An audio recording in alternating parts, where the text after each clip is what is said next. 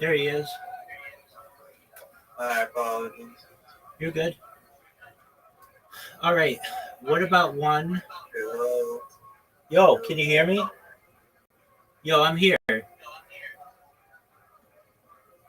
Yo, hello.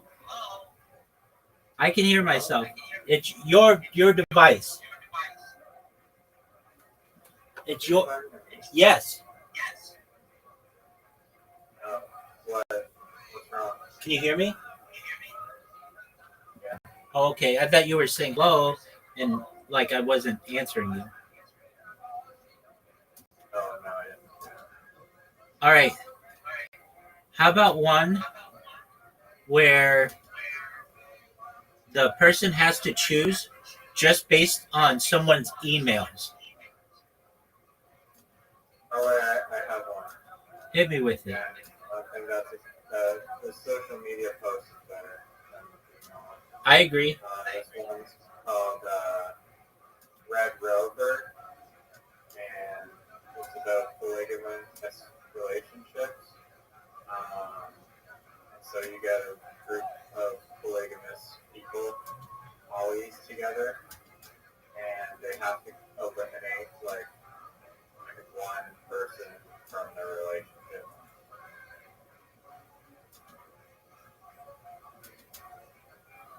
I mean, how many polygamous? I know it's like legal in Ontario, but it's illegal in the United States. Are you serious? Polygamy? Yeah, it's been that's why the Mormons had to move to Mexico. Many of them, like 100 years ago. Why are Mormons polygamous? I don't know if they are. Some are. Those that are generally live in Mexico. That's why Mitt Romney's like father was born in Mexico. What percentage of the? I have to call you back. Apologies, my mom's calling. You're good.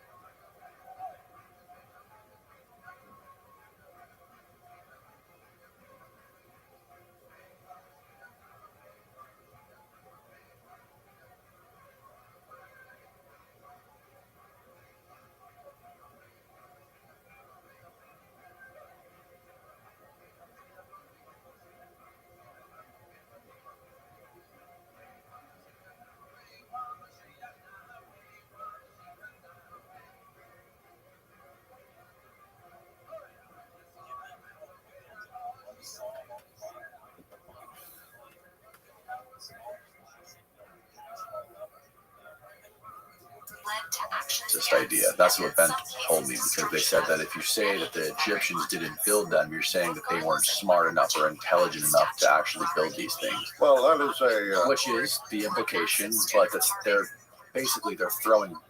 throwing bullshit into it, just trying to label him and slander him and basically discredit the idea by injecting drama. Right? Yeah, and for people that don't read into it, people that just read the headlines, the lazy people that will see that and just like Graham Hancock, oh yeah, racist ideas. Yeah, the people who attack Hancock like that, and me, by the way, because there are a few out there that are attacking me. They're just building their own funeral pyre because they're going to get burnt to the ground eventually. It won't be by me, it won't be by Graham. Right. But the Egyptians are coming along.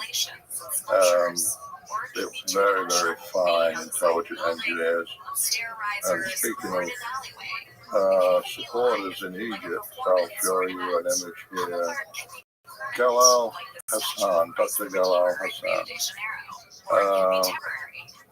That's me presenting my book to him. He was a professor emeritus at mechanical engineering at Cairo University. Oh, wow. Right. And so in his last paper, which was number 109, I believe, he dedicated it to me. Mr. Dunn is a science lover of the ancient Egyptian civilizations who is keen to visit Egypt and spend some time between its monuments and heritage. I have the honor to dedicate this research work to him and hope my efforts will complete his work. To clarify the sophistication of the mechanical engineering technologies used by the ancient Egyptians. And he actually got his PhD in Bradford University in England. All right, so going back to this Grand Gallery, you said that Zahi Hawass let you into the pyramid after it had been cleaned. Granted you some special access, and you noticed at the scene of the Grand Gallery, which is how many feet tall? 28.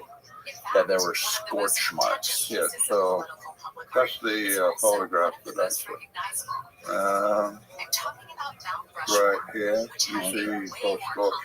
Okay, what is this diagram here down on the left? Okay, the so balls going out. This is what I wrote in the Visa power plant. Was that there are 27 pairs of slots on the ramp, the side ramps of the Grand Gallery. Okay, so if you look at this area right here, you see the ramp, right? So that's looking into the Grand Gallery? That's looking along the length of it, right? And so I speculated that the Grand Gallery had held these resonators, and I had put these on these resonators. I speculated maybe they were Helmholtz resonators, but a resonator that will convert vibration into sound, airborne sound. Now that may not be a Helmholtz, probably won't, but it was some device that was caused to move, and as it moved, it produced a sound. That sound was at a particular frequency, and the design of the gallery was such that that sound was naturally focused to that passageway that leads to the King's Chamber. I have them framed, right? And here you see that they line up with the scorch mark. So in the Giza power plant, I suppose that there was a hydrogen explosion in the King's Chamber. And the evidence that exists that prompted me to speculate that was the Petrie, when he was doing his measurements, noted that the King's Chamber was expanded. It had expanded from its original dimension, about half. And How did that explosion happen, do you think? hydrogen. Well, I would speculate that there was a time in history when you had this remarkable civilization that were in possession of advanced science, advanced engineering, advanced mechanical and machining, all of those facilities that we use daily to keep our civilization going existed at some level. Maybe not as sophisticated as ours, maybe more sophisticated. But then there was a catalyst of some kind. You know, we're talking about different periods of time in history, whether it's 9,000 years ago, 10,000, 12,000, you know. Yeah, based on ice cores that have been taken out of Antarctica, they determined that the world was heated up in like an instant to like incredible heat and then flash frozen instantly after that. And there's been evidence, and people like Randall have done research on this, that they've found evidence of meteors or comets hitting the Earth over a period of 1,000 years. That's called the Younger Dryas. So that is and then, you know, I think Rothschild's view is the coronal mass ejection. So all of those things may have been what, at some point in time. The comet strike is probably, I think, to be the most convincing in terms of the effect that it had on the Earth. Because the pyramids were built was finely tuned to resonate to the frequencies of the Earth. And so they were drawing energy out of the Earth as a known quantity. So that relationship was like, okay, we're building it to withstand a certain amount of power to come through it. And then a comet struck. Okay? And so there's, as long as we were a contained system, working with known energy levels, everything functioned okay. But when you introduce energy from an outside source of such a massive amount, then the coupled oscillator, which becomes what is known as a runaway vibrator. In other words, it cannot pass through the amount of energy that it is received. It just can't handle it, which causes a hydrogen explosion, which causes, you know, first of all, the probably shuck apart. You have a closed system. The blocks were stripped off the outside, whatever mechanisms that were attached to the shaft from the outside, the King's chamber shaft, were removed. It was exposed. Air, oxygen entered into the King's chamber, mixed with the hydrogen, and then the spark just set it off. Maybe coming from the outside and down into the pyramid. Right. So everything inside, all the intricate parts inside these chambers and these shafts, like the shaft here, would have been fried, causing scorch marks on the ceiling. Now, when you came up with this diagram of these frames with these round things in the middle, what are those round things supposed to be? Well, resonators. I identify them as resonators. Now, of different frequencies. So they resonate at different frequencies. And did you come up with this diagram before you saw the scorch marks? Like, did you theorize that that's what it would look like inside the Grand Gallery before you saw those scorch marks? Well, it was in my book in 1998, and I didn't know about the scorch marks then. And the scorch marks weren't visible until 2001, When they cleaned it. after they had cleaned it. Wow. Yeah, I mean, there's more to it. I don't know if we have time to get it. Let's go deeper, Mr. Dunn. I'm going to have to talk to my union rep. What's up, guys? That's the end of part 1 of this 6-hour marathon with Chris Dunn. Part 2 is going to be dropping next Monday. We're going to be going deep into how Chris actually reverse engineered the Great Pyramid to show how it produced energy, his theory on the function of the boxes inside the Serapeum, as well as the work that aerospace scientists at Rolls-Royce are doing to reverse engineer the precision artifacts found in ancient Egypt. You're not going to want to miss it. Do me a favor and hammer the subscribe button as well as the bell so that you get notified the second it drops. I'll see you next week. Which was filmed at the Indianapolis Museum of Art and Fields and was made with the help of all of these dedicated public servants. If you want to help keep Crash Course free for everyone forever, join our community Patreon.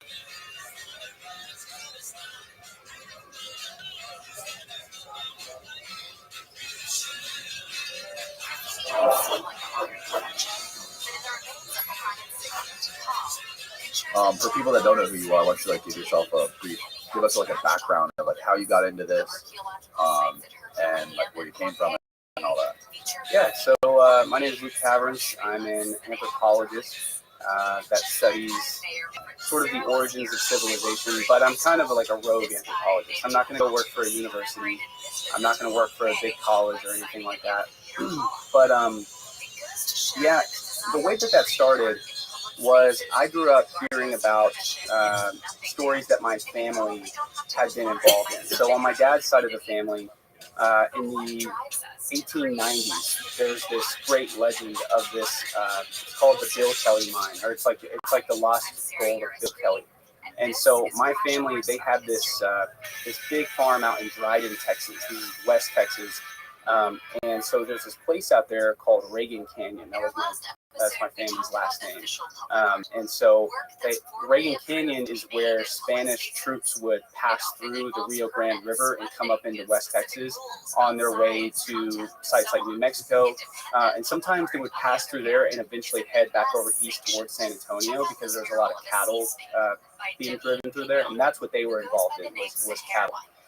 But they end up finding this young boy, he's like a half African-American, half Mexican boy who comes through riding a mule, and he doesn't have a family, he has no place to go, so he becomes an indentured worker for my family back then. This is late 1800s, so they don't have the same moral that we have today necessarily.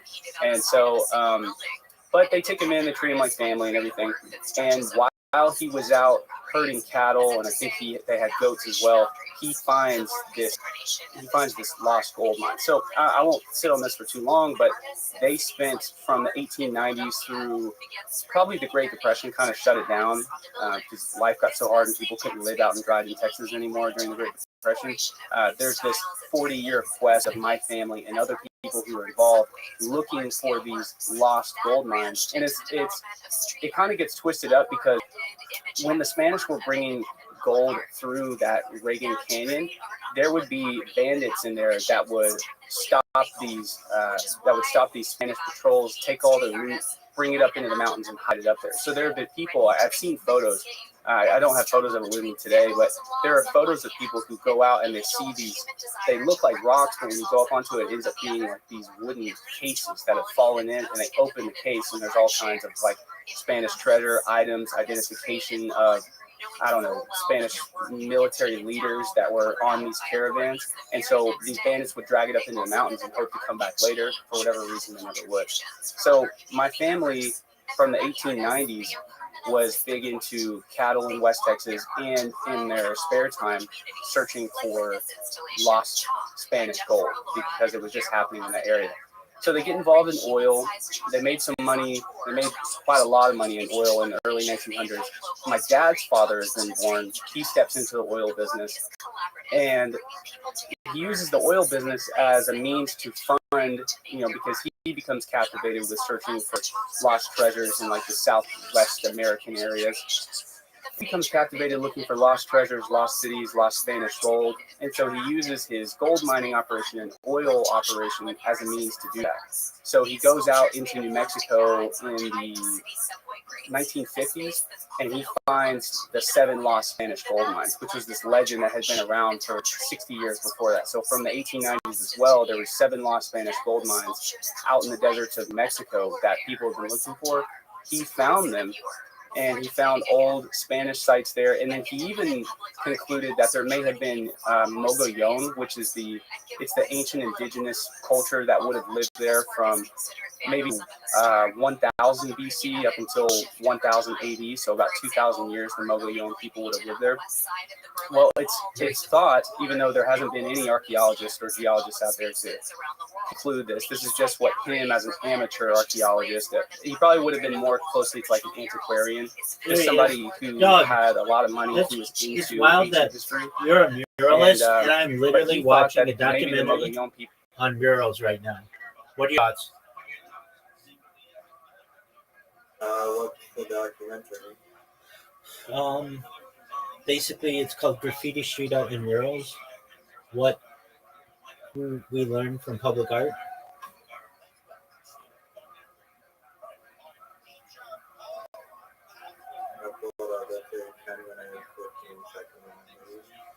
I mean, it's part of a crash course, so it's like part of a 23 volume set on art history.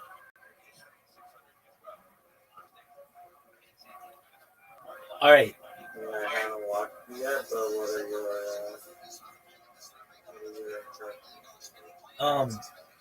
I actually, believe it or not, like in all of my interests, art history is like one of my passions, and I love art,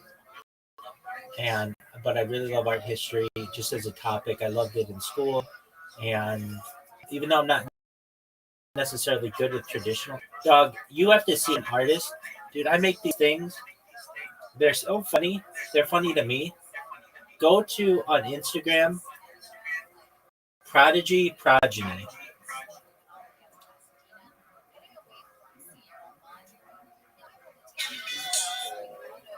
They're so sick.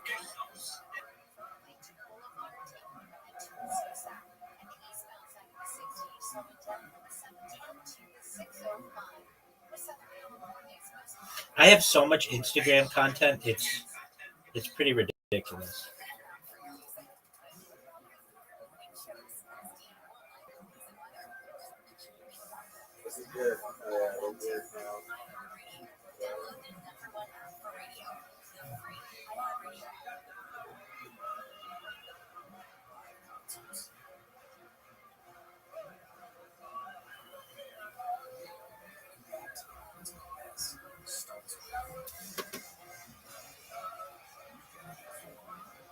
And while those things that I make are art, they're definitely art. I mean, everything I do is art.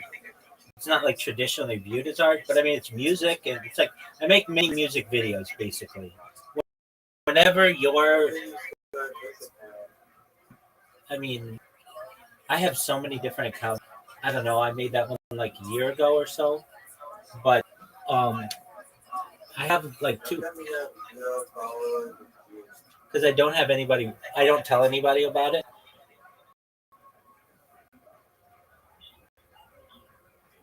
It's just this thing that I do for. No, I don't want to.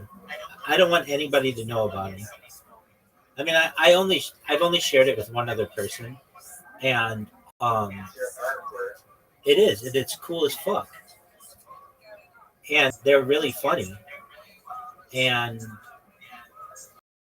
I mean, I think they're funny, but I think they're creative as well. I do a lot of air guitar, and I make mini videos, and I find them to be. I mean, it's what I do. I have this process, like it's like my day is like like watching podcasts, but I have to do captchas, dude. I have to tell you what Kick told me. So Kick, the streaming platform. Okay, so you know how I spam. I spammed it for 8 months straight. So the other day, a friend of mine who's like a major creator on Kick comes in here. He's straight savage, and he says, "Rabbi, it's been like 6 months since you've spammed anybody on Kick. Why don't you come back? Like, we'd love to have you back." And I was like, "All right, well, maybe I should." So I create another account, and I join, and I start streaming on there. And I streamed for like 12 hours or something like that. And then I noticed that my account was banned. And so I'm like, fuck, why did it get banned? And it says what it always says, ban evasion. So I am frustrated with the thing that they call it ban evasion, because I originally didn't it's kind of difficult to understand, or maybe it's just difficult for me to say, but like basically I created 10 accounts way back like in spring of 2024. I created 10 accounts, and these were different device, and I was live streaming from like different angles, and they were fine. They didn't get banned or anything. But then Kick comes in, and then I started to spam people with like accounts numbers 11 through 100, and then they went and they banned 1 through 10, and I didn't think and they called it ban evasion, but I didn't think it was right, because it's not like I created those accounts after getting banned. They were before I got banned. So anyway, that caused me to start spamming them.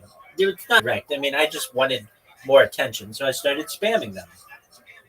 So I spammed them for 8 months straight, and to the point where Eddie Craven, the owner of it, he and I are friends on Discord, and many of their most popular streamers, including Aiden Ross and Amaranth, they all know who I am. They've been in my stream. They've talked about me. And I then, starting January 1st, said I'm not going to spam them anymore. Because, because I just wasn't getting anything out of it. Because what I didn't know at the time, but what I know now, is Kick itself is heavily botted, like incredibly high bot rates. So when I, like Aiden Ross, for instance, it says 59,000 people in every stream he has. And then if you look how many real people it is, he has 59 real people. Not 59,000, 59 real people. So their biggest streamer. Does he have like millions of followers that are Instagram? Yeah, but if you go right now on botted.wtf, BOTTED. I you've said it before. I understand that. Isn't 50 people out of like followers? Well, I mean, I can tell you I have 48,000 followers on Twitch, and nobody's watching me there. And I have 10,000 followers on Instagram. Nobody's following me there. You just buy these stuff. No, they're just bought. And his are bought as well. And I'm not saying all of his people. What they do is, and this is any influencer, they'll buy $1 million. So they'll buy $1 million. No. I mean, he gets 59 people watching him on Kick, which is more than most Kick people have watching them, but it's still not, it's just not a popular platform. And I'm not saying that it's not a good platform, it is, but it's not a competition. Everybody who is anybody as a streamer is on YouTube. If for one reason or another they get kicked off YouTube, then they're on Twitter or on Twitch. If they get kicked off of that, then they're on Rumble or Kick, but they don't even have to be on Kick. And Rumble is a superior platform than Kick, because Rumble stores your videos, and Rumble already has advertising set up. Now Kick is better for creators, but best wishes if you want to get following. It doesn't store videos. Only 30 days. Only 30 days, and that's not good. That's cool. I agree. So, Well, like Twitch is the same way. They do days, or if you have a premium account, 90 days. But I'm somebody who thinks that archiving this is important. And so that's why I chose Kick. If I'm going to spam anybody, why not spam Kick? Because those people only are going to save my stuff for 30 days maximum anyway. Anyway, I recently got banned. I went to appeal my ban, and they're like, you need to, if you're going to appeal the ban, you need to log in with your original account. It's like, dog, I don't know what my original account was. So I finally found one that was pretty close to being one of the first ones, and I appeal it. I haven't spammed anybody in 6 months. I would like to stream on here again. They're like, we're sorry. Thank you for the information. We're sorry you've been indefinitely banned. I said, okay, what does indefinitely mean? They're like, it's indefinitely. I know what the word means, but how long is that? Definitely. This is a back and forth in emails between the team and myself. like, as long as like the time increments of the months of a gap there is before and above punches, Exactly.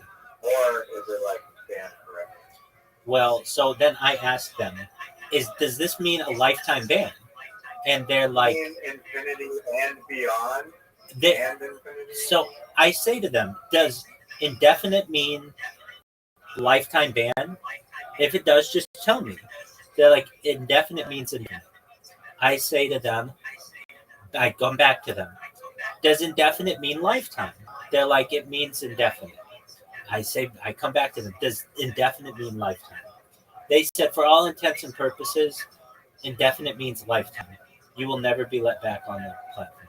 I say to them in another email, do you mean to tell me it's the year 2025 right now? If I survive until the year 2075 and Kick survives until the year 2075, you will not let me stream? They said, that's correct. I was like, wow. So then I sent them a mean email that was like, you have obviously made your choice, made your decision, and that means there cannot be peace between us. Peace is not an option. So now I'm just going to spam you guys because I have no incentive not to. Basically, you're never going to let me back on, so why not be a bully to your platform? So I said that. They didn't respond. And then I said to them, look, if anything, would you please just tell, like, the head developer there, his name is Santa Maria, and he used to work in Amazon, and now he works there, and he's a very smart individual. And he got a candle from somebody randomly in the mail in fall of 2024, so like 9 months ago or so. And he said it was from me, but I didn't send it to him. I would not send anybody a candle of a middle finger. I did not do that. That's not something that I would do. I think that's creepy to look up somebody's home address and send it to them. So I don't know who sent it to him, but somebody sent it to him on my behalf. So I said, look, if anything, would you just please communicate to him that I did not send that middle finger?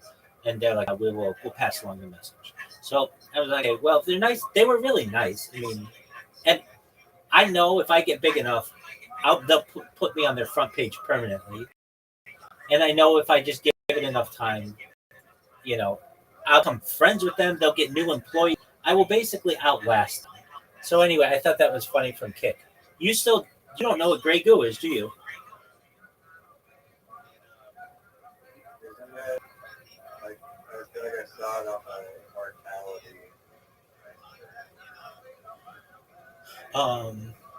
I talk about it a lot. So what it is a global catastrophic scenario involving molecular nanotechnology in which out-of-control replicating machines consume all biomass and perhaps everything else on Earth while building many more of themselves. A scenario that has been called ecophagy, literally consumption of the environment. The original idea assumed machines were designed to have this capability, while popularizations have assumed that machines might somehow gain this capability by accident. So I was thinking like not a gray goo that takes over the world, but just imagine like nano robots that could be like a goo that could be a plumber. That's what you would need to be like as flexible as a human. It doesn't have to be. You could have a robot that does it, but ideally, if you could have something like a gray goo, it could get into all kinds of like little areas that a human couldn't get into.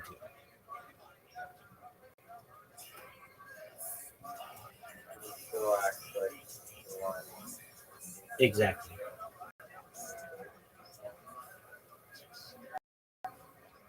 That'd be ideal.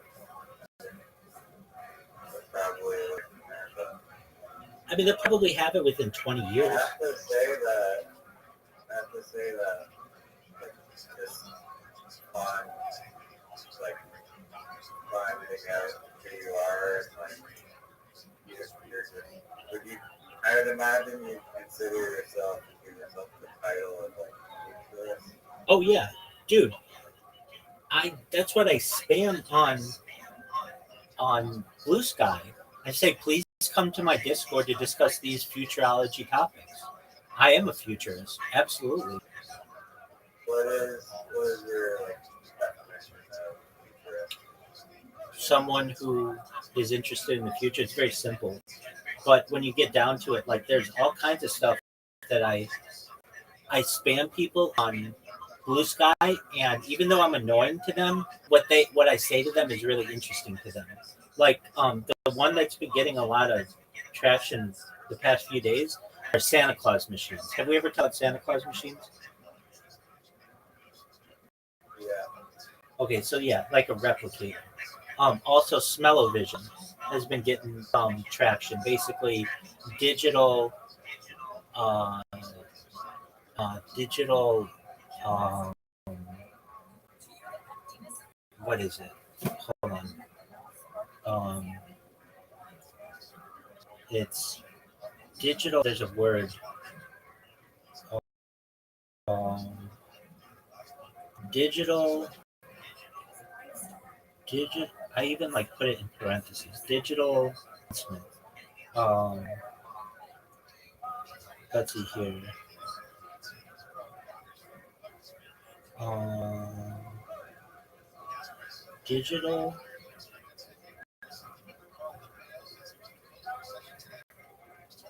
Digital odor projection, basically, um, and an electronic nose that's been getting some traction. Of course, like things that I talk about, like a Bering Strait tunnel and a Atlantic tunnel, they're all of interest. Um, I mean, I was just gonna, I was just gonna say like it's just shifted focus. You're step before whatever and down rabbit hole of like all these crazy future technologies and it's really changed my way of thinking because I feel like, well, we may not have the solution for this problem yet, but give it enough time and there's going to be some magical technology that comes along and solves that problem. that's right. I appreciate that. I wasn't. Very, I wasn't like this always. I had this dream before I started doing the stream that it just all came to me, and um, I mean, I remember in the dream that like there were things that we didn't have then that I learned about in the stream that were like it's ChatGPT right now, but I didn't know what that. Of course, I didn't know what that was like 5 years ago, and it was like there's going to be an invention that comes about that's going to change things and it's going to give you all these answers to basically every question you ever had. And I wasn't always that into the future. I was, but I'm not. I wasn't like any of my friends. I had like normal interests. I had this dream that well, within the dream, it was there was this question that I had with my parents and my grandparents, and it was like something that my mom posed that if you knew when you were gonna die, back then it was like a telephone. If somebody would call you and know when you were gonna, and I really thought about that a lot. Like, if I knew on what I was going to die, would I want to know, or would I just want it to come as a surprise? And I guess I wanted to know because it would allow me to plan. Who were like not as wanting to know when they were going to die, and so I remember in the stream that it was like if you remember how you used to have that conversation with your family, and I was like, yeah, and it was like and you wanted to know what day you would. And I was like, yeah. And then in the dream, it was like, well, what if we told you that you weren't going to die? And I was like, whoa, what do you mean? And it was like, there's this thing known as mind bloating that's going to be done in the future. And basically, it changed how you view everything in the world. When before you would just be like, oh, yeah, I want peace in the world, you're going to actively work for peace because it's going to affect you and your family and your lineage. When you talk about things like really want to perfect it because you're going to be able to experience it, or uh, terraforming other planets, when before it would just be like, well, I hope it's okay if my kids and grandkids and stuff, it's gonna have an effect on you. It's like um, just every. I mean, I think about this dream. It just changed my life, and I mean, I had a dream last night. I mean, I've been, like, it doesn't happen every night, but I've gotten, like, some interesting information that happens in my dreams that I would never be able to come up with, like, just in my regular frame of mind, like conventions, whatnot. Like a few days ago, I had an idea for a device. This came to me in my dreams. My ears are very sensitive, and like if I go fly or adjust altitude, like it's severe pain and tinnitus, like lots of discomfort, yada yada yada. And there is this thing that you can do that is called talk cups, where you just get boiling water, put it in like a styrofoam cup with a cloth, and then you hold it up to your ear, and the steam created by the cloth and the hot water, or created by the water, you can hold it in your ear as you're descending from the flight. I've tried it, and it didn't ever work. Like, it's like, like my dream is that you can make a device that is like headphones, but it has temperature control, intensity control, and then control. And each headphones, like over the top headphones, but they just be like little tea kettles that make steam for your ears, and then you can wear those on flights. That was a few days ago, but then I was researching, and there is this. I was just gonna say they already have that. Called earplanes, and it's somehow earplugs that reduce the amount of altitude change that happens to your brain. I haven't tried it yet, but the one review I watched on it said that it actually did work. I'm curious to try it for myself. Okay, so airplanes have been around for like 35 years, but what you're talking about, um, the thing that makes your thing different is the steam part of it. But they make an earwax removing headphone that basically, I mean, I've seen it work. Like it sucks the earwax in like a clear headphone, and then you just clean that out. I don't think that's what's causing the clogging. It's not an earwax problem. When you're at regular altitude, you're not like, oh, I need to empty out my ears because my ears are full. It's just like the pressure differences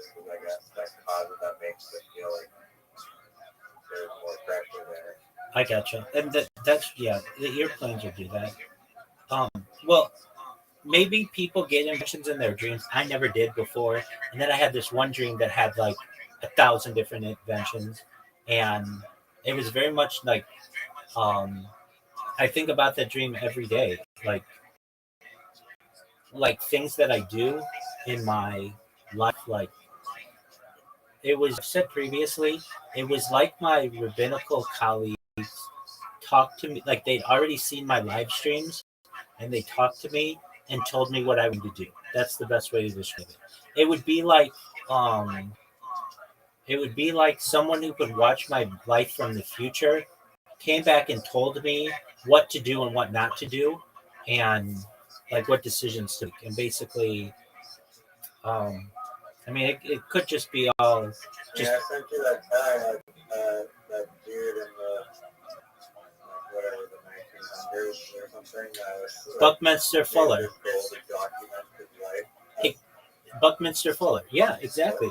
I think about that quite often. That was in the dream too. That like there were that I really like Bucky balls that like shape, and I had heard that he had done that, and um, yeah, I mean that's essentially what I'm doing. It to have the ability to do it with a video recorder was too difficult to do. There's another lady who I admire. She was uh, an early employee at Apple, and she used her money from Apple to record all the news for like 30 years, and it would have been really expensive to do. And basically, most of our news archive is that's publicly available is because of this one woman, and her family did it as well. I mean, like that thing that I talk about, like a sperm banker that you mentioned, that's what happens here. That people see that women see this and they recognize. I mean, this is not like something that I came up with. This isn't a dream, but it was like this: more than money, more than power, more than anything, women want to be famous. It's like thing. All people want to be famous, but fame allows you to. Well, at the end of the day, people want comfort. That was a big part of it as well.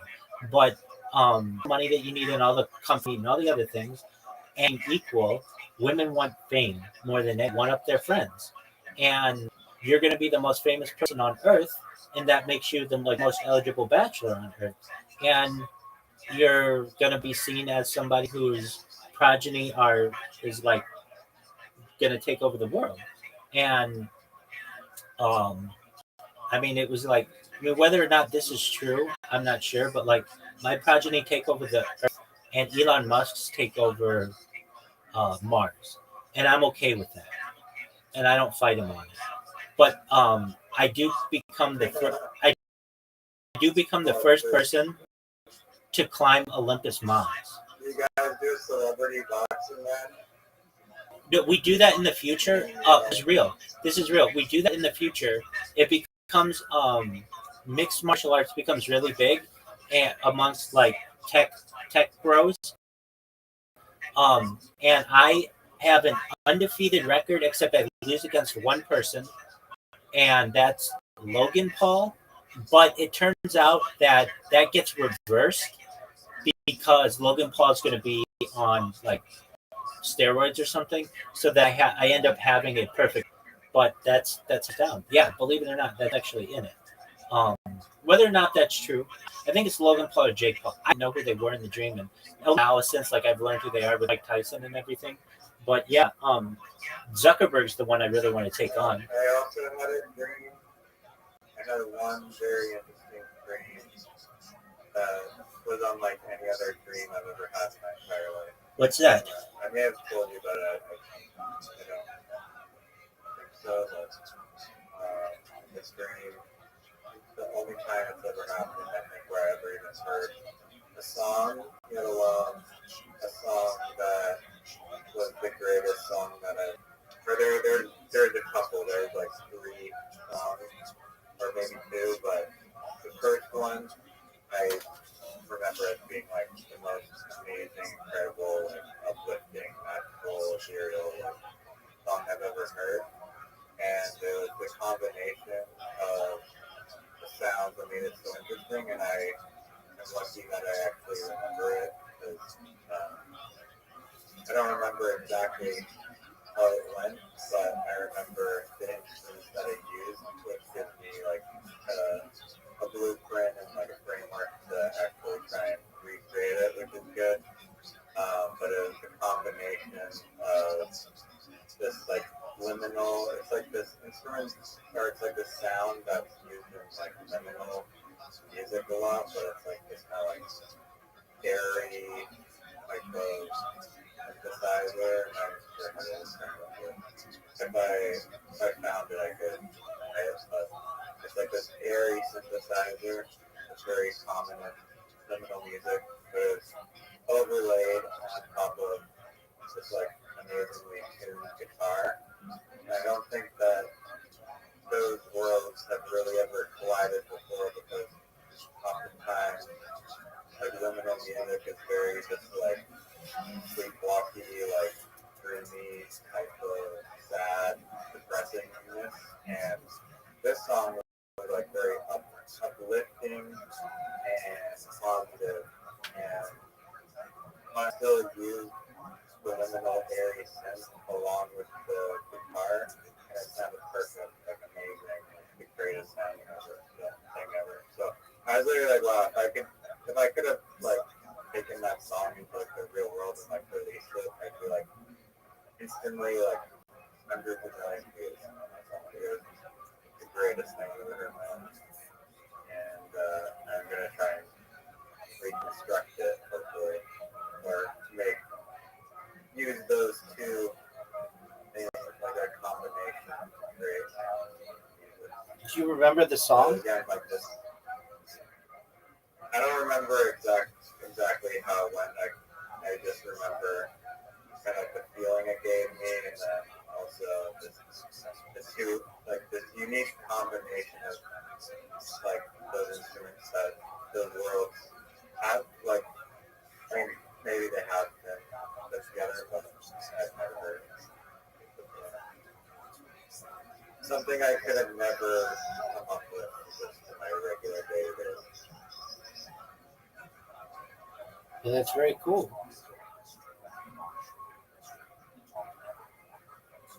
Yeah. Dog, do you Have remember? you heard sounds? Have you heard sounds in a dream? Because I Um, rarely ever hear sounds in a dream. It's only like visual. yeah, it's But generally visual. Maybe there's like dialogue, but it's not like there's music. Yeah, I don't recall hearing music. I mean, like I communicate with people.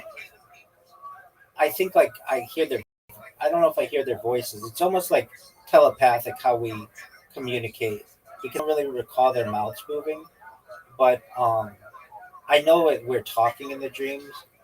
Do I remember? Do I have like a song? No. I know my thing. Parody songs become really big.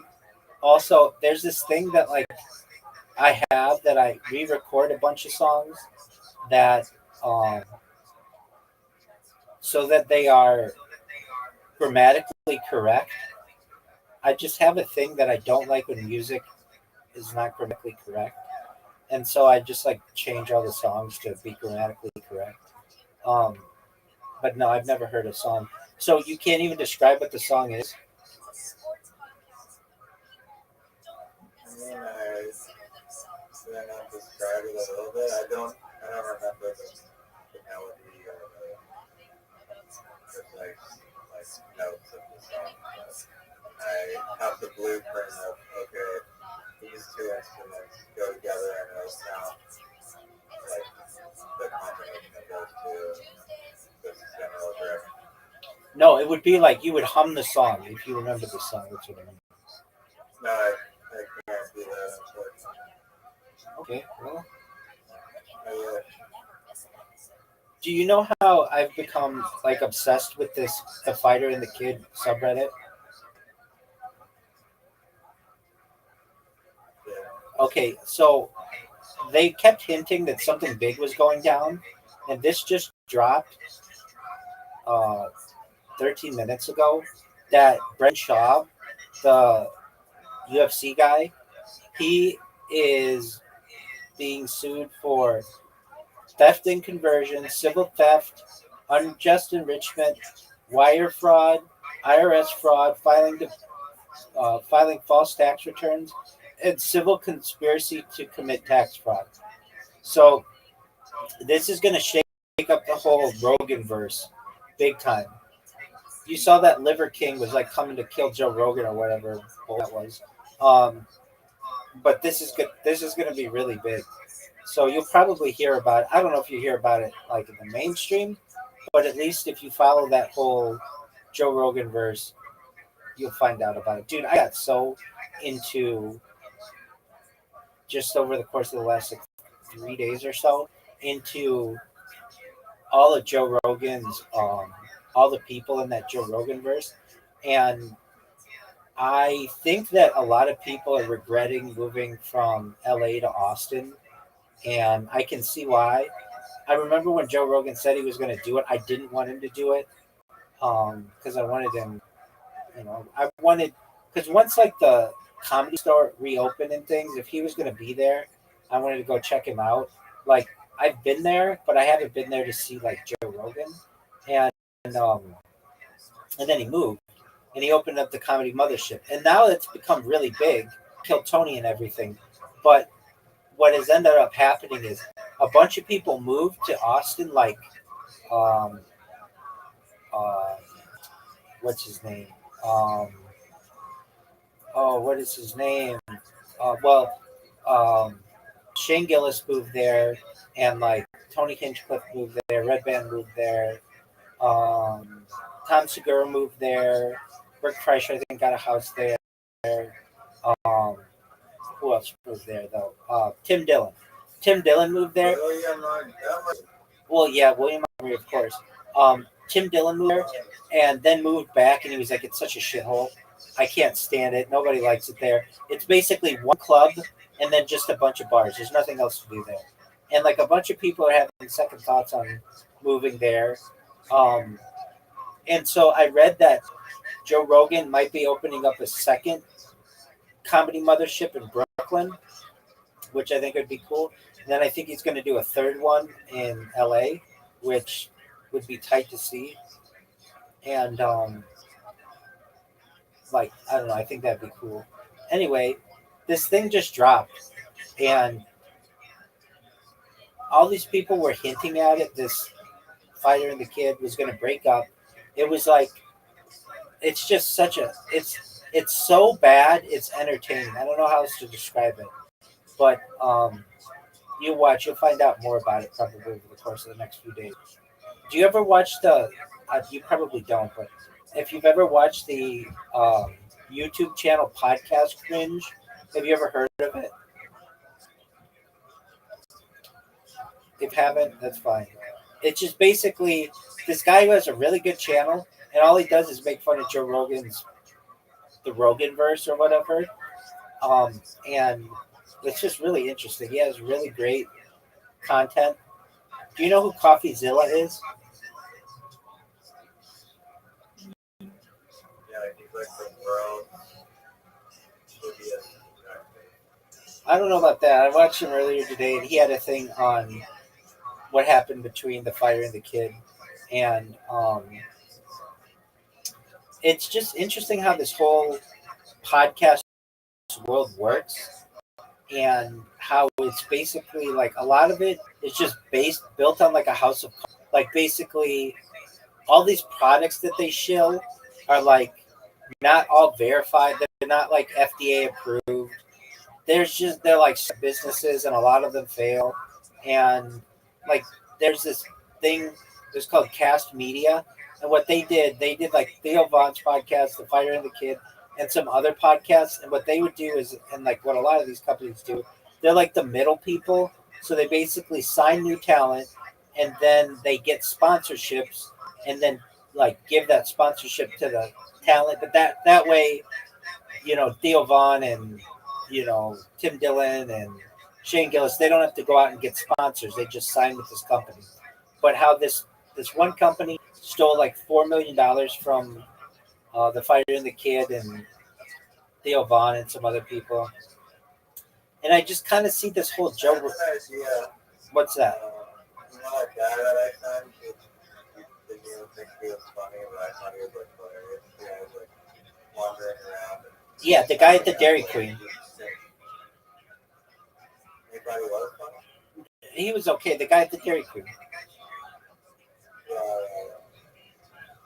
I have a plan to become his like marketing agent or his agent basically, and I'm gonna find him like all these advertising roles that I think that like he's great on television and it'd be pretty high IQ of a company to have him on there. Like even though he's just like overhyping this like product, whatever it is.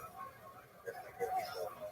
I'm gonna try and contact all these like huge corporations and land like this giant fucking advertising deal.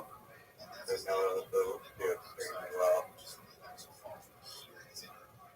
What do you think you can offer him that he doesn't already have? I'm not saying that you can. That's the first question that he's going to have for you. I mean, I'm finding him like work to get on television and work with these like massive corporations. So tons of money and fame. Okay. For example, like Tim Hortons or whatever. Be a great one. So he was always typing up Tim Hortons. They're having a new offer, and then, oh, this is like the most amazing thing you've never seen anything like this in the history of the human world.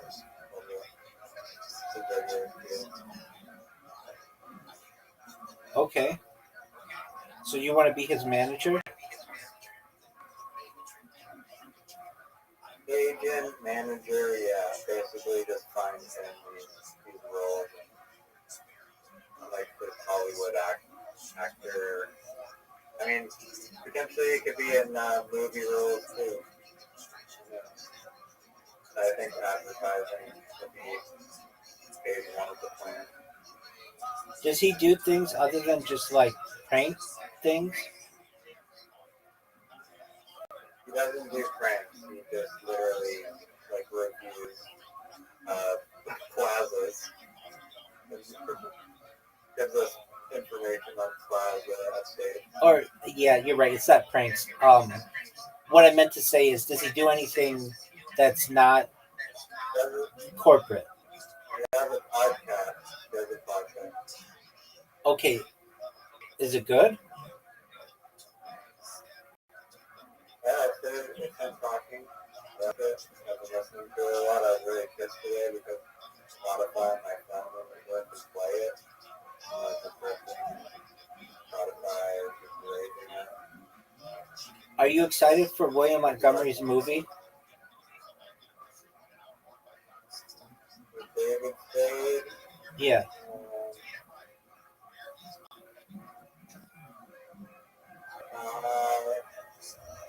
I don't know. I mean, I don't really watch a lot of movies.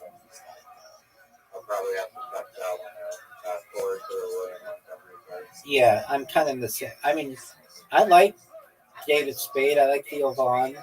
I like Cam Patterson and William Montgomery and Casey Rocket. So I might check it out. I mean, just like stream it or whatever. I'm happy for those guys to get. What's your favorite Chris Rock? Man, does he have like a movie that I've seen? I don't know if I've seen any of his movies. You haven't seen Coming to America? That's not Chris Rock. That's Eddie Murphy.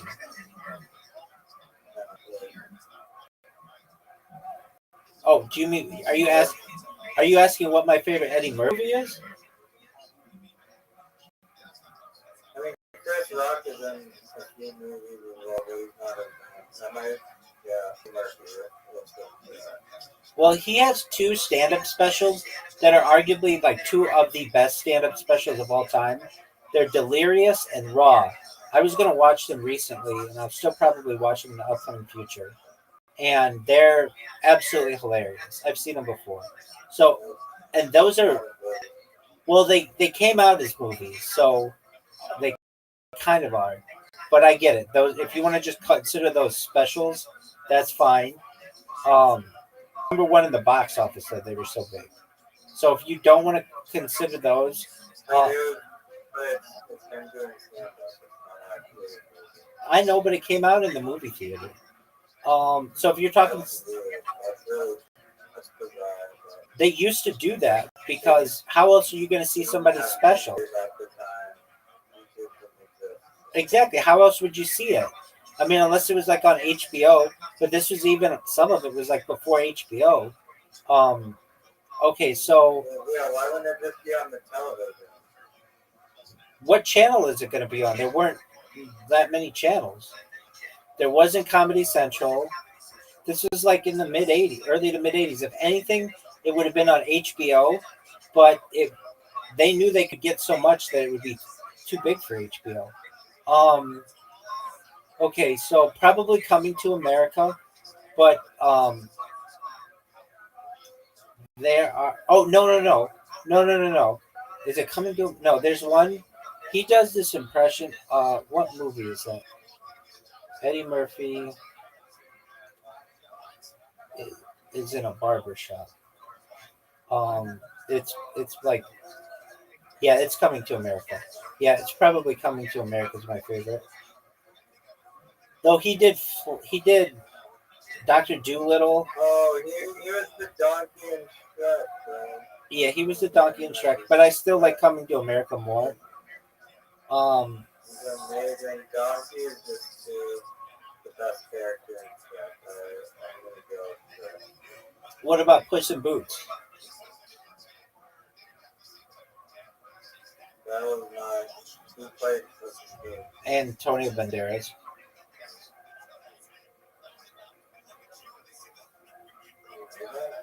Yeah, Who the fuck is Antonio Banderas? he was in Desperado, or he was in Zorro. You don't know who Antonio Banderas is? Okay, so Eddie Murphy's in Beverly Hills Cop and Beverly Hills Cop 2. It's been a long time since I've seen those. I like those. Harlem Nights he was big in. Um, he was in 48 Hours, which is a big one. But Coming to America is my favorite of those. He was giant. I mean, he was like, he was he was like the youngest person ever on SNL or something like that. Eddie or like Eddie Murphy or like hosting SNL, youngest SNL. Like that's how I know Eddie Murphy from SNL. He was let's hear. Eddie Murphy joined SNL, making him. He was 19. He was one of the youngest.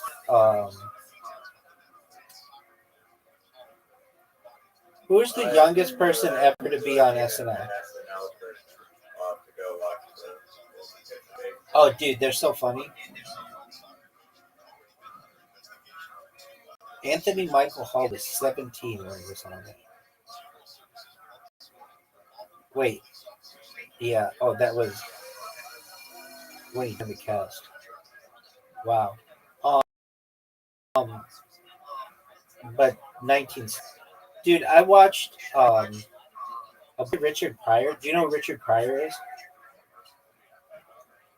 Yeah, I watched. He did Live on the Sunset Strip, and that came out in theaters, and it just killed people in theaters. And I watched a bunch of his stand-up like a week ago or so, 2 weeks ago, and he was so good. But what's interesting is, question. go I ahead. have a question. the population in the 1980s was roughly the same-ish. I mean, like maybe, let me see, 1980. What do you think the population was in the 1980s? In the United States? In the world? Oh, it was like 7 billion people versus 8 billion today. Apparently, in the 1980s, it went from 4.4 to 5.3 billion. Oh, there you go. So there were less people, but it seems, my point is that it seems like in the 1980s or like that era, there was just like so way less comedians, way less. Or I'll just say like comedians. And nowadays it seems like there's just like way like tons of them. It's like the population hasn't increased by like 16 times, but it seems like the amount of comedians has increased by like 16 times. From You think that's true? From Canada or anywhere in the United States? Anywhere in the world? Everywhere. Yeah, so maybe I just don't know a lot of 1980s comedians, but it seems like there's so many, so constant. I get that media was very centralized, so that probably a rule that there was just like fewer comedians, but they were like way bigger, and now it's just like way more spread out, but they'll make less money or something. well, yeah, I mean, like, stand-up comedy didn't really come to fruition until after vaudeville, which is like after the 1920s, and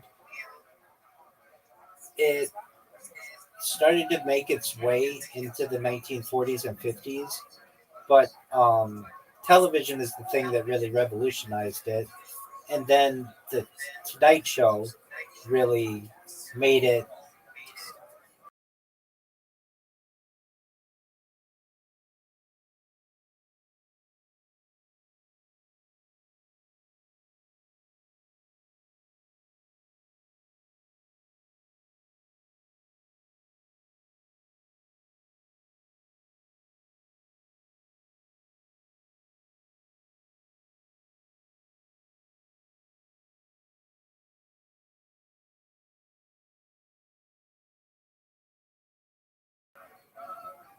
Apologies, can you hear me?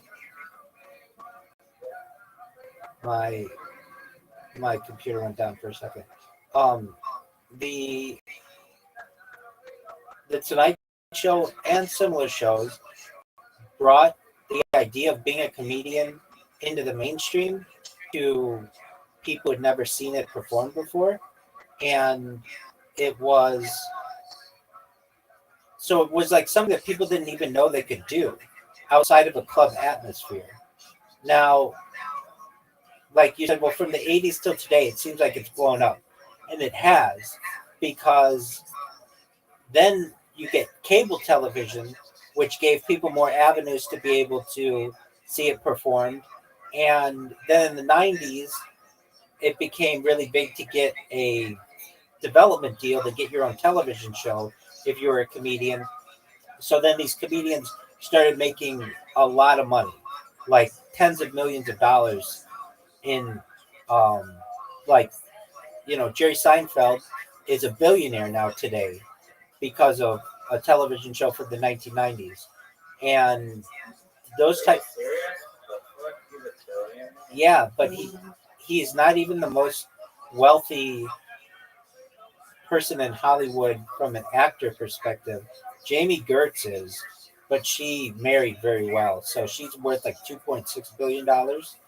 There's one episode of Seinfeld that has Jamie Gertz, Jerry Seinfeld, and Julia Louis-Dreyfus, who comes from a banking dynasty, and they're like sitting in a row, and they're worth like $5 billion, just this one row of three of them. And at the time, they weren't worth that much at all. Julia Louis-Dreyfus. On Instagram that I saw today of rapper Future sitting next to the CEO of Louis Vuitton, who's worth like $134 billion. Right.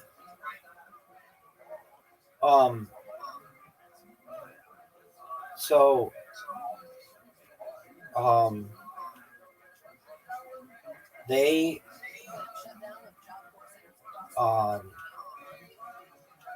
but the thing that really revolutionized comedy was social media, because you could be a no name in bumfuck nowhere, and if you're funny online, you can get a um, you can get traction. Like, do you know who Matt Rife is? Unfortunately, yeah. Okay, so he's like the number one comedian. Like, he's like number one or number two for what they gross. Robbie William Montgomery. No. I know that. Duh. But no, what they gross a year. He made like $60 million last year just in his tours or whatever. But like the way he started was, do you know who Ralphie May was? Yeah. Okay. So you know who Ralphie May is. Okay. Cool. So like Ralphie May was doing a tour in like Ohio, and Matt Rife reached out to him on social media, or even like before social media, but it was like yeah, I think it was though. I think it was like Twitter or something. But he might have just emailed them from a website, and he was like, "Please, can I open for you?" And Ralphie May was like, just didn't answer him or whatever. And so what Matt Rife did, he was like 14 or 15 at the time. He was young. He and his mom met Ralphie May's uh, tour bus outside the facility when he was going to perform, or outside the club, and they made him breakfast. And that was like the way to Ralphie's heart, is to like make him food. And so he's like, you know what? In fact, like Ralphie May's exact phrase was like, you've got you've got heart, basically, to come out. It was like 5 a.m, and you guys made me breakfast and orange juice and everything. So he let him open, and then he eventually started taking him on the road with him. Matt Rife was not that good looking, like people think he is today. He had like all kinds of surgeries and stuff, and he was able to pay for those through Ralphie May. Anyway, Did not know that. yeah, that's the origin story of Matt Rife. And like Matt Rife did not have a really nice smile. He had like all new teeth put in, and he was able to pay for all his plastic surgery, basically from the money that Ralphie May gave him for opening for him and everything. So Ralphie Ralphie May Ralphie May is legitimately like, I've heard a lot of stories about him, and just how generous he was is like an understatement. Like Joey Diaz has this story that Ralphie May used to just um like he would come into town, and he'd be like, "Hey Joey, like come meet me at this place for lunch. I'll take you to lunch or whatever." And Joey'd be like, "Well, I can't. My car broke down or something like that." And Ralphie May would be like, "Don't worry about it. Tell me where you're located right now." He'd give him the address. He'd go down there. He'd pay for like Joey's car to get fixed or get new tires and everything, and then they'd go out to sushi. And then before he was done, like he'd leave him with like $1,000 worth of weed. And then like he would always take care of people really well. And I would listen to interviews of Ralphie May. Ralphie May grew up really, really poor. Ralphie May's origin story is fucking amazing. I mean, I know it really well. He was at a Shakey's Pizza in somewhere in Arkansas, and they had an opportunity. He was in high school, I believe, and they had the opportunity to do stand up, and he went and he did stand up, and he did really well, and he got a blowjob next to a dumpster outside of Shakey's Pizza off of Highway 271 or something like that, and he basically said like it changed his life, because he was like, I could go to school. He was going to high school and college at the same time. So he was a smart individual, but just like probably like, just made fun of a lot for his size and stuff. And so then he started doing stand up in Houston, Texas. And then from there, this is a really beautiful story. He was he was starting to tour, and he was in Hawaii. and he was doing a show in Hawaii, and he gets a call from Jay Moore, who's another comedian. And Jay Moore's like, look, they're going to have this show on NBC called Last Comic Standing, but you got to be in LA by the weekend, basically, to be able to do it. And Ralphie was like, I can't. I'm in Hawaii right now, and I've got to do these shows. And they're like, look, if you want to be on this show, it's going to be on national television. You got to do it. And he didn't have enough money, so he was married to the time to a lady who's also a comedian, and she went to her mom, and they had to put it all on like an emergency credit card.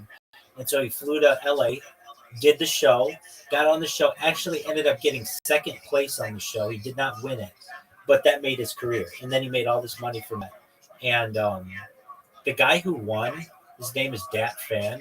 He was I remember watching Last Comic Standing because it was pretty big in the United States. Like, hey, they're gonna have a comedy show, everybody's gonna watch it. And the guy was really, really funny, but never did anything after that. Like, nobody has ever heard. I mean, he didn't have a good career. But Ralphie may have a good career. Anyway, that's kind of how Matt Rife. Would you like more Ralphie May or Norm Macdonald. But I like Norm Macdonald from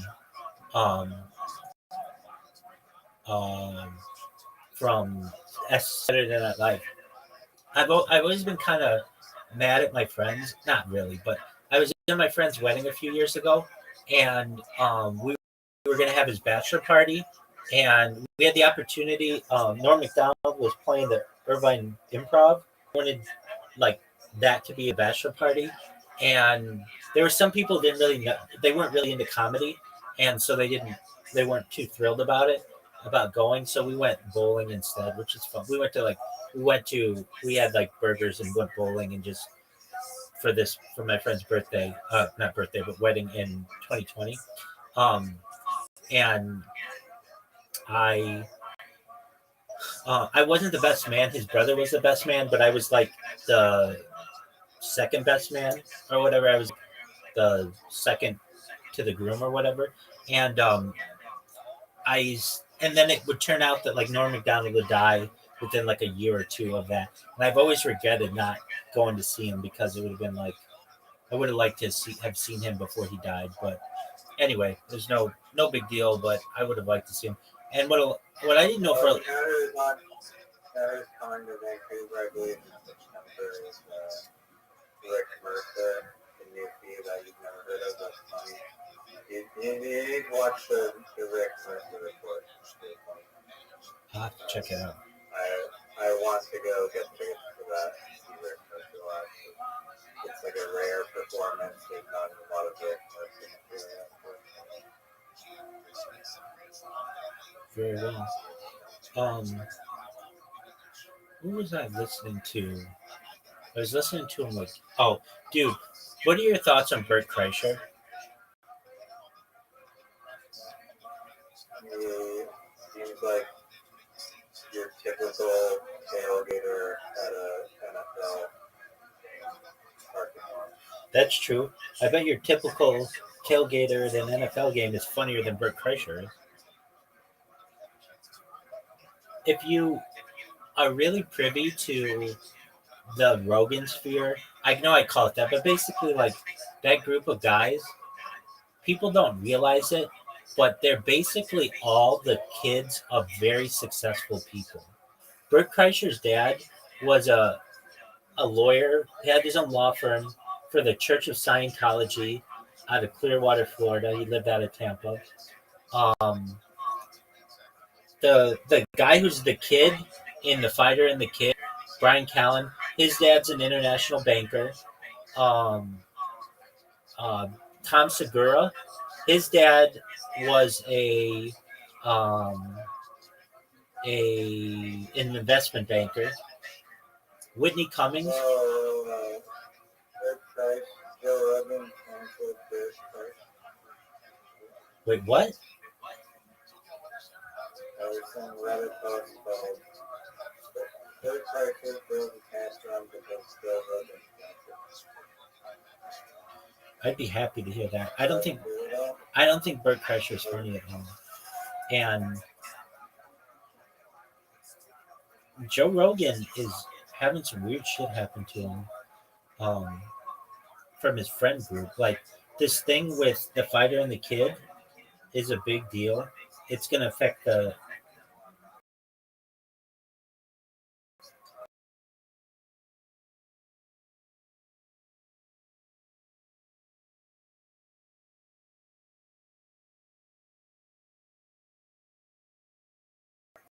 Bert Kreischer. What'd you say? Ari Shafir? Yeah, yeah. I mean, not super wealthy, but yeah. Um, and Bert Kreischer's getting his comedy series. I see. I'm not really happy. Dude, Bert Kreischer is lame. He tells the same story. Like the funniest joke about Bert Kreischer comes from Nikki Glazer, and Nikki Glazer said on the Tom Brady roast, which is, Bert,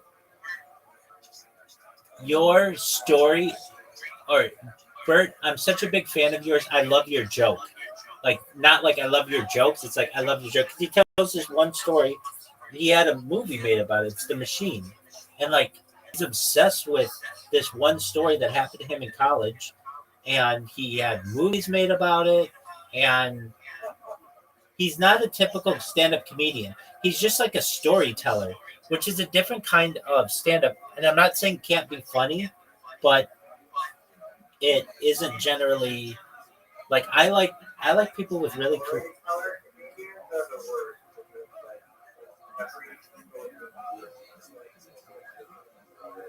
Exactly.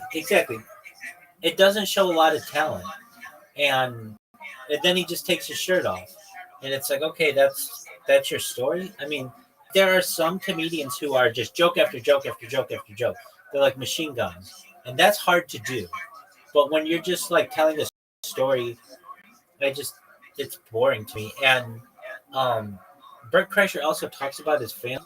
I think inappropriately. Like he'll talk about his daughter's first period. Like, can you imagine how embarrassing that is? Your dad's going out just because he needs material and going and just talking about like a very personal issue like that, or just things that happen. I don't find him very funny. I mean, it's just like like some people can have boundaries, I guess, and he just has no limit, no boundaries. Um, I There's the thing, like, in order to be a stand-up comedian, I'm not saying it has to be this way, but it's really hard to be a stand-up comedian if you come from a really poor background. And you wouldn't think so, but it is, because stand comedy pay. Yeah, he was able to do it, but he had a wife that helped to support him. Like, that's the thing. If you ask any of these stand-up comedians, like the popular ones, what is uh like how can you be a successful stand-up comedian?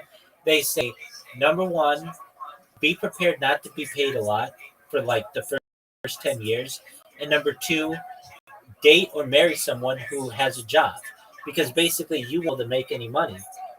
And it's true. The popular stand-up comedians that I've named, they all come from wealthy families. Whitney Cummings.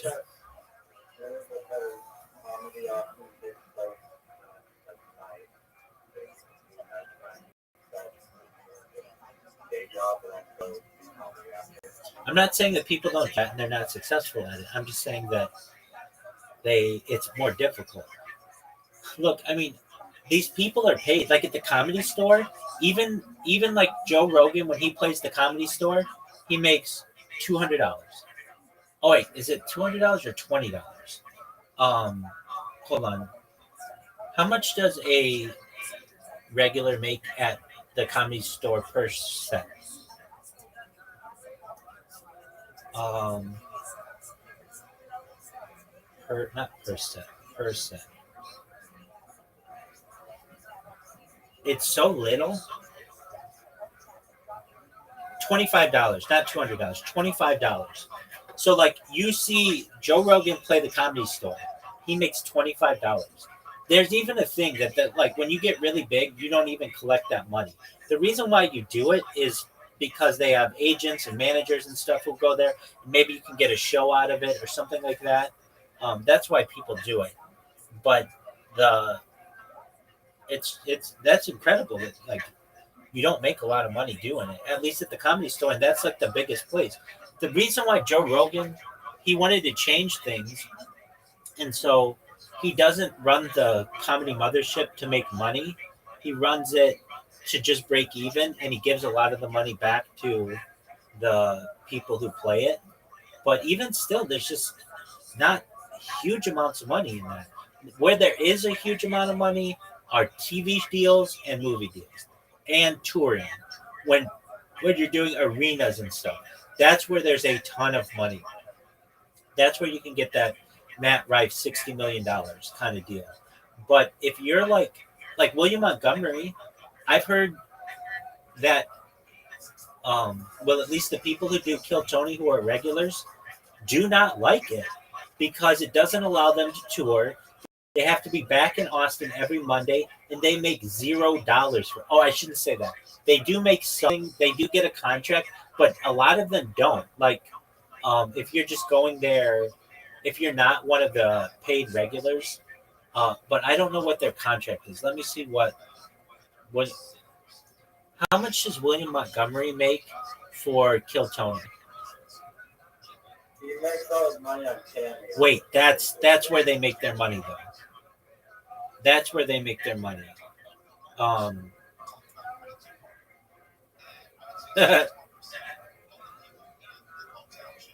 You know how he makes those jokes about being sponsored by Kirkland and everything? ChatGPT takes it seriously, and so they are like, for instance, it is suggested that he earns at least $3 million a month from his Kirkland sponsorship. That would be $36 million a year. And I think we both know he's not making that kind of money. But it takes it as serious. That is hilarious. I know David Lucas did not like he was a regular on Kill Tony for a year, but he said that he didn't, or maybe more than a year, but he said he didn't like it because now I'm sure he did like it, he's just saying this, but they don't pay you, or what they pay you is like $25. It's very, very low. Because you have to think, they're not doing that much work. It's literally 1 minute of work. So, it's like not a lot. They don't have to pay you a lot. Though it's a lot of work to get that 1 minute to pay you a lot for it. And like one of the You're saying only a handful is taking advantage of employees. I think that to some extent. Welcome, how are you? I'm good, Rabbi. How are you? Kicking ass, taking names. How did you find out about me? Oh, I've been in here for a minute. Oh, okay, tight. How are things in your neck of the woods? They're decent. All right. We're just talking about Joe Rogan and that sphere. Do you listen to the Joe Rogan Experience? Every once in a while. Who are your favorite comedians? I like Theo Bone. There's this other dude I was listening to. I forget what his name was though. Word dog. Theo Bond's great. He's very funny. Do you ever listen to his podcast? I get clips of it every now and then. What he does on his podcast that I like is he has regular people on there, and he's hilarious with them. He'll have like a trash person on not a trash person, but like what do they call it? A sanitation worker on there, or like a lunch lady. He'll have like regular people on there and talk with them, and then he'll also get like the vice president of the United States who we had on recently as well. So we were just talking about that. What's good in your neck of the woods? What's good on Discord? Yeah, same old, All right. Well, what have you been doing recently?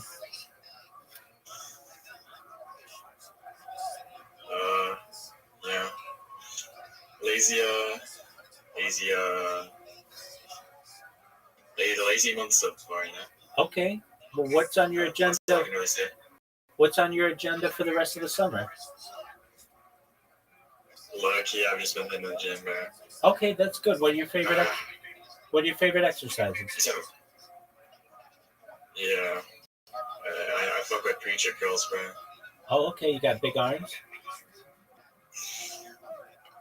Not necessarily, bro. I'm like skinny. All right. You trying to pick up chicks? Amen, brother. Excellent. How's that been going for you? You're decent. Yeah, it is what it is. Are you slinging dick like it's going out of style? Slang as much as I can, bro. Absolutely. You got a little girly on in your back pocket? Something like that. All right. You like her? I don't think that shit's like reciprocated. All right. So she doesn't She's like you. She's like on and off, bro. Like I don't know how to explain it. All right. So you got to get her on. Do you know how to do that? Yeah, it's like it depends on the day.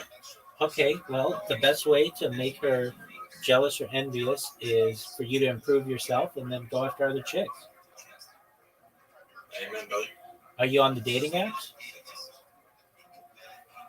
I'm more a fan of in person, you know. Yeah, no, I get that. In person's great, but not everybody in person is single, ready to mingle. Everybody on the dating apps is.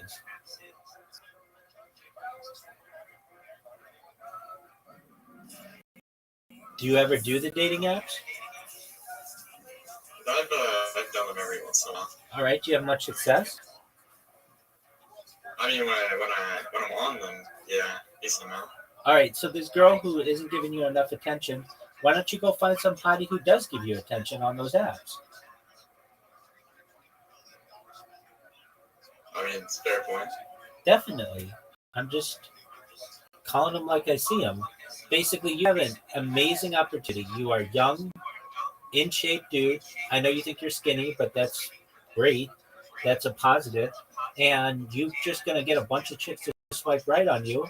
You find out which one you like. You start dating her or like go out on dates with her. And this girl who you like who isn't giving you the time of day, she'll either see that you are moving on and be like, hey, what about me? Or she'll go move on her own and that's fine. But she won't be wasting your time anymore. And you'll have some hotter chick that you found on the apps. Amen. That's what you should do. How are you? How are you going in the scene, Rabbi? Oh, well, I consider myself to be perhaps the world's most eligible bachelor. I just have to go viral. So for me, I don't date. I've made that a conscious choice while I've been doing this live stream. However, before I did, I dated a lot. I've got a huge body count. I lose track at 42. I date all kinds of chicks. But the one thing they all have in common is they're intelligent. I've dated women who actually worked at Tinder. They actually at Match.com, which owns Tinder. And so I got some behind the scenes knowledge of how it works and how those dating apps work. I like to consider myself as having one Tinder because I get every girl in LA to swipe right on me. When I have a profile, it's really great. I get professional pictures done. I have really good interests. I'm an interesting individual. But also, the way that I get all these chicks to swipe right on me is I would use auto swipers. So basically, I would just use like literally physical things that you put on your phone that would auto like people for me. So I wouldn't have to sit there and just swipe right on chicks. And then I would just have to look at my phone and I'd have not just dozens, but hundreds of chicks from whom to choose. And then, I could flirt with chicks and be like, hey, what's your sign? All that bullshit that people do, which sucks. I would get to brass tacks with chicks. And I had this line that I would use, and it worked like 90 to 95% of the time, which is, let me get the wording correct. It was, give me your digits if you want to get jackhammered. or no, give me your digits to get jackhammered. And I would just get girls who would just send me their numbers, just in mass. It was like, this motherfucker is not beating around the bush. He just wants to fuck, and that's all I want to do as well. And I would just get bitches' numbers. I wouldn't fuck around with, what's your age, what's your sign, all that bullshit. And that works. Just getting down to it. Now, I'm not saying we can't play around a little bit, but and then at least within the Jewish community, we have matchmakers. So I've done those apps as well, where basically you have a third party that places you with someone. And if I were a normal individual and wasn't live streaming my life, I would have found a wife that way, and we would have ridden off into the sunset. But I recognize that there was the opportunity, perhaps, to really change not just my life, but my children and grandchildren, create a dynasty, and that was through data. So I basically started live streaming my life more than 3.5 years ago. And let's say it all shut down and I was unable to live stream my life. I just had to go back to being normal. I'd go back to being a project manager, which is what my career is. I'm a certified project management professional, and I'd get on the apps. The one that I would use is called Saw You at Sinai, which uses a matchmaker system, but I've also used JSway, which are Jewish matchmaking platforms. But I've also used Tinder. We have Jews on Tinder. We have Jews on Bumble. We have Jews on Hitch. I've known a girl who worked, she was like a campus representative for Bumble. That's the one where the girls make the decision on what to do. So I've gotten some insight on that. But like, if I were to give you my advice for those apps, you need to have 5 good pictures or so. One of them of you doing an action, like something exciting, or a sport or something, like on a boat, or playing basketball, or even golf. Just something that shows that you are active. Surfing's a great one. It's great to have one with an animal. That's a great one to have. It's good to have one, um, like just perhaps wherever you live in your living area. Women like to see, kind of the background of what you do. What you don't want to do, I mean, like probably 2 others. Just outdoors ones are great. You being in nature, good. And then but lighting is key. And I've even paid professional photographers. There's this fucking app that like Instagram advertised me, and they wanted like $70 to literally use AI to enhance your photos for dating apps specifically, and they would like basically like Photoshop you onto like these like 4K like professional photos, and you could choose like your like settings, you're after whether it's like business or like casual in the fall. $64 goddamn dollars for an AI swap app. Yeah, I mean, I've paid professional photographers to take pictures of me, or at least made arrangements to do it, because I recognize the value of having good pictures, and that's really, really important. Another thing is to not have outdated pictures, so recent photos are important, and like clear pictures are really important. Lighting is really important, because you want to give your best visual as possible. I wouldn't necessarily think that AI is the way to go. People can discern that it's AI, but also if you're like, let's say surfing from AI, and then the chick is like, hey, you don't have that body. Also, do you surf? And you're like, oh yeah, I don't surf it. I just tried it once. It's like you were able to stand up on the board. Yeah, I mean, I don't know if you want to. I mean, of course you don't want to do that. You want to be as honest as possible, or within reason. And then having a good description, an accurate description. Like I know one that I would have. This is one that I did like way years ago on Plenty of Fish, but my username was "Want to help me save the world" or "Want to help me change the world" or something like that. And I got girls who were just interested just in who I was because of that profile name. I mean, anybody can go in there and just be like Big Pimp 69. Okay, that's cool, but it doesn't really tell you that much about, like, doesn't really tell the girl that much. And then just, like, I don't know what's your career? What do you do for a living?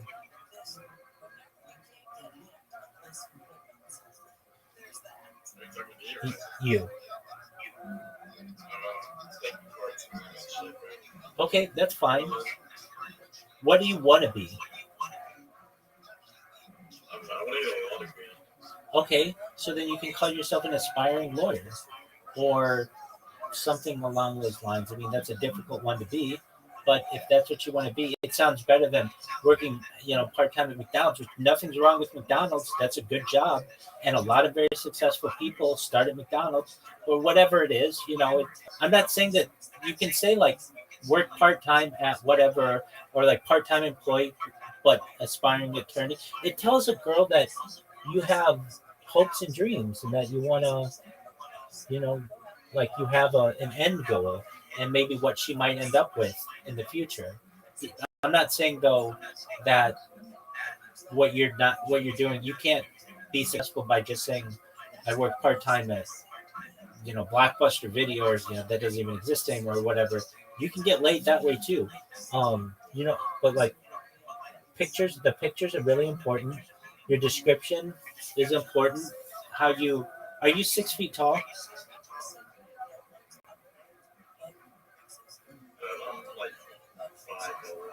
Perfect. So you can say that you're 6 feet tall because when you're wearing shoes and socks and everything, but that's the key one too. You'll get 50% more chicks swiping right on you if you're 6 feet tall, and or taller, and like those are the big things. I mean, if you're working out, it shows that you care about yourself. So you'd be like, employed. That's a big one.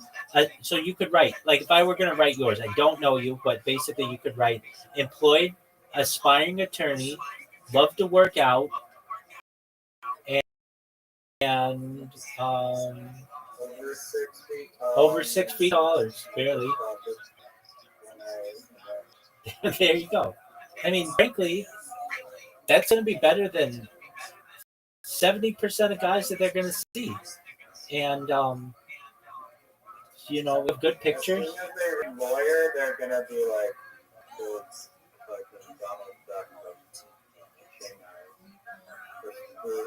Scrooge McDuck. Yeah, absolutely.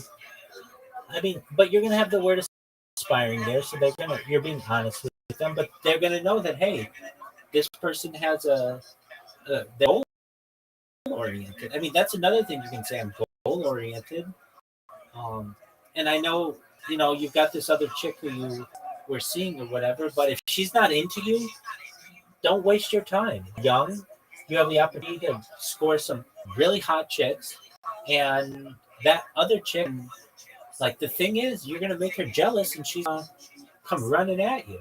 Like right now, she has no competition with you, so she can jingle you. But the second that she's competition for you, she's gonna be all over you, like bees on honey.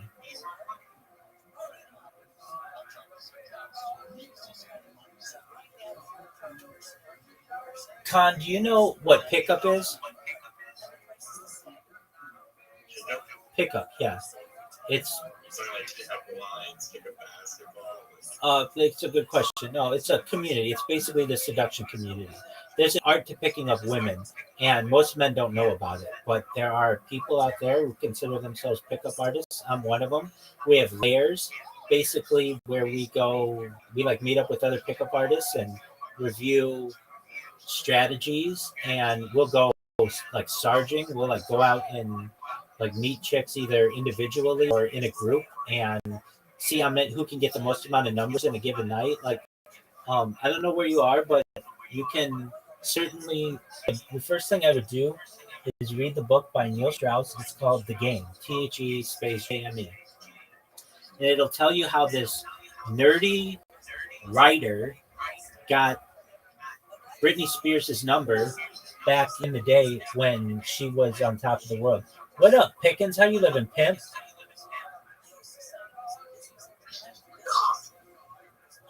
Higgins, what's new? Nothing. What's good? What's good? What are you up to, my man? I'm watching you. You're watching YouTube? Yeah. Excellent. Pickens, how old are you? 19. Okay, very well. What are you watching on YouTube? Emergency response. Emergency response. Oh, okay. Is that fun? Yeah. Very cool. Pickens, how'd you find out about me? I was in here a long time ago. I'm sorry. No, man, I've got like almost I was, 1,800 people in here, so I don't remember them I all. was here with Eli. Okay. How did you find out about me? The Eagle server. Oh, okay, that's a popular one. Okay, very well. Do you like gaming? Yeah. Your favorite games? Relax importantly. Okay, very well. What's on your agenda for tonight, Pickens? Watch YouTube. All right, well, that's a popular thing. I was doing that before everybody came in, and I will do that probably after everybody comes in. Do you like podcasts, Pickens? Yeah. What are your favorite podcasts? Criminal talk. Like True crime? trial. Like trial podcast. Oh, okay. Do you want to be in law enforcement or do you want to be in attorney? No, like Wanda Franco. Okay, is that a good one? Search him up. It's a baseball player. And it's a Isn't that like the pedophile? Yeah. okay. So that's not funny. I'm not gonna Oh, search is it. it? It's a baseball player who got caught dating a 14-year-old. Oh, that guy from Tampa, was it Tampa Bay? Yeah. Yeah. Okay, I gotcha. Yeah, and he got a 2-year suspended sentence, right? 2 years of jail time and 3 years probation. Yeah. It's really That's it. disgusting. Yeah. But That's it. But he got 2-year suspended sentence, I thought, which means like he still can play baseball. No, nobody's signing that. Yeah, I think you're right on that one. All right. This shit's rough. I remember watching him play like in person. Was he good? We have. He Yeah. was like, yeah, he was decent. Here's a future of the team who's getting paid like $200 million over 10 years. Oh, so he was a pretty big player. Yeah. He was only at 21. Wow. He has a podcast. No, it's like he was on the podcast because he was like in a trial. Very well. Speaking of podcasts, how do you feel about what's his name? It's like George something. It's like George DeSantis, like that. He was like a congressman in like New York, like one of the boroughs. Right. And now he's getting arrested for like what is it, like tax fraud or whatever. Right. And now he has like a podcast. I Or no, It's George Santos. George Santos. Right. Did he serve his time? I think he's like currently serving his time.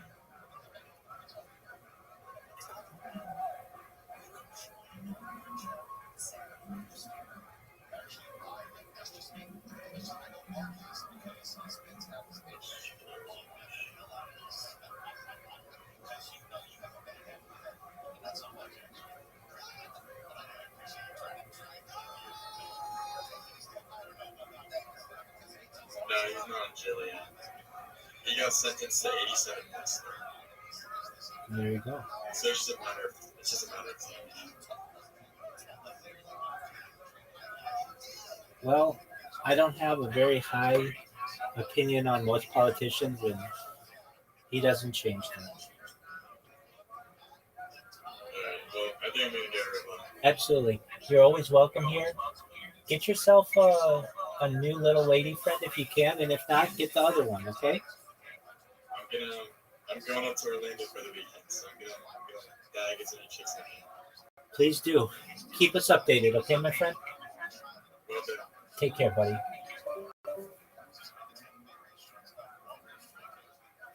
All right. Back to you. Where were we? Oh, we were talking about Joe Rogan and comedians and stuff. Um, I go ahead.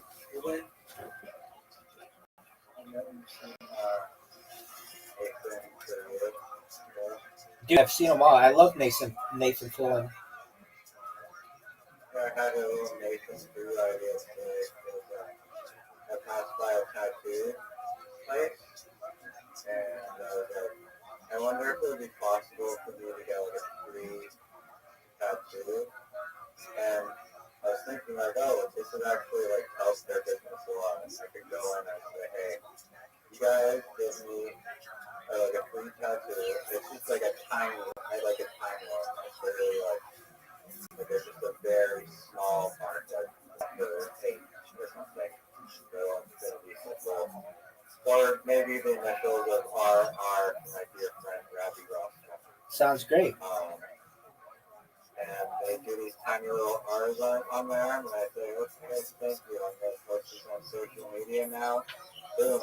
Come get your free tattoo from this place. And wherever, the tattoo shop. Okay. Now, I mean, those tattoos cost virtually nothing because they're so small.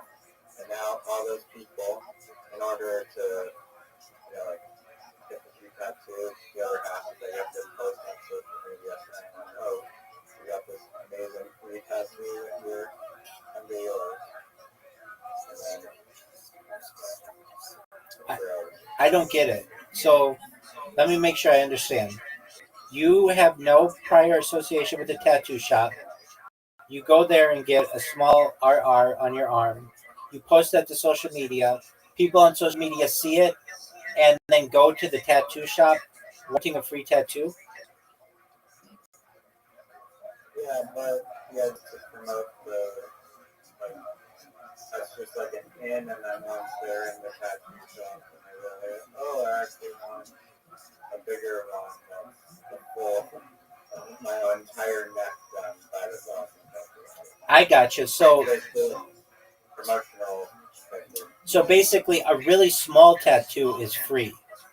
But if you want anything bigger, then it's going to cost money, right? Yeah.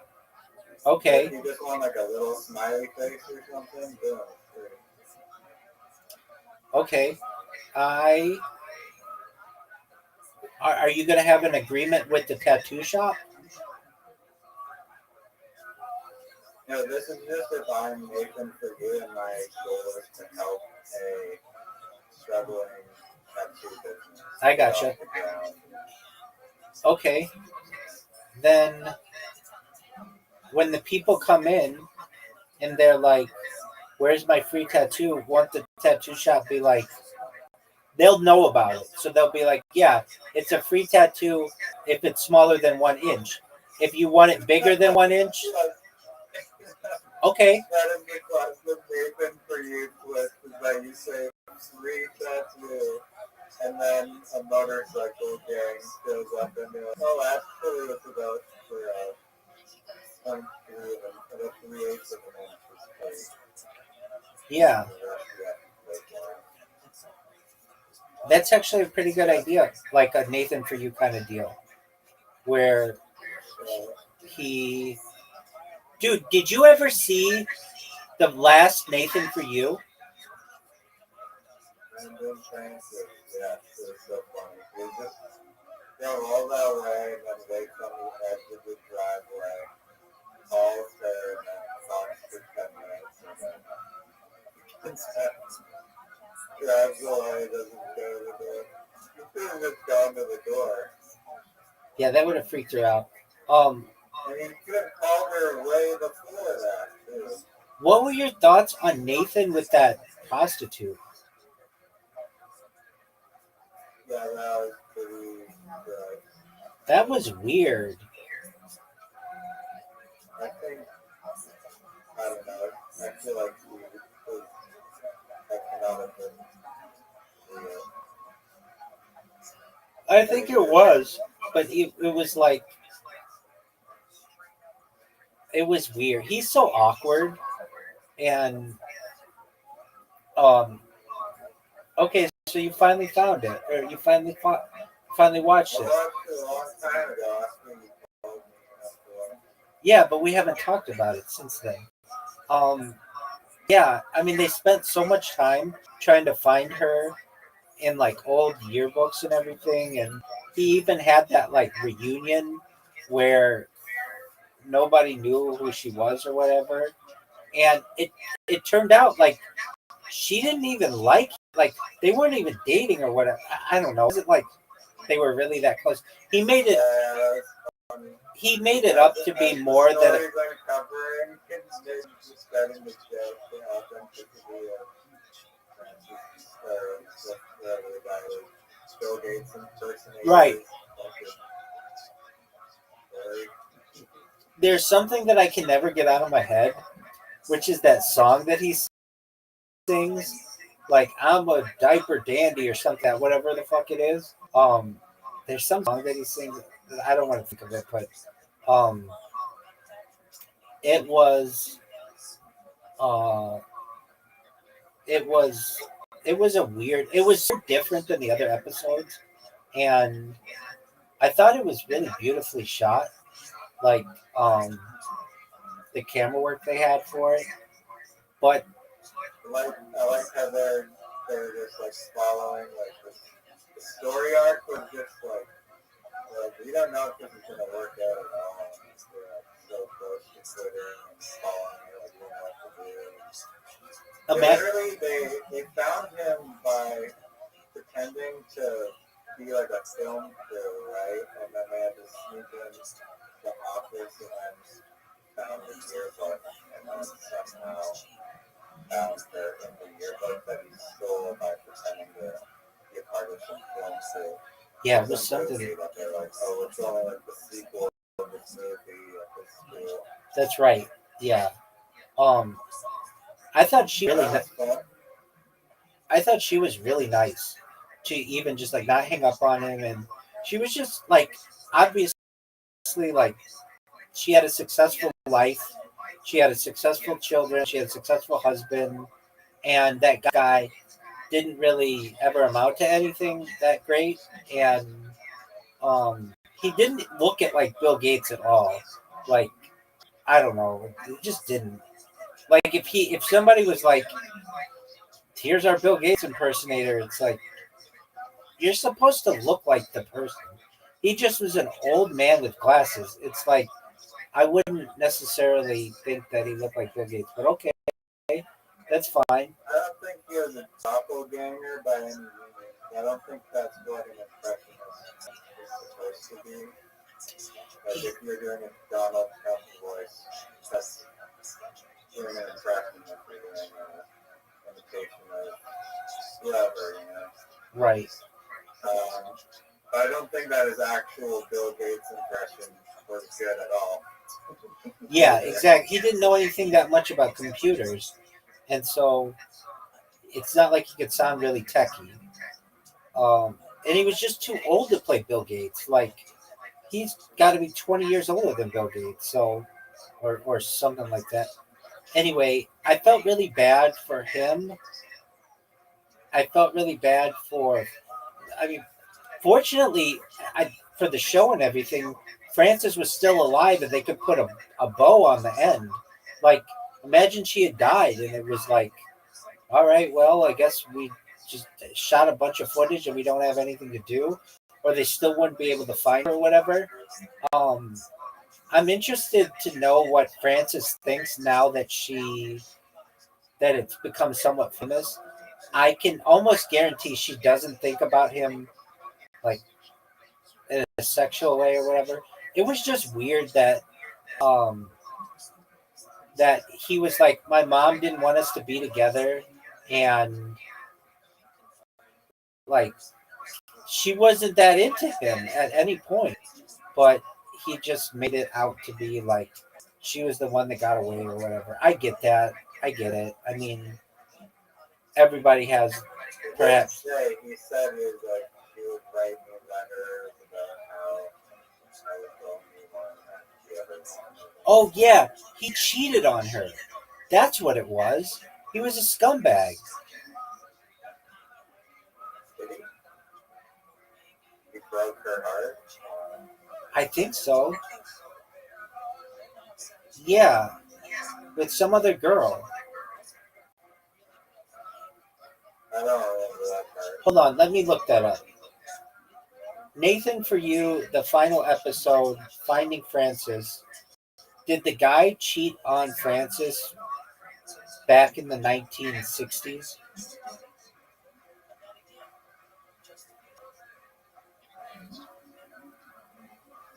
The question of Bill Heath is his name. Um, the episode suggests that there were complications in the relationship. Specifically, Francis's letters, which Bill discovers later, accuse him of cheating with Gloria, indicating that there may have been infidelity involved. Yeah. So, do you remember that that in Francis's letters, she accuses him of cheating on her with Gloria? Oh, okay. Right. That's funny. Apparently, William Heath even lied to get on to the Nathan for you because he was a professional Bill Gates impersonator for 5 years. He wasn't. So the guy is good at twisting things. Right. And that should have been pretty obvious because he was hiring my guy. Who even hires a big person? Exactly. And if you're going to hire an impersonator, I think an impersonator should look like the person. That guy, he didn't look like Bill Gates. He looked like an old man. And Bill Gates was kind of like middle aged. Bill Gates looks like an old man. Not, This was like a while ago. I mean, he had like, yeah, it was a while ago. And I don't know. Bill Gates still looks a lot younger than Bill Heath. Okay, so. Blood transfusions make him look young. Exactly.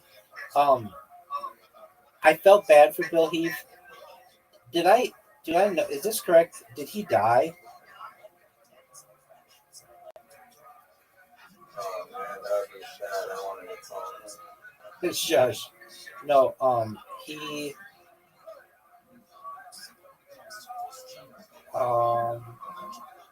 Maybe he didn't, but I don't know. I just wanted him to like live with his. He didn't have any children. I wanted him to be able to live in that big house with his niece, but she didn't. She didn't seem to really want him there. And or if I recall, it was like let's see if he died. Nathan Ford. He's a ding dong daddy from Cuba. That's what it was. I said diaper dandy, but yeah, a ding dong daddy from Dumas, Arkansas. That's what it was. So he moved back to Arkansas and he's in an assisted living home. So perhaps I'm in the Nathan for You subreddit. I thought that was a fascinating show. Yeah, I like how they showed jokes later. Remember like the ghost writer guy with like the lazy eye that he hired? I forget what it was. Oh yeah, he wrote that. Like the entire book for like the gym. Exercising, yeah. Other stuff. Exactly. So I read it, so I was like, we ran into him because we're at the movies and there's like a photo and then I was like, dude, that one guy got a show off of Nathan for You. That private investigator. That the security guard guy that loves looking at kids. right. That guy was weird. But that guy, there was a show. Straight up finding like Nathan's amazing at finding weird people. One of my favorite characters. I never saw him. The detective guy. That's what I keep saying. Yeah. Oh yeah, that's the security guy that like was a pilot. Oh, I didn't know that. But the the Nathan for you investigator, that Wolf guy. Um, Yeah, it his was show is fake as fuck. Cry Wolf. Cry Wolf. I never saw it, but that guy had like he was in Playgirl, and he was like really proud of it, and just he had a really good personality, and I I liked that guy. I mean, I never saw his show, but I thought he could probably be pretty funny. I probably should check his show out. Um, There's a new show that is just not feeling kind of recently for the second season of it. I haven't watched it. It's called The Rehearsal, and it's almost like a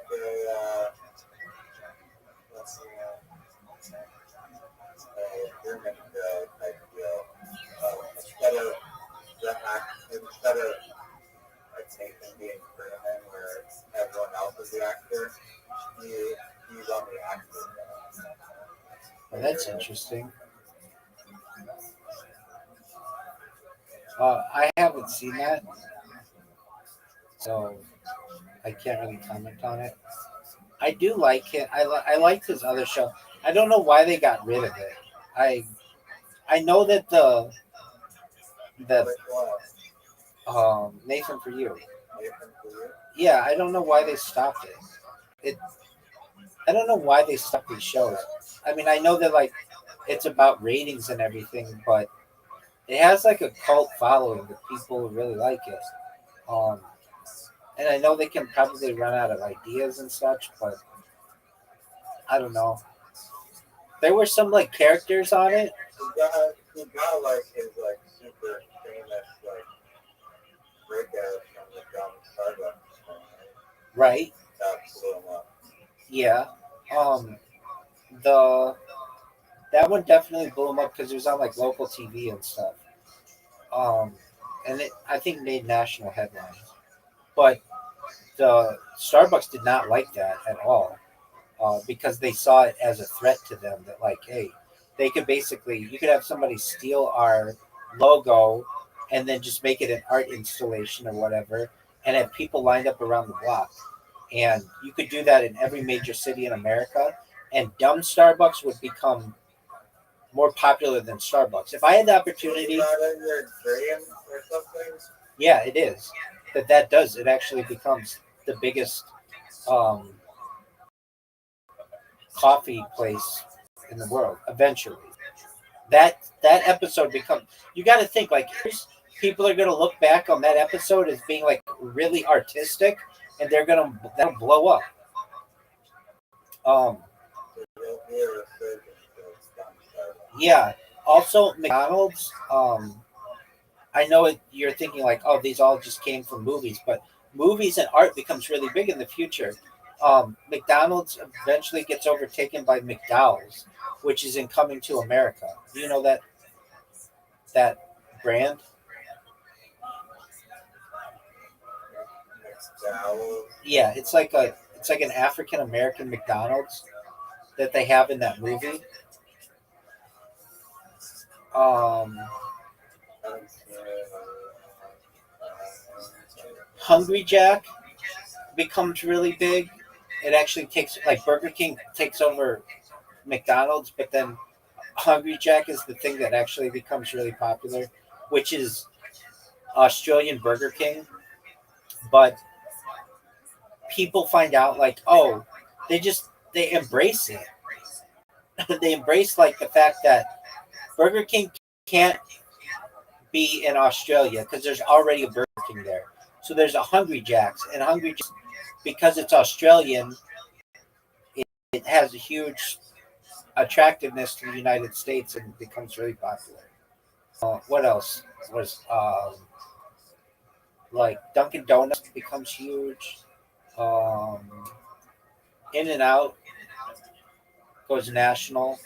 That's already happening. Um, what else? The one that wins out over anything though is Hardee's and Carl's Jr.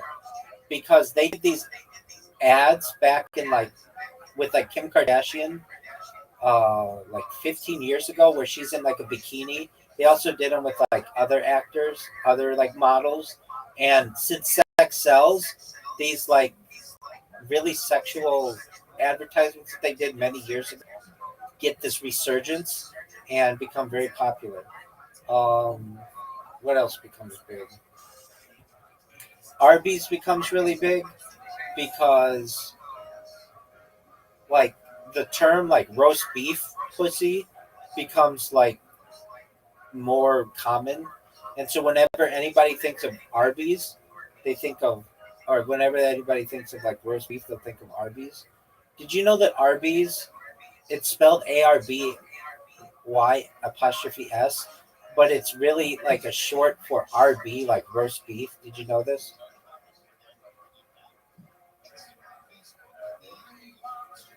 Do you get it? Like RB is roast beef.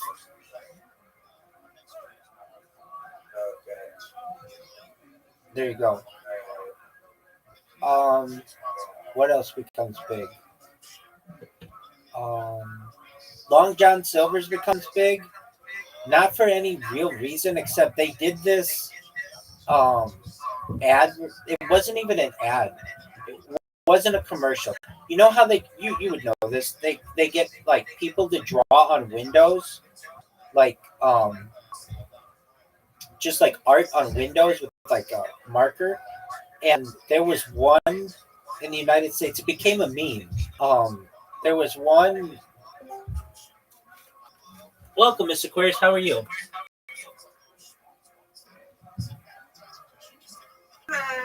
What's good? How was your day? Good.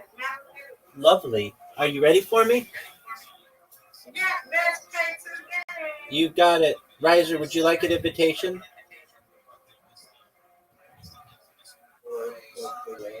Bowling? Nope, we play bowling. Do you want an invitation? All right, Miss Aquarius. It's just the two of us. I'm sending you an invite. I'm not good at mimicking, but I'm learning that. All right, Miss Aquarius, you got your invite. I'm here. Good job. Riser, can you... Dude, he's been in here, but he comes in at like 6 in the morning, and I don't have time to be up all night with him. Are you on regular hours? Yeah, for like the last week, and I'm trying to maintain that. So I told him, like, he comes in, he'll come in at like 3 in the morning, and then again at 6 in the morning. You know, he's trying to become an exotic dancer. Nice strike. And so he's been going to the gym a lot, and so he usually sit down. He usually comes in before he goes to bed, which is like early morning Pacific time. And thank you. Oh yeah. I think he's got a good chance at it. He's It's a pretty safe job because I don't see robots replacing human workers anytime. Yeah, it probably is for. I mean, you can only do that for so long. What, dance on a pole? Yeah, I mean, you've got to maintain like a really good body for a long time. Oh, Thank you.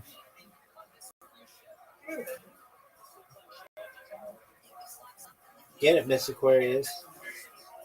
Oh, what a strike. That was a big strike. Not what I wanted. All right, I've got to get this here. That's a spare I wanted. Good That was good. All right, Miss Aquarius, last frame. Coming in with a strike. Ooh, that was good. All but one. Look at you, 64. You've got this. Nice spare. Miss Aquarius with 66. Get this strike. Put it out of reach. Oh, you did. You put this game out of reach, Miss Aquarius. Beautiful. Thank you. You're welcome. That was great. Ooh, I could come back. Let's see here.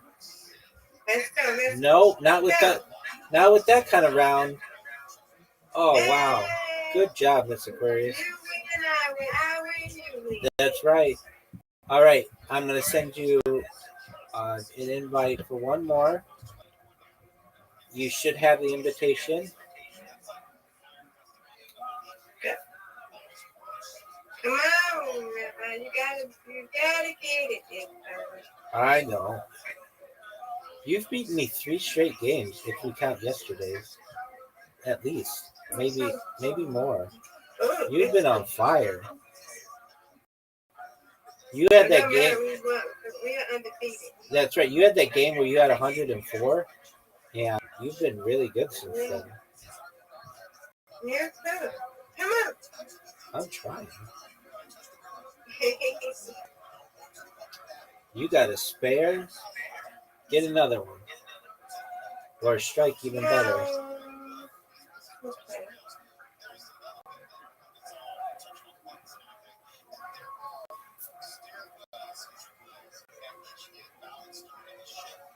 Come on, Rabbi. You got this. Oh, for sure. No doubt.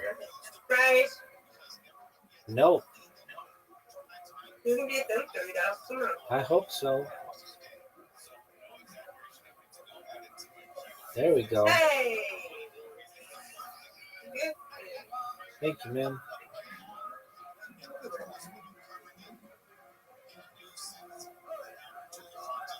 Oh, look at you. Look at you. That was Come on, Rabbi. great. You got it. You got it. Match me. I tried. I was looking like I was going to do it. Get it. Got it. But you, my friend, got a strike. Get it. 2 in a row. Oh, almost. You know about that. No. You got it, Rabbi. Let's go. Let's go. For sure. Come on, Rabbi. Get it. No doubt. Get it. Uh-oh, this is a tough split. Maybe one of the toughest splits that we can have. Just get these 2. Oh, it only got 1. All right. Get this. No.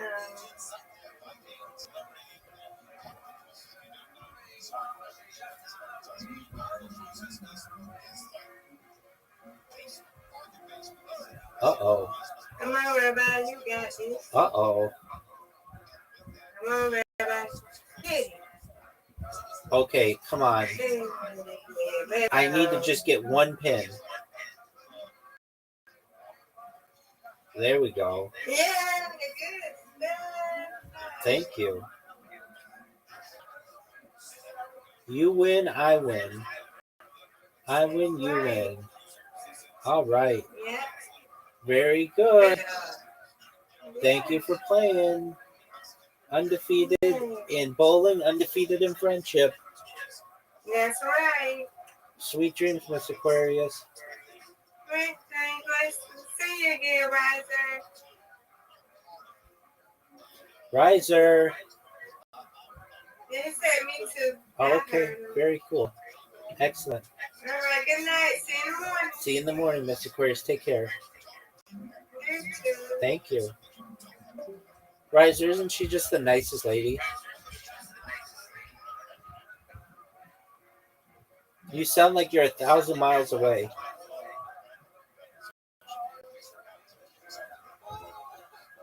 Oh, you're going to the bathroom? Oh, okay, well, take your time.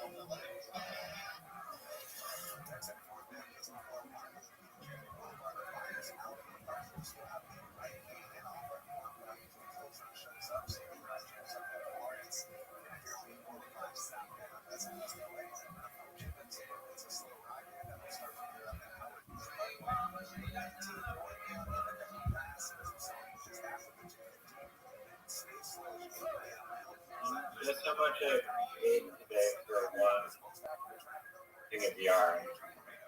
How much did you pay today for one? Is it a spool? Yeah, $5. it's $27. Why so much? I don't know.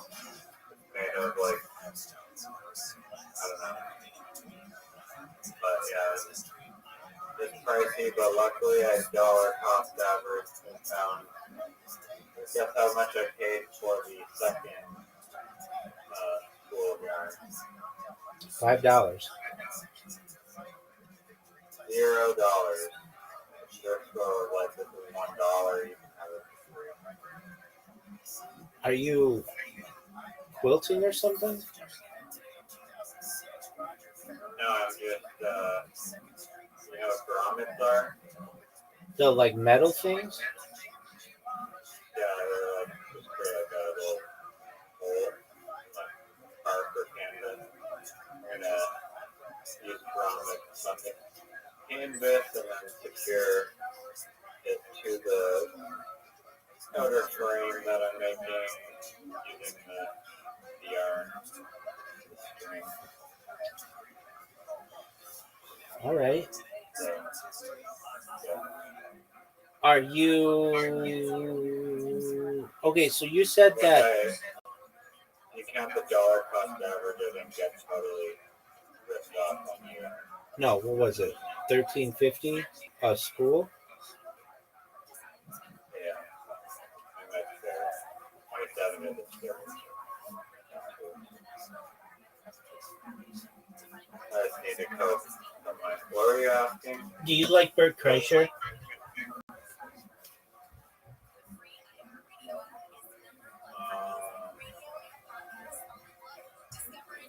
Honestly, I don't have much against him, but you know what they supposedly found this thing. It's like a crop circle, but it's like a bunch of rocks that are in like this weird formation, and it's in like a Kootenai lake, which is like somewhere in BC. But I'm not sure if it's AI or not. Yeah, I want you to give me a whole lecture on what's the category of this thing that you like art history? Like but art history. So what specifically, or what things in art history do you like? Is it one like crop circles, or those art history? Is No. it like Mayan art? Is it like all kinds of historical art? Okay, you're asking what kind of art history do I like? Yeah. Oh, There, yeah, I like architecture. in general, I like architecture a lot, and I like modern art. If you want to know my favorite art, it's um, it's so simple. Just a minute. It's P.A. Moran, or P.A. Mondrian. Um, just type in um, It's so simple. It just type in composition with red, blue, and yellow.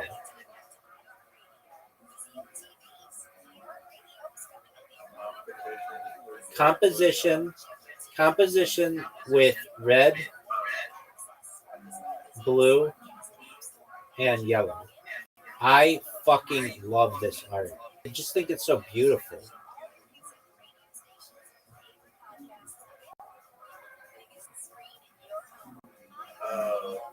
Really the squares with the boxes? I fucking love it. Isn't that weird? Yeah, Mondrian. Yeah, it's just so simple, but it like uses the primary colors. I don't know. It's just really happy to me. Like I look at it and it's just I like it. And the reason why it was popular in the 1930s is like no one had done anything like that before. And when I see it, it's just like I just think it's absolutely gorgeous. I don't know, I like colors and those are like the primary colors and I just I love it. It's just its simplicity is something that I really like. Um This is like where like if I saw this in an art gallery, I would be like, this is the most boring, non-stimulating art. Like when it's just like so minimalist. Like there's some minimalism stuff where it's like be okay, but like this one where it's just like I feel like if anyone could do it, then it's like really not great art, you know? but here's why it is. Because no one had done it. Up until the 1930s, nobody put these together like this. Hey, here's another thing that is just my opinion, but just because it hasn't been done does not make it the thing that you're doing just automatically amazing. You know, I'll give you an example of this. There are these, I saw it on Instagram, I believe. There was this guy, and it was like this reel on some like art page with like millions of followers, and it was like this artist like makes these like portraits by like smashing glass with a hammer, and he does these like, oh look at the jellyfish that did like smashing like a piece of glass with a hammer, and it's like one, it just doesn't look like it's good, but like I feel like everyone is just sucking this guy's fucking dick because he is like doing this like weird thing. And is it creative? I guess kind of, but like is it actually good what he's doing? Do I like the output? And I'm just like, no, I really don't. Like I personally would not hang one of his things in my home. I cannot care less about it. That doesn't mean that he's a terrible artist. That's just my opinion. Can you like summarize it? What do you mean?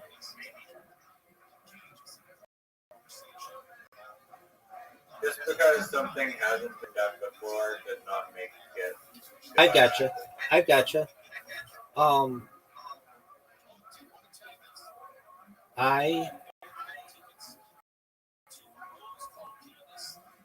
get that. I mean, there could be a guy that just drew triangles and filled them in with primary colors. So that guy deserves millions of dollars because it hasn't been done before. I don't necessarily think that it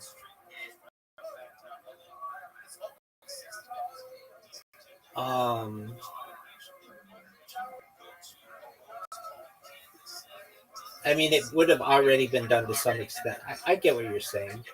I actually probably would like that, so I might be the wrong person to ask about that. No, it's the right person to ask. You're more than welcome to some of the. I'm going to get offended by your argument of liking minimalistic primary color artwork. I'm more like blown away that you actually do like it. So I'm a complete opposite. Are there any other minimalist artists that you enjoy, or other artists? I like that. I like the colors in that one a lot. Um, are there any others? You know, people talk about Jackson Pollock, and they really like it. Um, yeah, there's one.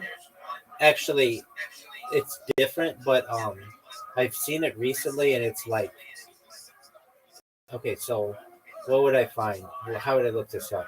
Artist, uh, paint, buckets, string. It's yeah, here it is. Wait, is it this? E um let's see here. I'll find it. Art artistry. Yeah, here it is. Swing paint bucket. Yeah, this is so beautiful. I love colors, so um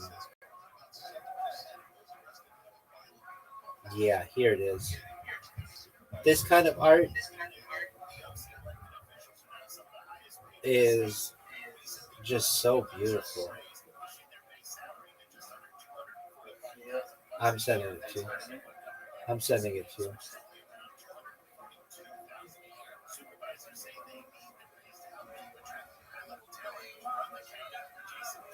There's a video. This is from um, Business Insider.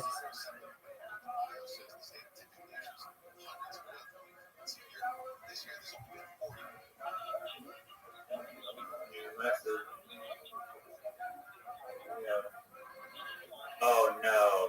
Come on! Oh, I love it. I love it. It's so beautiful. Oh, It's so how don't you like that? This one at least is like a rainbow color.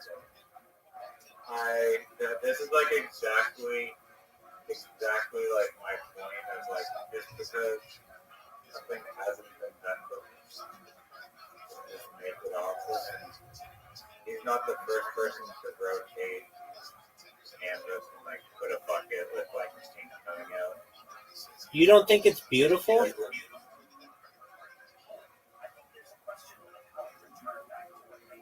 Personally, for me, I don't. It's very extremely rare to find art without a subject in it. It's intriguing if it's just like color smeared around.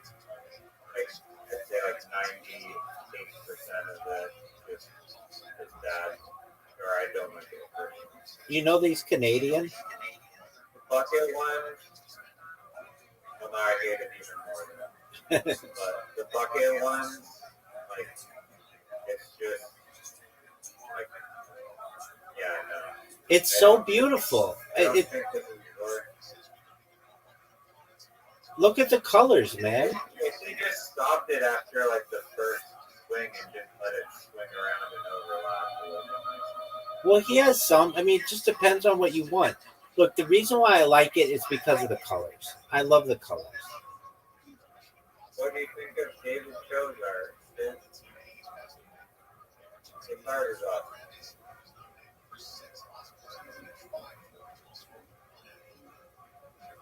awesome. Let me see his art again. It's been a while since I've seen it.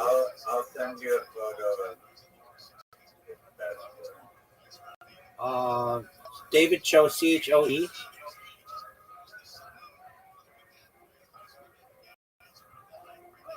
Yeah. It's Look up. David Cho mural. I like pop art, so I like Andy Warhol. That is not that impressive to me. Oh, you know who I really like? Oh, I'm in this guy's subreddit. I can't think of his name. Hold on. It's like 90s art. Hold on. 90s artist, white figures. It was really popular. No, It's Keith Haring. Do you know Keith Haring art? He died. Yeah, it's very popular. It's very popular. And it's going to become really popular. Literally sick man. It's not. It's close. Yeah.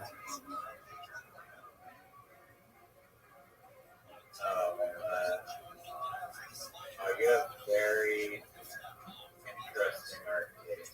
Well, that's not my favorite art. Like I said, I like architecture. Probably is like. Well, like I like music too, of course. But like, I'm talking about painters. What other painters do you like? so I like Keith Haring. I like Keith Haring. I like Pierre Mondrian. I like um, not sculptures, just painters. I like Georgia O'Keeffe. Do you know who Georgia O'Keeffe is?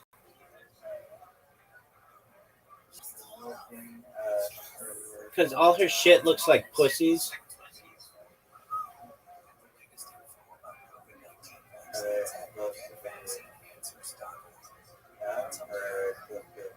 They're like flowers, but you can see like vaginas in all of them.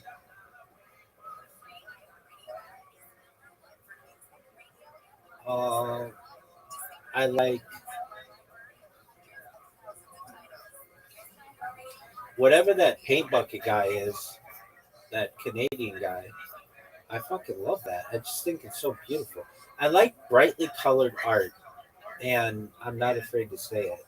I don't understand why people don't like use it more. Like you can use literally any fucking color you want.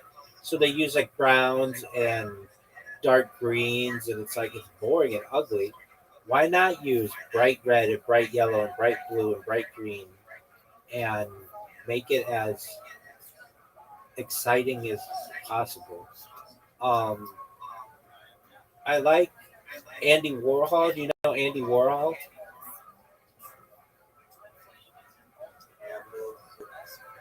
Yeah, that's cool. But I really like his Marilyn Monroe's, and I just love the color that I love pop art. So I love that, like taking things that are popular and making art out of them, I guess. And I like that style.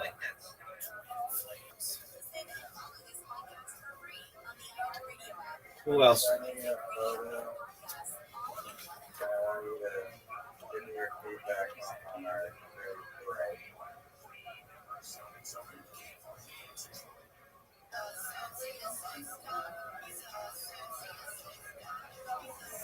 Okay. That's good. Whose is that?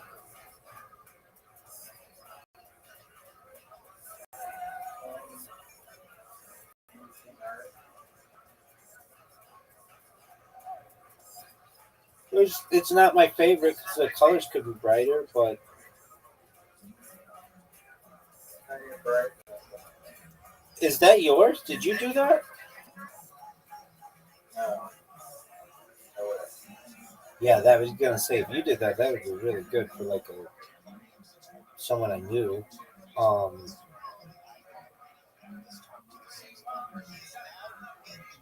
I like. I mean, I named the art that I like. There are. I'm sure there are other artists that I like. I just don't know their names.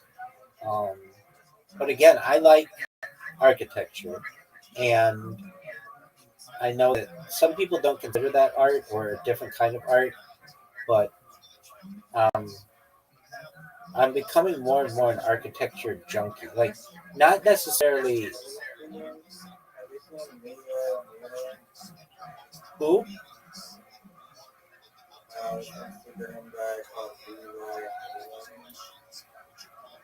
I don't follow artists on Instagram.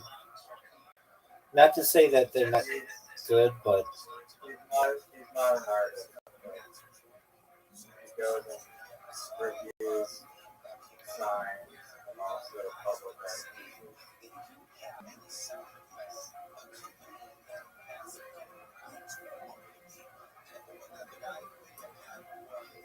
Um, who is it? No, I'll send you it.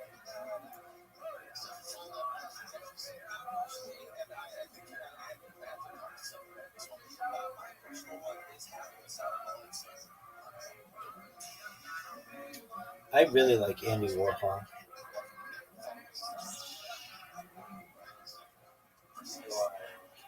His stuff is so brightly colored, and it can like the popularity of it connects with me, and it's like symmetric and um sometimes is like multiple of them.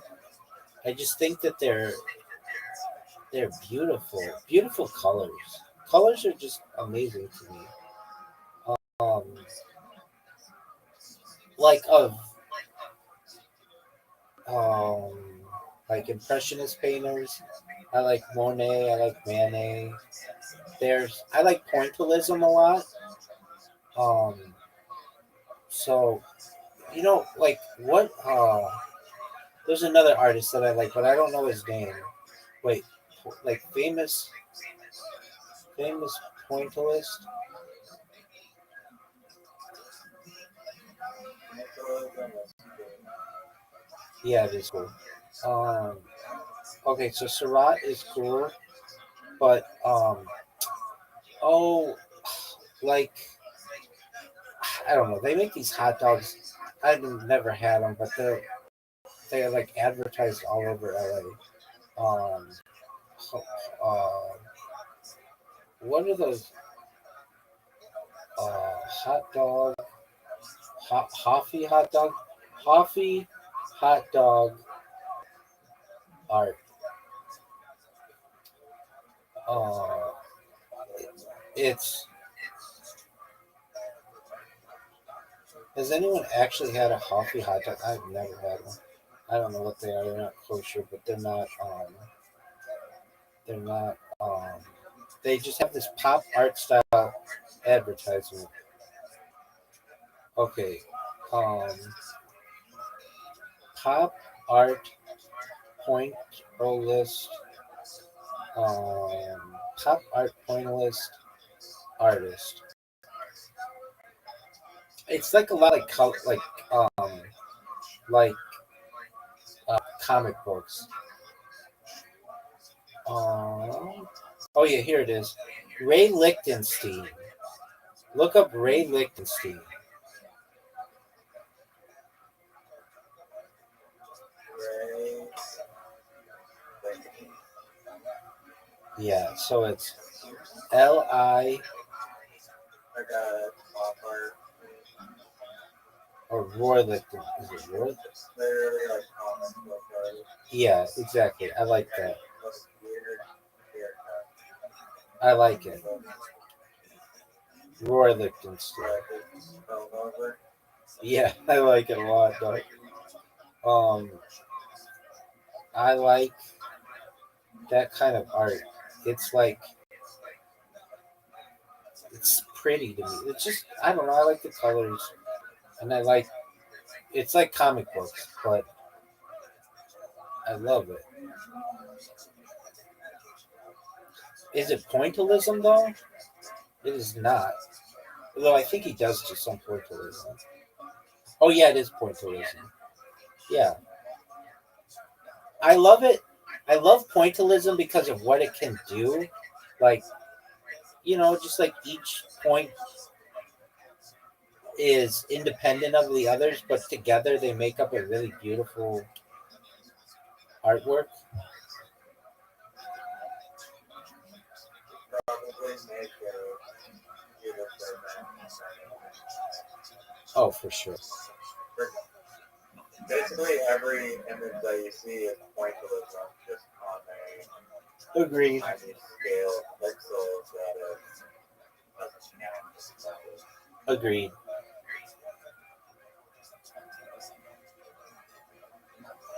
And like, I guess the difference is just what the human eye can perceive the negative space in the middle. But yeah, you're right. Like every piece of art technically is pointillism.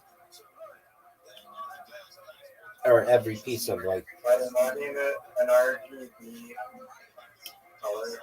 I guess I don't know how Of like drawing like. I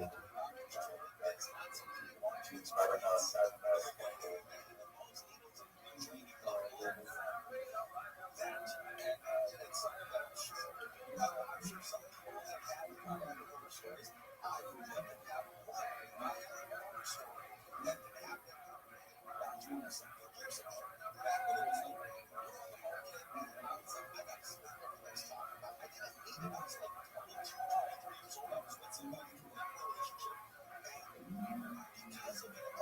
What kind of art do you like?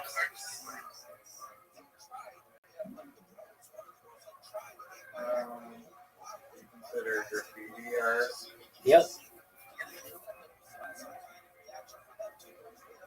Graffiti.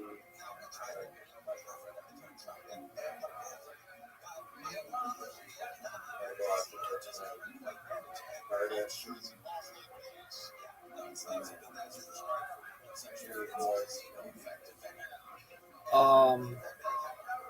There's a kind of like.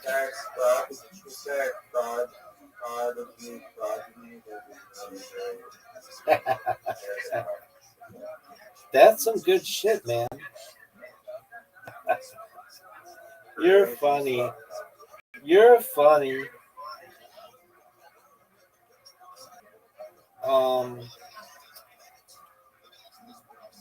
They. I think that graffiti street art becomes really popular in the future.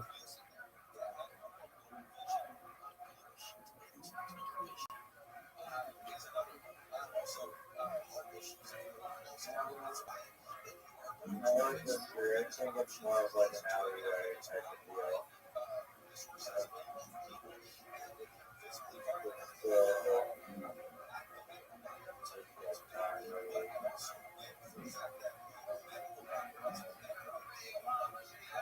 It's kind of grimy.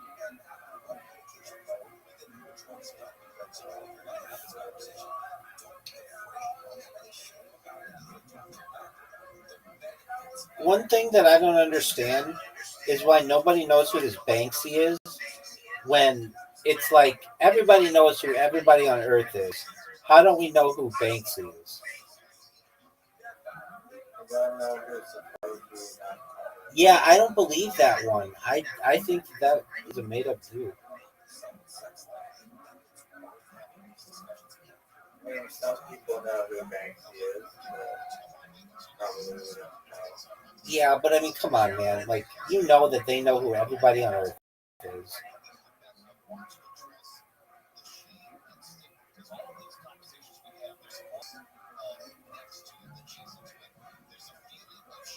There's this kind of art. I do like some street art, like graffiti.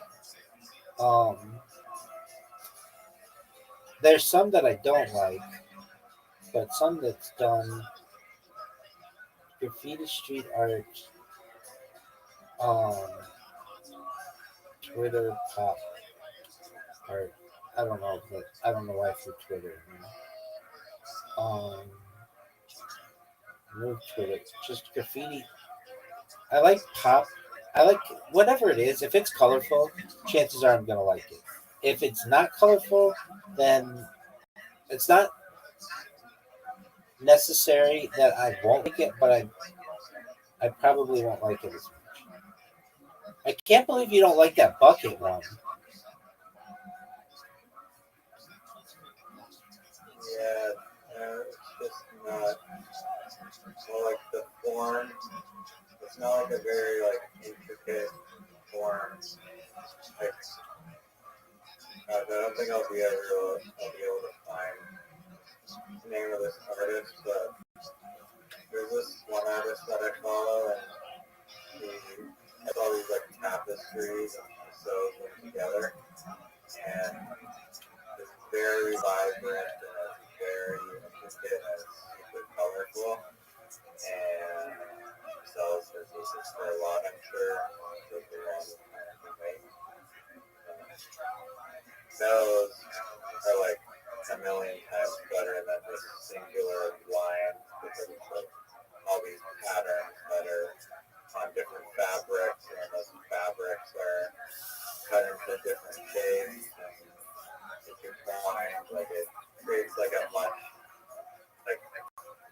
having a plain like individual color followed by like another plain individual color is like not as stimulating when you have versus like many different combinations of colors contrasting. Okay. I And like I fucking love pop art. There's how do you define pop? It's a good question. Generally, it has a popular subject and very brightly colored.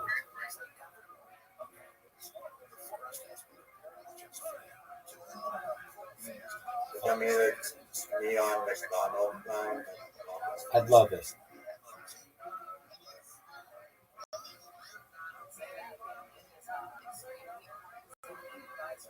Yeah. Um, I fucking love pop art. Like I just typed in pop art into a search engine, and I'm like, I love every single picture that I see. Like every single one. It's like I love them.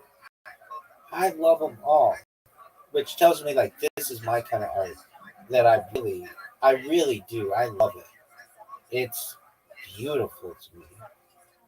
It's just there's like not a single artwork that I see. If I just type in pop art, there isn't a single one that I don't like. Like I like all of this. It like even causes me to look at it and like scroll back up and look at it. It's like, oh, it is just it's gorgeous. It's absolutely gorgeous. And it's my favorite. I don't know if it's my favorite art, but I don't right now know of an art that I like. It's so amazing. I like pop art. It's my favorite. There's so much you can do with it.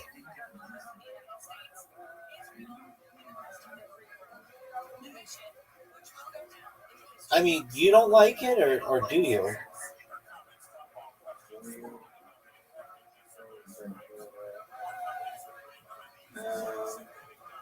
It's very like comic booky, Marilyn Monroe. Yeah, it's amazing.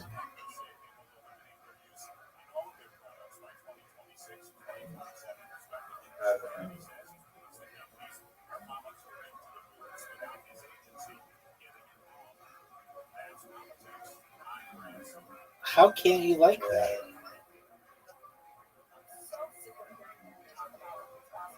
I think there's some good ones. Some good ones. Every single one of them is amazing, and you know it. Just speaking like fruit. It's so beautiful. I I really mean this. I didn't know how to describe it. I did, but I just didn't use the word. I'd be like Andy Warhol or whatever, and then eventually it's like I like pop art, but I absolutely love pop art. It's very 1960s, and I don't know. I just think that's a cool time. There's this kind of art. I don't know how to describe it. Okay, it's it's similar, but okay. There's this song. It's called Sunday. It's a really cool song, but it's the art in the song. Let's see here. What the fuck is that song? It was popular a couple of years ago. It has something to do with Sundays. Um, just one moment. Sunday song.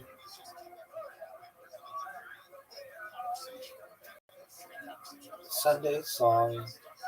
Pastels.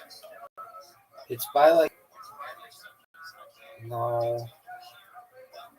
Uh, what in the fuck is this song? It's like very Barbie Dreamhouse. Um, it's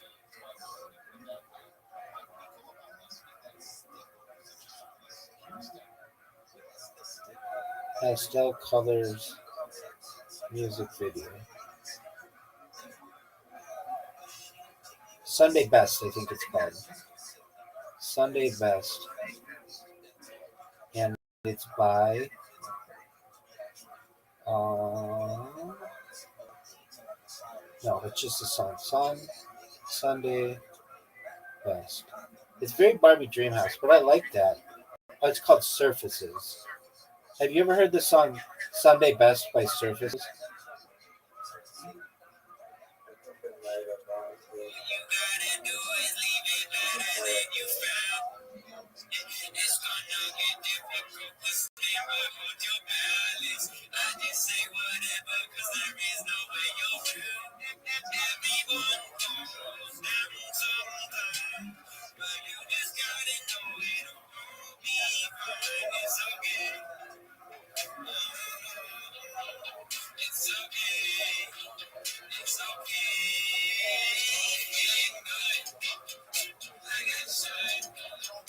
Feeling around the neighborhood, feeling blessed, never stressed. I like neon colors.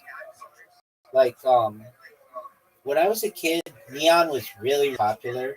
Like around the late '80s to early '90s, everything was fucking neon. And I remember like just children would um you didn't want to be like red or green or blue. You wanted to be like hot pink and electric yellow and like those kind of colors, like shocking green. Like everything was like really, really. I wanted to make a company that was making like 80s style streetwear because it's very vibrant, amazing colors, potent colors. There you go. And it's unfortunately been going out of style, and I think it's correct. Yeah, that kind of coloring is was very popular when I was a kid, and then it went to this weird world of purple and teal for the '90s. Purple and teal were very popular in the '90s, like teal especially. Like everything was teal. It's like that Dixie cup like logo. You know that it's become very popular, but it's like that logo that was on Dixie cups and now is all over. That's very '90s. And then the 2000s didn't really have the same color pattern. I think of like 2012 with like the rainbow colors, but and then like 2020 was like Black Lives Matter, so I think of that as like yellow and black and brown and stuff. But the 80s were very much um, neon colors, and they made this material color change from the 80s. It's called hypercolor, I think, or something. Um, yeah, hypercolor that would change when clothes were exposed to different elements. So if you like slapped it like with heat, it would change colors. I think like people don't do that anymore, but I think that could be really popular for your ski company. Never, what's that called? Just type in hypercolor and you'll see like if you were to put your hand on your chest, it would do an outline of your hand. The reason why it didn't work or the reason why it didn't last is because literally if you wash this stuff, it lost its like power. But if you didn't wash it, it would like it was really cool.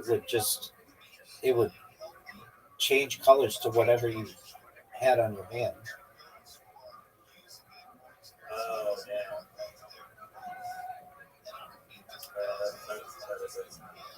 Yeah, but you could make a coating that did, I'm sure. They just didn't try hard enough.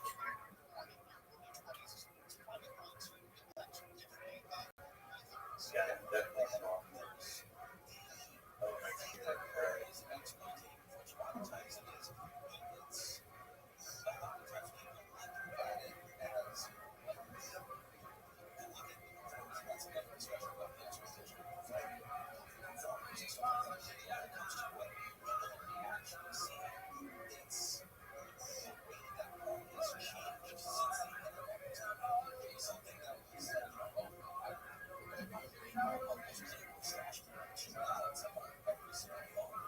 Dude, I fucking love pop art so much. It is so amazing.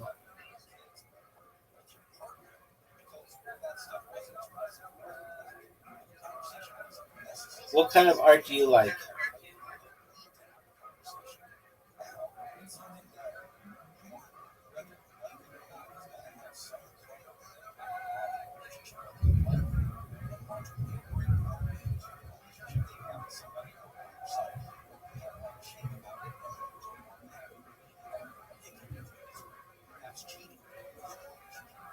What kind of art do you like?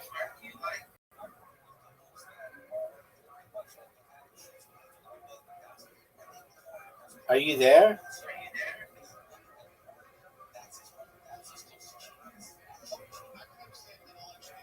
Riser.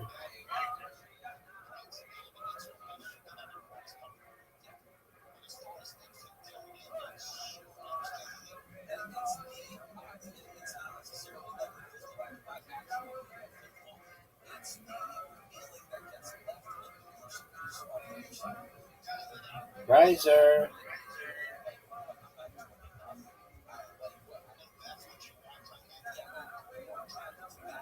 Riser.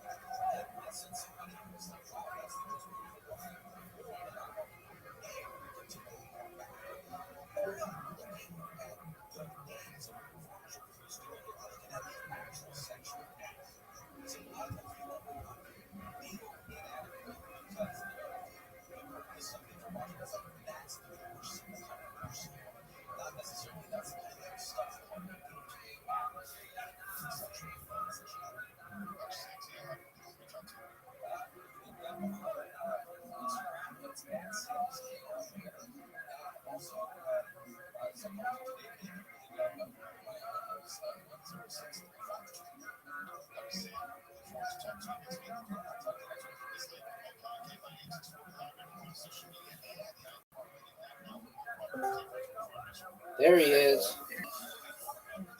What kind of art do you like?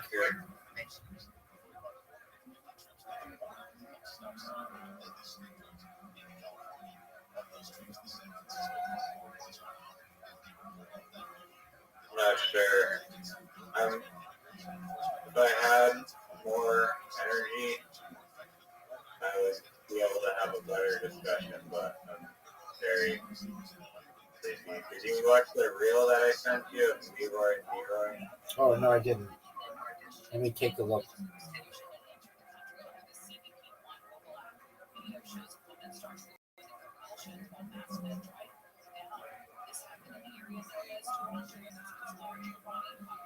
Okay, it's a big blue ring. When you're in Calgary, you've got to check this out. Everybody, to...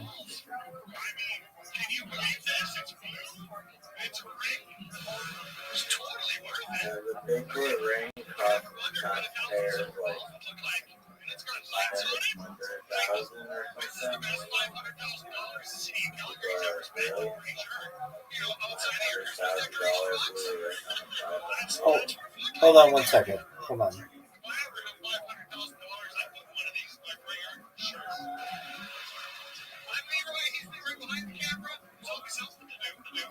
Wait.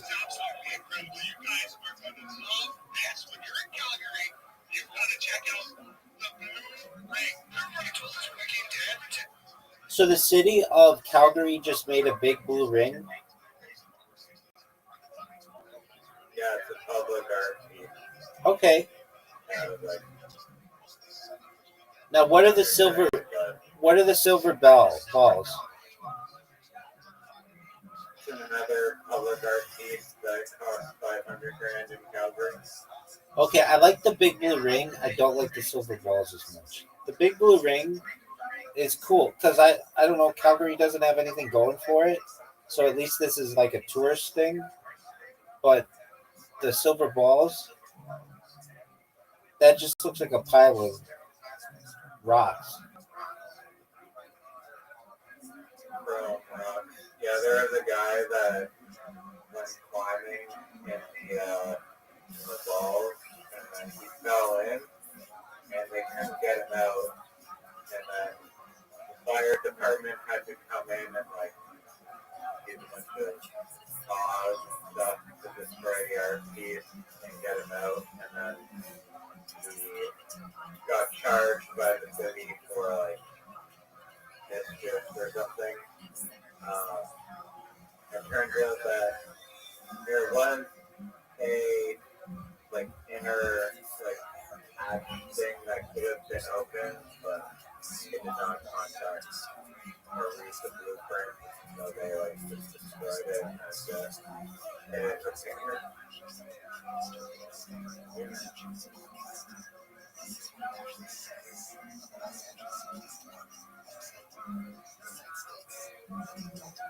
There's a tower downtown in downtown LA that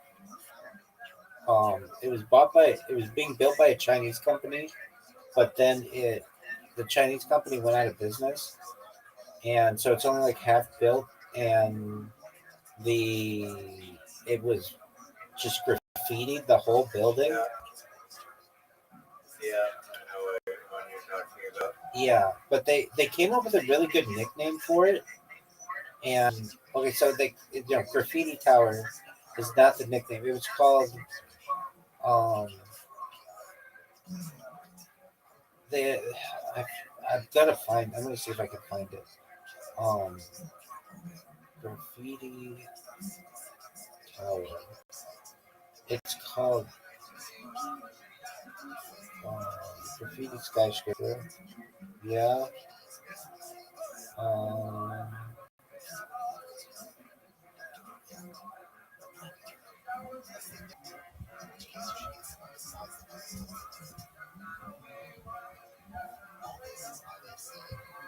man, it was like a really good name. It was like really catchy. The um,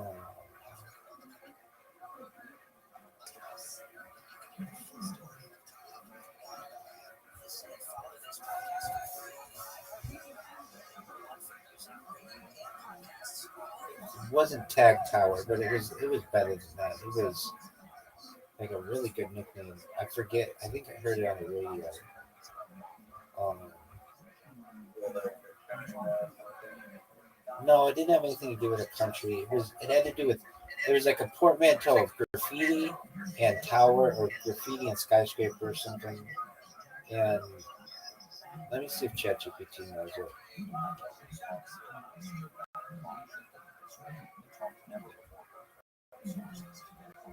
Yo, dog, what is the nickname of that graffiti tower next to Crypto Arena? There's a really good nickname for it, and it's not graffiti tower. It's like Tag Tower or the Fly Scraper or something like that. What is it? What is the nickname?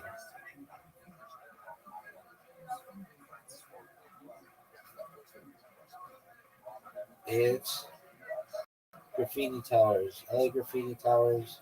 Graffiti skyscraper. Graffiti towers. No, it had a better name than that. And um, graffiti tower. The man, I can't believe I can't find the name of it. It was so good. When I heard it, I was like, "Oh, that is a hilarious name for it."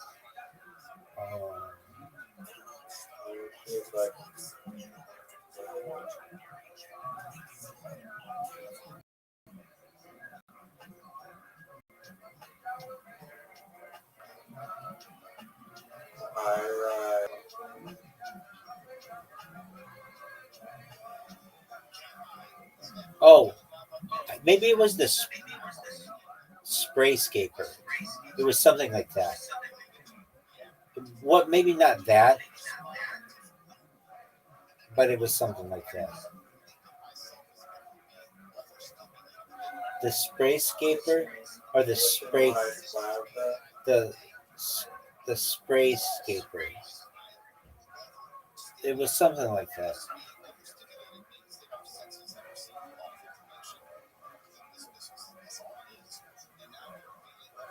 Or maybe it was just a spraker. No, it had a better name than that. But it was like the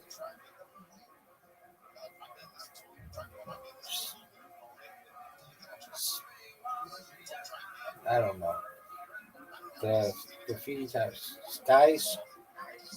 Oh, it's the Sky Spraker. I think it's something like that.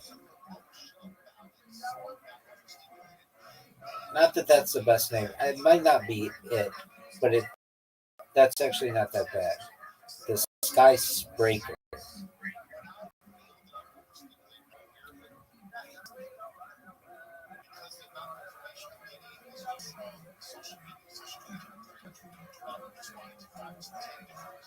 But I don't know if that was it.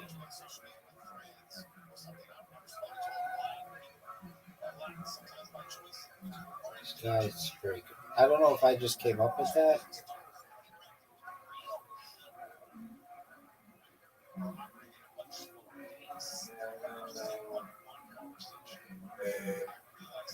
I know they fenced it off. Yeah, and they have the Blue covered headstone. and they have to have the LAPD there 24/7, and I feel like the Chinese company should have to pay for it. I mean, I get it. I get why they don't have to, and they went out of There's business. buildings that are covered with graffiti, Yeah. Not like that. Not like the whole building of like a skyscraper.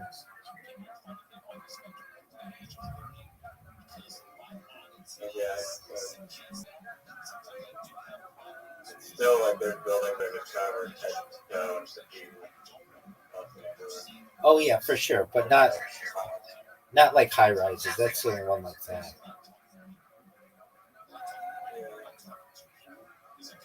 But I feel like that building could potentially be really popular in the future.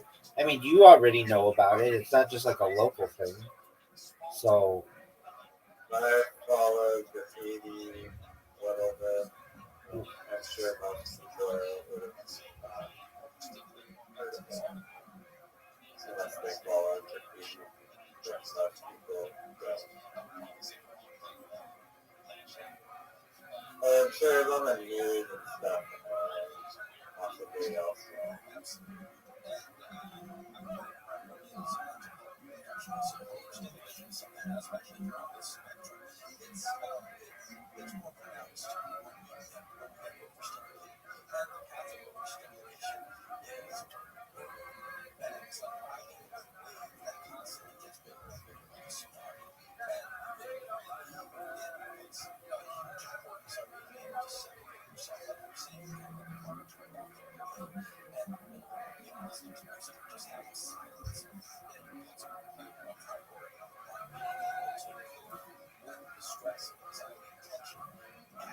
so what kind of art do you like?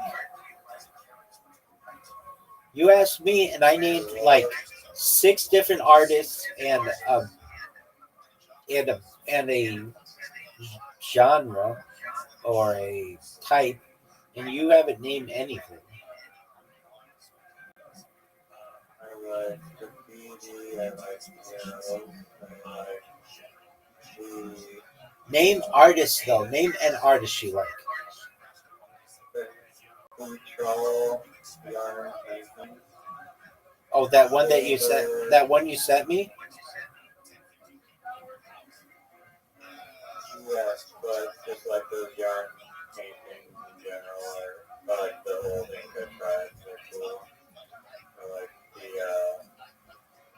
African tapestry woven art, otherwise known as textile art.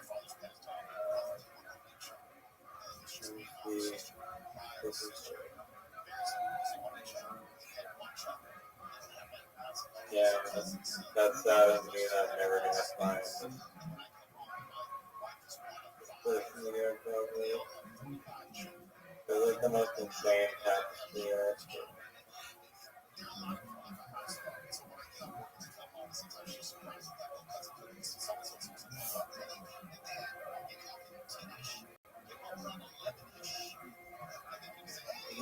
You know Alex Gray is? Yeah, what do I know? He's a UFC fighter, right? No, he's a psychedelic writer. Alex Pereira? Alex Gray. Oh, Alex Gray. Oh, apologies.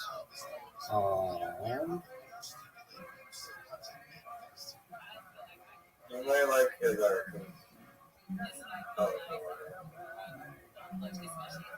Yeah, that's cool. Oh, I like that a lot.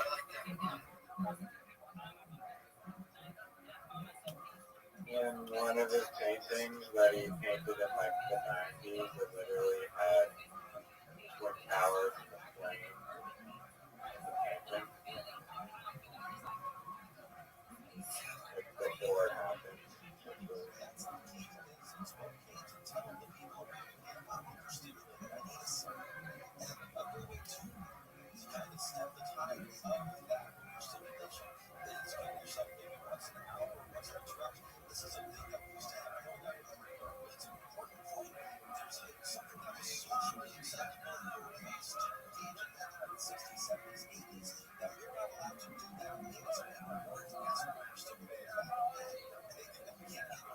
What were you saying? There was a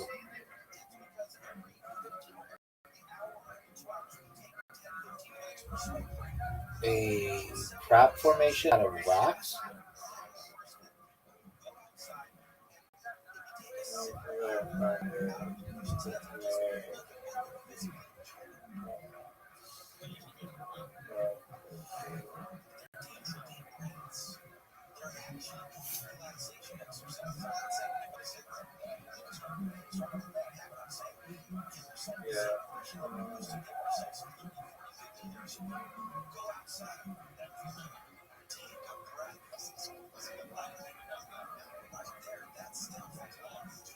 This is a better photo of it. You can see Facebook there, so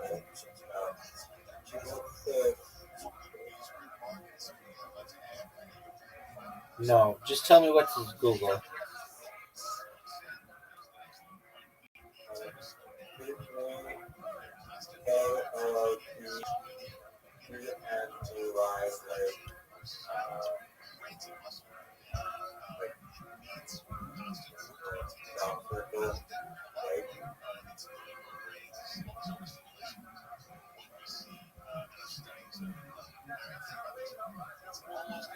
So it was rock though, or it was a crop circle? They're rock. But it looks like a rock.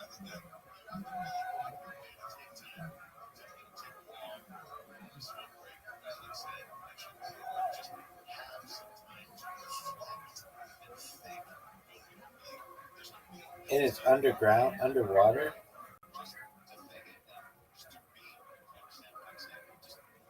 Yeah, I'm not sure if this is where I am.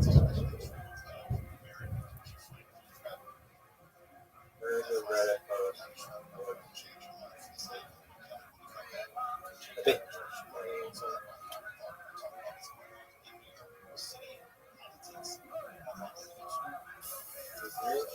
Underwater petrol. Okay, let me look at that underwater petrol.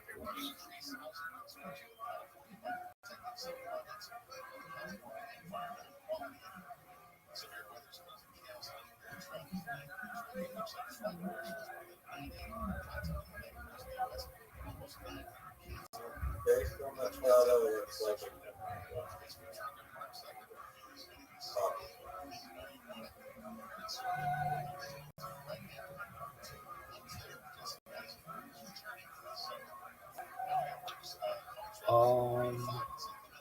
I'm looking at it, and it doesn't really look like anything. What are the mysterious? Oh, okay. Oh, now I see it.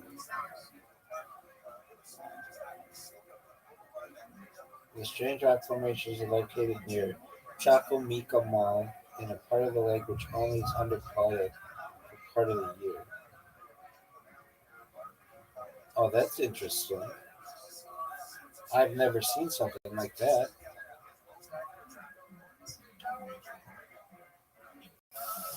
I like that. Whether it's natural or um, artificial, that's cool. Have you seen this thing, or is it just something you learned about?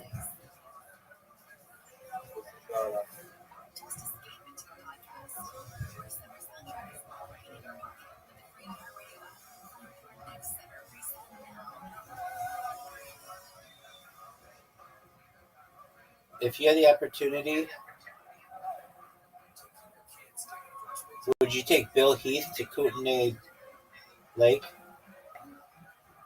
to show him the underwater rock glyphs? And William gave the Bill Gates impersonator. What did I say? The Bill, He's Bill. Bill is short for William.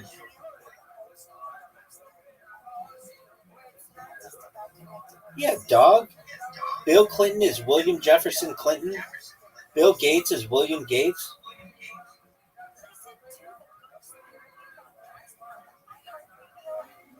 yeah, How didn't you know this? his roommates, no sense. It goes back to like medieval England. It was like a joke. It was like seen as funny. So like someone with the name Richard, they would eventually call that person Rich, and then as a shorten, and then Rick, and then it just, and then they would play on it I have one for you. to be Dick, Was and one that's of the Bob short for Robert. Same thing. Robert was shortened to Rob, and then they make it so that you had like a nickname.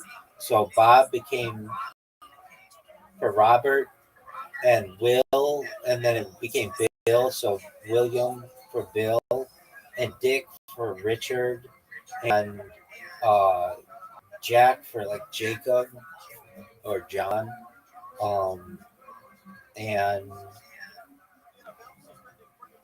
like Mick for Michael.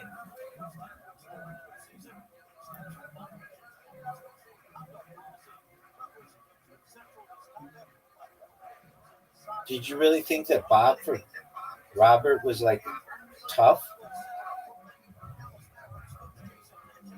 I mean,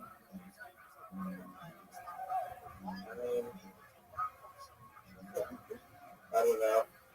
Like the ones that are weird to me I just wanted to know if you knew it. are like Liz for Elizabeth. That one that isn't that obvious to me. Another one is Peg for Margaret. That's an interesting one. Um, I think like Dennis. It can be like Denny. That one makes more sense. Um, oh, Candace and Candy. Um,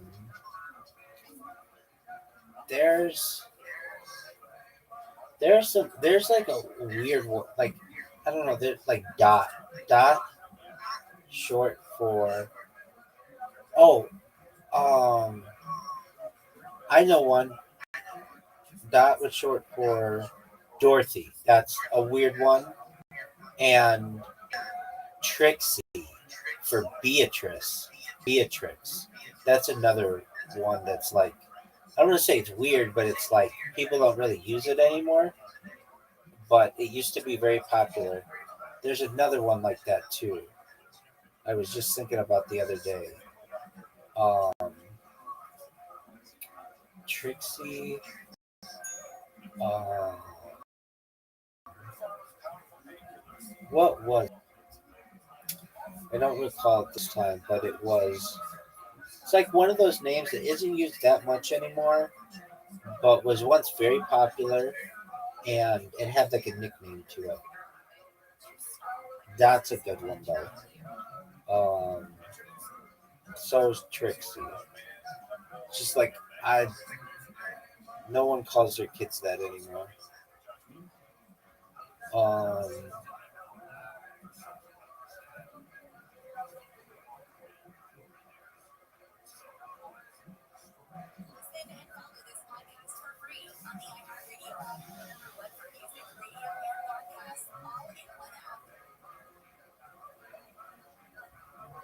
I'm gonna look at it.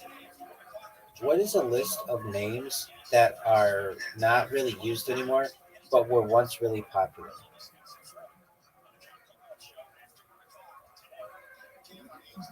Unused popular names.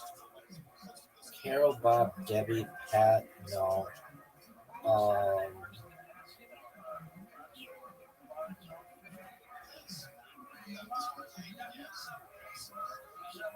no, these aren't like. I mean, some of them, like I guess, like Bertha, Mildred, but then they have other ones on here that are like still pretty popular. Keith, Ruth, Cody, Gary, um, Jim, Robert. Those are still pretty popular. Eleanor, Yeah, Mildred, I had a friend of mine named his daughter Eleanor, and it's like I don't want to say making a huge comeback, but to some extent, there are some that are making a comeback. it's not the worst. No, like Eleanor has all kinds of similar names that come off of it. Like it means illuminated in Hebrew, but there's like Ellie and Ellen and Lenore that are related to that. So it's not. It's like maybe the whole name isn't being used, but Ella, Ellie, um, Ellie, Ella, Ellen. Those are still like very popular.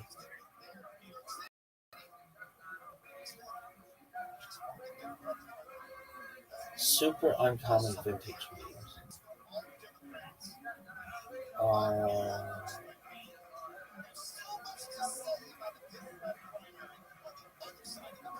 Mar- Margaret, I think.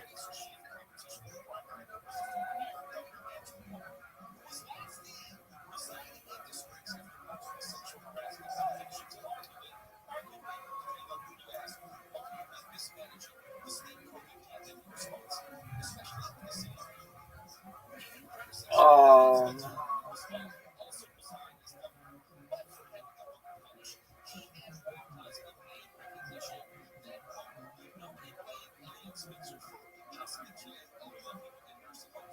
Top names of the last 100 years. Those are all still really popular.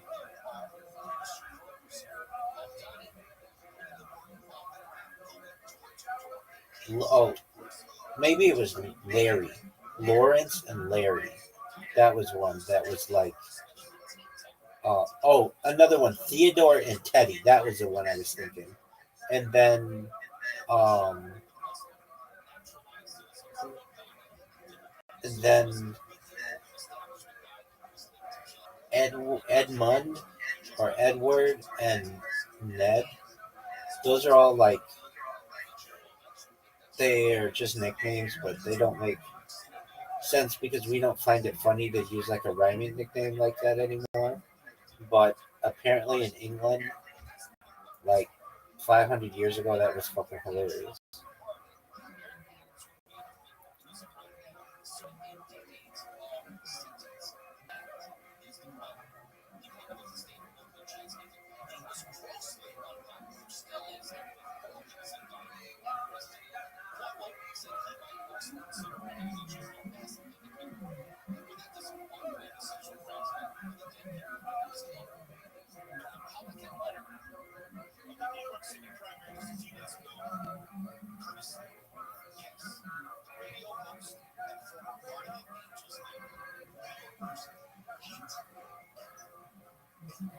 Oh man, I'm just reading about surprising gender bends. You've heard of boys named Sue, but how about girls named Robert and Jim, or boys named Daisy or Alice?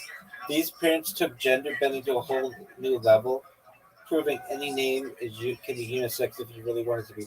Can you imagine a girl named Carl? Like, there were 45 girls in the United States named Carl last year, or like a girl named Dave. 46 girls named Donald. Like 10 boys named Emma. Like they're just gonna get shit on. 205 girls named William. 205 girls named Robert.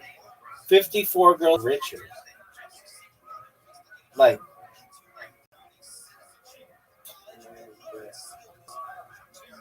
yeah.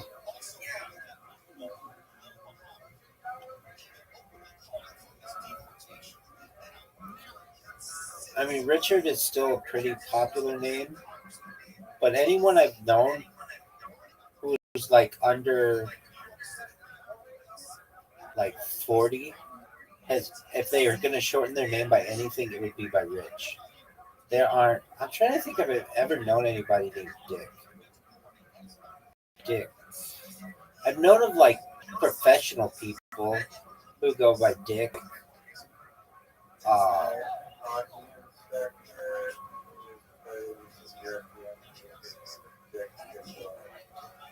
yeah, but who would I've known named Dick? They've always been like famous people, I guess. I don't even know famous people like named Dick. Like Dick, they'd be like Dick Tracy, like like not a real person. Dick, famous Dick, like Dick Richard Nixon was the big one. Like they call him Dick Nixon. I don't know if I want to just type in famous dicks, which I literally just typed, but I didn't hit enter because like, I don't want to get a whole bunch of garbage in my fucking shit.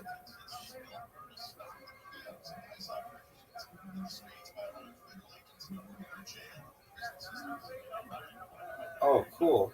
I got somebody new on Blue Sky who found out about me 13 minutes ago. Apparently, Rabbi Rothschild is a character on here. Good to know. I've never encountered him until now. It's always good to meet new people. I am just torching this fucking platform so badly.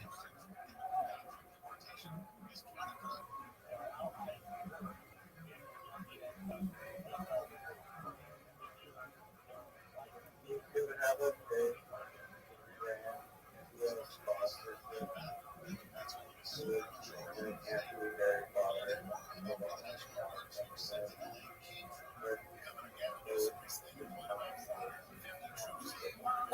A sponsor, a sponsor of a company. Yeah, Rothschild and Co. So it's investment banking. But like, if not that, if you're talking like a Fortune, like a Fortune 500 U.S. company, who would I want to sponsor me? Uh, it's a good question. Are you talking like a Nike or an Under Armour or Adidas or something like that? I mean, there are like companies that I'd want to do just because it's like kind of funny. Like, there's just, it's called like Summer's, Summer's Night or something. Summer's Eve. Summer's Eve. It's like a douching uh, cleaner for like women's vaginal canals. Summer Eve, I think would be funny. Um, but if you're like talking serious ones, um, oh, in that dream, Amazon changes its name eventually to be Prime. They just go by Prime, not Amazon Prime, but they just take that Prime and just make it everything because it's shorter than Amazon. It becomes really big with with syllables. Companies want it to be as short as possible. Eventually, I think I told you this, um, and I once heard it on the radio, but I've never read anything or heard anything more about it. Is Verizon and Facebook merge? I remember here. I remember exactly where I was. I was in a parking lot in this um at this like is in a parking lot like 2 miles away, like near this grocery store, and it was like 5 in the morning. And I remember hearing on KFI, the local AM radio, that Facebook is a new name. They're going to first go by Meta, and then eventually by Verizon, and and then I've never heard anything more about it. Meta. Um, what else? Uh, who, uh, for whom or by whom?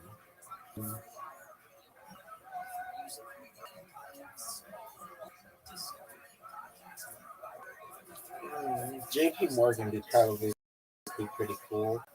But if you're talking like stuff that people know, like popular, Alphabet would be cool.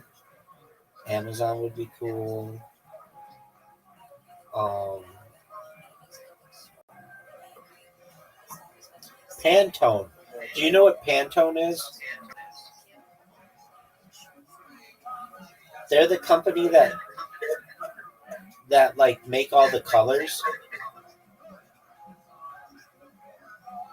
I would like Pantone.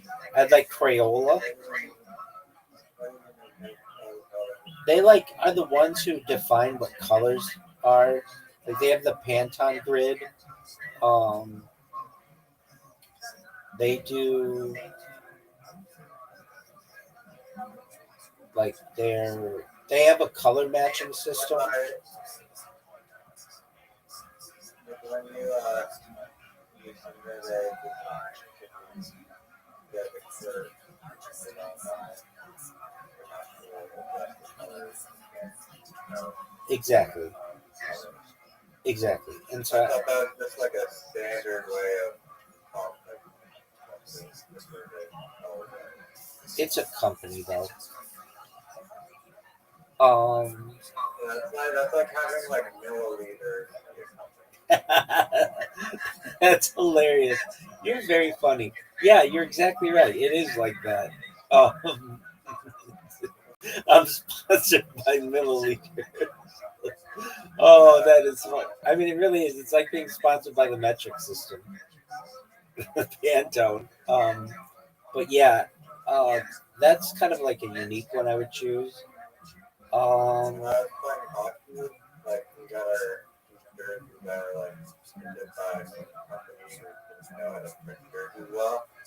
And on the back of each jersey, there's like a stop sign that was supposed to tell other players to not hit you from behind and like kill you, basically. But the company that printed our jerseys printed the stop sign backwards, so it's a Hawks. hilarious. I wish I still have, I might still have that jersey somewhere. Hawks jersey. That's hilarious.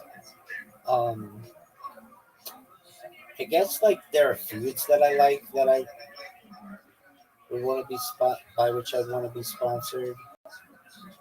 Um, but like I don't know. I like the Sriracha company. I've seen that on clothing. It's called like Julio Frongs or something. I have some right here. Um, You know it's what Canison is? Canison. Capsaicin. Capsaicin?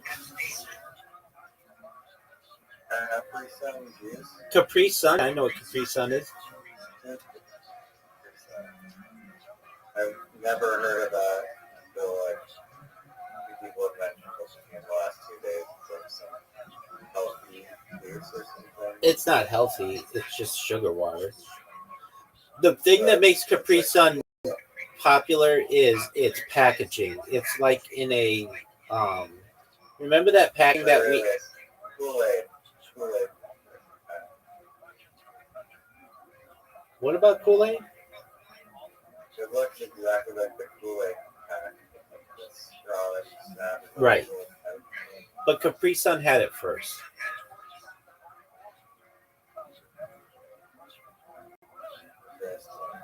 Yeah. You know I'd like to be sponsored by Yoo-Hoo.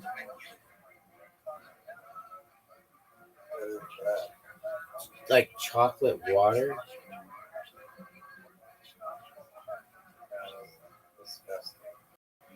You would think so, but it's amazing, and I can drink it faster than like any drink. It tastes like it's like I know it sounds like when I say chocolate water, it sounds disgusting. It's just like chocolate milk, but a little bit watered down chocolate milk. But it comes. It's not really like water with chocolate. No. It's I should have said it's like watery chocolate milk as opposed to like chocolate milk or water. But that becomes popular, and that starts getting offered in fountain drinks, and like like a fountain drink, you can get Yoo-Hoo, which you can't currently get, but that becomes popular. I would like to be sponsored by Yoo-Hoo. I'd like to be sponsored by um, oh, what else? Like Philadelphia cream cheese. I fucking love cream cheese bagels. And there's a kind of bagel. It's called Dave's Bagel. I'd be really cool to be. It'd be really cool to be sponsored by them. Ken's dressing. It's like a restaurant style dressing that's really popular, and I fucking love that dressing. I would like to be sponsored by. I mean, like Coca-Cola would be great. Um, I'd like to be sponsored, but actually, Coca-Cola is fine. Coke. I'd like to be sponsored by Cherry Coke because I think it's.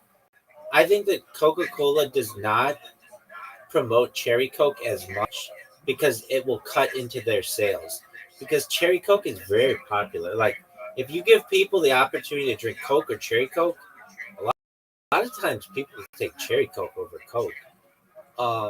I'd like to. Never in my entire life. Oh, dog, you're missing out. Cherry Coke's amazing. I.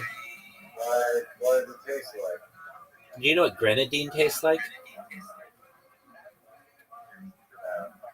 It tastes like cherry soda, but they used to make it. People used to make cherry Coke by. Okay, do you know what maraschino cherries taste like? Like regular cherry? No, it's like really candied cherries. It's like in a thick syrup. All right, so if you don't know, you know what a maraschino cherry is? It's like on the top of a sundae. Okay. So it tastes like that in Coke, and Here's what I why why do you think that Coke doesn't I mean, how many flavors of Coke are there? well, if you want to use, they make a machine called a Coca-Cola Freestyle, and I think you can get like perhaps infinite amounts because you can mix them together. But just in that machine, there are like over 100. No, I mean like actual like cans of like cherry Coke together. Oh, I'm in the Coke subreddit. I get to see it. Like they offer a lot of different kinds of. Vanilla.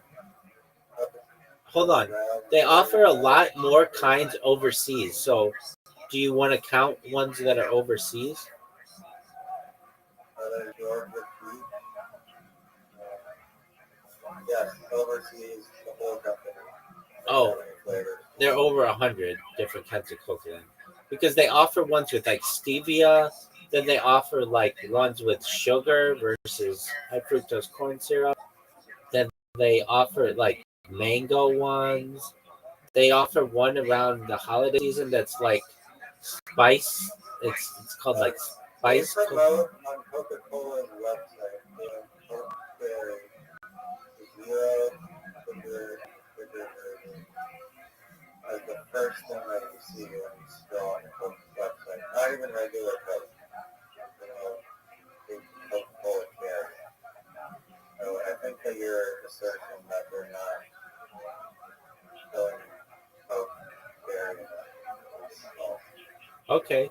I mean, it's just not offered in a lot of like fountain drinks. It's pretty rare. Um, what else? So That's orange, green. yeah. Well, and then they discontinue them a lot, and then they'll bring them back. They make like a Yeah, the Oreo Coke. What the fuck is that? yeah. People said it was terrible. I mean, I just remember what people said on Reddit. They would get all excited for it, and they're like, "This tastes like garbage." Um, Can't imagine that. I can't believe they actually would even try that. yeah. Here's an interesting one. Why is Coke brown? Like of all of the colors to choose, they chose brown.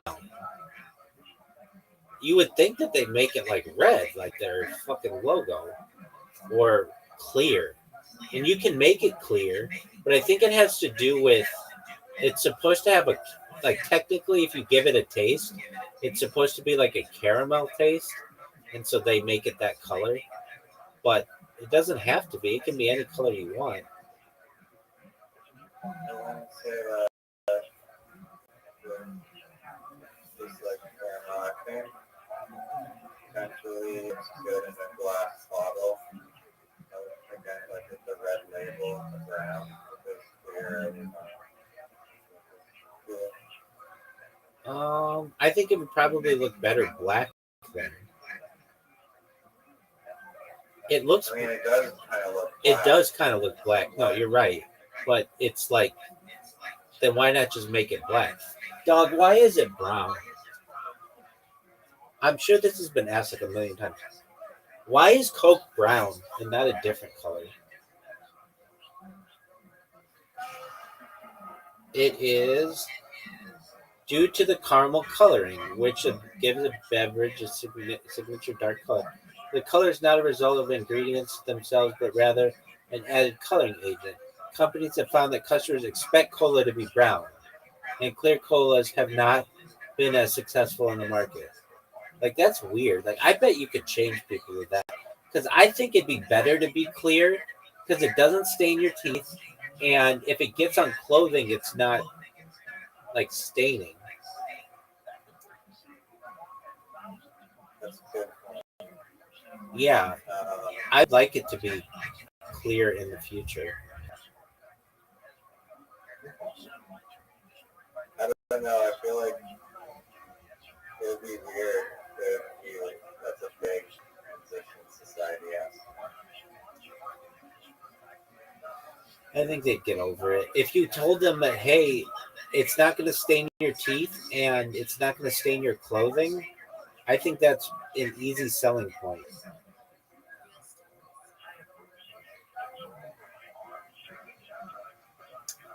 I don't think it's a bad idea at all. I think it's a $1 billion idea. I'm sure they thought of it. They just don't have anybody to push it. If Michael Jordan came out and started drinking clear Coke, people would think that's baller as shit. They used to make something called Crystal Pepsi in like the early '90s, but it never really took on. It wasn't the same taste though. If I think people would be shocked if you had the taste of Coke in a clear container, they would just be like they have their minds blown. Like I think it'd be very popular. How many types of Coke in a style machine are there? It's like Coke freestyle types. There are over 100 different options. The machine provides access to 165 different Coca-Cola Cokes. Because you can Diet Coke and caffeine-free Diet Coke and caffeine-free Diet Cherry Coke and caffeine-free Diet Vanilla Coke. I mean, there's like, and then you get into Coke Zero. Every flavor has like 8 different options. You know why they offer Coke Zero? Because they want to offer a low calorie or 0 calorie. They want to offer a 0 calorie drink, but targeted at the male audience because they have found that men associate Diet Coke with women and they don't drink it. But Coke Zero, if you ever watch, like, at least in the United States, sports, Coke Zero is like advertised a lot. And it's supposed to be like more a manly drink. Though, if I've ever had it, it tastes like aspartame, like really like artificial sweeteners. It does like way worse for you later on. Yeah, that generally. I like. Well, cherry Coke is just like it's not as. I know you say it's on the Coke website. I'm on the Coke website right now, and I don't see. Okay, now I don't see it. I see Coke, Diet Coke, Sprite, Fanta, Smart Water, Minute Maid. So you're not on the Coca-Cola URL, like Coca Cola.com. Yeah, I am. Yeah, I am. I can send you the website. The Coca-Cola Company. Coca-Cola. COCA-COLA.com. Yeah, no, I see it on the main page. That was not on the main page. If we're gonna explore brands and hit Coke. Wait. I have to explore the brand though. Okay, so I would expect it to be under Coke, but it's not like it's on the front page of Coke. Okay. Dog. You are now we're deep into it. No, that's okay. That's okay. But here's another weird thing about it. If you look at the cherry Coke label, it looks just like Coca-Cola. Like it looks like Coca-Cola. The cherry's really small. It's like not that easy to see. It's pretty easy to see if you have eyes. No, but I mean, even the color is like barely, like almost the same. Like I'm used to type in 1990s cherry Coke brand or maybe logo. It was purple, and then it was this really cool, like, I think you'd like it. It's very like hipster, not that you're a hipster, but it's very like I don't know if you'd like it, but I kind of think you would. I don't know, it's kind of like graffiti like. Yeah, it just was a lot different than what it currently is. It currently looks like Coke, and people get it messed up a lot because the labels are very similar. Like, I know you're like, well, it says cherry Coke on it. Yeah, it does, but it's Also, the color purple on it also should tell you that it's not a regular Coke. yeah, but it's not like that obvious. Like, it's not like a different color. It's like, or it is, but it's not like okay, looking at them, like the Coke Zero is like the Coca-Cola is in black, and I don't know, the Diet Coke is like in silver. The orange cream is different. I the cherry Coke is, I don't know, orange cream. That's new. No one's had that. They have California raspberry. I've never seen that, and I know it's called California raspberry, but I've never seen it anywhere in California ever in my entire life. Where is it?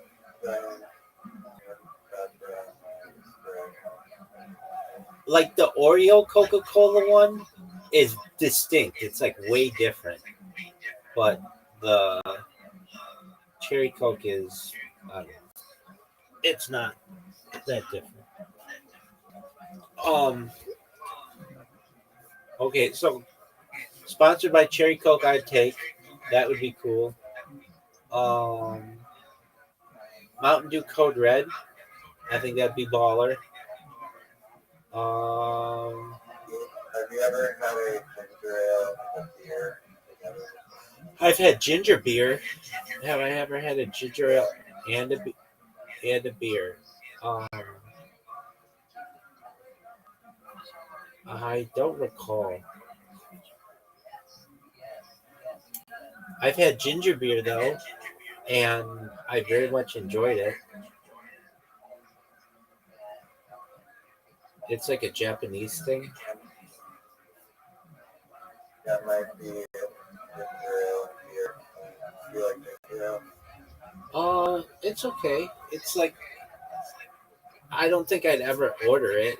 Like there are literally like 30 things I would order before ginger ale.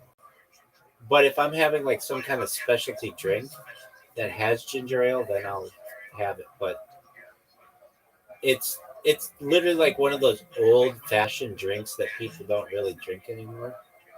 Um, I'm trying to think of the last time I had a ginger ale. Oh, you like ginger ale? Do you like Canada Dry? Yeah, that's like the monopoly of ginger ale. I'm in agreement with you. Um, I didn't know. Is that a big thing in Canada though? Do you drink that? Yeah, is it a Canadian company? That I don't know. Yeah, they're owned by, it is, no, it's not a Coca-Cola product. It's owned by Dr. Pepper, which is Dr. Pepper Schweppes. Keurig Dr. Pepper. Keurig Dr. Pepper Schweppes. Yeah.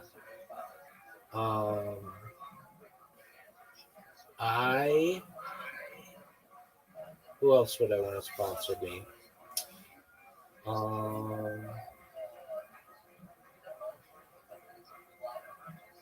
Like Trojan condoms.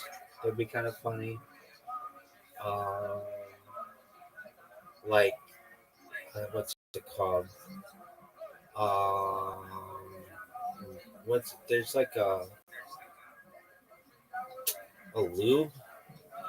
I forget. It's like a popular lube. It's not like Adam and Eve, but it's something like Astroglide. What else? Want to be sponsored by? I'd like Home Depot sponsorship with the wine. Rockstar, not the drink, but the video game company.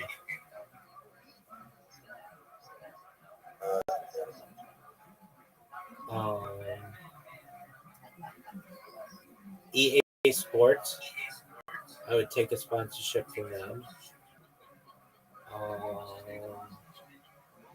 Hitachi, I would take a sponsorship from them because they make the magic wand.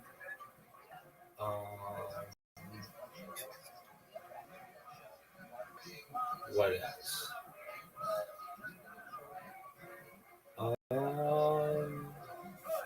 Tesla would be cool, but not for the car, but for the robotics. Boston Dynamics would be cool. IBM, I would really like IBM. Microsoft rules. But I like IBM even more than Microsoft, I think. There's something cool about like an old BIM. I mean, it's not that old, but I would like to be sponsored by William. oh, that's hilarious. Yeah, I'd be sponsored by Dumb Starbucks and McDowell's and Hungry Jack. I like to be sponsored by strip club to work at. Right. There's a berry company, like 3 assless chaps for life. yeah. It's called Driscoll's Berries. It's really popular. I'd like them. Chiquita, which should be United Fruit Co. That would be cool. Um, which like literally like used to used to like uh was more powerful than the governments of like Nicaragua and Guatemala and stuff. Um, there are like weed stores or like there's one that I really like. It's called Grove. I would really like to be sponsored by them. They make like vaporizer. Oh, there's a vape called oh, it's a German company. They make the volcano. That would be cool. Um, if we're talking, I was kind of just focused on American companies, but if we're talking global companies, um, DJI. Do you know what DJI is? They're the drone company.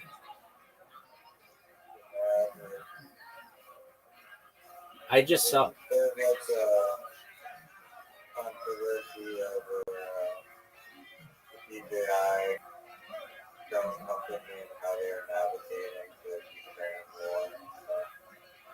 Oh, that's interesting. Do we enable these soldiers in Ukraine to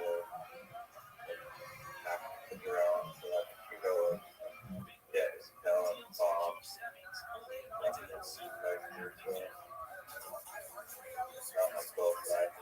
I saw this thing last night of a tour of the DJI building. Its headquarters in Szechuan or Shenzhen, I believe, and like this huge tower. It towers, and it's like the first in the world where two towers aren't the same size. Like usually towers are the same. Like if you're like a twin tower, like both towers are 100 stories or whatever, but one is 40 stories tall and the other is 44 stories tall, and they have like this sky bridge between them. The first four floors of the DJI company are like it's like a store. It's like an Apple store, but for drones.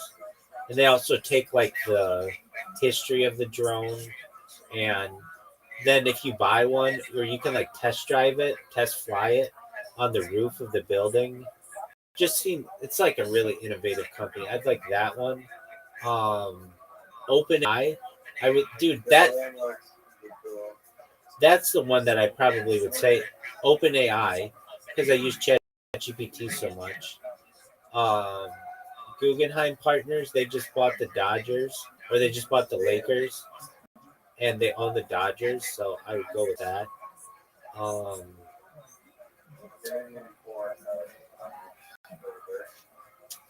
yeah, that would be tight, but I don't know. Um, those Canadian companies, you got to be careful with them. That would be cool. Reddit would be cool, but that's Condé Nast, which is owned by some other company, so that would be really cool. Yeah, I would want to be sponsored by subreddits. The Fighter and the Kids subreddit, the Nathan for You subreddit, not even the Reddit. Like I want to be sponsored by the subreddit. That would be amazing. I'll be sponsored by the Right. Let's see here. What else? Would I have a method of eating watermelon that I think other people have done, but to my knowledge, there's no term for it. It's basically like you cut the watermelon in half, and then you start eating it like with a spoon and just using the like a watermelon bowl? as a bowl. Yeah. And you just keep scooping it out. But there's no actual term for that process, so I've eaten it that I way. was thinking of just calling it Bowling. bowling, like you bowl the watermelon. I think it is called that. I've eaten watermelon that way. So you can't call it spooning, because that's already business. Yeah, bowling a watermelon. But I guess bowling is already, right? Bowling has nothing to do with bowls, like the sport. I have no idea. or maybe it's just called half. How to cut a how safe is it to eat half cut and wrapped watermelon? No. I've eaten it that way. I like it because then you can drink the watermelon juice and whatever. And it's like it doesn't get on a plate. It's like a almost like a coconut. Yeah. I'd like to be sponsored by Lockheed Martin and Boeing, L3, Harris, Halliburton, British Aerospace, El Al. I'd like to be sponsored by Raphael. It's like a company that makes like the waterproof food, like they made them before like every other company in like the 2000s, and then they made it to the next company. Gore-Tex? Deckers. Deckers? Skechers?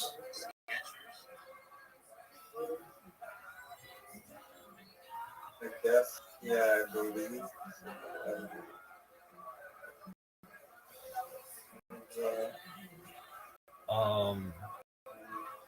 I'd like to be sponsored by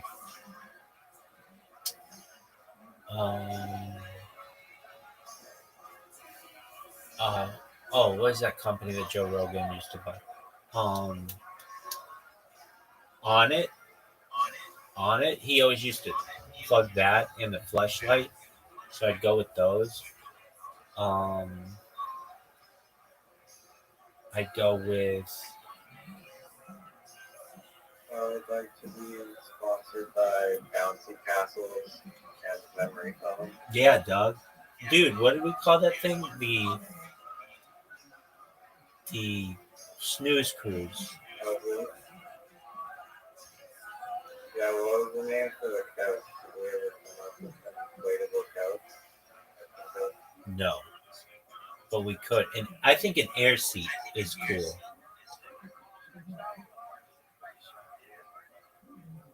Yeah, the air seat is actually quite a good name. Thank you.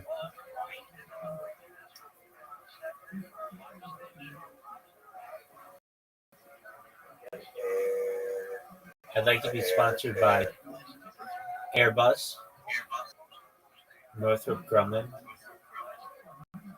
Those would be cool. Airbus will get sued by Airbus. No. That's different. I was just naming the company. We'll call it Dumb Airbus. Dumb Airbus. Just everything, just add dumb to it and take over the world.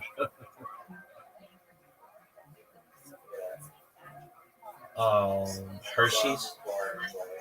Hershey's Ghirardelli. Those would be cool. They make a Dubai chocolate now, which is apparently. This is a realistic sponsor potentially is Belgian Holocaust Breaking or any cool cocaine supply. Like Rust-Oleum. Rust-Oleum is not great paint for heroes. Okay. It's good for destroying property and painting things. Very good to know.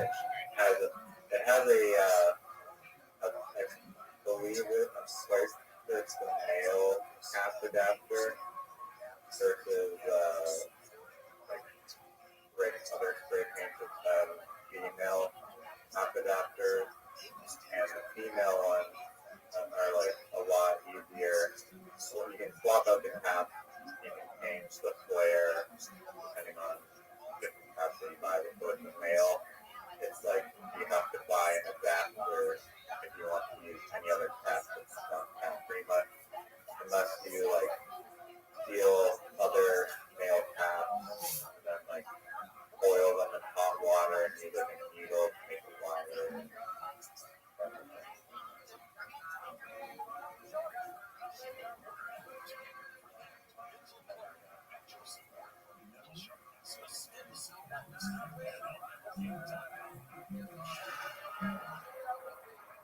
Samsung would be really cool. LG would be cool. Mitsubishi, Toyota, Honda, Suzuki, all of those companies. They're like they're like 9 Japanese car companies. They're like Nissan. Do you know the reason why like Japanese car companies like it's strange? You think that like China or Korea or Thailand, Vietnam, anywhere in like Asia would have like car companies, but they're all seem to be concentrated in Japan. Yeah, it has to do with like after World War II, they transitioned their business strategy and focused on the American market.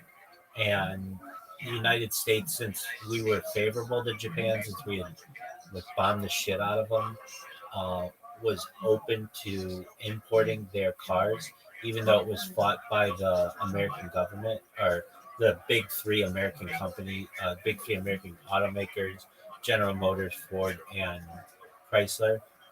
And China does not allow imports of its vehicles into the United States. So we felt bad for bombing them basically and then let them scale. It was to help their economy. Let me make sure that's right. Why does the Japanese auto market dominate since World War II, but like China's does not? Korea's does, like they had Daewoo and Hyundai and stuff. Um, yeah, I know it's because of efficiency and all that. I know they're good cars. The question is, Japanese has not achieved the same level of dominance as China. No.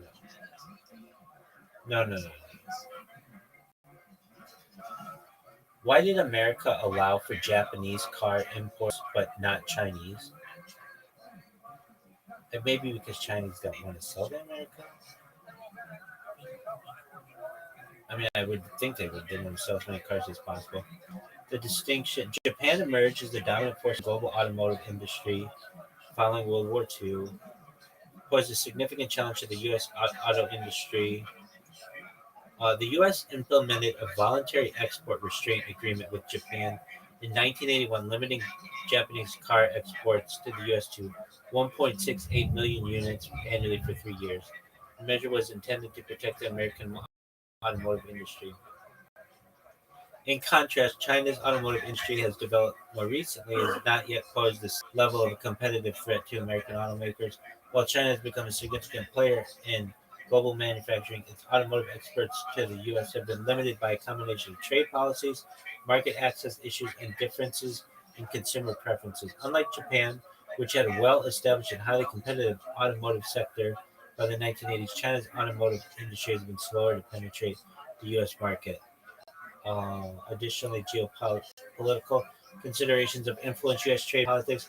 Relations with Japan during the post-war period were characterized by strategic alliances and economic cooperation. So, yeah, we were trying to help their economy, particularly during the Cold War. In contrast, U.S.-China relations have been more complex, so it hasn't been as good with China. But also, China's industry is much younger. But we do it with Korea, Daewoo, Kia.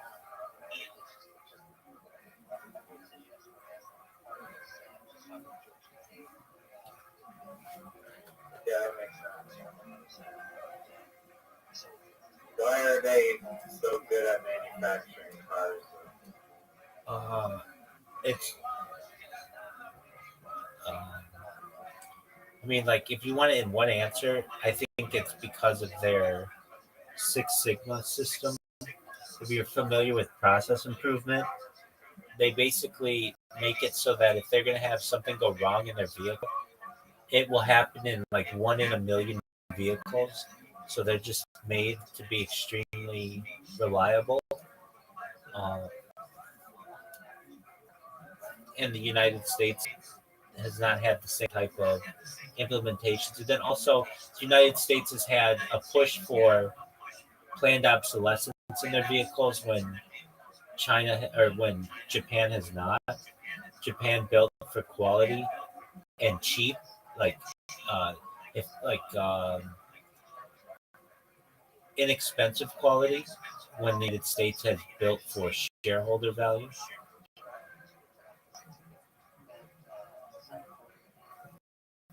Let's look up the why are Japanese cars so reliable in the United States, but American cars are not.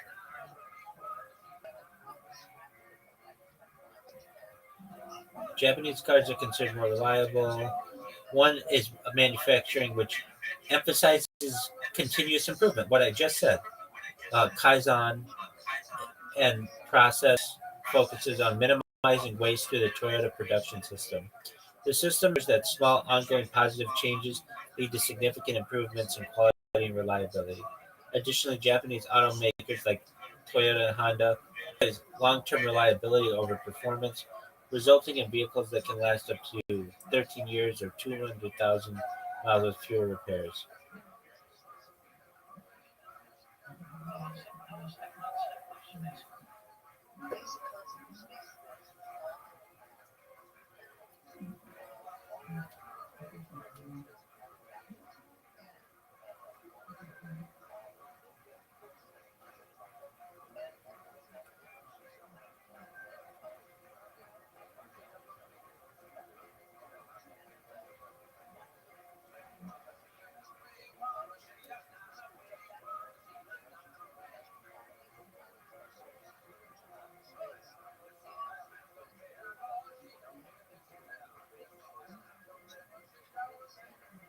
What kind of art do you like? What is the name of it?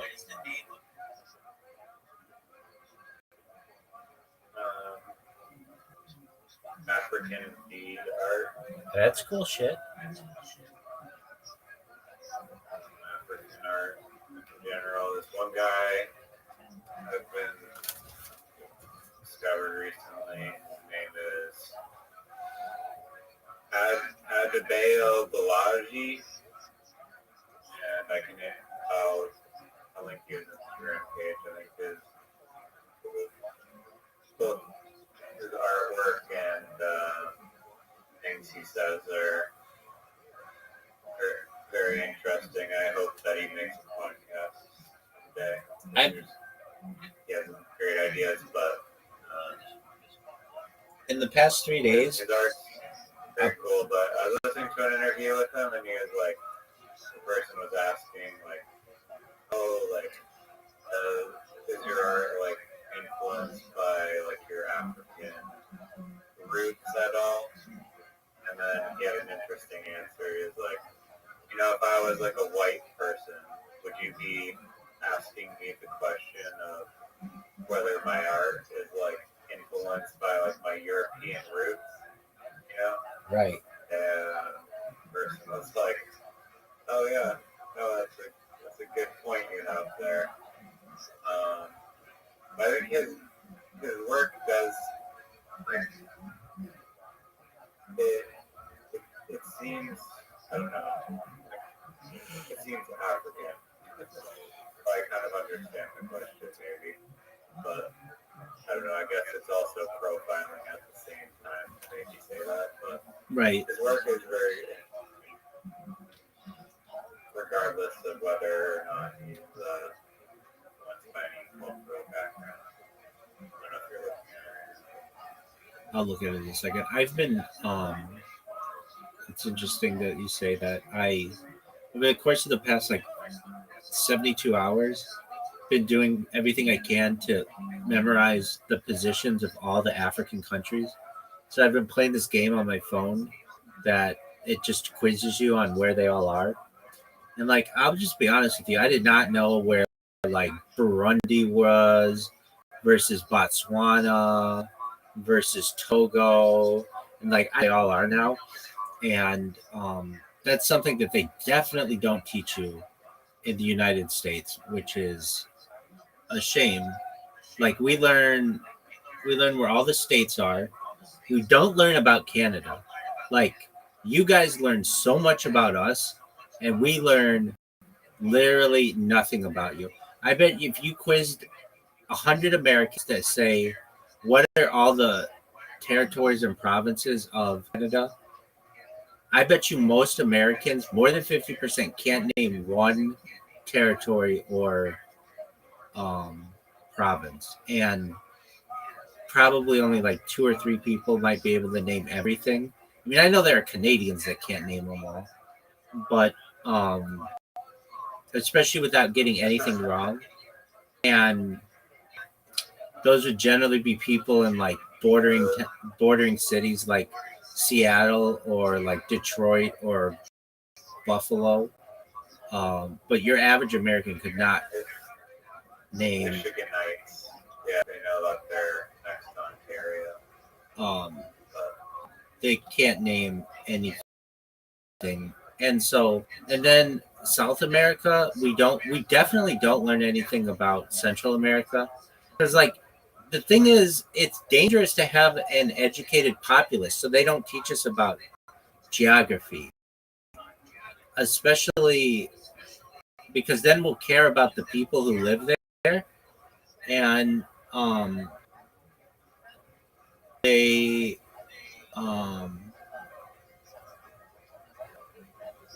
they so okay, so what am I trying to say? We learn about Europe because that's where most of us come from, though that's changing because it's become really Latinx has been a huge increase over the course of the last generation or two. But we don't even learn Europe that well. I bet you most people in America can't point out where Liechtenstein is or Estonia. We just don't learn that. I think, yeah, it may not be taught in school because it's not particularly relevant, but people look at maps a lot, and I think that a lot of people, I mean, there's 275 countries or something, so it's hard to know where shit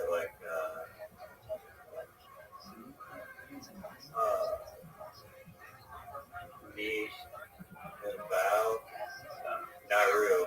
Do you know where Nauru is? Naru? It's well, don't look it up. Do you know where it is? Naru? Don't look it up. Do you know where it is? Am I spelling it correctly? I'll tell you after you tell me if you know where it is. I don't know if what you're saying. You're not saying the room. Yes, it's a country called Nauru. Where's Nauru? Okay, you don't know where it is.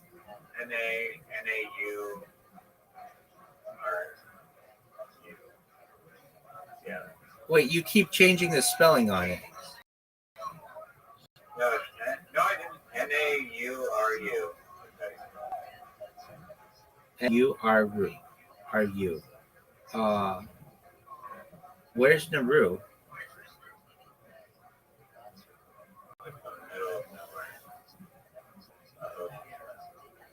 Yeah, that kind of stuff we definitely don't learn. I'll learn it. I'm trying to learn them all. So I started with Africa, and I've also been doing this thing for the last. Why are you doing the Africa? Because It has the most amount of countries, and it has like 55 countries and territories and stuff. And I really like Africa, but I mean, I like African people. I've had a lot of friends, not just African American friends, but um, people from Africa. I've had friends from Malawi and Ghana and Uganda and South Africa, and they're just really kind, nice people. And um, I am just doing my best to learn like all the countries, and I've been doing this thing with flags, um, learning all the flags, and like there are some flags that are so similar, like Poland and Indonesia are just flipped white on top and they have red on the bottom. One's red, one's red and white. And like Monaco, Indonesia are the same, but just a different color red, slightly. I mean, there's just like all kinds of really intricate um, differences I've been studying. I So I've been doing flags, and so I've got basically all the flags down. Though there are some like islands still. They're not like even countries; they're just islands that I've been doing. Um, so I'm gonna do Africa. They have the Senegal flag with like Senegal, Cameroon, they all look the same. They're like a star, red, white, and green, right? yeah. Mali is similar, but Mali doesn't have the star. They're all very similar. They're all in Iraq, Egypt, and Syria, and United Arab Emirates and wait, and United Arab Emirates and Kuwait. They're all that red, green, and white. Um, yeah. And then there were ones that I used to know that changed. Like Libya used to be just a green flag, but after Why would they use like the same flag if they're like right next to each other? There has to be a reason for that. yeah, it's because it was like the Middle Eastern partnerships, like to be like it was called like the Arab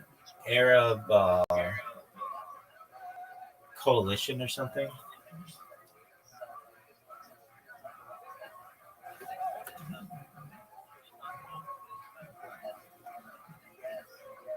Why do Jordan, United Arab Emirates,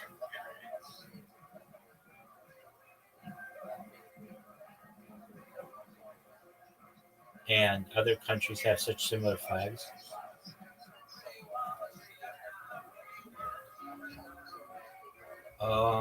Pan Arab. That yeah.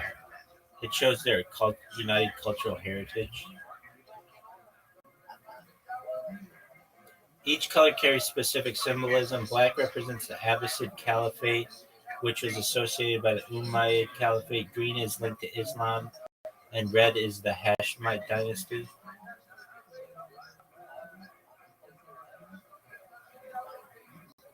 I think the provincial flag's cooler than country flag usually. Yeah, I like city flags. Yeah. Cities have flags. Oh fuck yeah, What? fuck yeah, Cities have their own flags. definitely. And people fly them with pride. LA's got a really cool flag. It's red, yellow, green. Um, New York's got one. It's like What was the first flag? I actually know this. It's Nepal. No. Yeah, Nepal has the Why would oldest. you say that? I just know I this. guess I know this as a fact. Nepal's number. Oh, hold on. Nepal is one or two. Denmark, actually, Denmark might be first. No, I think it's Nepal. continuously used. What are the oldest flags that are used by countries? Um, Denmark apparently is the oldest one that's still in use. But that wasn't like the first flag ever to. no, that would be like banners from like earlier than the Roman Empire and stuff. But no, there's something to Nepal being maybe older than Denmark. There's like they don't really know how old it is necessarily. Why does Nepal have like a triangular? It's an excellent question. Yeah, because it's the oldest, the only non-rectangular flag. No, that's not true. Switzerland. Why does Oh, Nepal have well, triangular. triangular flag? Also, the Vatican has a like a square. It's the only country with non-rectangular. The design has historical and cultural significance. The flag consists of two juxtaposed triangular figures, creating an irregular pentagon with the okay. It's believed to symbolize the Himalayan mountains. The flag's shape reflects Nepal's historical resistance to adopting the regular flag that has been prevalent since the 19th century. Okay, is Nepal the oldest flag continuously used by a country? I read something like it. There's an argument to be made. So the flag of Denmark is older, 1625. Flag on the Nepal on the other has been used since 1743, while the Nepalese flag is unique in that it's the only non-quadrilateral national flag in the world. It is not the oldest continuously used flag. It's very old though. There's a reason why I said that. I mean, I knew it was Denmark, but there's something to the age of the flag of Nepal. I don't know. Maybe is there an argument at all to be made that the flag of Nepal may be the oldest flag continuously used by a country?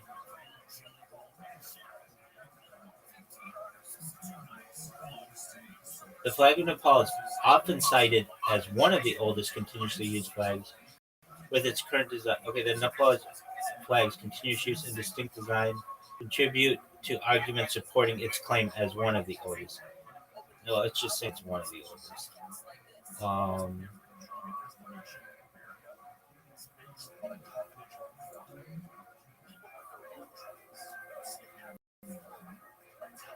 Oldest continuously used national flag. Yeah, dude, I have a friend in here who's from Nepal, and okay, this is what it was. This is the thing that I saw. Oh, it's third. Uh, Denmark and the Netherlands are older, but I knew Denmark. Um, yeah, I have a friend in here. I've always wanted to go to Kathmandu, and I know a lot about Nepal more than average people because I've studied to some extent the Sherpa people, and they're not portagers. They're not the people who climb to Everest or other mountains, though that is a common career that they take. They're a people that's known as the Sherpa people. Um, I mean, I know just some facts about it. It's got the highest airport in the world, and like basically, Is it the highest city in the world or no? well, it depends what you define a city as. What is the highest city in the world by elevation?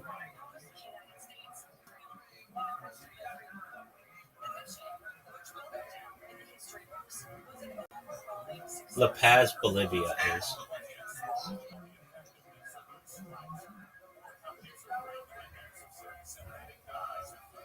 You know where the deepest cave is in the world? Um, yeah. Well, I know where it was in the United States. I think isn't it in like Vietnam or something? It's in Georgia. Oh, okay. That's interesting. Huh? The city of La Paz, though, it's like they. I think I might have watched a video on this because they installed gondolas as public transportation. But it seems like, yeah, I guess, I don't know. So I don't know. I guess it can.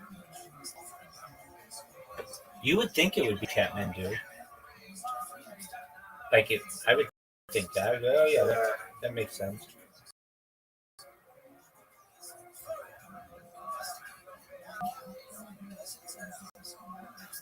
I guess, yeah, no. There's like little, like tiny places that are in cities. I've got one for you. What is the? I mean, this is like subjective, but generally, what is considered the widest river in the world? Widest. Yeah. Is it in Africa? No.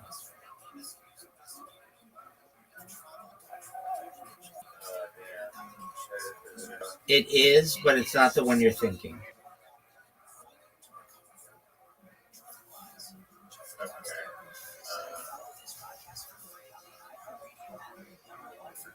It's the Rio de la de la Plata, also known as the Silver River. It's where Buenos Aires is and Montevideo. You can actually see it how wide it is from space. It's like 160 miles wide. It's very wide, and it runs into the ocean.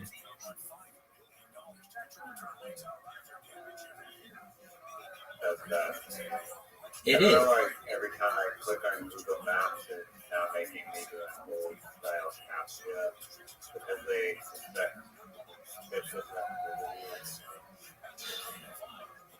I know why. That data is very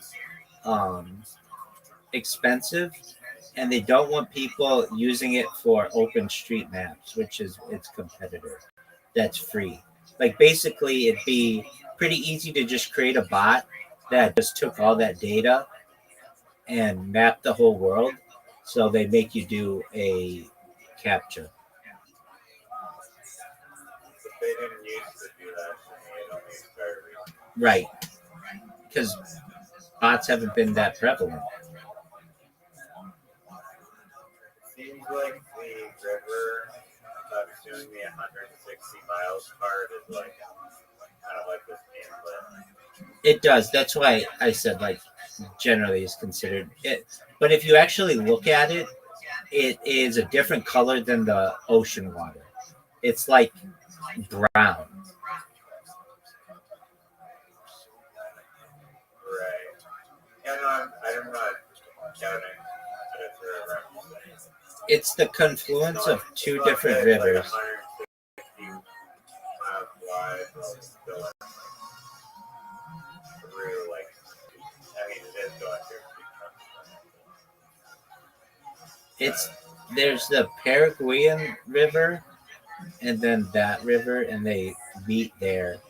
And I know what you're saying. Like it looks like, well, this could be ocean, but if you look at it from a satellite view, it's a different color, and the salinity does not get brackish until you're pretty close to sea. The Amazon has always fascinated me. Yeah, it's either the longest or the second longest river in the world. There are arguments between the Nile and the Amazon. But did you know that there's not a bridge over it? Like you can't drive over it because it in the rainy season it rises like 3 feet in the air or 30 feet the water rises 30 feet above the ground, and it's not practical to build a bridge. I think you eventually could. I'd like to see one built, but there are just a bunch of different tributaries as well, so you'd have to keep building different bridges. And so the best way, the the Amazon River, so the best way to cross it is free.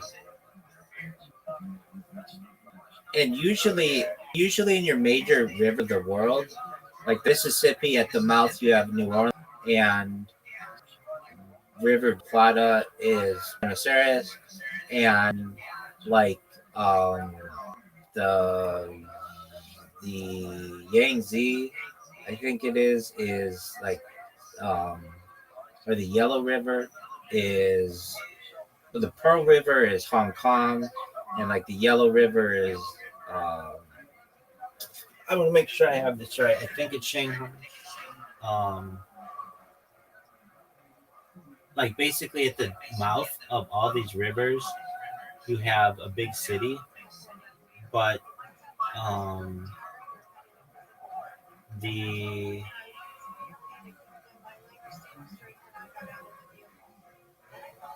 Yellow River is Shandong. Hold on. So it's Yangtze of Shanghai. Let me make sure that's right. Yeah. The Yangtze is Shanghai. The Nile is Cairo, but there isn't like the same at the Amazon. It's because the Amazon's so wide. It basically creates islands at the mouth. It's it's the largest tributary system in the world. Tributary system in the world. It's the largest watershed. It's absolutely giant. It's a fascinating river, and as you can tell, I'm pretty obsessed with it. Do you know what the longest river is in the United States?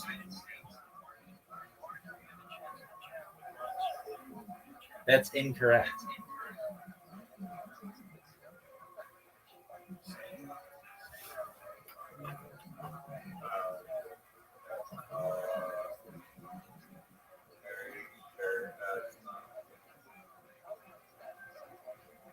Are you absolutely sure? Yep. Rio, no. I mean, according to Google, it's the longest river. No, it's no, it's not. No, it's not. Which one? Was it? It's the Missouri River. No, by 1 kilometer. It's pretty close. Longer by 1 kilometer. Is that true? Okay, according to Wikipedia, the Missouri. Yeah, you're right. By 1 kilometer or 1 mile, 2 kilometers. And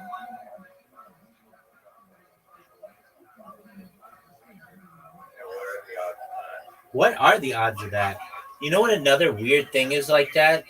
If you look up the square miles of the United States versus China, it's freakishly close.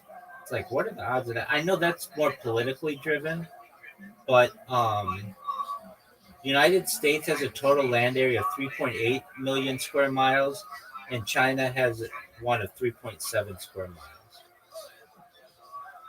Yeah, the funny thing about the projection of the map is that it makes everybody still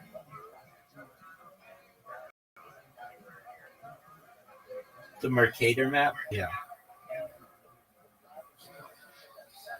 You know what the biggest island is that is not Greenland or Australia? Yeah, I think so. Hold on. I mean, I think I could just figure. Well, I mean, arguably any continent is an island, but if you get past that, um, so you're asking, what is the third biggest island in the world? Is that what you're asking? Yeah. I believe it's Madagascar, is it not? No. Hold on. How about the Hold on. It might be free fish for club.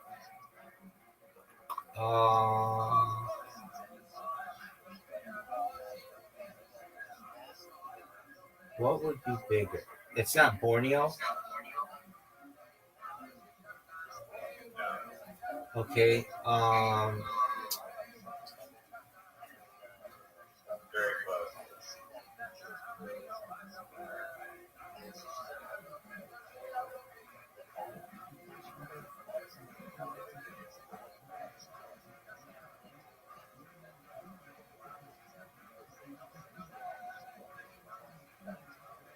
um,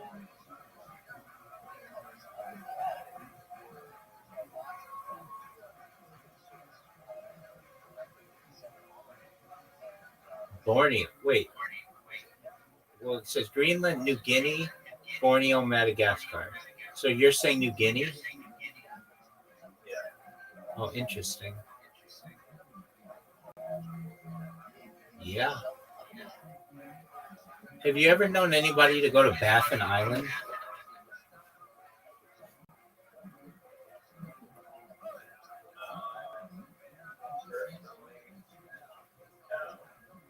Well, yeah, how is that not?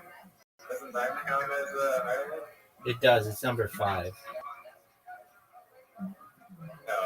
No, it's the projection map that makes it look way bigger. Way bigger. It looks huge. It's literally half of the size of the U.S. Dude, Greenland always looks so big. When I was a kid, I was like, Greenland's huge. And it's also at the North Pole, which it is not.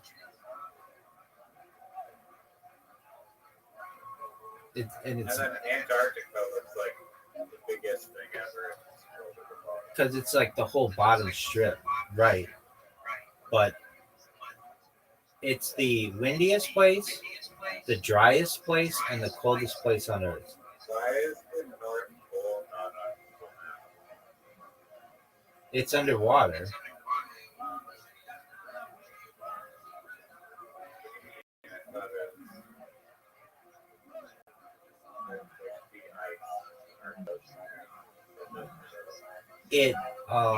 It depends what time of the year.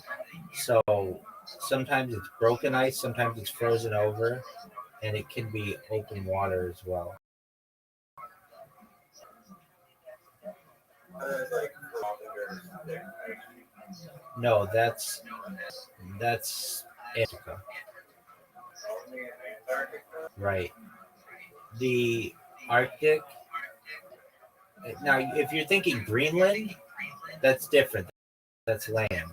But if you're just talking about the open water over the ocean, it can freeze. Generally, what it is just like this broken up thing of like broken up ice most of the year.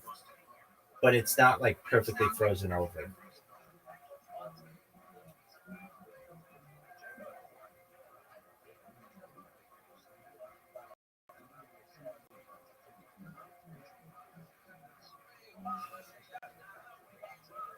I thought it was literally like a 4-minute, like mile thick ice.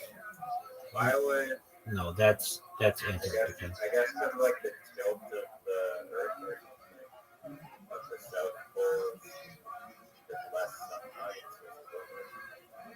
No, the South Pole has land. It's a continent. So, like, the ice and stuff can build up on it. The North Pole is just water.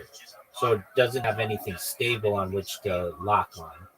Like it does on Greenland, but Greenland isn't directly over the North Pole.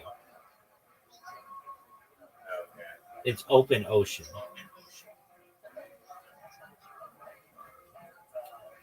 Does the North Pole ever have liquid water without ice over it?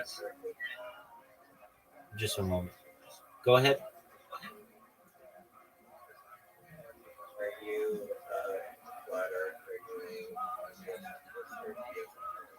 I'm a heliocentric believer. You know what? I have to go back. Um, the Arctic, okay, so the ice is typically 3 to 4 meters thick at the North Pole, with ridges reaching up to 20 meters in thick. Uh, what about in summer, though?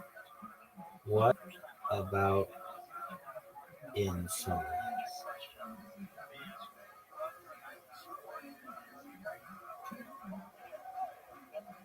During the summer months, the North Pole experiences notable presence of liquid water, primarily in the form of melt ponds that leads to openings in the sea ice.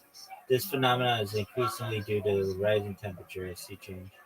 In recent years, the Arctic ice sea mass, Arctic sea ice, has become thinner and more fragmented, resulting in larger areas of open water near the North Pole compared to the past.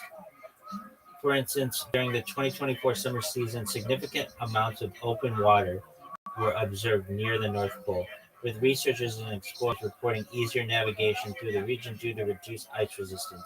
The luxury polar expedition ship Commandant Charcot was able to reach the North Pole through openings in the ice, highlighting the changing conditions in the Arctic. And despite these changes, the majority of water at the North Pole remains frozen for the majority of the year. I mean, that's what I thought. But with the sea ice typically ranging from 2 to 3 meters in thickness. However, the increasing presence of liquid water during the summer underscores the rapid transformation. So it's it's generally frozen, but it does break up, and it's not like miles thick like Antarctica.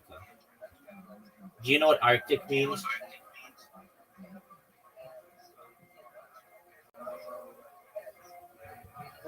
Cold.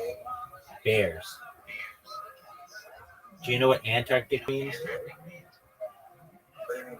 When you say bear, like Yeah, grizzly bear? yeah, it's like Latin for bear, but it's not because of polar bears, even though it works out that way. It has to do with Ursus Major, the constellation, which means like big bear in the stars. And then Antarctica means no bears, which it does work out that there aren't bears at the South Pole, but it just meant that that was not where you could see Ursus Major. Versus. Yeah, Oh yeah, it's the great bear. Oh, wait.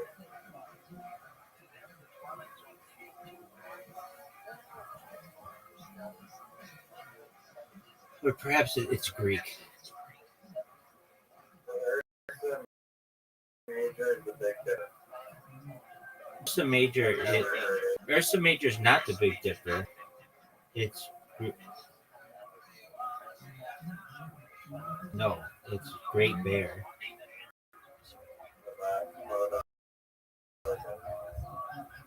About, I don't. I think it's different. oh no, the big dipper is a part of Ursa Major. Okay. So halfway. Okay. I mean that's good in my book.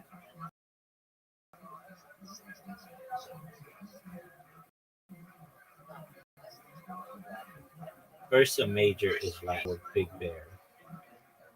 Comes from the Greek word arctikos, which means near the bear. But a lot of people think Arctic bear because that's where polar bears are, but it doesn't have anything to do with that. It's because of Ursa Major.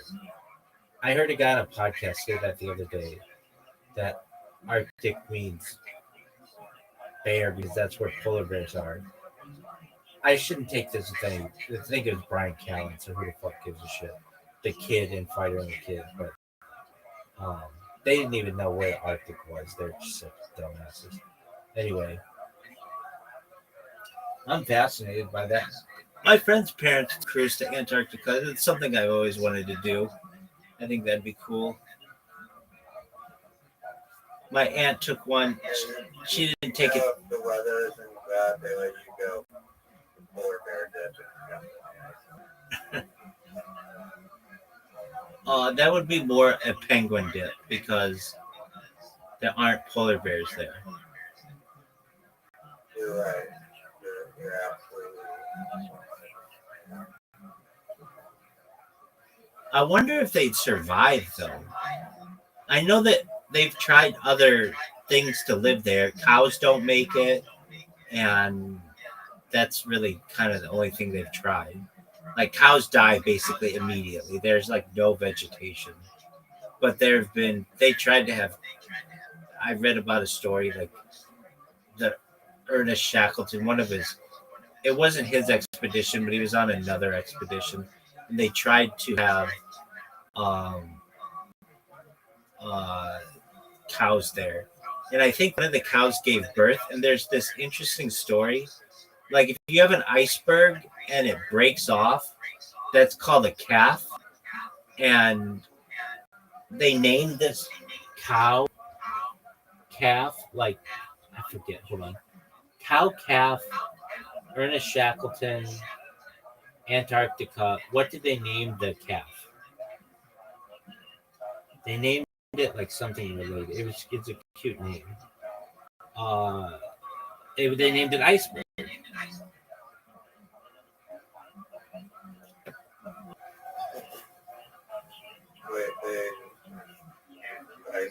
Iceberg doesn't like that. So it's like an iceberg. When part of it breaks off, it's called a calf.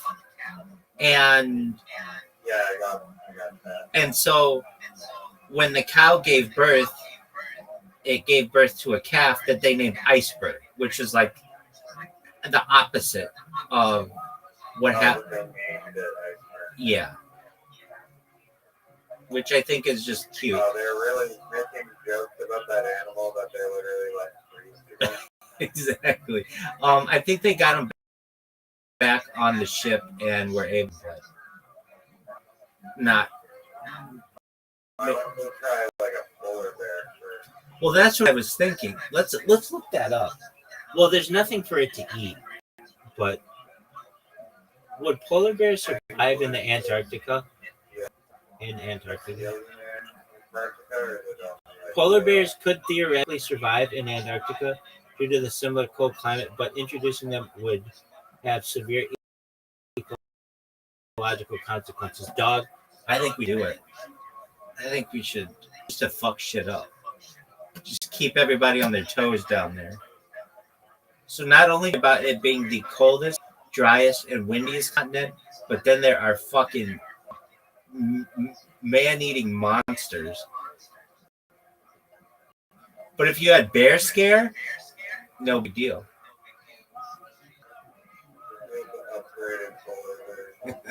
Well, that's right.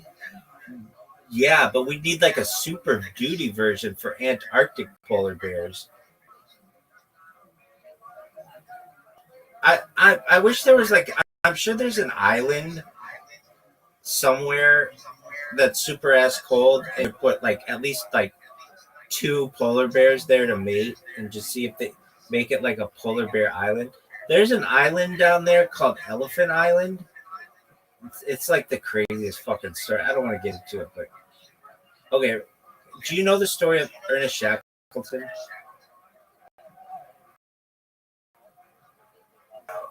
It is the most, probably in my opinion, of any survival story I've ever heard in my entire life. His is the best. So basically, he was born in, I think Ireland, moved to the UK, started studying under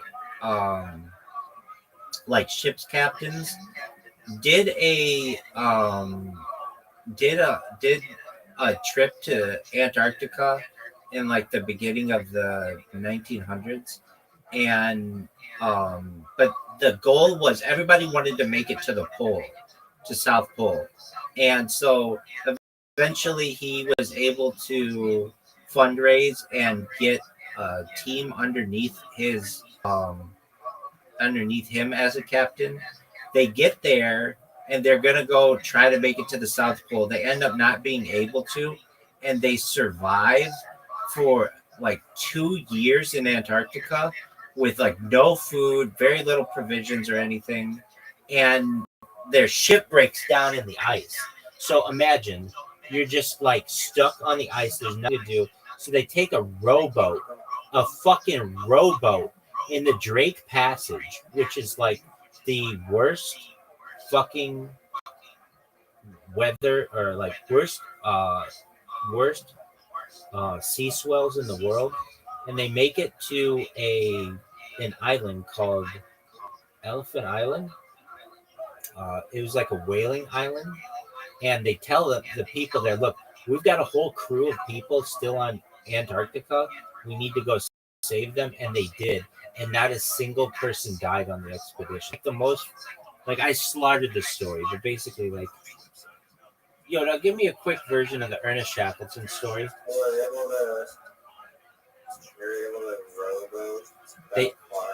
They rowboated like hundreds of miles. Yeah, Ernest Shackleton, he was an Anglo-Irish Antarctic explorer who led British expeditions to the Antarctic.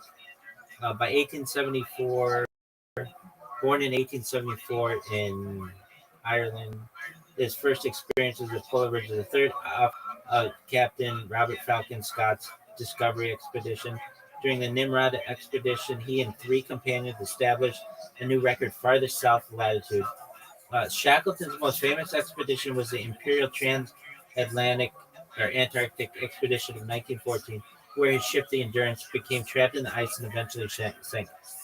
Despite the loss of ship, Shackleton and his crew survived after drifting on ice for months before reaching Elephant Island. Shackleton then embarked on a perilous journey to find help, ultimately rescuing all 27 men. Like, I would model my life after this guy. He would just had an enduring spirit, but he cheated on his wife, and so I've never been really happy with him because of that. Other members of the ship? Does he look like a? Did you say did he look like other crew members? No, was he cheating with the? No. It was somebody in England, if I recall correctly. No, there were only men who were on the ship.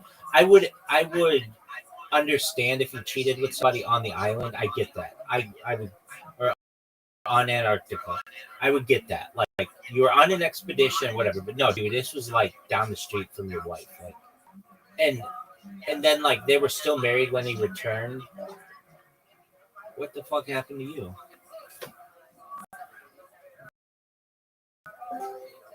There he is. And it happened in England. Like it wasn't like on the trip or whatever. And then if I recall, they weren't very rich from this. And they just did like speeches around different units after it was all said and done. But dude, this fucking rowboat story is the most fucking fascinating story. And that's not even the worst of it. Or, well, I guess it's really bad. But they get to Elephant Island, and the way Elephant Island is shaped, you couldn't just go around. Like, it didn't have like a smooth beach. It was very rocky. So they had to climb over a mountain and then slide down and they got to be like going like 40 miles an hour on like a slide, and basically like slid into the city. And the people who like welcomed them, they were like, motherfuckers look like dead, like they were zombies because they had just been in Antarctica for 2 fucking years. Then they got on a rowboat, got to an island, but they didn't even get to the right side of the island. They had to then climb a mountain and then fucking slide down a mountain to get here. Exactly. Yo, what about the rowboat? How big was the rowboat, and like how many miles did it have to go from Antarctica? And then talking about them having to get to Elephant Island and then climb a mountain and then slide down the other side. I've listened to this story on a podcast. It's called the Explorers Podcast. I've listened to it a dozen times, and every time I listen to it, it's just like, how did they do this? Shackleton's endurance expedition involved extraordinary feats of navigation and survival.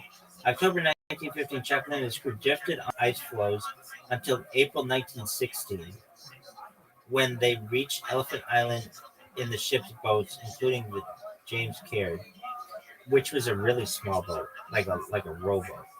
Elephant Island was approximately 800 miles from South Georgia, the destination Shackleton chose to seek rescue. That was another thing too. It's like, how do you find an island? It's like you know how easy it is to just miss like your destination. You could, if they had missed it a little to the left or a little to the right or a little east or a little west, they would have never found it. Realizing the need for an, they had what? It'd be so sketchy just hoping that you hit an island that's supposedly one direction. Exactly. And on top, you're exactly right. And on top of that, it's not like the ocean there is still. It's like swirling really quickly. It's actually a different ocean that hasn't been talked about a lot. Normally, people think of the four oceans: the Indian, the Atlantic, the Pacific, and the Arctic. But there's a fifth one that was introduced at the beginning of the 21st century called the Southern Ocean. That's basically the area south of like South America and Australia, and it just basically swirls in a circle around Antarctica, and it's just like it's the most dangerous sea in the world because there isn't any land to stop it, and so the speed of the water is really incredible. The swells are really big. So The Lee Field documentary that I watched a while back, but this guy built his own like yacht to like race around the world, starting in South Africa. Like the Great Passage, like the hardest part of the race. People died along it. okay, so the lifeboat they took, it wasn't a rowboat. It was 6.9 meters long, so 22 feet long. But that's not big. I mean, that's still very small. It's a lifeboat. Modifications made. Oh yeah, and they had this carpenter, Harry McNish, and like I would read or I'd hear about these stories, and they didn't get along. Like this carpenter didn't get along with some of the other people there, and it was like it was just absolutely madness. Um, a model of the James How Caird. do other people survive if they're trapped? Yeah, so they had they pulled seals.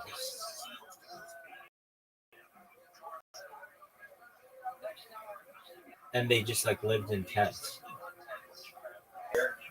Yeah, but it was really hard to get. They had like a whale blubber they used as and they had this um this like it was really hard to keep matches dry. They had like it Where was, do you get the wood though? you wouldn't you Burn would the ship? you know you Burn the ship. use the whale or the seal. You're cooking a seal on a way. No. I misspoke. So if you use like the blubber,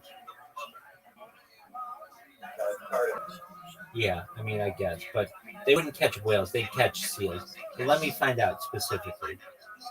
How did they keep a fire going? I remember hearing they had these like cans of things that would like light. There's no direct mention how they kept a fire going on Elephant Island. Not on Elephant Island. They used whatever materials they could. No, on Antarctica. On Antarctica, how did they keep a fire? Oh, I remember. They had a stove. They had these stoves that they made. There was like an invention in the early 19th end of the 19th century, early 20th century, to have these special stoves. Yeah, that blubber stove. The crew of the Shackleton expedition managed to keep the fires in Antarctica primarily by using a blubber stove, which burns seal or whale blubber as fuel. Okay, well, you're right.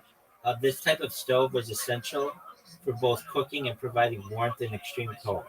In the extreme cold, for instance, during their time cramped on the ice floe after the Endurance was lost, the men used the blubber stove inside the makeshift galley to prepare meals.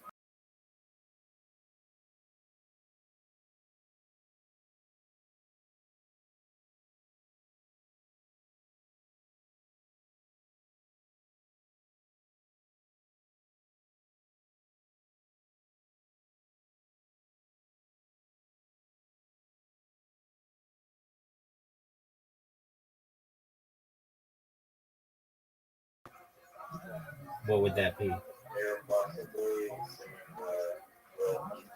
the I knew you were going to say that. Daddy. Oh, I think they taught it to the people on Elephant Island. Well, that was the first thing they said before they mentioned that they were lost. The story, I mean, I don't recall. It's been like a year or two since I've heard the description of it, but when these guys got to Elephant Island and they like slid down the side of this mountain and they got into town, can you imagine, like, it's just the worst fucking luck or fortune that you can have. But it's such an amazing story. Can you communicate because they don't speak the same language? No, they did. The people there were whalers from like England, so they could speak to them. But they described their like first meal, and it was like, they ate like everything on the fucking island. They were so hungry. Um, what's amazing though is no one died. 27 people went and 27 people came back. And so while the Ernest Shackelford story was considered um a failure because they didn't make it to the South Pole, they it's considered one of the greatest, if not the greatest, survival stories of the 20th century. And I think it is. It's just a phenomenal story. And people don't know this, but the first guy to the South Pole, his name is Roald Amundsen. He was also the first person to the North Pole and the first person to traverse the Northwest Passage, which nobody knows. Like, nobody knows this. If you ask 100 people who was the first person to the South Pole, no one knows. It's Roald Amundsen. He's from Norway.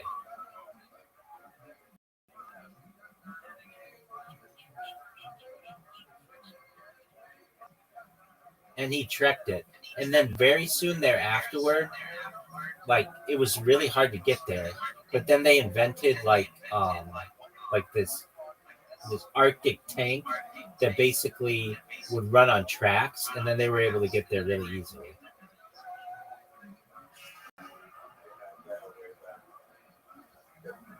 I mean, within like 40 years, they were able to get that.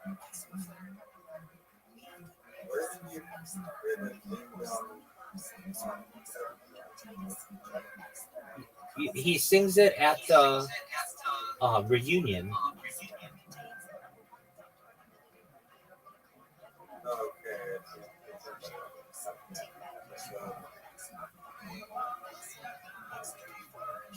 I mean, it's not the end. The end's when he finds Francis or whatever. It's like they have that high school reunion, and he goes around and he's like trying to talk to people, and no one knows who he is. And then there's this part where they sing "I'm a Ding Dong Daddy" or whatever from German or whatever.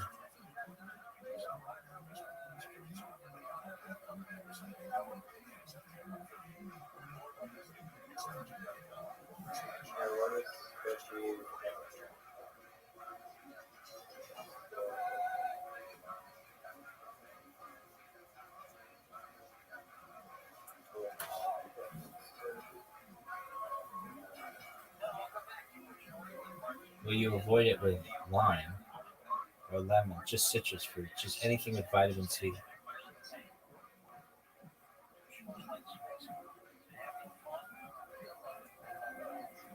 They all have to. Yeah, they they basically did by the end of it because they hadn't had citrus fruits in years. It was not supposed to last that long, and um, it was a major factor. And then that can cause all kinds of issues. It causes like weakness in the bones and in the muscles, and causes like um, sores in your mouth, and you don't heal, and then eventually you'll die from it.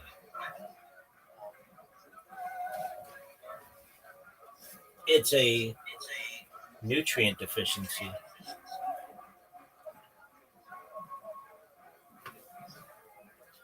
So you've never heard William,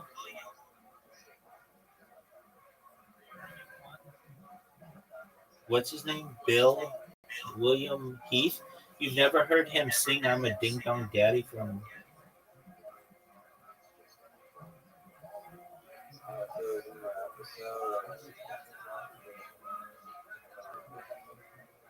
Maybe I do. You know who I felt for whom I felt bad in that episode is the lady who was a prostitute, because normally a prostitute does not want to be on camera and in public, and so like for the rest of her life she's got this like scarlet letter that like she was hooking Yeah, or, and for like $400 exactly, and like like perhaps they fucked or whatever, but they didn't fall in love at the end. So now like basically she's like, I mean, she was just doing it to survive, but like her grandkids are gonna be like, oh, our grandma was such a hoe, taking these envelopes for like $400. I mean, I get it, but it's like I wish she could anonymize herself again. $400 to make out with sex.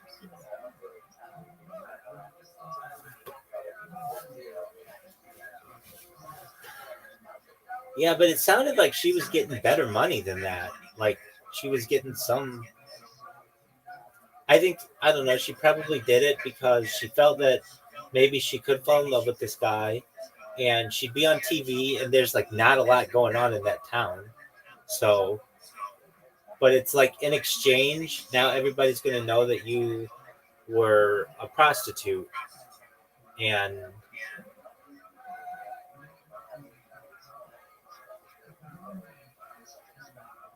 that part of it, to be honest with you, I wish wasn't in the show. Like he could have just done that privately, and okay, that's cool. I mean, everybody's got to get by somehow, but he added this weird part of it where he was falling in love as well, and I did not buy that he was falling in love. Like there's this one scene, I forget what it was. Oh no, this is a different episode. There's this one where he's with some actors and they have to say "I love you" like 20 times to each other, and they're like, "I love you, I love you, I love you, I love." And then by the end of it, they're like fucking really in love. It makes me think like if you just say this to someone 20 fucking times, will you like hypnotize them into falling in love? Have you followed him? Wait, did he ended up like going on a date with the acting coach too? Something like that. It is. I think he literally does. That was funny. Yeah. The acting coach at the end like totally took his mind off of it. It was cool. That was a weird show. It's not that I didn't like it. I liked it a lot. I don't think it made Nathan look good at all. No, exactly. It was It was very weird. it was very weird, and like other shows that have been like that, I don't know. They make sense, and they're more.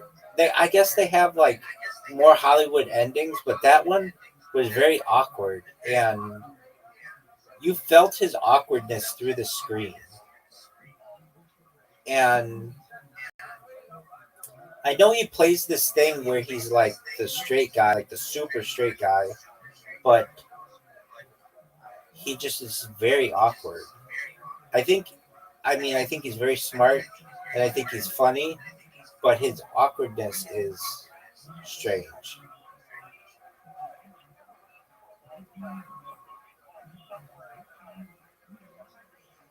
The awkwardness is good. It's supposed to be awkward, but just don't make it with a prostitute. It's like the one thing you're not supposed to do. Well, yeah, it shows that you have somewhat low standards, and you're publicizing it, and on top of that, you're like forever.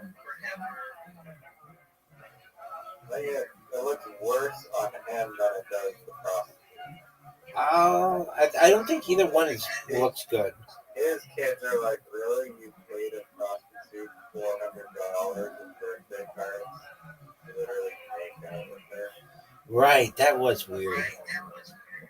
And she was still like getting it from other dudes. I don't know. I just feel like they could have blurred her face. Like I think that would have been better than you seeing her. Like now we all know what she looks like, and it's going to be hard for her to get a job and maybe to find love, like true love or whatever, because she's got this reputation.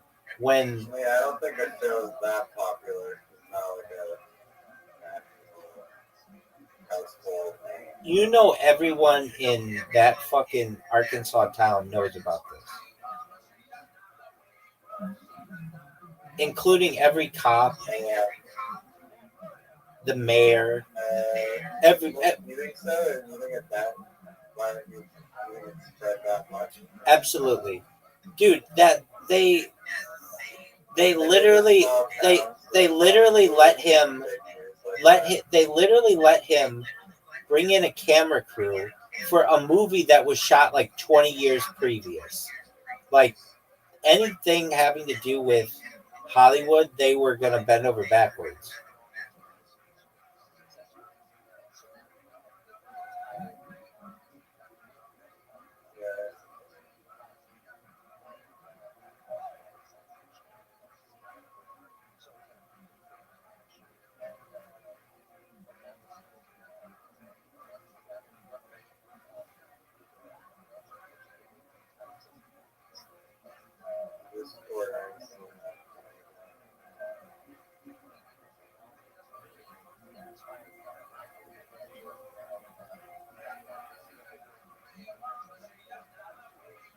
I gotta go to sleep because it's very late and I'm tired, but thanks for talking to me. Absolutely. When you grow up, you should be a Bill Heath impersonator.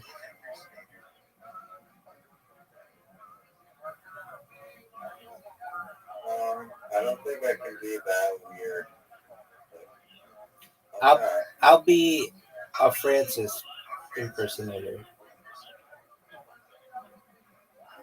I think with AI in maybe a few years when it gets even better, like 5 years, you generate like full on like a William Peak like show and podcast and like all the media. I'm looking forward to that. Do you know that I think I would have sex with that Francis lady? Are you attracted to Gil? Yeah, oh no, that's definitely well known. I thought she was a really pretty lady. they even showed her face. They showed a picture of her from Facebook. Uh, And I still remember her. She in all honesty was an attractive older lady. Like she looked like 75 years old, 80 years old, but like a good looking 75, good looking 80.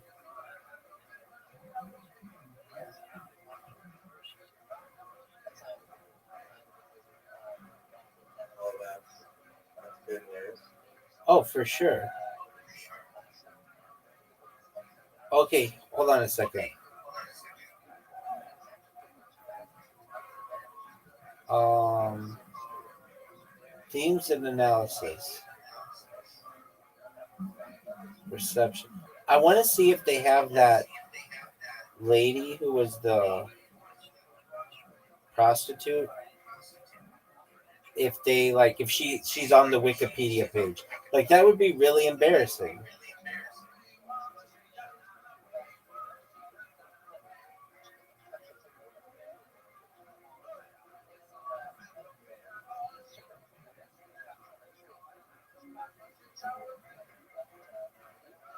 Oh, dude, do you remember? Oh, now I remember. Do you remember? Nathan hires a Francis impersonator to like role play it, and Bill is really fucking awkward with this chick. Do you remember that? You were just saying how they were role playing falling in love, and then they literally like Bill asked her out on a date. No, that's a different episode where they're like, "I love you, I love you, I love you, I love you, I love you." They keep saying that. No, that's a different episode. Okay. Well, it was the same. It wasn't in that episode. Oh, I could be wrong. It could have been. Yeah. Now I remember that young June or young Frances, the lady, I think who plays her June. I think that lady was hot. I could be wrong, but um, yeah, she was hot for like an older lady, and you could tell she was really into the role. But the dude, that guy was Bill was really creepy. But she still went out with him. Did they go out? They 100% went out, and they were having like lunch together. And Bill was finally able to move on. Yeah. Okay, I kind of remember that. I mean, it's been like 3 or 4 years since I've seen that episode. Um, he wasn't able to move on though because then um he still had to go see her.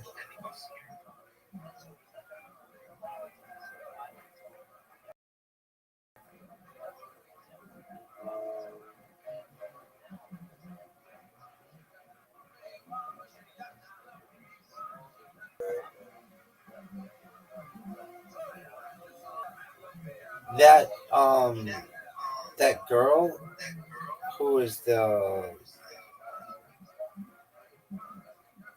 lady of the night or whatever, the girl who kept getting the money, she is not mentioned in the Wikipedia. I don't think. I'm looking for her. It's all has to do with Francis. They don't. Yeah. Oh no. They. She isn't here. Her name was Macy. Um, Nathan enjoys meeting her and hires her for several more dates, where they spend time together and eventually kiss in a hotel room. Oh, so they never fuck? Oh, then that makes Macy sound a lot better. Yo, what's going on, Audie? Um. Okay. Well then, all right. There you go. So they just kissed in a hotel room.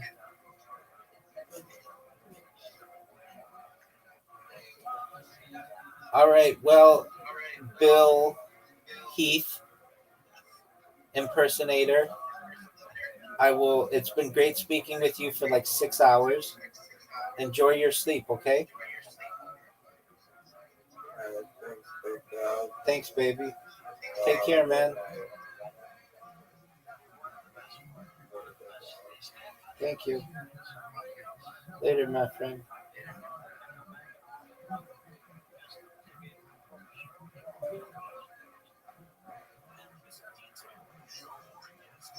How are you, Audie?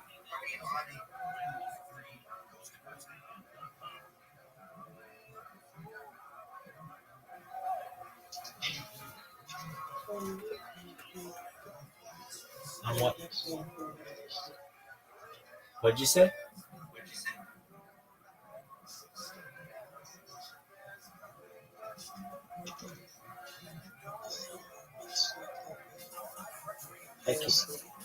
You're falling asleep?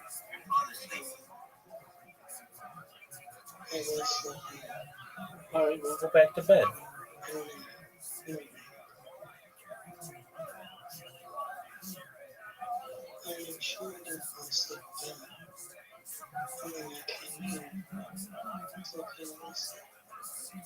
Well, get comfortable, cuddle up, and go to sleep. Okay, then don't. You be your own boss, girl. You lay here. You lay here and do whatever you want, baby.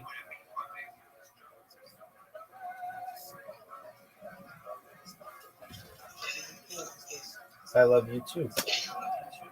I kick ass and take names. It's hard not to love us. I'll be right back. I'm gonna use the restroom.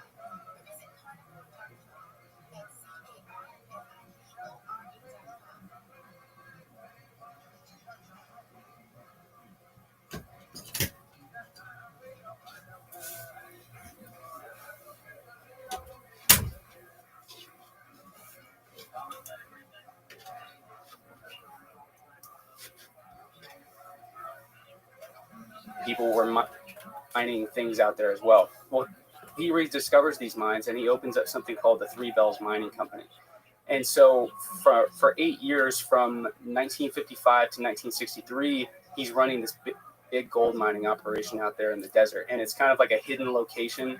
Well, a smelter explodes, somebody dies, shrapnel goes flying everywhere. His partner runs off with all the money, and he lost everything. And in the fallout of that immense poverty, they had nothing. I mean, they went from one of the wealthiest families in East Texas that they had like eventually ended up in Palestine, Texas.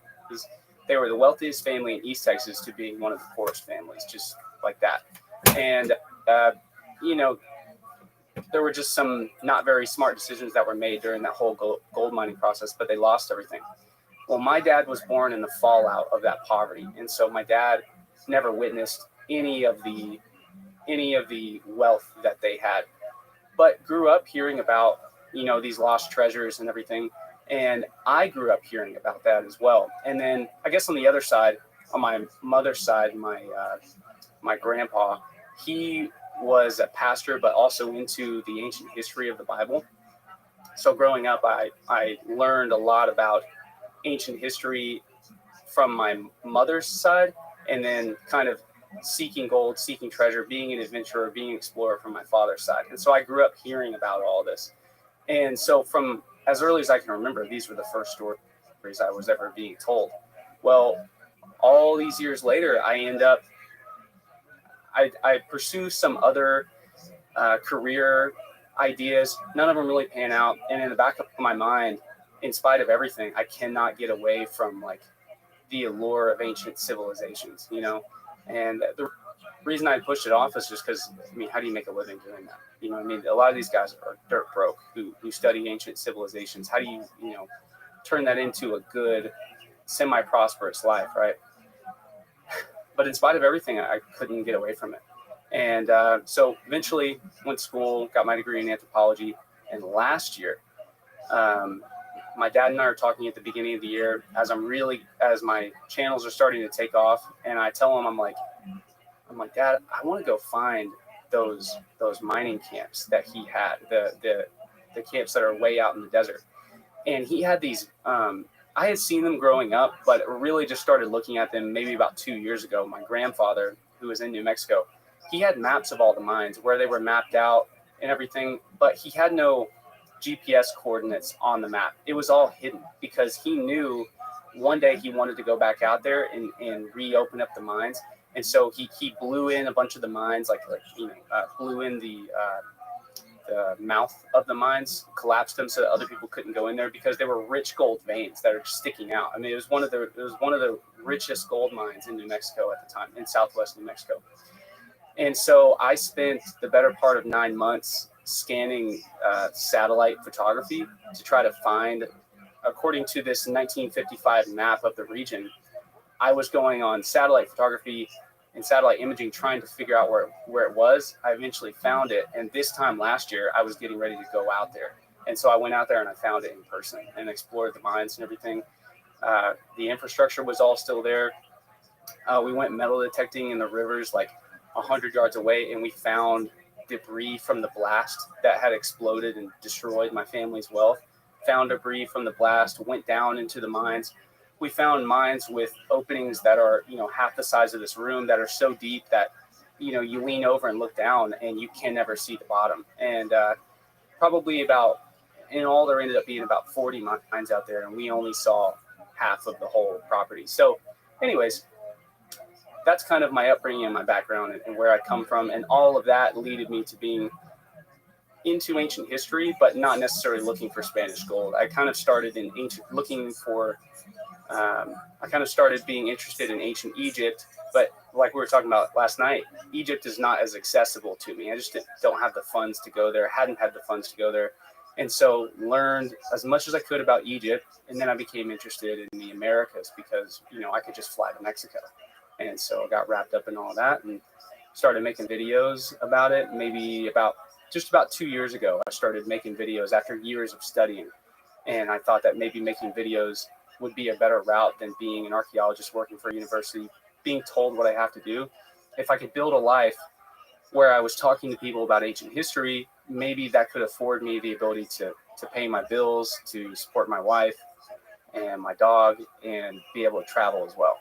So that's where I'm at now. That's incredible. And I was kind of shocked last night at dinner when you told me there's no way that the Egyptians did not build the pyramid, because I just got done talking to Randall and Ben for the last 3 days, and basically everything that they show is evidence for the pyramids being built before the Younger Dryas cataclysm. Really? Well, And the fact that all the evidence with the hieroglyphs and the perfect symmetry and the amazing construction is like, it's impossible that they did that with copper chisels and pounding stones. that's true. Okay, so when I say that, my point of view, I think that there are other sites in the world that definitely allude to the idea that there's a lost civilization that dates back, as far as around the time of the Ice Age. My personal opinion, I don't think that the pyramids in Egypt are the best example of that. I'd love to see what they present. I mean, because these guys, they study that specifically. But from my point of view, as a guy who's never been there, like I was telling you last night, I'm an anthropologist as well. So I'm not only a skeptic, I'm also classically trained, is like a fancy way of saying that. But I studied it in school. And so from that point of view, you approach Egyptology and you study, well, what does Egyptology actually say? And you get it. I mean, a lot of these guys are pretty excellent, but when you look at, I guess from my point of view, when you look at the bent pyramid and you look at the chambers inside of it, on the ceilings of the chambers, like I was telling you yesterday, they think that it was the pharaoh Senefru, which there's a really compelling piece of evidence for that. That's not coming to mind right now as to why he built the pyramid of Maidum, the bent pyramid, and the red pyramid, which the red pyramid is the first great pyramid that's smooth. That's like a perfect pyramid. So that's the red pyramid? That's the red pyramid. Yeah, it's the red pyramid in the deserts of Dashur. And so, people look at the 3 great pyramids on the Giza Plateau. So you have Khufu's pyramid, Khafre, and the Menkaure. And so this is a lineage of kings. Those are like the straight-sided pyramids with the casing stones. There was one before that. There was a perfect one right before that, and it's called the red pyramid. And it's made out of a type of limestone that when the sun hits it, it's like beaming red. And Steven, maybe you can find some images of this. Yeah. How close is that to the Giza Plateau? I think it's like 15 miles south of the Giza Plateau, or maybe it's like 50 miles south. It's not, it's kind of in that area, but it's not right next to it. And we know that the red pyramid is older. How? I think that they date it due to like biological material or natural material that was there that was carbon dated. Plus, you also have relative dating. So you look at all throughout the ancient world, the reason that, so like according to classical archaeology, the reason that pottery and art is so important is because they'll find pottery alongside a burial tomb in Egypt. And so you learn relative dating, right? So you learn that, okay, we can test this guy's body, the things that were in his tomb, look at the pottery, look at the art that was in his tomb. And so it's all relative dating. You're comparing things to each other. But I should say, yeah. Oh, look, this is a wild graph. You can hover over it and it shows you. So what are the numbers next to them? There's like 3, 2, bent pyramid is 3, 2 is the collapsed pyramid of Medum. Oh, number 1, the pyramid of Dozier. Yeah. So is that the step pyramid? Yeah, that's the step pyramid of Saqqara. So they're saying that's the first? Well, yeah, traditional Egyptologists think that the step pyramid of the pharaoh Djoser, which was constructed by Imhotep, is the progenitor of pyramids before that. There may have been pyramids before that we don't have evidence of. Maybe that they reused the blocks, or Egyptians took down the blocks to build new monuments. But they think that the step pyramid of Saqqara, or the pyramid of Djoser, is the original, and that Senefru, who may have been his son or his grandson, came in and wanted to build a perfect pyramid. So you see how it has the steps? He wanted to fill in smaller blocks and to give it a point on the top. And some of them have a capstone, but I don't know that Senefru's pyramids ever did. He wanted to come in and make it a perfect pyramid. So what they speculate with the bent pyramid. Now, I'll say again, Ben and Randall's evidence might be more compelling than what I'm about to say. So what they think, what traditional Egyptology speculates, is that the bent pyramid, you see how the lower side of it is more, it has more of a vertical incline? Well, they thought that maybe the way that they constructed the inner chambers didn't, that the structure wasn't going to be sound enough if they were going to, I mean, because think about it when you're looking at the angle of how the lower part of the pyramid goes up, how many more blocks and how many more hundreds of tons of weight, thousands of tons of weight would go into that. And so they thought that maybe the inner chambers, well, traditional Egyptologists think that back then when Senefru and his architects were building it, they thought, okay, so these inner chambers are not going to be sound enough. We need something, we've already built the chambers, this is how tall the pyramid's getting, we need something else to bolster the ceilings. So they speculate that Senefru sends out an expedition to Lebanon, and he gets cedar trees, cedars of Lebanon. If you've ever heard of those before, some of the strongest trees in the world. And they transport these trees all the way from Lebanon, bring them down to Dashur, and which I believe is where the step pyramid is, and then they bolster them into the ceiling. And so when people who study like archaeoarchitects or something like that, the architects who study ancient architecture, they believe that those trees were built into that pyramid.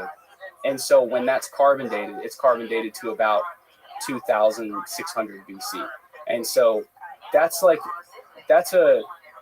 really tough argument to get around. And then when you look at the construction of the step pyramid, it's very similar to the red pyramid, and the red pyramid is like what the three great pyramids, what it looks like they're based off of. Now I can go a little further than that. I didn't depict this last night. When you look at the Sphinx is a super compelling argument in my mind for architecture that has been there for more than 10,000 years. There's a really great book by Dr. Robert Schoch. Have you ever heard of him? Mm-hmm. His book is amazing, and I've had the pleasure of speaking to his wife a little bit. His book is such a compelling case, and he feels that same way, that the Sphinx is really compelling for a piece of architecture that's been around for more than 10,000 years rather than the pyramids. So what's interesting is, the Sphinx, I believe, is largely carved out of, at least the outside of the Great Pyramids. It's the same type of stone. It's all limestone. And so when you look at the erosion on the Sphinx and you look at how much we know that the dynastic Egyptians were trying to repair the Sphinx, and eventually it was so old and unrepairable that I think around the reign of Akhenaten, this is like 1400 BC, the Sphinx was built in about 2650 or 2560 BC. So about 1100 years later, during the Middle Kingdom, I believe, getting close to the New Kingdom, a pharaoh comes in and decides to bury the Sphinx. They bury it purposely. They have like the dream stela that's put in there between the paws. That dream stela was carved 1,000 years after they think that that traditional archaeologists think that the Sphinx was built. So anyways, they go in there, they bury the Sphinx. But this is the problem. Traditional archaeologists, Egyptologists, say that the Sphinx was built at exactly the same time as the Pyramid of Khafre, which Khafre is the center pyramid on the great. So on the Great Pyramids on the Giza Plateau, you've got Khufu's pyramid, Khafre's pyramid in the middle, and then Menkaure. So Khufu is the father, Khafre is the son, and then Menkaure may be the grandson or maybe the great grandson. And so the Pyramid of Khafre that's in the middle, almost directly in front of that is the Sphinx, and the Sphinx Temple. And so, but the problem with the Sphinx is when you look at the erosion inside that pit, it doesn't match up at all. Because what traditional Egyptologists say is that, so they built it in 2560 BC, and over the course of the next 1,000 to 1,100 years, those deep erosional markings that are inside the pit, that had to have happened within the course of 1,000 years, because they say that the Sphinx has been around for about, I think, 4,500 years, and all of that erosion, there are geologists who go there, and when they just show them, geologists who have been there, they bring back photos and they show other professors and they say, what does this look like to you? And they're like, that's over 10,000 years of limestone erosion. And they're like, but this is in the pit of the Sphinx. So traditional Egyptologists are basically, I don't think they have a way of explaining this, but they're not going to admit that it could be much older than dynastic Egypt. But what they're saying is that what they're essentially forcing everyone to have to believe is that within that 1,000 years before the Egyptians, while they're trying to repair it, and then before they bury the Sphinx, all of that erosion happened in that short little window. That doesn't make any sense. But that erosion that we see there, we just don't see it on the pyramids. Like you don't see the weathering of those blocks in the same way that you see in places like the Sphinx Temple. There's some evidence of it at the Valley Temple. Like in Egypt, I think there's all kinds of examples of something that could have been there for more than 10,000 years.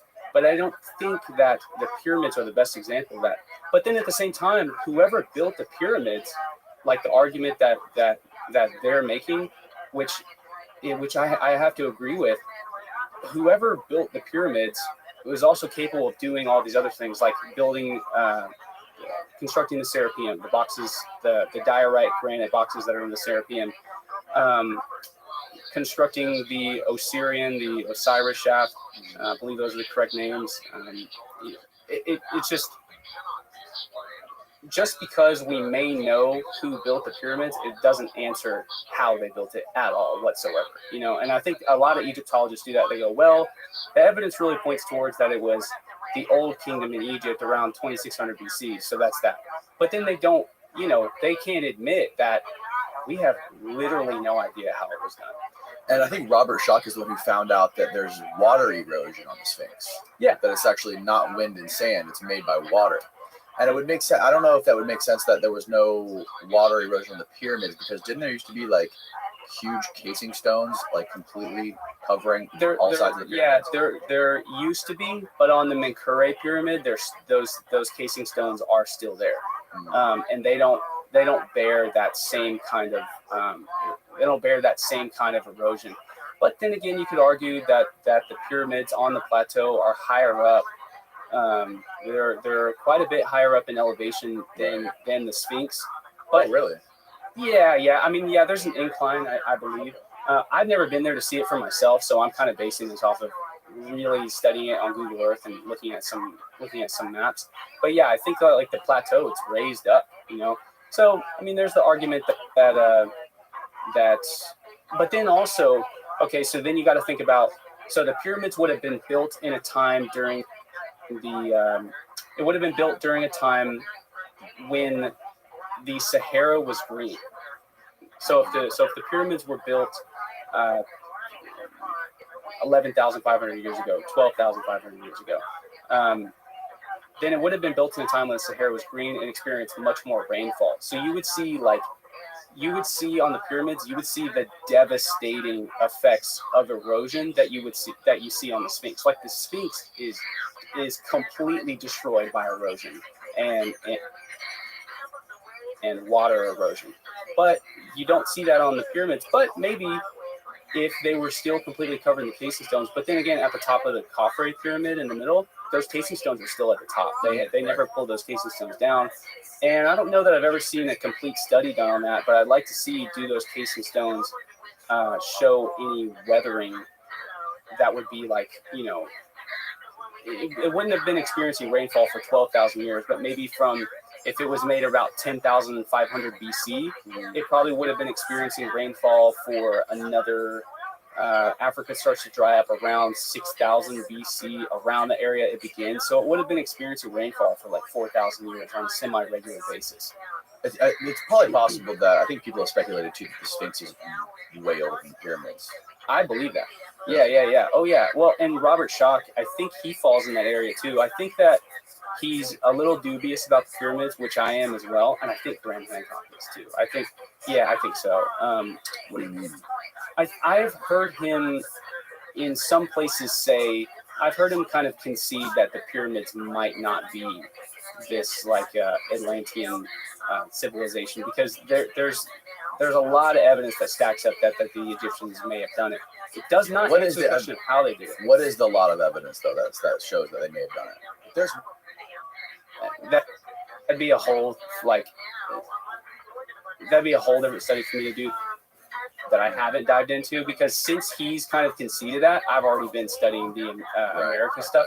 But I want to clarify that I'm not I don't have my ego wrapped in this argument. If it turned out to be an Atlantean civilization structure that was around during the Younger Dryas, I think that'd be fascinating. Mm-hmm. But I find it just as fascinating that, yeah, maybe, for me, the most compelling thing is I can't get around the cedars of Lebanon that are in the Bent Pyramid.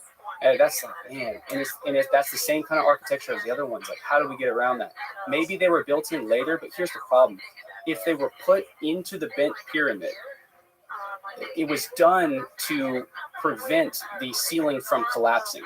So we know that it was built in a way where it wasn't structurally sound. So if it was built in a way that it wasn't structurally sound 12,000 years ago, it would have collapsed by now.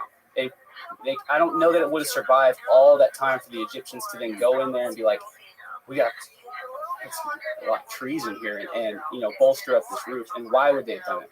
I don't know. So can we find pictures? Do you think there's any pictures we can find on Google of the cedars inside the Bent Pyramid? You could try. That is a really, really tough thing to find. Now, there's an expedition that's going there next year. Is that it?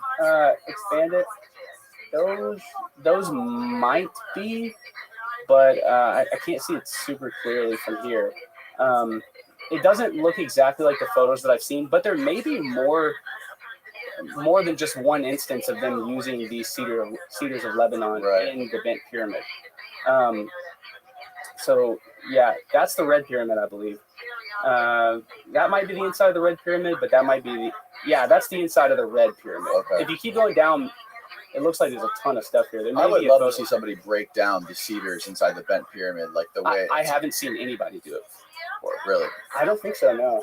I wonder if Ben's had to have done it, because if that's a big argument for the Egyptians building those pyramids, I'm sure Ben would have looked at it and made a video about it. Well, kind of like what we were talking about last night, I know he's been inside of the Bent Pyramid. Mm-hmm. I will say again that the Egyptologists think that from studying the construction of it. Now, this would be something that next time Ben goes, I want to see him dive into this, because I'm not dogmatic in saying, it's just from my point of view, diving into it, I'm like, yeah, it's a pretty compelling argument that these were made by the dynastic Egyptians. But I'd love to see somebody prove me wrong. I want to be clear about that. And have you seen Ben's vases? The latest analysis they've done on those vases? Yeah, he did it. They compare all the different surfaces. Yeah, some of that stuff is inexplicable. I mean, there's no explanation. And I want to say that again, from my point of view, I'm an anthropologist with a love for ancient history. Okay, I love ancient Egypt and studying ancient Egypt as much as I love looking into these really mysterious sites that could have been built, during this, I call it an Atlantean civilization, but whatever kind of civilization, this Ice Age civilization, I love both of those ideas equally. And there's a lot of stuff that we know that the ancient Egyptians did that we still don't have explanations for. And what I think is super interesting about, I think that some of those vases that he has are from, I want to say they're old, very early Old Kingdom or pre-dynastic. And so Djoser, nobody argues that Saqqara step. So this will be super interesting before we get into the American stuff. Yeah. I haven't seen anybody discuss this exactly. This is a real dilemma, I should say, in ancient Egypt. So the pyramid of Djoser is the Saqqara step pyramid. Okay, it was constructed by Imhotep.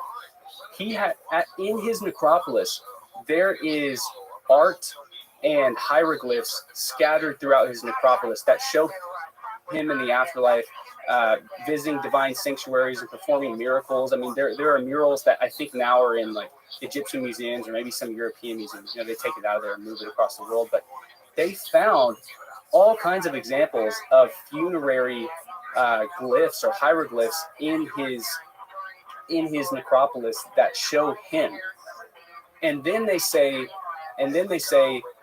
okay, so then after that, Senefru comes in. He's going to try to build a perfect pyramid. So he builds the pyramid of Meidum or Medum, and it collapses. It's known as the collapse pyramid. And then he goes on to building the bent pyramid, and he makes it too angular. It's too tall. It's not going to survive in the middle.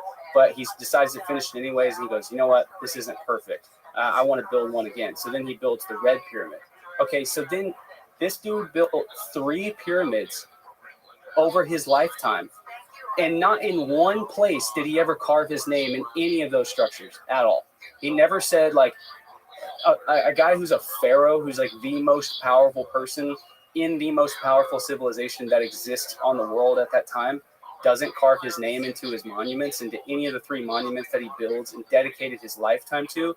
And not only that, his son Khufu builds an even bigger pyramid, an even better pyramid, and then doesn't carve his name anywhere inside of it at all. There's no hieroglyphs inside of the pyramid. And then not only that, his son builds an even, I think that the center pyramid, the Khafre pyramid, might be a little bit bigger than the Great Pyramid. And he builds an even more grand pyramid, and then builds the Sphinx temple in front of it. And then they say he constructed the Sphinx as well. Nowhere is his name seen. Nowhere are any funerary texts, any hieroglyphs, anything depicting this pharaoh who used so much of Egypt's economy to build this pyramid. And then not only that, his son did it too. So you have 6 pyramids built over the course of multiple lifetimes where there's no hieroglyphs. Pharaohs have to be vain people, right? I mean, they're building this to be their tomb, quote unquote, and then they don't put their name anywhere. That's a real dilemma in Egyptology that Egyptologists can't explain. So how do they come to that conclusion then? I think it's all through relative dating. This would be something that I could dive into, but I specialize in ancient Americas. But it's all through relative dating. So I think that there's very loose documents. Like here recently, within the last couple of years, there's this thing that makes headlines that's like ancient papyrus found that proves how the pyramids were built. Did you see this? No. And yeah, it's called the Diary of Merer. And it ends up being like a ledger. It's like a log book of an ancient architect who is leading an expedition down south of Lower Egypt. So in Egypt, Lower Egypt is actually the north side. Upper Egypt is the south side because of the way the river flows north. Okay. And so back.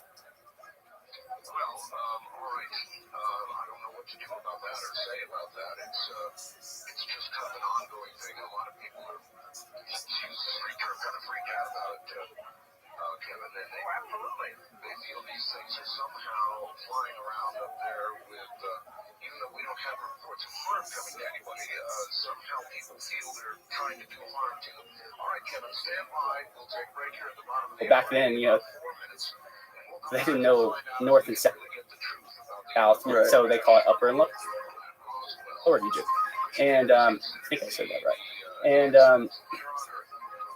so anyways, it's this guy named Merer who's he's probably some kind of chieftain or something working under the pharaoh Khufu. And this is how scant the evidence is in ancient Egypt. This is the kind of conclusions that they make, which it's not wrong to make conclusions based off of this, but it's wrong to be so dogmatic. Like a lot of Egyptologists, the guys who are at the top of the Ministry of Antiquities are insanely aggressive about their conclusions.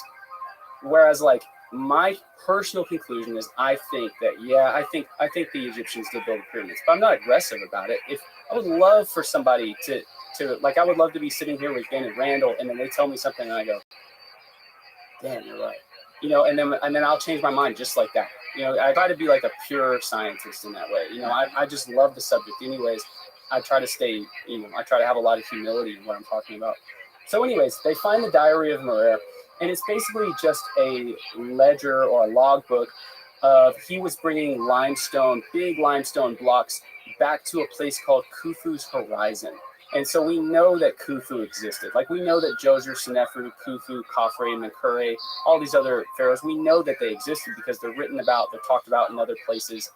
But then the Egyptological community comes out and goes, oh, see, this is the Diary of Merer. It proves how it was built.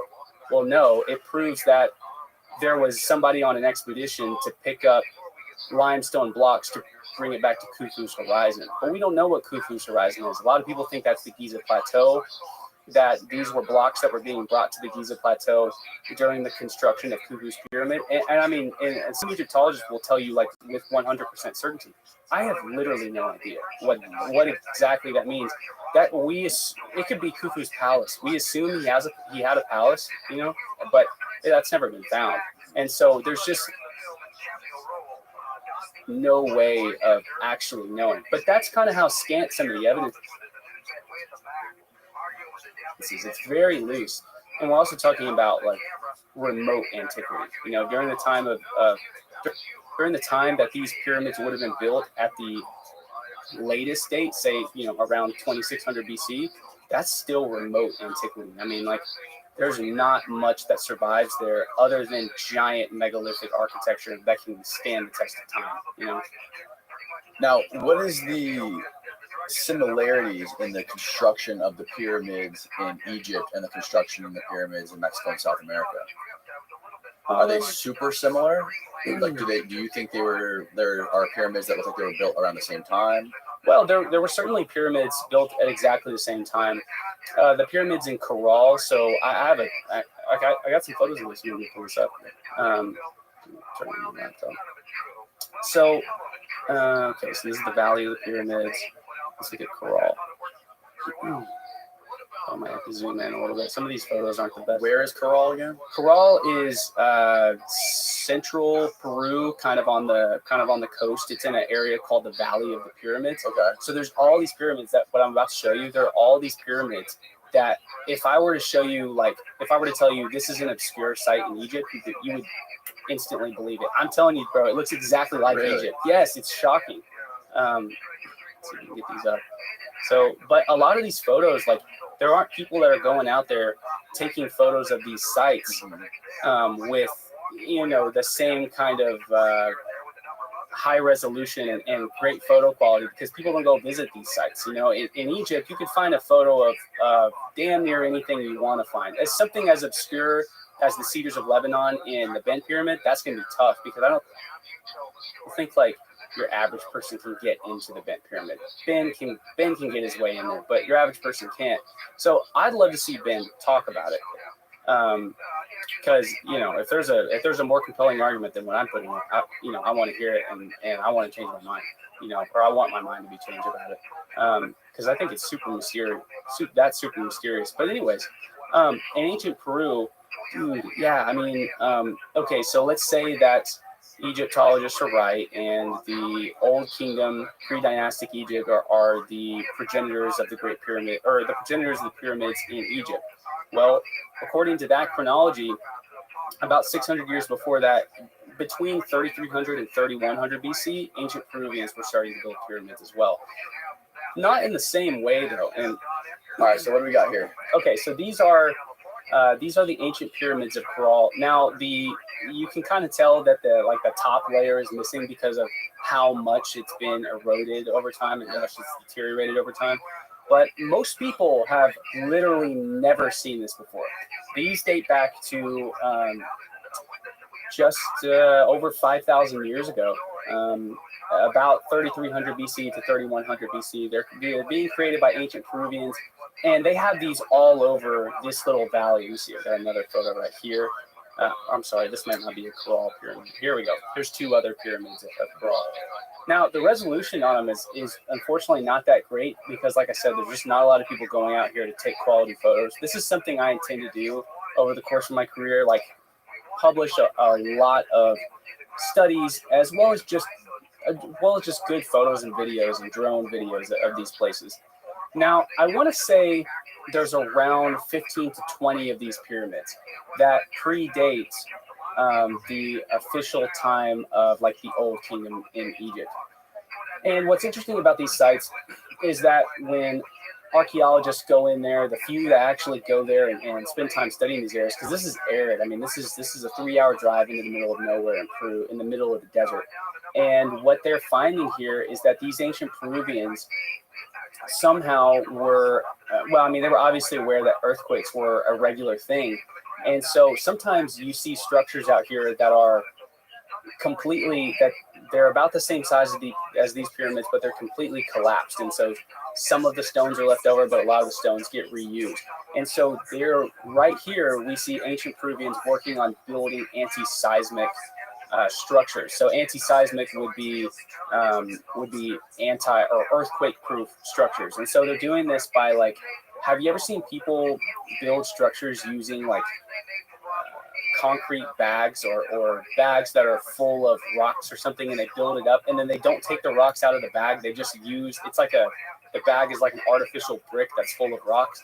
That's kind of what they're doing here. This is like the beginning of Peruvians learning how to build anti-seismic structures. And so I guess what happens here, and I'm not super familiar with the way Corral works. I'm much more familiar with, you know, these giant megalithic sites that we'll get into that are in Inca territory. May have not been built by the Incas, but this is kind of where traditional archaeology says that ancient Andean culture, ancient South American, Peruvian culture is learning to build anti-seismic structures. So this is going on at exactly the same time that Djoser and Imhotep were alive. So yeah, this is kind of the beginning, which was about 5,000 years ago.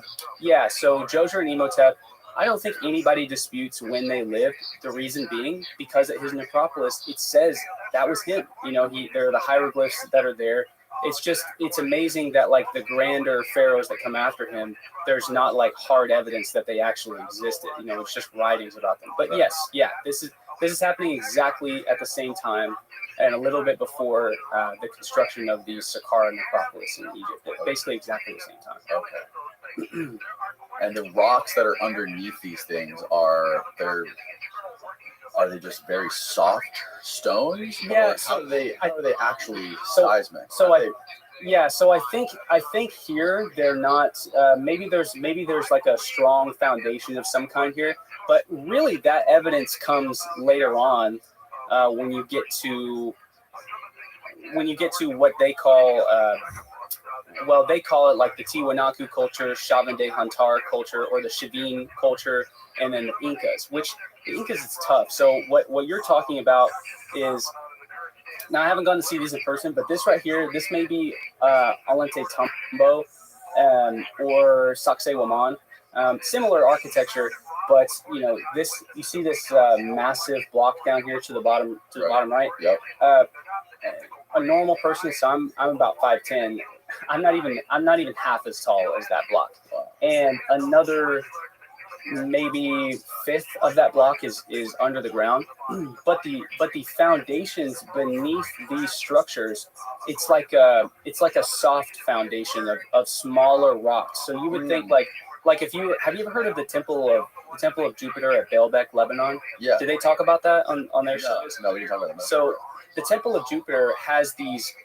Yeah, I think it has the biggest artificial blocks on the entire planet. So one's called like the Stone of the Pregnant Woman, which is like it's sitting in the quarry, but there's actually another one underneath it that's even bigger. So these are estimated to be 12 to 1,400 tons, and they think that the Romans built it, but there's not very good evidence that the Romans built it. And if it wasn't the Romans, it wasn't anybody before them. So that's another compelling argument for a structure that's been there for 10,000 years potentially. I mean, this is just something that's completely inexplicable, and the civilization that they say built it, it's a hard argument to make that the Romans built these stones at Baalbek.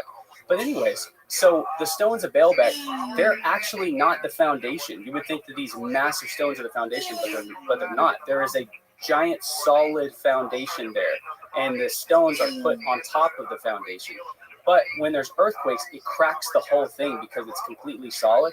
Well, here, somehow these ancient American, ancient Andean cultures realized that having a solid foundation would crack and basically destabilize the entire structure. So they build these massive, I'm talking about, these are some of the most massive stones that are used in the entire planet, except in case for places like the Temple of Jupiter at Baalbek.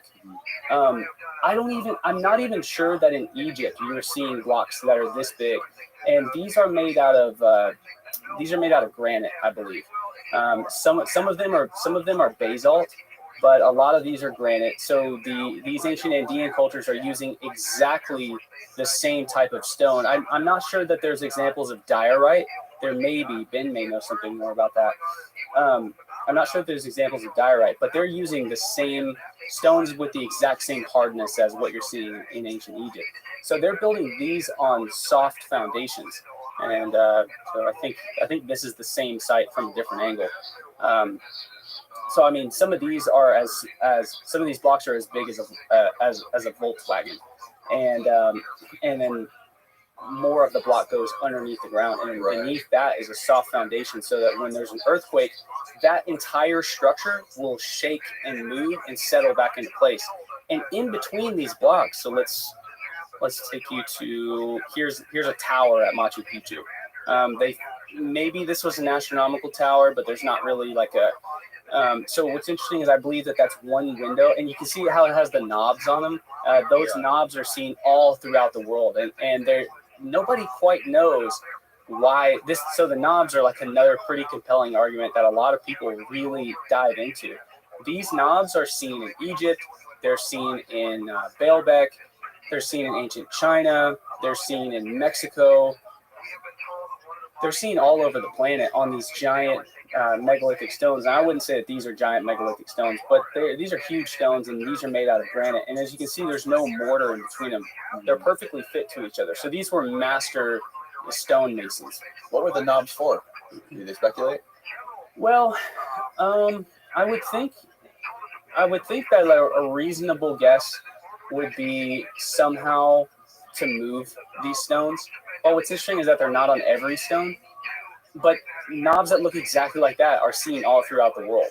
And there isn't really a definitive great explanation for what they were used. You would think that maybe they would have some kind of rope that they would tie around it to use as leverage to be able to move the stones more easily. Right. But there doesn't seem to be a systematic way in which the knobs are carved out onto the blocks. It's very random, and I don't think that it's obviously not natural. So that's one of the more compelling mysteries that ties a lot of sites around the world together. And an interesting thing about these sites is that they have construction. Well, these are some of the scoop marks. Yeah. So this is some evidence of like scoop markings, almost where like the block is. It's like I've seen it described as like if you were to stack a bunch of cinnamon rolls in a microwave and heat them up and they swell up next to each other. Well, there are legitimate archaeologists like Dr. Ed Barnhart, who's a mentor of mine, who he thinks that these blocks may have been somehow melted into each other. And this is the geopolymer theory. Well, no, I don't think that he believes in the geopolymer theory. I think that's based in like they were liquid and poured into place. Right, like cast. Yeah. A little bit different. This is a little bit different. So what he thinks, and I don't have any photos of what I'm about to mention, but there's evidence of roads that are coming from these massive megalithic Peruvian sites, such as Machu Picchu, Cusco. Cusco, Peru. People think of it as a modern day city, but it was one of the citadels, one of the capitals of the Inca world. So the Inca, whether they built these sites or not, knew that was a place of importance. That's an ancient city. Cusco is, but the modern day city is built on top of it. Right. But every time there's an earthquake, the modern day city falls down, and the megalithic ancient city still sits there. It's been surviving this entire time. That's actually happened 2 other times.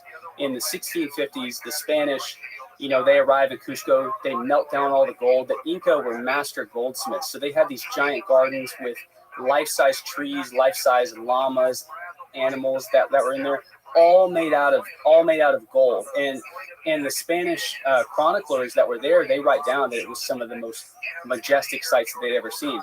Well, Spain's in a really tough place economically at the time. So the Spanish, they melt down all of the Inca gold. The insides of their temples are lined with gold plates. And they have it's like a golden, almost like a giant coin of some sort. And I believe it survived. but it depicts their god, the fanged deity, which we'll get into because that leads to all of these ancient Peruvian civilizations that people are fascinated, that people, guys like Ben are fascinated by, Graham Hancock is fascinated by. All of this is connected to a civilization that's never been found that exists in the Amazon. But hopefully we'll get into that at some point. But anyways, so the Spanish, they tried to cover up the city of Cusco. They take down all the gold, all the Inca gold that was there. They take it all down, and they tried to dismantle these, like the city that's built out of granite that's there. Then they can't do it. So then about in the early 1600s, they just build their own city of Cusco on top. The Spanish, they've killed off all of the native Peruvian people or enslaved them or whatever. Now they're all indentured people living around. So the Spaniards that are living there build their own city on top. Well, a massive earthquake comes in. And the ancient city of Cusco is built on a soft foundation that allows it to move and roll a little bit. And then it settles back into place. And there's not mortar that's going to crack and separate and allow the blocks to fall out because the blocks are placed perfectly together. So the entire Spanish city of Cusco falls, and then the original megalithic city is underneath. Well, then they build it again, and then 300 years later in 1950, another, like class 9 earthquake comes in, knocks the whole city down, and then the ancient city is still standing there. So it's pretty amazing. So no, this theory that Dr. Barnhart proposes is not a geopolymer theory. What they found archaeological evidence of ancient roads that lead out of these sites like Machu Picchu, Cusco, Sacsayhuaman, Ollantaytambo, and there are roads that go out of these sites and from places like Chavin de Hantar. Have you ever heard of that? So Chavin de Hantar is, we'll get into that. And then from Tiwanaku. Tiwanaku is a big mystery. Ben's got a video on Tiwanaku. Right. I believe Arthur Poznansky is the archaeologist who he was the first guy that proposed that Tiwanaku is of great antiquity, up to 5,000 years old. But they have found ancient roads that are leading out of these sites into the desert south of these civilizations, into the deserts of Chile and around the area of the Nazca lines. And so in there are these acid deposits. And these acid deposits, scientists have proven that these acid deposits can melt and fuse granite. And that ties into, that ties into a lot of the local legends that the indigenous people have said about the area, that their god used acids to mold clay to build people. And so what they're finding, and this is like a frontier of archaeology. There's only so many people looking into this. And Peru and Chile, they're not very wealthy countries, and the very last thing that gets money is archaeology. So this is like the outer edge of archaeology that's being studied right now.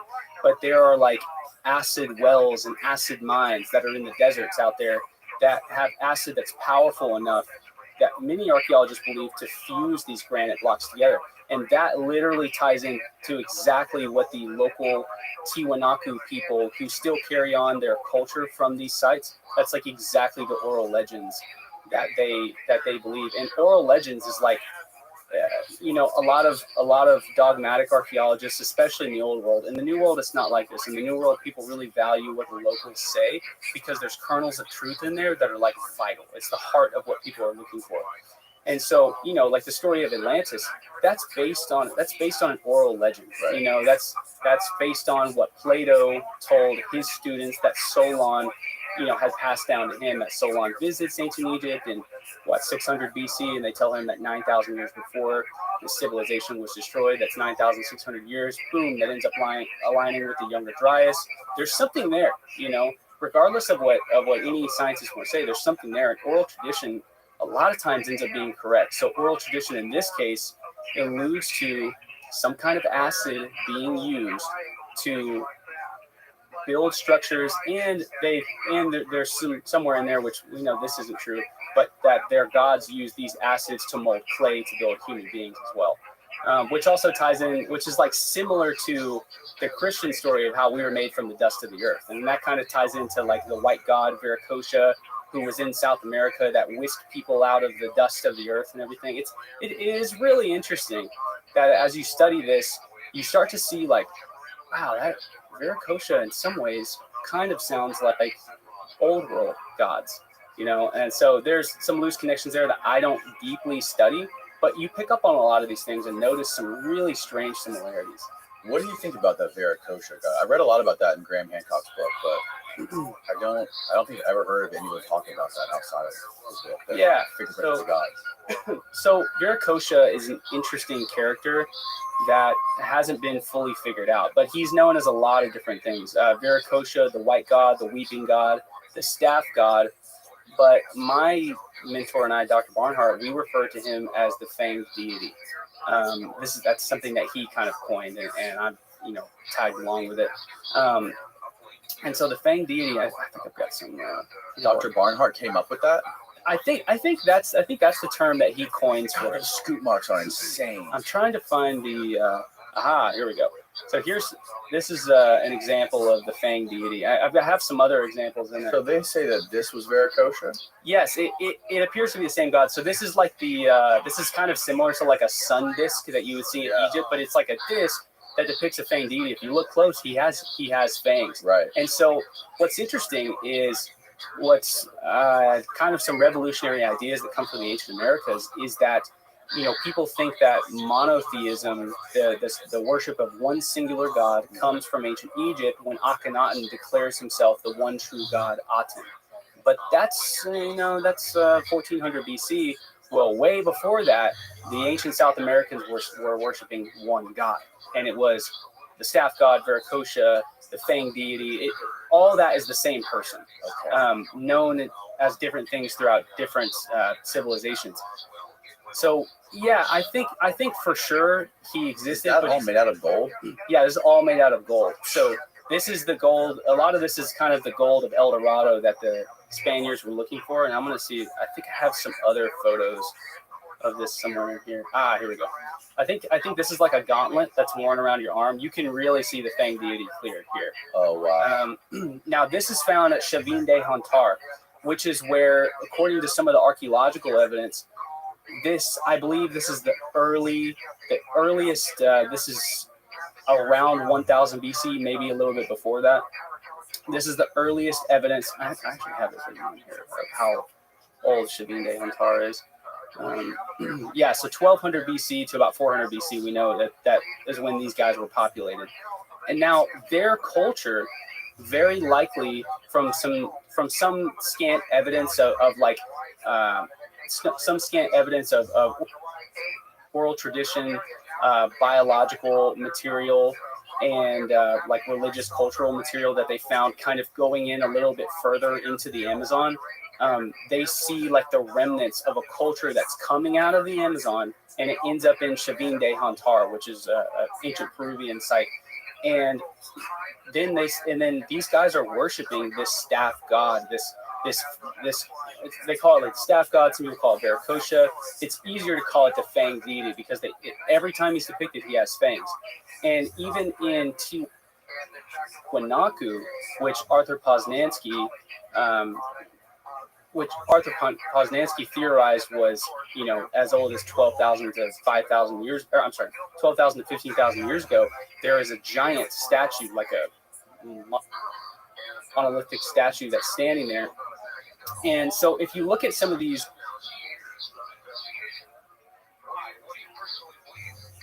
depictions of the fanged deity, in some it's easier to see than others. Like this guy right here, I think this is called the Ramundi stone. So you can see he's got fangs. He looks like some kind of he's a fanged deity, but he's grasping what they think are stalks of corn. And so corn was vital to ancient South Americans and Central Americans. And what's interesting about that, corn or maize is what it was known as in Central America. So that was vital for their life. It was immensely important. So every time you see a cultural, religious statue that's going to be an ancient Andean or ancient South American culture, it's almost always going to be a fanged god grabbing onto stalks of corn. And so that was their god that they worshiped.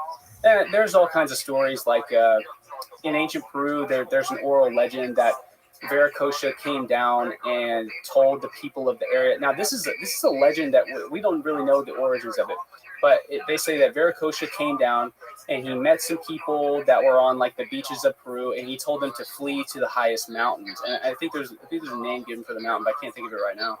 And he tells them to flee to the highest mountain. He's going to flood the wicked world. And so there are people who they all flee to the highest mountain, and this massive flood comes in and destroys all of the civilization around them. The people come back down, and Viracocha comes back out from the jungle and creates people out of the dust of the earth, almost exactly in the same way that you hear like God in the Garden of Eden. He's walking in the garden, he's walking in the forest that's there, and he creates people out of the dust of the earth. And I should say that before that, there's the story that Viracocha appears from the forest, and he's weeping because he's been walking through the forest witnessing these evil people. And he's like a light-skinned white man is kind of what it's referred to. Nordic looking. I think so. But they knew about these lighter skinned people before Spaniards ever arrived. So it's an interesting story. But yeah, he comes out of the jungle and he's weeping from all the evil that's in the world.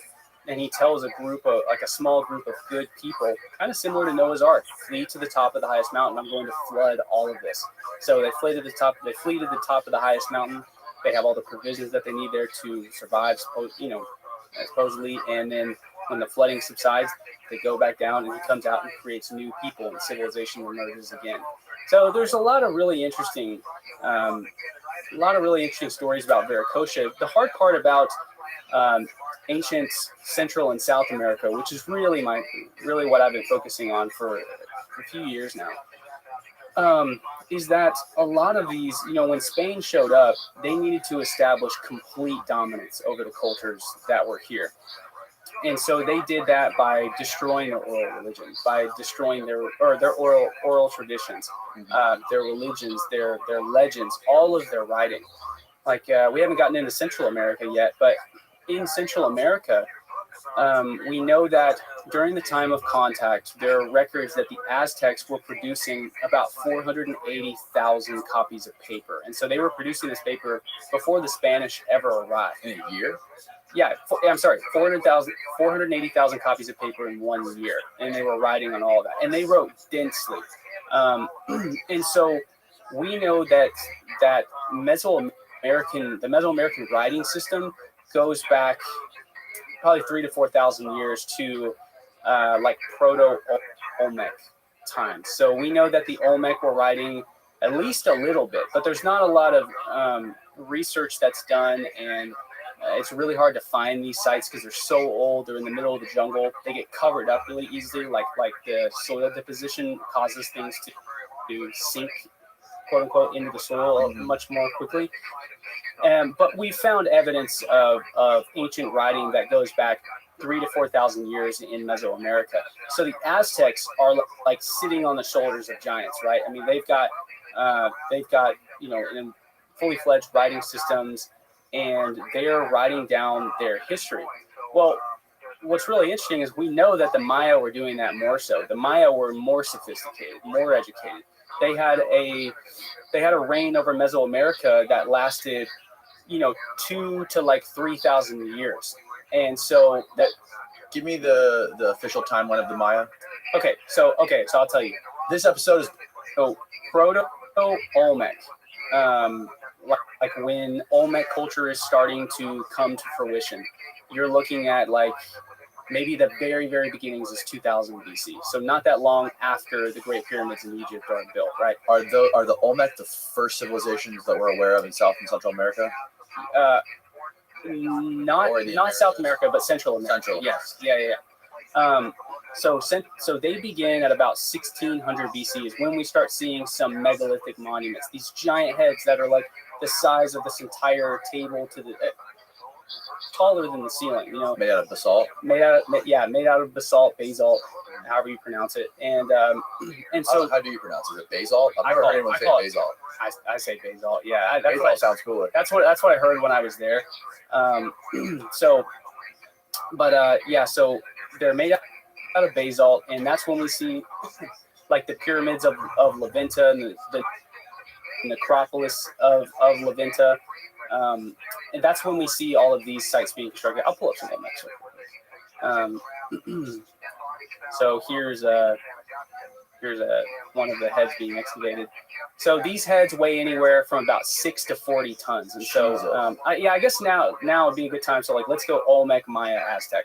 And so the Olmecs, these guys exist from about 1600 BC until about 300 BC. So they have a really long reign in their, of their reign in Central America. And these guys, they seem to establish the idea of divine kingship all across Central America. So this idea that kings are gods, like they're the descendants of gods. The Maya then picked this up later. And so these guys are constructing, so here's one that's under the ground.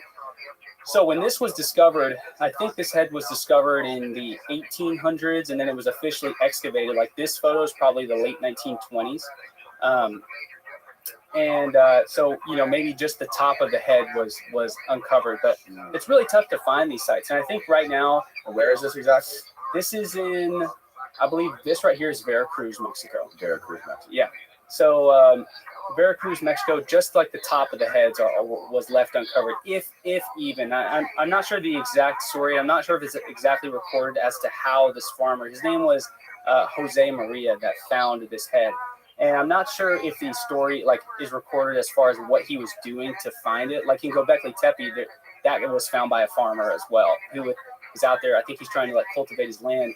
He hits these. I'm not sure what they're made out of, maybe limestone or something, but he hits these structures and then uncovers it. Farmers find stuff all the time, all over the world. Here's another one. I think this may be the same head. So they flattened out the area. They've excavated him. And then that may be Jose Maria posed next to it, the guy who found it. And then here's another head that was found. Are they connected to anything? Are they connected to bodies? Are they just heads? No, it's just a head as far as we know. And is it obviously they were moved by something? Oh yeah. Yo, this is crazy. This is literally the exact same mystery that we see in ancient Egypt. Okay, these guys established themselves alongside the biggest rivers in their areas. So the reason that dynastic Egypt is so powerful is because they were able to cultivate a massive flowing river like a very powerful river, and they were able to learn how to cultivate the land around them. They were masters at cultivation, and they built massive empires because of the Nile. The Nile was the source of their life. These guys had the exact same thing. They had two different rivers, and they harnessed the production of maize, which maize is like corn is everything to Central and South Americans. They harnessed maize, and so they had all the wealth of Central America at the time that they reigned. Now, what's really interesting is all of their wealth, all of their riches, everything that they had was totally based on what gave you life. So they had access to the water, they had access to the food, they were able to farm. These basalt monuments, they're jade artifacts. So in Central America, these people weren't mining down far enough to mine gold out of the ground, but they could get jade. They could get other precious stones. So jade was seen as gold to them. All of their precious artifacts that we find in their tombs do not come from Olmec heartland. They come from hundreds of miles away. Or in the case of the Olmec heads, the basalt comes from up to about 50 miles away. The problem is it's not 50 miles away it's not along a river, it's not a straight path, it's through jungles, mountains, and rivers. There is literally no evidence as to how they were able to move these, and it's almost exactly the same mystery as in the King's Chamber of the Great Pyramid. We see the rose granite stones that are in there. The rose granite stones weigh anywhere from 20 to 80 tons, and in the ceiling, some of those columns are 80 tons apiece. There's no explanation as to how they were moved from the Aswan quarries, which are 500 miles south in Aswan, Egypt, up to the Giza plateau and then carried up into the pyramid. This is damn near the exact same mystery because they were mined out of they found the quarries just like the same way they found the Aswan quarries in Egypt.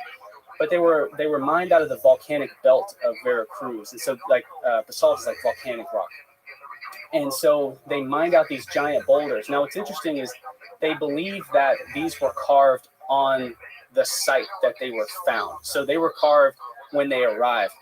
So you may pull up like La Venta Olmec altar. If you just look up Olmec altar, you'll see it.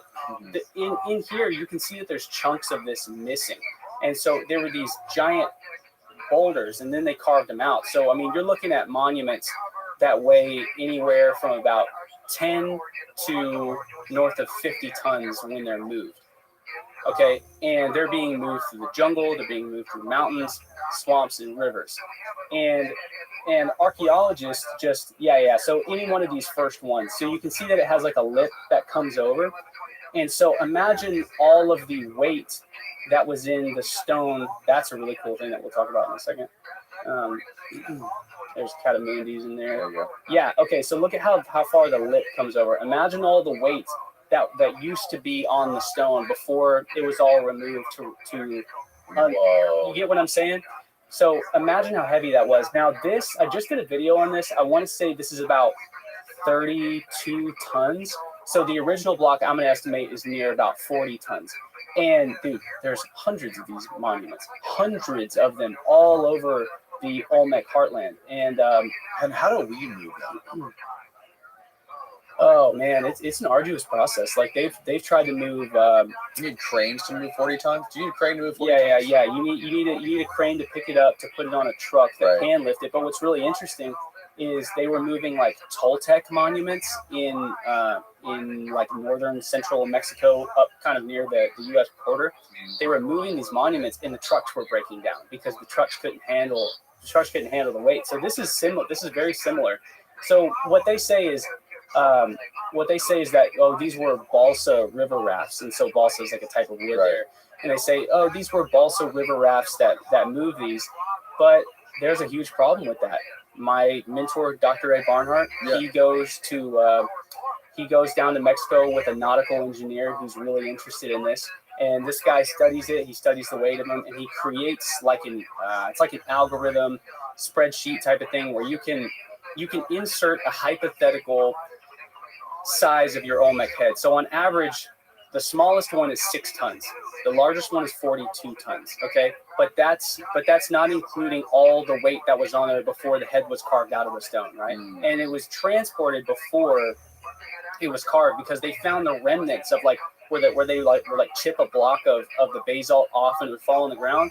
Those remnants are still there, and they're able to they can say, okay, this piece of the stone was put here, so we know that this head was carved right at this spot. That makes sense? Got it. And do they have evidence of tools they used? No. Yeah, this is another mystery.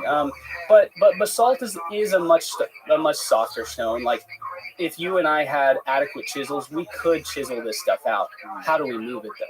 That has never been proven. So they say it was done on balsa rafts. So this nautical engineer that's traveling with Dr. Ed Barnhart, he creates this algorithm where you can insert the hypothetical size and weight of your hypothetical Olmec head, and then he was like, how big does the balsa raft have to be to actually transport it? What he found is insane. I've never seen anybody talk about this before. So these rivers that are in the Olmec heartland, some of them are like truly massive, wide, long rivers. What he found was that even if you made the raft 50 feet long and 50 feet wide, it is so big that it couldn't make it all the way down even the narrow parts of the river. If you put a 5-ton Olmec head on a raft that's bigger than the river itself, it would sink the raft. The smallest head is 6 tons. Well, there goes so that theory. so how do you move the 42-ton La Cobata head? So the biggest one, you could look this up too, the La and then Cobata Olmec head. And so what's interesting about him is he's the only Olmec head that has his eyes closed. Oh, click on the one where it's a person standing next to it. There's a diagram on there. Oh, there's a person. Yeah. So there's a person standing next to him. So some of the Olmec heads, I was taller than them. when I walked up to him. I'm 5'10". I was taller than the head. I could like barely see the top of the head. Think about how tall this guy is. I mean, he's got to be 9-10 feet tall. And so there's no explanation. That's interesting. You don't see the perfect symmetry that you see in Egypt. No, you don't see that. What you do see though is that the quality of jade polishing and they make I think they make obsidian mirrors in the Olmec heartland, and these were found in the 1970s. Or maybe the 1980s, I think 1981, and they're not really published again after that. I haven't seen any modern photos. They're probably sitting in a cardboard box at the bottom of the museum somewhere.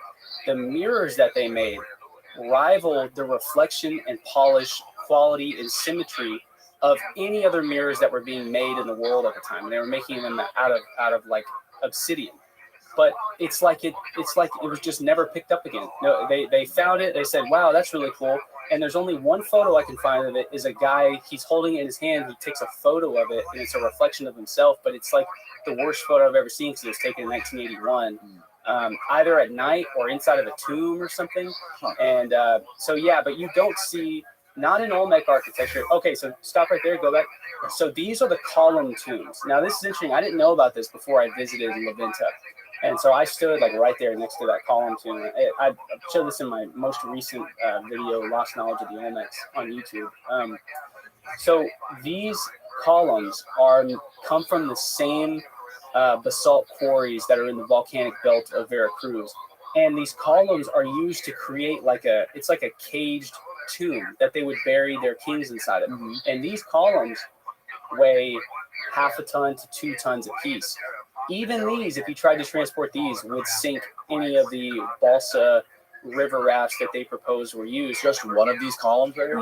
No. But if you tried, like I'm thinking, I don't know what, maybe half of those they put on one boat, you know? I mean, you put half of those on one boat and then you sink the boat. You know what I mean? How could these things have been transported? There isn't an explanation. And it's not like the Mexican Institute of Archaeology tries to hide this. They just don't have an explanation for it at all. And in some ways, there's kind of the same attitude of like, well, we don't really know how to explain it, so we're just not really going to address it at all. You know, a lot of the same mysteries that are in Egypt that aren't addressed, it's kind of the same thing here. You know, there are a lot of archaeologists that repeat the explanation of how these were moved on balsa rafts, and they all quietly know it. Did they have the wheel back then? They did have the wheel. So what's really interesting is there's a misconception that ancient Americans did not have knowledge of the wheel. Like they say that, well, ancient Americans they didn't have the knowledge of the wheel, but they also weren't able to, they didn't have the knowledge of the wheel, but they also weren't able to move megalithic giant monuments with the help of beasts of burden. So beast of burden is going to be like a horse or an ox, something that you would strap something heavy to and have that quote unquote beast move the object for you. Well, they didn't have horses before the Spanish arrived. They didn't have ox before the Spanish arrived. They didn't have these animals that they could kind of enslave to do their work for them. Now, and then they say, well, then look at the monuments that they built. How did they do all this without the wheel, without knowing about the wheel, without these beasts of burden? Well, what adds to the mysteries that they did know about the wheel.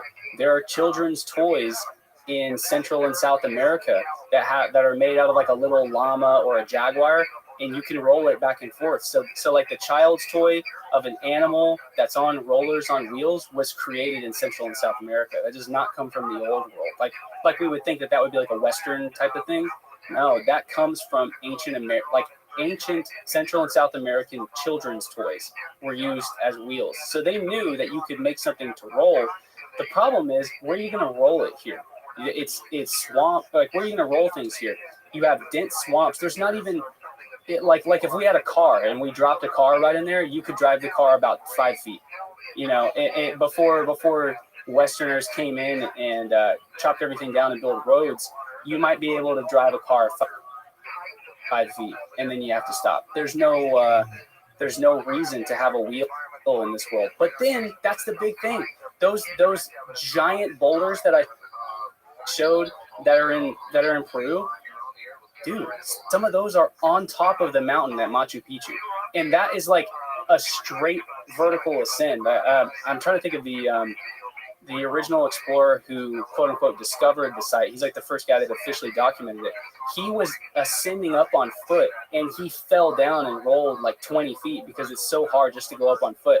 But you have blocks there that are taller than the ceiling, 12 feet wide, 3 feet thick, made out of solid granite that sit up on top of this. I mean, it's just, dude, I mean, in some ways when I talk about stuff like this, I'm like, no wonder people think aliens did this. Now, I don't think aliens did it. I think it's all human ingenuity with maybe there's some kind of truth to humans being aligned to some kind of higher power of some sort. That seems to be a religious trend in Central and South America. So in the Amazon, you know, there are people all the time who go down there and they take ayahuasca and they have experiences and encounters with angelic beings that other people say that they've encountered as well. Now this is getting in like real fringe stuff, but you know, sometimes I think about like our very existence and how enigmatic it is, and I think like it would make more sense if there were beings that were higher than us. I don't mean aliens, but I don't know. I mean maybe something spiritual, but you know, look at what ancient cultures did in the name of their gods all throughout world history. They were all into psychedelics. They were all into plants that could put you in a, I don't know if you call it a higher state of consciousness, but a different state of consciousness. And they all, you know, have accounts of interacting with these beings. And sometimes I wonder, you know, did these ancient people, I mean, clearly they were aware of something that we weren't aware of.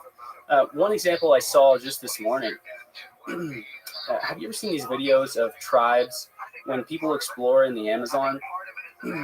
Sometimes there are videos, even today it's becoming more popular.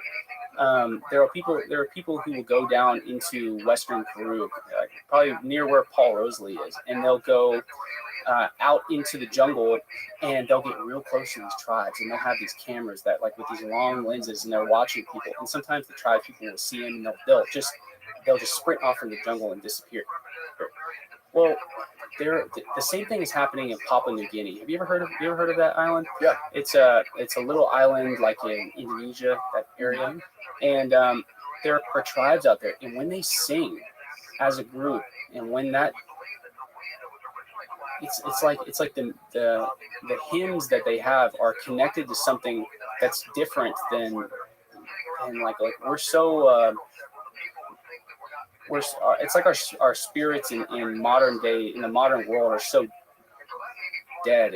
They're connected to something beyond, like something natural is what I'm trying to say. They're connected to something natural, and when they sing, you can feel it in your soul that what they're connected to is something natural. It's like the jungle and the nature in the world is singing through them, you know. And we could look this up. Has anyone ever recorded these? Yeah, I mean, I saw a video of it on TikTok this morning, and you hear the song, and you're like, all the comments, all the people are like, this is something different. Everybody who listens to this recognizes this. Now, this is getting into like a little bit of woo stuff that I don't actually really talk about unless it's a conversation like this, because I can't prove it, you know, and I want to be like a respectable educator. But, you know, I mean, yeah, I really do think that there's a very spiritual aspect. Where can we find it if you want to look for it? Man, if you just look up... only on TikTok? Yeah, maybe on YouTube if you looked up like Papua New Guinea indigenous person singing, I don't know, or Papua New Guinea native person singing. And can they get up close to these people, or do they? Oh yeah, they're nice people. Oh, they're okay. Yeah. Yeah, click on that first one. There we go. When they walk back, they sing through the forest.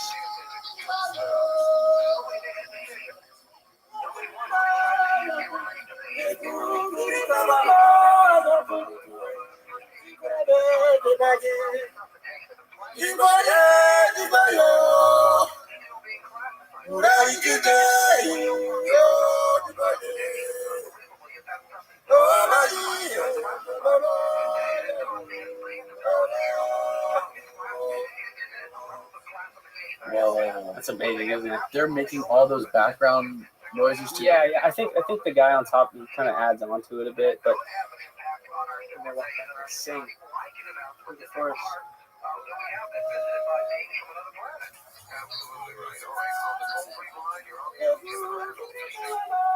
But imagine an entire tribe singing. Yeah, with that.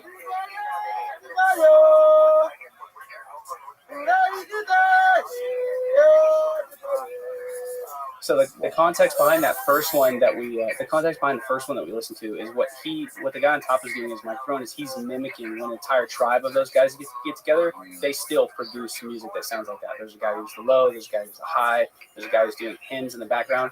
And when you look at that indigenous Papua New Guinea guy, he's probably not aware of a lot of the quote unquote scientific advanced things that Westerners know about, but that guy's tapped into something on our planet that's natural and that was meant to be here and that wasn't polluted by our Western selfish, vain, progressed society that also destroyed Rome. You know what I mean? Like, there's something very natural out there. And so when I study ancient civilizations, I see some evidence of certainly there's evidence of psychedelics, but certainly evidence of people that were tapped into something that was beyond us. Like, one thing you could look up were jaguar. It's like a werewolf, but just jaguar instead of wolf.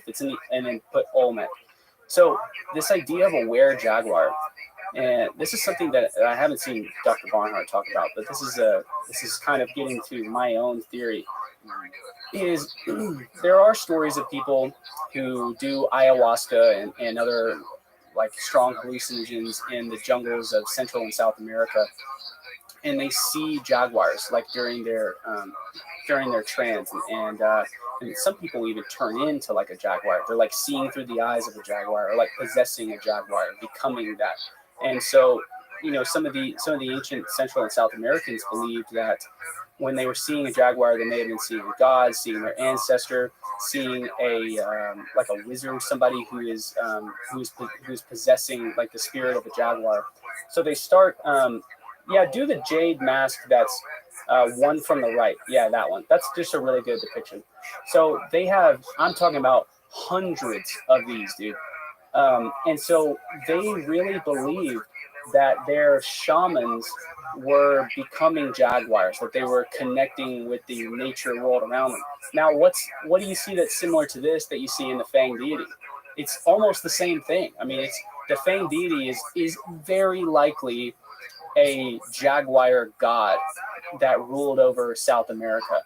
And the evidence shows, relative dating, cultural evidence, biological evidence shows that somewhere in the Amazon, at some point, and this could be 8,000 years ago, this could be even 30,000 years ago, because they're finding caves in the Amazon that were inhabited 30,000 years ago, way before people thought that people were supposed to be in the Amazon.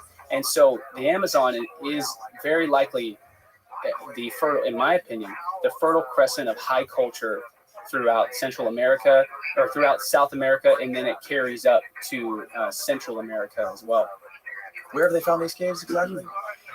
The southeastern side of the Amazon. So, a lot of the archaeological work that's done are on sites that are kind of on the edges of the Amazon. People don't go directly to the center and start, doing excavations. So they kind of start on the outside and go in, but they may never make it to the center of the Amazon.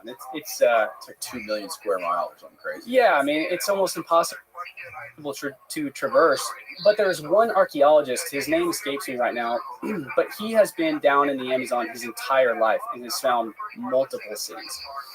And these are cities that are made out of earthen mounds. So and he's in the same area. He's on the western edge of the Amazon, exactly where Paul is at.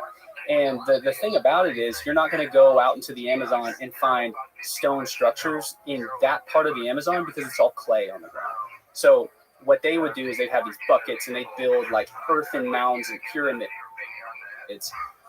in the Amazon, and they would build these canals to each other, and they build these raised streets so that it rains so much so you can walk on a road without it being flooded.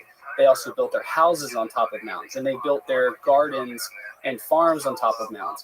And then when it would rain, the little canals and aqueducts that they would build, they had these little boats, and they would sail to other cities in the center of the Amazon through artificial rivers that they had created.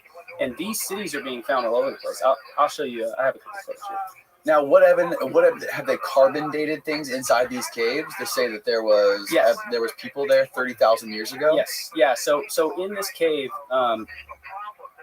in the cave I'm talking about, you can look up like 30,000-year-old cave found in southeastern Brazil. So here's one example of these cities.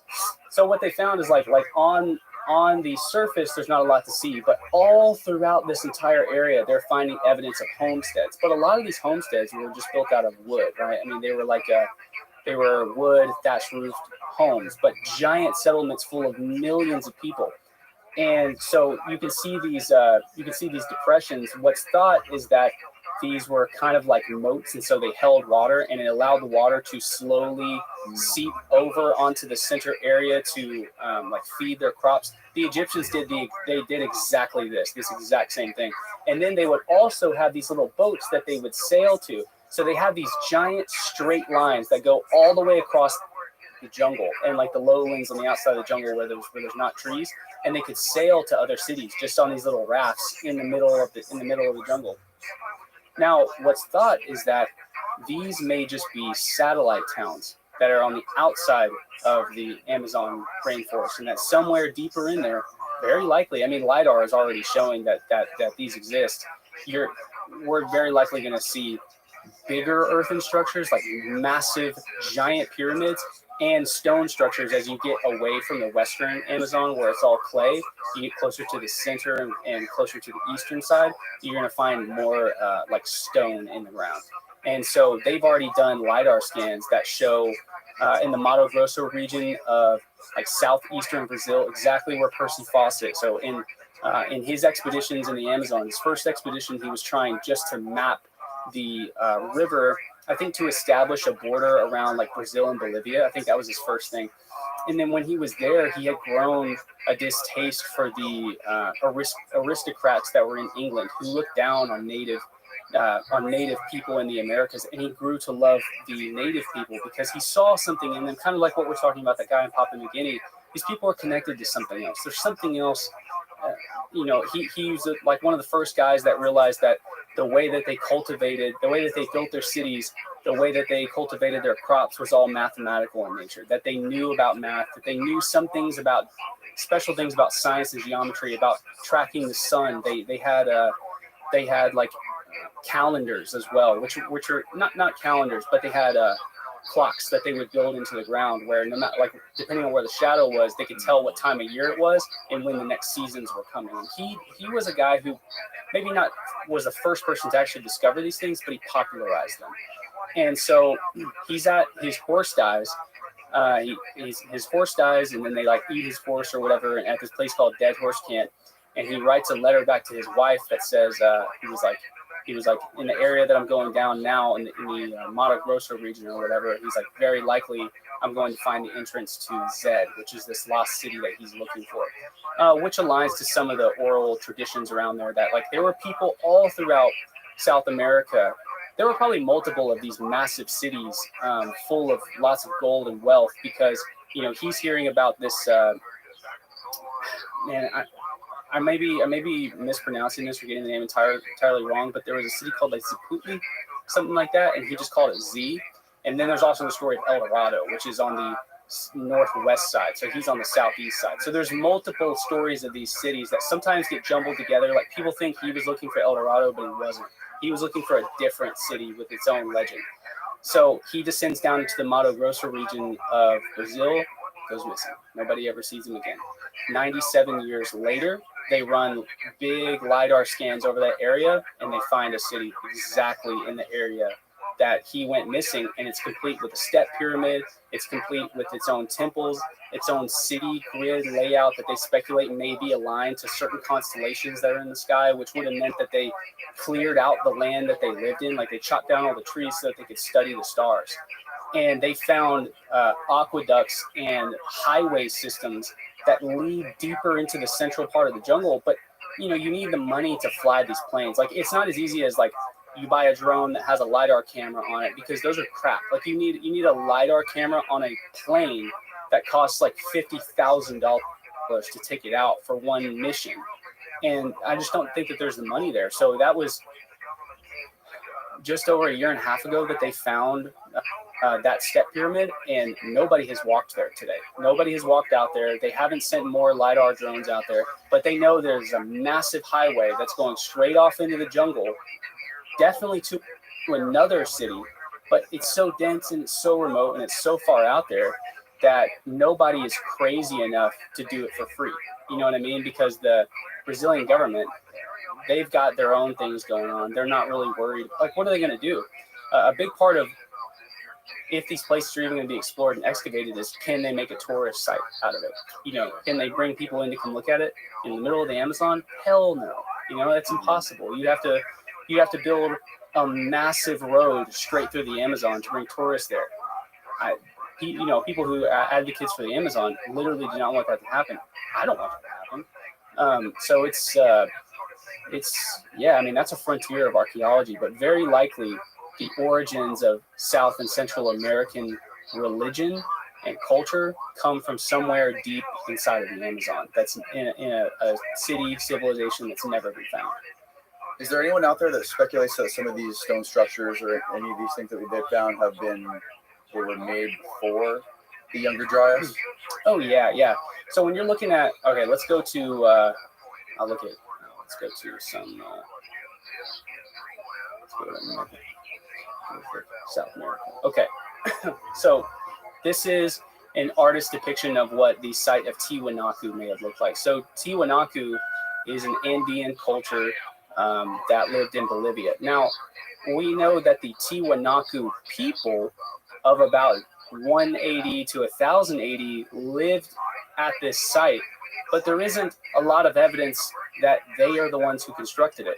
Now, these are some of the these are made out of andesite, which I don't think andesite is quite as hard as granite, but it's close. I mean, these are very, very giant blocks, and look at how big the I'll look up here.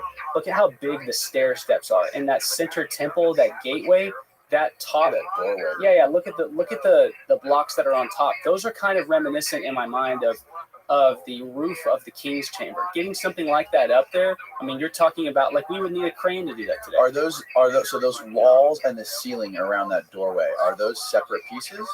Or are those one solid piece? No. So you can, it'd be easier to see on my computer, but so the walls are like multiple columns, and the ceiling is multiple columns. So they're like rectangular columns that are all stacked together. Okay, got it. And then also here at Tiwanaku, you have some of these H blocks. So this is some of the really bizarrely intricate monuments that there's no explanation. Like, were these for walls? Were they foundations? Nobody knows. They're so scattered. Look at that.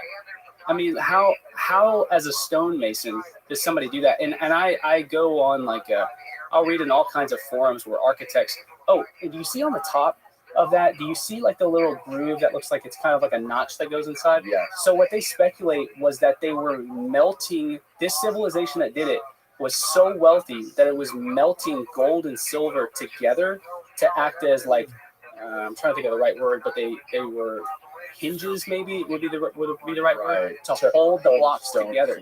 Yeah, so they were melting silver and gold in those little grooves to keep the blocks together. And then what are these geometric designs for? Literally nobody knows. And when you get down inside the stone, so like not on the outside, but when you get down inside the stone, all of these things are perfectly symmetrical. How does somebody do that? These are eerily similar to a lot of the things that we see in Egypt, as like the Serapeum boxes, the how well those are carved. This is eerily similar to that. It reminds me of it. And you look at how, so here's another example, but look at how scattered this is. What was all of this? You know, are these parts of buildings? Are these foundations? Are they walls? They certainly don't look like it. What is the purpose of all this? Oh, you see those two H blocks? You see the foundation that they're sitting on? Yes. That entire foundation, I haven't been to this site to look at it, but, and and I hope to go next year.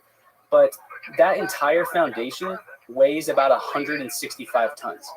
And it doesn't come from that area. It's not like bedrock. It was transported from somewhere else. So Tiwanaku is a truly bizarre site. Got another example here somewhere. Yeah, Tiwanaku Punku. This is the gate of the sun. But look at somewhere on here. I think I've got it. Oh, here's this is the staff god, the giant. So he's got. They're heavily eroded, but he's got fangs and he's holding stalks of corn. But this is the staff god as well. So this god likely goes back thousands and thousands of years. Whoever this is, I have a better photo of this somewhere. What were you about to ask? No, I was just gonna say, like, it's so frustrating that there's not more effort and more money put into understanding this stuff. Yeah, dude. Yeah, man. You're 100% right. It's like you could redefine everything. Yeah. You could, it would question everything, even down to like the existence of mankind when you look at this stuff. But the lens our society looks through stuff is commercialism, consumerism, war, money, and this is just, we're too far down the road already to like rewind and actually say, like, what could we actually discover if we put millions and billions of dollars into really understanding what this is? Okay, yeah. So you want to get into talking about discovering something. So, dude, there is so much left to be discovered. Now, first off, sorry to interrupt, but like, one okay. of the things that really, really blew my mind about those Serapeum boxes in those pyramids is that this guy named Chris Dunn, he wrote about in his first book, he looked at those Serapeum boxes and how perfectly symmetrical they were cut out and polished. And he asked like the biggest granite production company in the United States what it would take to recreate that. And he said it would be over $250,000. And he said after they even got the permits and paid he said it was going to be like $50,000 just to haul that stuff out of wherever they quarried it from. He said they would never in a million years cut it out of one piece. They would cut all the walls out separately and bolt them together. But those boxes are all carved out of one solid stone. Yeah. Just the amount of resources it would take for us to do today is unfathomable. That you saying that, there's something exactly like that in the Maya world. When you look up the sarcophagus of Pakal, Pakal is spelled Pakl. So the sarcophagus of Pakal, it was found in the Temple of Inscriptions in Palenque. It's a Maya city. I was just there in January. And so, oh, dude, I'm so glad you said that. We have a whole other rabbit hole to go down. Okay, so Palenque. You can pull up that first. So this is a cast of it. This isn't the actual thing because it's still inside the tomb today. But I stood here. This is like a life-size replica cast. Dude, I'm telling you, this thing right here, it's 7 feet tall, 10 feet wide, 15 feet across, carved out of one solid piece of limestone. Okay? And it has hieroglyphs all the way around the side of it that tell the story of the Maya gods of Palenque. So this exists in Palenque, which is Chiapas, Mexico. Now, the city itself existed from about 1000 BC to 780, and there's like a mysterious collapse of Maya civilization. And that 1000 BC estimate, it can go way further. There's evidence off in the jungle that it goes back further. So this is really interesting because on the inside of that, it's not a completely hollow box. Where Pakal's body sits inside of that sarcophagus was carved out perfectly to be the size of his body. That entire sarcophagus is solid. So imagine they find one of the Serapeum boxes that's an actual, I mean, what do they say? They're like cow sarcophagus or something like that? Something like that. Yeah. I think they found cow remnants in there. Yeah, something along those lines. But so they're like carved out on the inside. This thing is a solid block where like the lid is cut off. Like how they cut the lid off of the top of that, and then they carve out a crevice on the inside that's perfectly the size of Pakal's body, and it's like outlined to be the size of his body. And so they place it. It's so heavy that they place it on the foundation of the pyramid and build the pyramid around it. So this is one example. But what's interesting is this moving these megaliths in the Maya world. One of the reasons that the Maya world doesn't get as much love as places in South America, like ancient Peruvian sites like Machu Picchu, and then of course Egypt. You have all these megaliths, which are blocks that are the size of this table that we don't know how they moved it.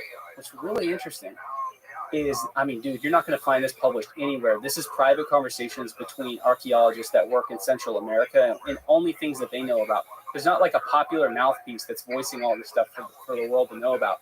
So I would consider that a monument. Okay, that giant of a monument was not common in the Maya world around the time that Pakal was alive. So that's about 600 A.D. It wasn't common. They weren't doing that at all. This is a one of a kind thing.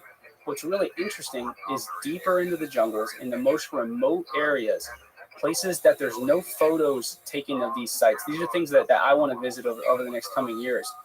The further you go deeper into the jungle, the older the sites get. That they can date that by pottery. Like they can see how Central American, Mesoamerican pottery evolves over time. So when you find pottery in certain places, you go, oh, it's this type of pottery, comes from this area. They know that because they found that kind of pottery in graves, right?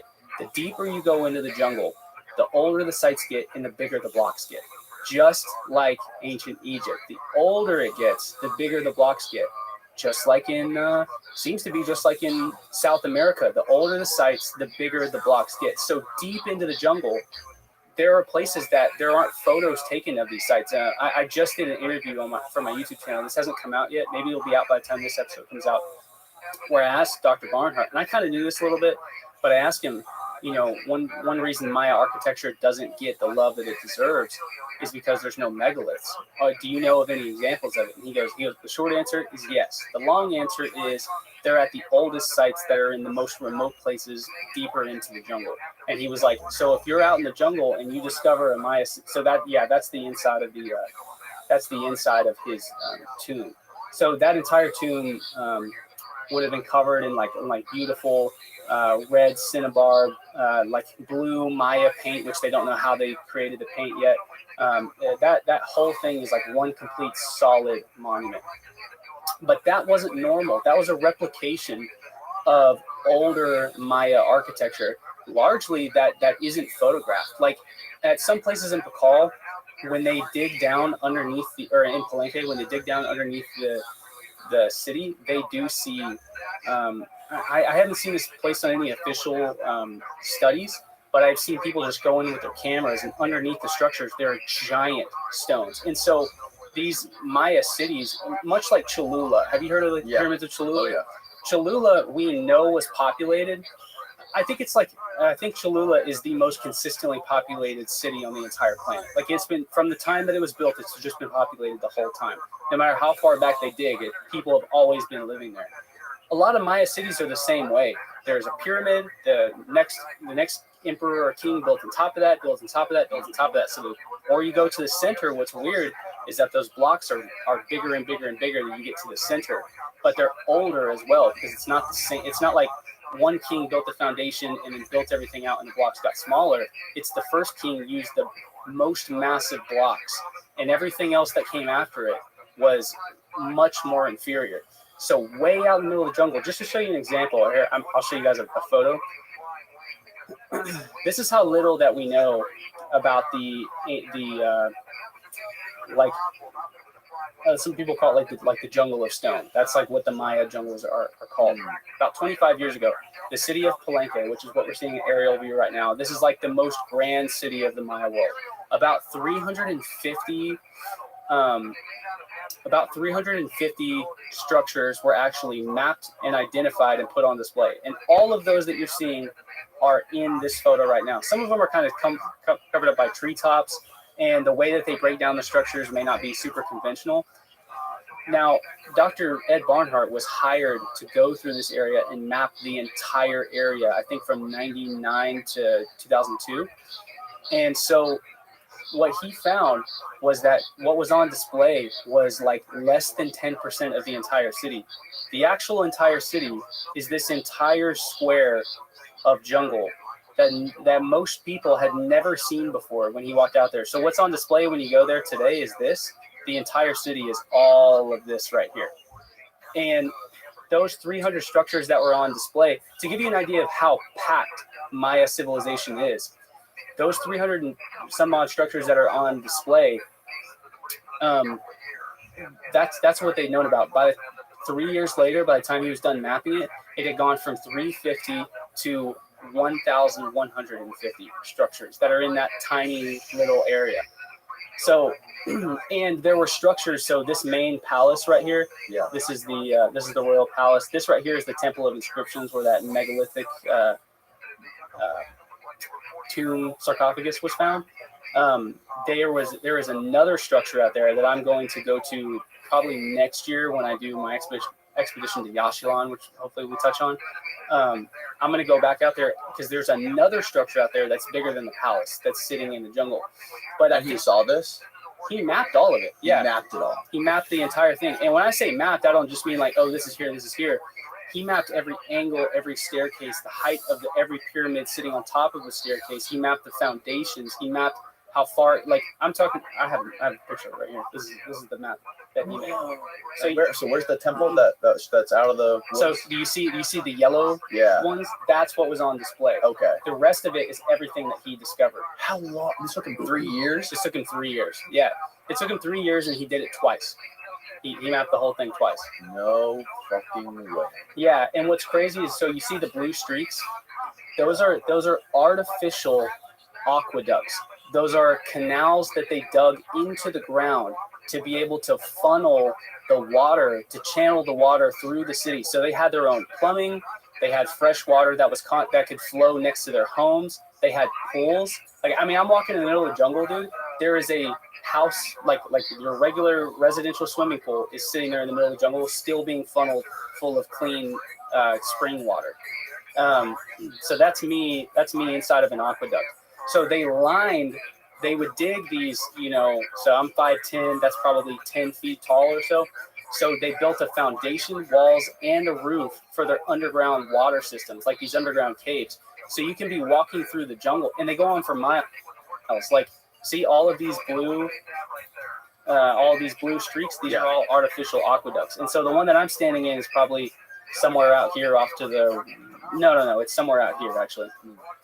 And so I could walk through that for miles. It's a tunnel full of clean water that's flowing under the ground. That they artificially created that because they were like, no, I want to build my temple over here, so we're going to take this stream and we're going to build an artificial river all the way over here, and then we'll build it all the way down here because it has to go to another stream at some point, so it goes back into circulation. So they build it where it connects to their home, and then the water would flow through their home down to some other river, and it would connect back to the main source of water. So you're walking through the jungle, and you start hearing rushing water, and you look around, and what the heck? And you look down, and there will be like these limestone blocks. And look at these blocks too. There's no mortar in between them. Of course, these things are heavily eroded. I mean, heavily eroded. You can see what water and rain has done to them, how much it's softened down the sides of this limestone.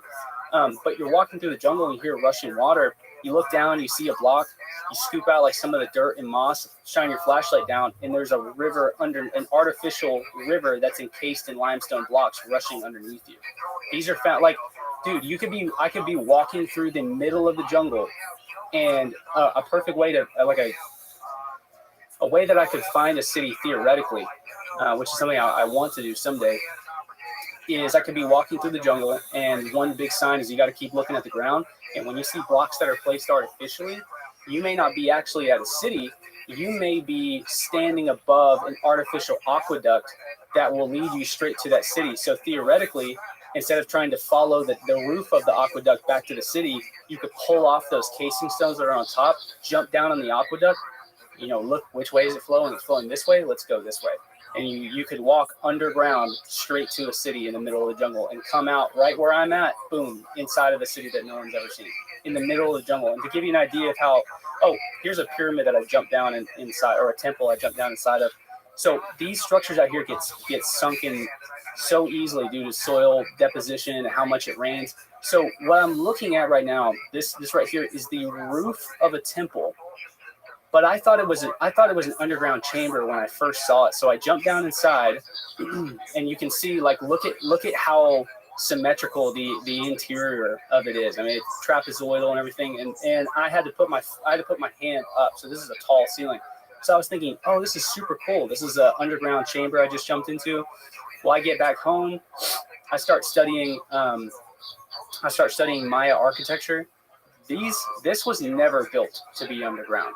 This was above ground, and the ground has risen all around it. So this temple was completely underground. Right. And it's not like that happens to all structures. It's just kind of depending on where, like, how is it sitting on the hillside. It's on a case by case basis. So I thought that was pretty cool. This is me standing in front of a temple in the middle of a jungle. So this is the temple of Lady who was Pakal's mother. This isn't on display for like regular tourists to go see. You have to actually just walk straight into the jungle to go find it. So Dr. Barnhart took me here. This is in January. What kind of animals are out there that you got to deal with? Yeah, so I'm getting to that too. You got to come fully armed. You can't be armed because they don't let you have guns or anything like that. So I have a little folder here for a lock and down. Okay, so the biggest thing is a fer-de-lance snake. Can you see a fer-de-lance in here? No, I see. Yeah. Okay. So here's the next thing. Can you see the fer-de-lance in there? I see it there. Yeah. Yeah. And then Wow. And then so That thing is super fucking camouflage. Yeah. This is like, it's the most overpowered snake on the planet because it would be easier to see if it was a solid black snake, like a black mamba. But this guy is dark and light brown with very dark brown, with a very, like, some dark brown patches that make it look like leaves. So he looks like dirt with leaves on top of it. And they're ambush predators. So they'll sit in one spot all day long, and they're fight or flight. They're going to fight. They're going to strike at you multiple times. So they sit down coiled in a spot underneath all the foliage, and you're walking through, boom, bite you on the ankle. These guys are so venomous, so much more venomous than snakes in North America. You have to get medical treatment. There's just no way that a Westerner is going to go down there and get bitten by a fer-de-lance, and if you don't get medical treatment, you're not going to live. However, there are people in Guyana, in the Amazon, so that's the Northeast Amazon, and there are Peruvian indigenous people. Again, this would be something interesting if Paul knows anything about this. There are Peruvian people who have been bitten by fer-de-lance snakes, and they don't go get treatment because they just can't afford it, whatever reason. They go back to their village, wherever they live. They do their herbal remedies or whatever kind of indigenous remedies that are, that they have. They live through it. Same thing with rabies. There are ancient Peruvians who have been, I guess they've been getting rabies for like thousands of years.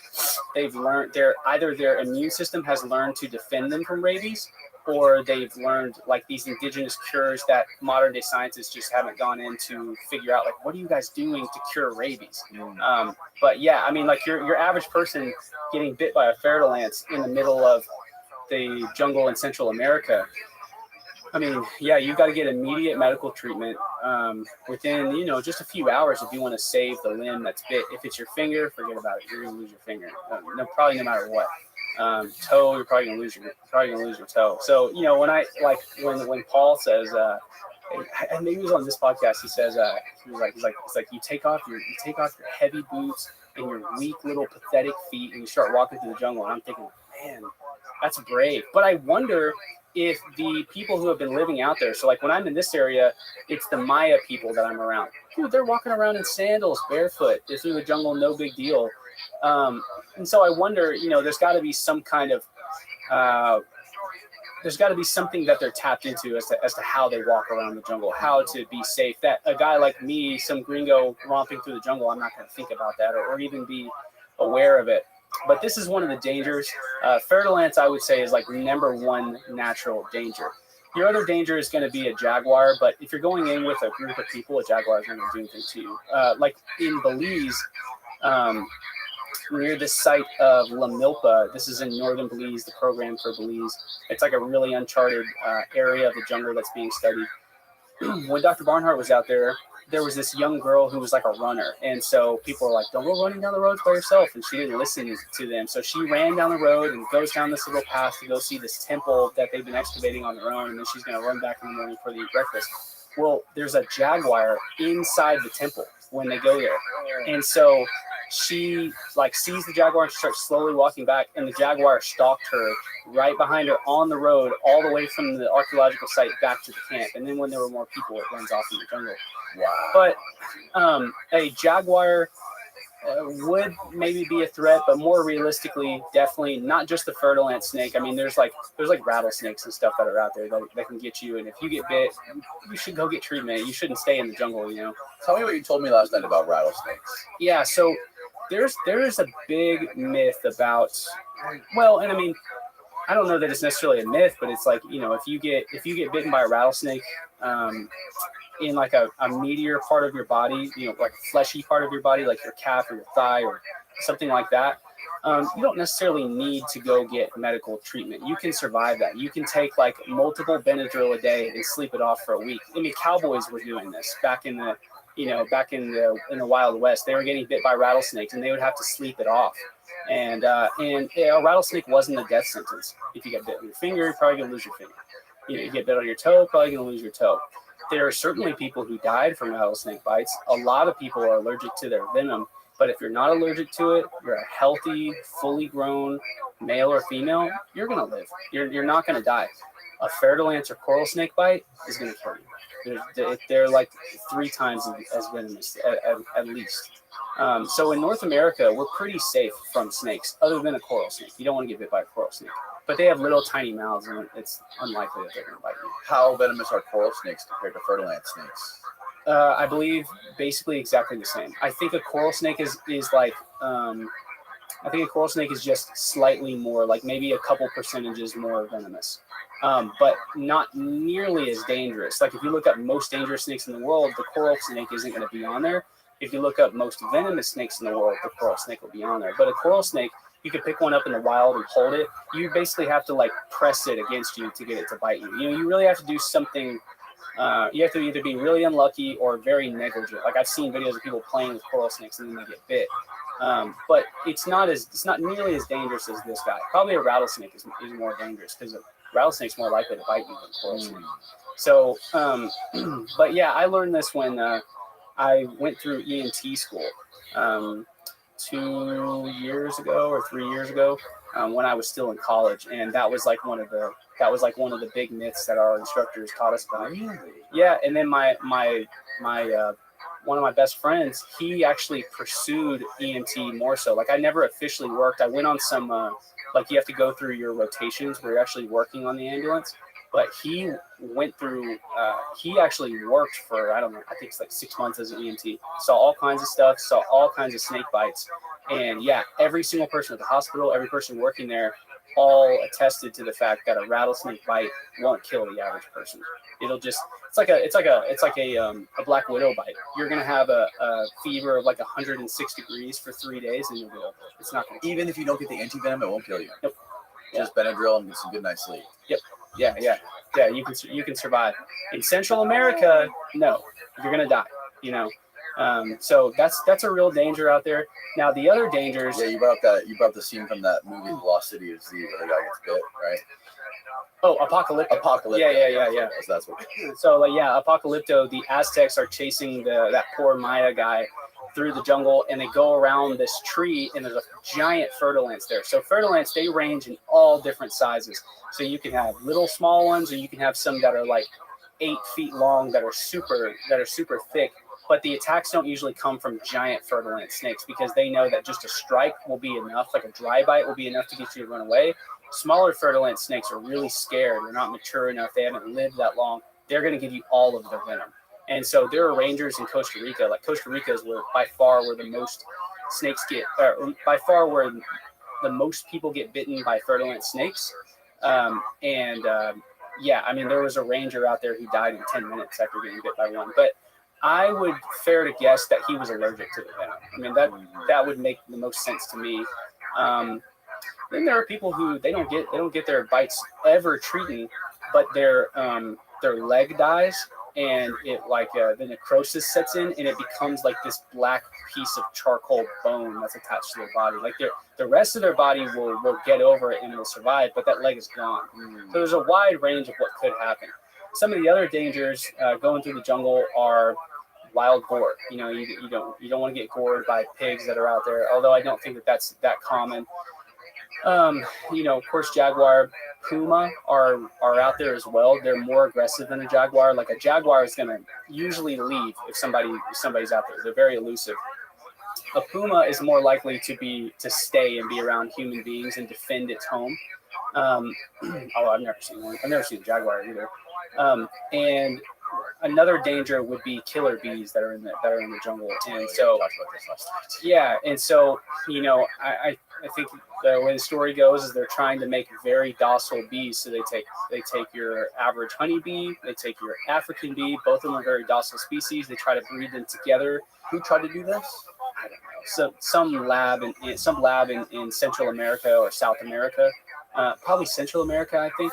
And it may have been multiple. I think it was people maybe all across the world that were doing this. But I think that somewhere it didn't work.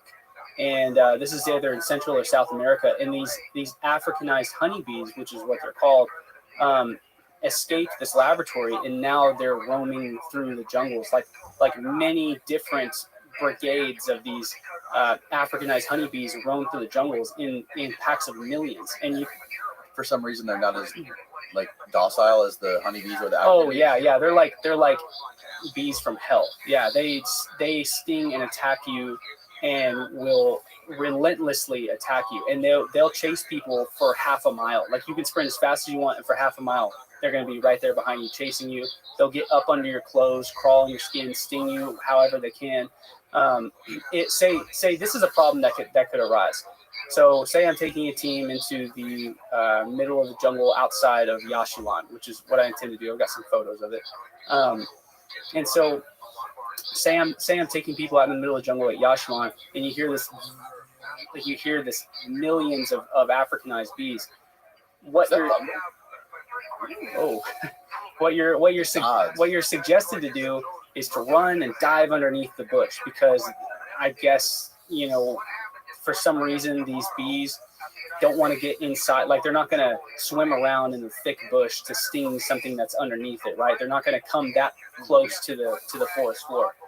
Well, the problem with that is if you run and dive underneath the bush, that's where a fertilized snake likes to sit, or that's where any other type of snake likes to sit, or spiders or whatever. You know, something bad could happen to you diving underneath that. If I were near a river, you know, that's what I would think of doing. I would think in the water. So there's the Usama Sintra River that's right next to it. It's a big river that is the border between Mexico and Guatemala. Mm-hmm. If I were to just say this happened right as soon as I walked into the jungle, and we get attacked by Africanized honeybees, you could run, dive into the water, and you hope to stay underneath the water and swim away, and you come up at a place where the bees aren't there.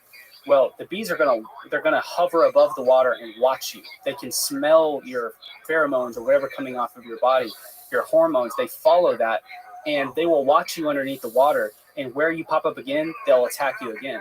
The other problem is the Usama Sintra River is infested with crocodiles.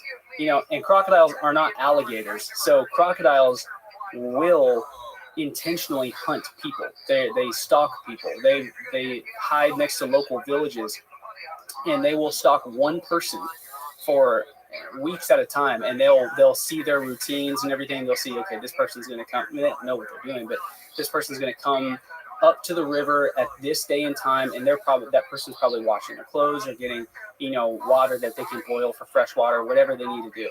And so they will watch that person, and they will basically plan or premeditate their kill. And then they go up close to the shore. They sink down to the bottom, just underneath where they think they can't be seen. Somebody comes out there, they come out, grab the person, pull them into the water. And usually it's like young kids. Like I think these are more leady crocodiles. So you're looking at like 10 to 12 feet long.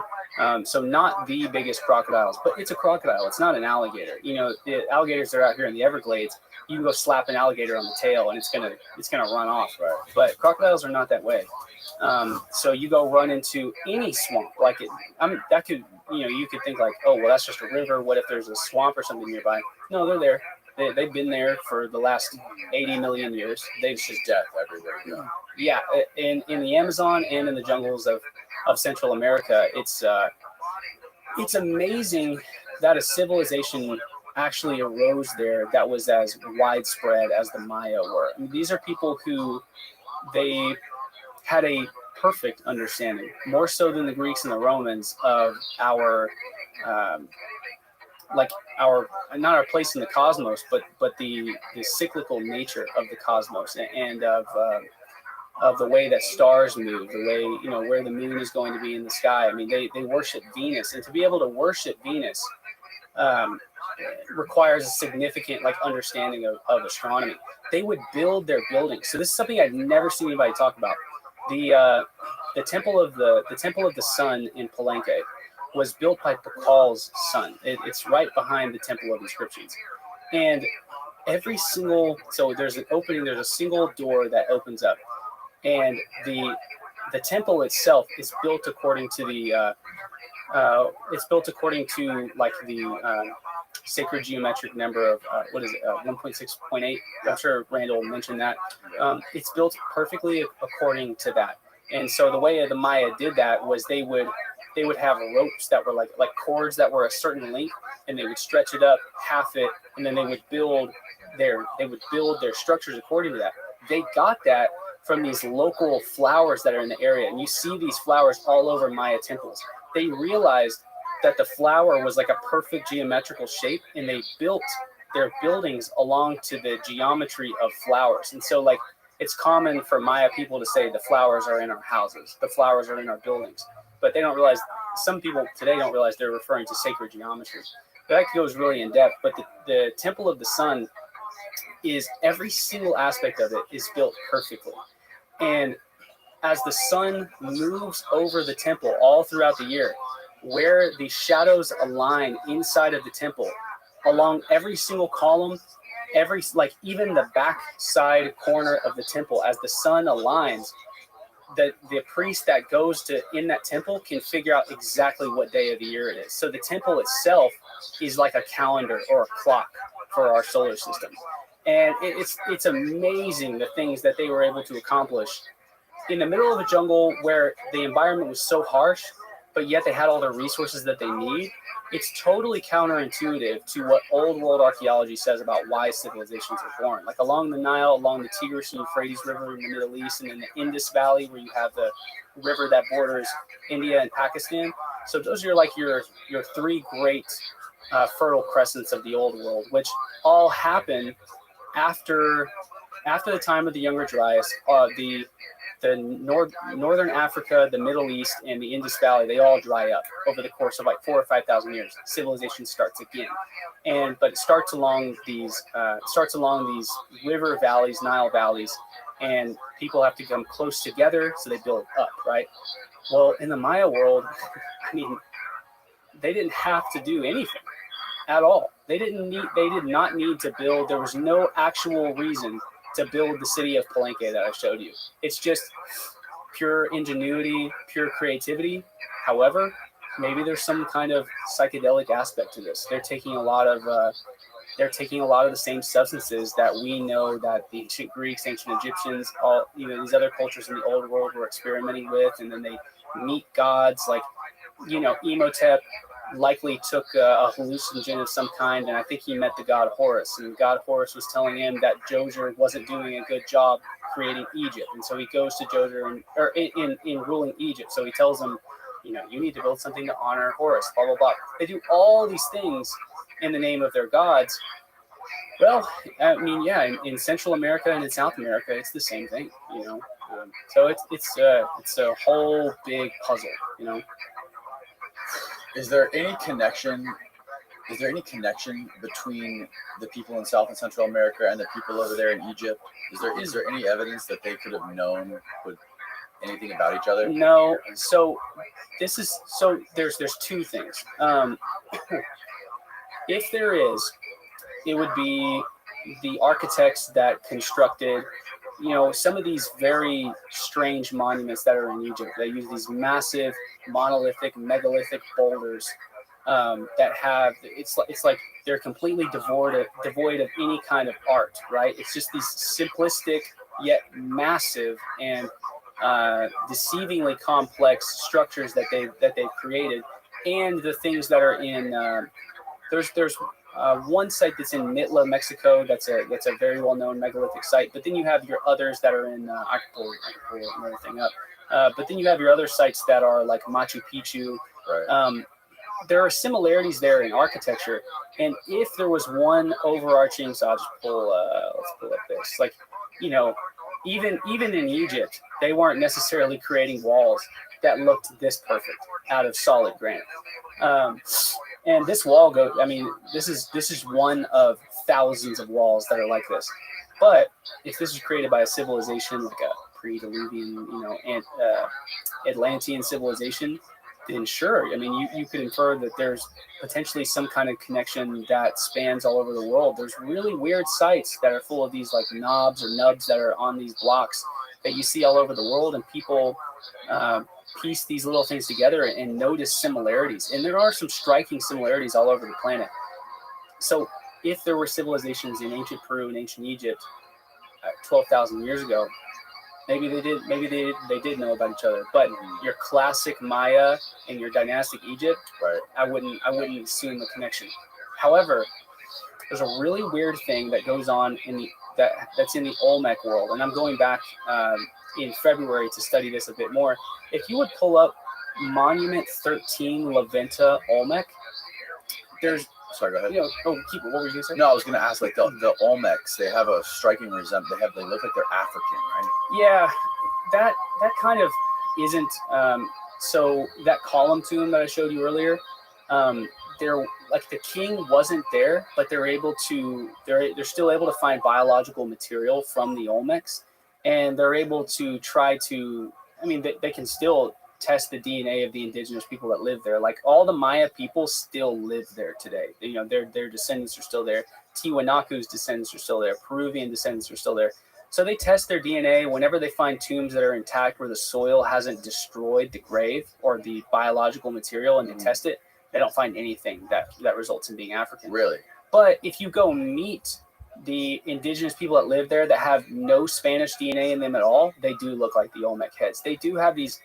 They do have these like very peculiar round faces, big lips, big broad, like kind of flat noses, that are similar to what we think Africans would look like. So yeah, so Monument 13? I think it's Click on that first one. Yeah, you might want to zoom in. Some of these photos aren't the highest resolution. So this is an example of like proto early Mesoamerican hieroglyphs. So it's tough to see from this angle, but around his waist, just to the left, do you see the foot that's there? That's carved onto the. There's a foot that's pointing down, like the heel's at the top and the toes are at the bottom. Toes are at the bottom, right? Hanging off of his waist? No, it's like to the left of his waist. It's okay. Yeah. But the foot's like pointing down. Right. And A footprint. Yeah, it's a footprint. Okay.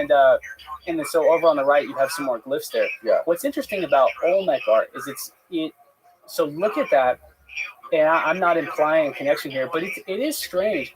How similar is that to, if you guys went over this in the last couple episodes, how similar is that to Göbekli Tepe in its art? Because what they did is they carved the face off of the monuments to reveal the hieroglyphs and the glyphs from beneath. So they carved the face off. But what this means, this is a really, really interesting monument.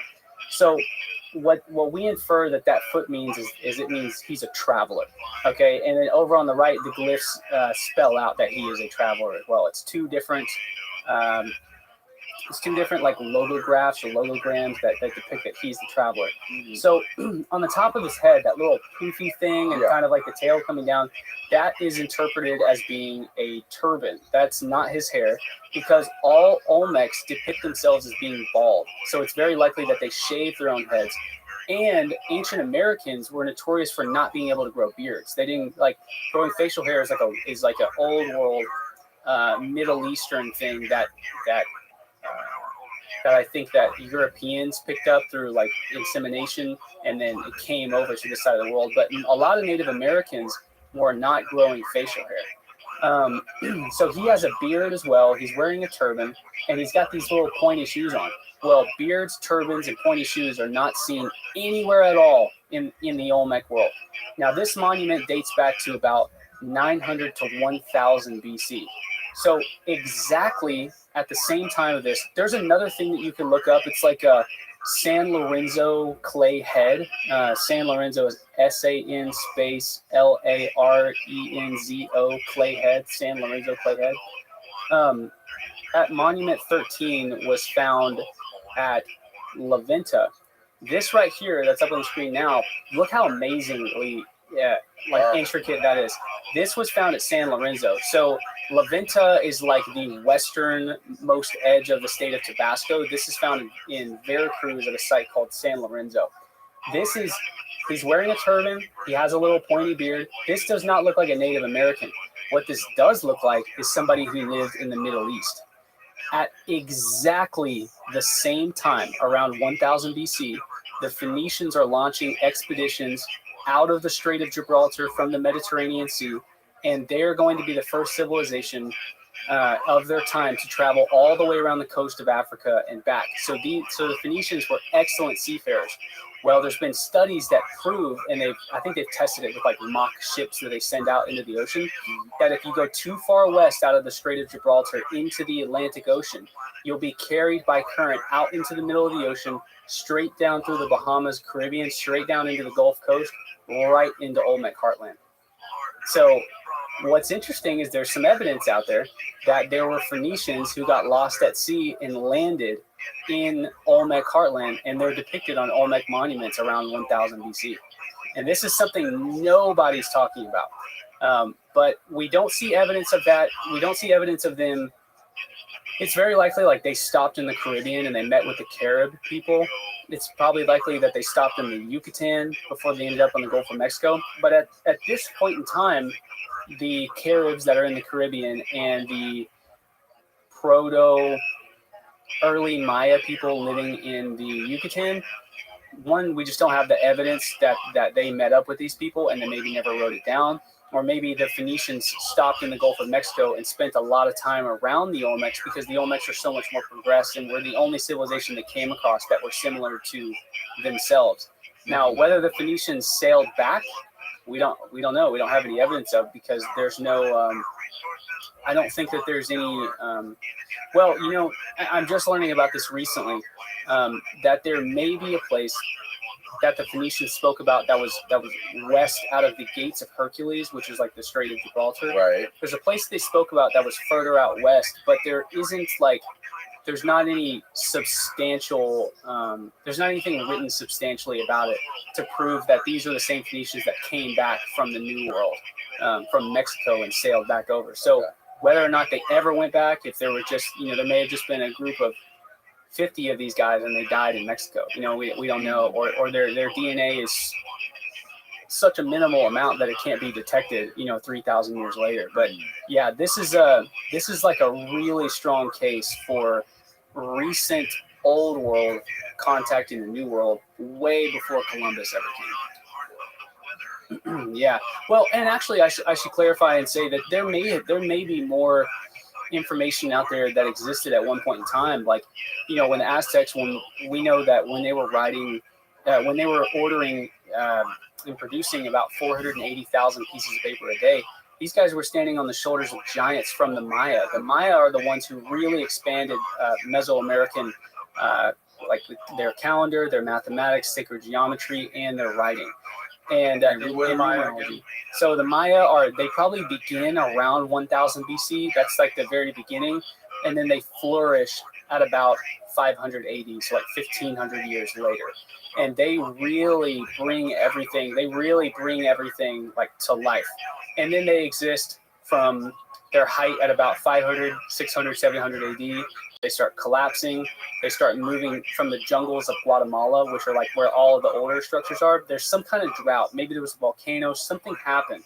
So people start moving north towards the top of the Yucatan, and so their architecture changes. They realize that worshiping men as gods doesn't actually work. So they start having like divine councils of rulers. So they start moving north into the Yucatan, where they stay there from 800 AD to 1400 AD.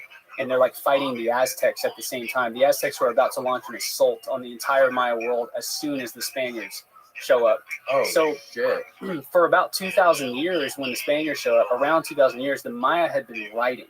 So if the Aztecs were producing almost 500,000 copies of paper a year, think about how much the Maya had written down for the last, almost 2,000 years, and everything that they knew. So what's crazy is in the 4 codices that survive. So when Diego de Landa, I think this is like the 1570s or 1540s, he's in Merida, Mexico, what is today modern day Merida, Mexico. I believe that's where he's at. And he gets all of these local tribesmen, Maya people, who still have their ancient codices. So like what the Maya do is, have you ever seen the sticky notes, how they connect on like the top and the bottom, and you can pull them apart? Yeah. That's a codex. That comes from the Maya world. That's where that design comes from. So their books were folded like a zigzag. And so you like unfolded the book and you can flip the book over and read it the opposite way. And so that's called a codex. It's not necessarily a book. So he burned, according to Spanish chroniclers, he burned pyres of books. So floor to ceiling. I mean, imagine all the books you have on your bookshelf. How much knowledge in multiple pyres, if you stack something from floor to ceiling, how many books would that be? And you do it multiple times, you could destroy an entire civilization's knowledge just like that. This is like the burning of the Library of Alexandria in the New World. The Maya knew very likely everything. They knew they knew all of their origins. I mean, what we have learned from the Dresden Codex, which is just one of the 4 codices that have survived, has completely changed everything that we know about the Maya. I mean, it taught us almost everything about their astronomy. I mean, there are books that are this thick that are written this thick in small fine print about everything that we've learned to do with Maya astronomy. I mean, it's like a book that unlocked, like explorers and archaeologists had been looking at these temples, and they can't figure out, like, okay, well, why are these columns put here? Why are the cities built the way that they are? They're just looking at it, and they just think that maybe it's all obscure. Okay, one codex, the Dresden Codex, added context to every single Maya city that was ever created. Like, it gave context. People go, oh, so this temple is aligning to the sun. This temple is aligning to the moon. This temple is aligning to Venus. This is why all of these structures are tilted slightly to the northeast. Oh, and like every single Maya city that you go to from one codex has added context to everything. And then when you have the context, you learn some newer things. Like as you get deeper and deeper into it, like there you might have I can't think of an example, but I've been in that situation many times where if I didn't have this context now, I wouldn't be able to figure out one more step. So, I mean, dude, you're talking about tens of thousands of codices that were burned. That's everything that they knew. Everything. It's just, I feel like no matter what I say, it would be an understatement as to, I mean, yeah, this is on scale with the burning of the Library of Alexandria. Egypt, when people were coming into their areas, if you had books and scrolls, they would take them, they would copy them down in the library, and then they'd give it back to you when you left Alexandria. Well, I mean, yeah, the Maya are doing the same. They're doing exactly the same thing. And in their form of hieroglyph, if you could, will you look up like Maya hieroglyphs? You can just look up anything. This is so much more complicated than Egyptian hieroglyphs. When you look at it, it's like psychedelic almost looking at it. It is very difficult to wrap your mind around what you're looking at. And their civilization is so complex. Their language is so complex. Their hieroglyphs are so complex. I mean, a lot of times they're carving the face off of the rock to allow the hieroglyphs to pop off the stone, and you'll like see negative relief, yeah. high relief. So this is just like a Oh my god! yeah. This is nothing like if you look up like Maya stela. Um, but if you zoom into one of those glyphs, yeah, click on that first one right there. Zoom into one of those. So each of those little glyphs is several words. So you see, can you see how the glyphs are broken up into like 4 quarters sometimes? So each of those are four words. Faces in there. Yeah. There are faces in there. There are temples in there. There are animals that are in there. It's like the most complex ancient language ever. Like most ancient languages are lines. You know, they're This is lines and far dashes. more advanced than Egyptian hieroglyphs that you see. Far. And this is a simple example of this. I mean, if you look up like a Maya hieroglyphic stela, if you spell stela Stela, or yeah, LA, you're gonna see some stuff that's just mind blowing. I mean, it's hard to even understand what you're looking at. Yeah, maybe click on the third one. That's probably Copan. Yeah. Yeah. So any of those, if you click on, I mean, look at that. Those are glyphs that are carved into the side of a monument. So it's like that. So this is at Copan in Honduras, I'm pretty sure. So that's like out of it. These aren't just like someone took a chisel and started making lines in a rock. Yeah. This is like amazing Yes. 3-dimensional. Yeah, it's 3-dimensional carving. It's very likely the king or ruler's face, and that's probably a depiction of. So some of these are depictions of trees, animals, and jungle foliage that's around him. Yeah. And those, so you have his face that's in the middle, surrounded by the world that was around him, and it like fades into the hieroglyphs that are on the side of the stela as well, that tells the story of his life, his rule, and the city around him. And so you look at these things, and they're otherworldly, dude. And all the books that were produced in this city were either burned to ash, just smoke, or sometimes they're not preserved very well because their tombs were prematurely opened up. Like, wow, go to that one above, up there. Not that. Yeah, that one. That one, yeah. So I think that's Copan as well. So it's amazing, man. I mean, if you look and see it at the bottom left, you can see a flower right there.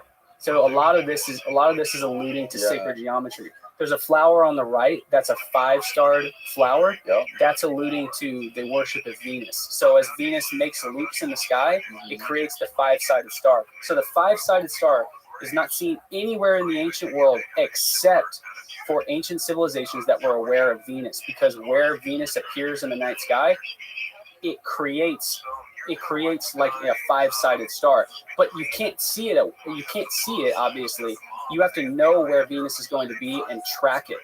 And so over the course of a year, maybe it's multiple times in a year, Venus creates a 5-sided star. So any ancient civilization that knows about a 5-sided geometric shape follows Venus, which means that they were very advanced astronomers. It's freaking crazy, bro. So in the center of the jungle is where you're going to find, in the deepest parts of the jungle is where you're going to find the most, you're going to find the oldest, you're going to probably find in some ways the most advanced structures, because as Maya civilization continues after like the fall, because they fall in about 750 AD, but they're not conquered by Spain. How did they fall? Nobody knows. Nobody knows what the collapse of Maya what caused it. Could have been drought, because they live like in highlands of Guatemala and southern Mexico and Honduras, like up in the mountains. And then something happened to cause a mass migration north into the lowlands of the Yucatan. And that's when they started conflicting with the Aztecs. Yeah, about that time. And then the Toltecs, who live near the Aztecs, come over into their land as well. Like the Toltecs helped build Chichen Itza, if you've ever heard of that site. So the Toltecs helped build Chichen Itza, and then you have like these Maya astronomical observatories. Like there's one called El Caracol that's in the city of Chichen Itza. This is an observatory that's aligned to all these different celestial bodies. But then later on, I believe in the city of Mayapan, an older city, they build another astronomical observatory, but it's not aligned to anything. It's fake. It's hollow on the inside. They lost the knowledge as the time went on. So how many civilizations do you see that in, where they start out using the biggest, most massive megalithic blocks that they can find? Their knowledge of the world around them is at an all-time peak, and then from the very beginning it descends. It doesn't get better over time. And it's the same. It's that exact same in the Maya world as you see in Egypt. It starts at it rises to its peak really quick and then falls. And then by the end of Egypt, they're not building as many structures that lasted or stood through the test of time as the old kingdom, like pre-dynastic, or even the civilization way before that did. You know, Well, it's wild when you think about the fact that Cleopatra was closer to us than she was to the building of the pyramid, of the Great Pyramid. Yeah. I mean, that like what I was saying at the beginning is that is remote antiquity that we just don't know about. And a good example I'll give you for how little we know about the study of Mesoamerica. Here, I'm gonna pull up my computer real quick. So in the Lacandone jungle, it's very likely that there is a lost city that is out there. So there's a city that's never been found. People have thought that they found it. This is like an artist rendition of it. This is called Lakam Ha. Maybe it existed around 600 BC. Where is this today? Well, nobody knows where Lakam Ha is. But this map over here, this is the Lacandone jungle. This is south of Palenque in Chiapas, Mexico. Okay. Just west of Guatemala. Okay. Out in the jungle. So this city of Bonampak that's over here that I have pinned, that's a very small necropolis that probably about maybe 20% of it is excavated and on display. And near Bonampak, they know that there was a city that was involved with them. There was one city called White Dog that attacked Bonampak and ran through Bonampak, killed their leaders and everything. The city White Dog has never been found. The city Lakam Ha has never been found in the Maya world.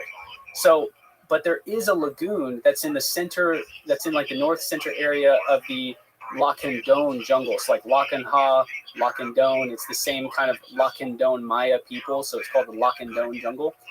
So the local indigenous people, they call this giant lagoon right here, they call it Lakan Ha, which is very similar to Lakam Ha. So the only difference is the N and an M. But nobody has been out to this lagoon before. And a body of water like this in the middle of the jungle, I mean, nobody's been right there. Except for local Maya people that live there. There's no photo you can find of that lagoon lake. It's like a giant lake. There's no photo. Nobody's ever walked out there. And I would guess that's close up on Google on Earth. Google Earth. Yeah, I can do it right now. You want me to do it? Yeah, can you do that? Okay. That's insane that nobody's ever gone out there. Or at least nobody's ever documented going out there. Yeah. Oh, we're about to get. Oh, here's a drug plane that I found out in the jungle. This is the jungles west of. So this right here is the uncharted jungles of Guatemala, where they know more cities are. Can you zoom out so I can get some better context of where we're at? Oh, okay, I see. Okay, so where we've been talking about Palenque is right here.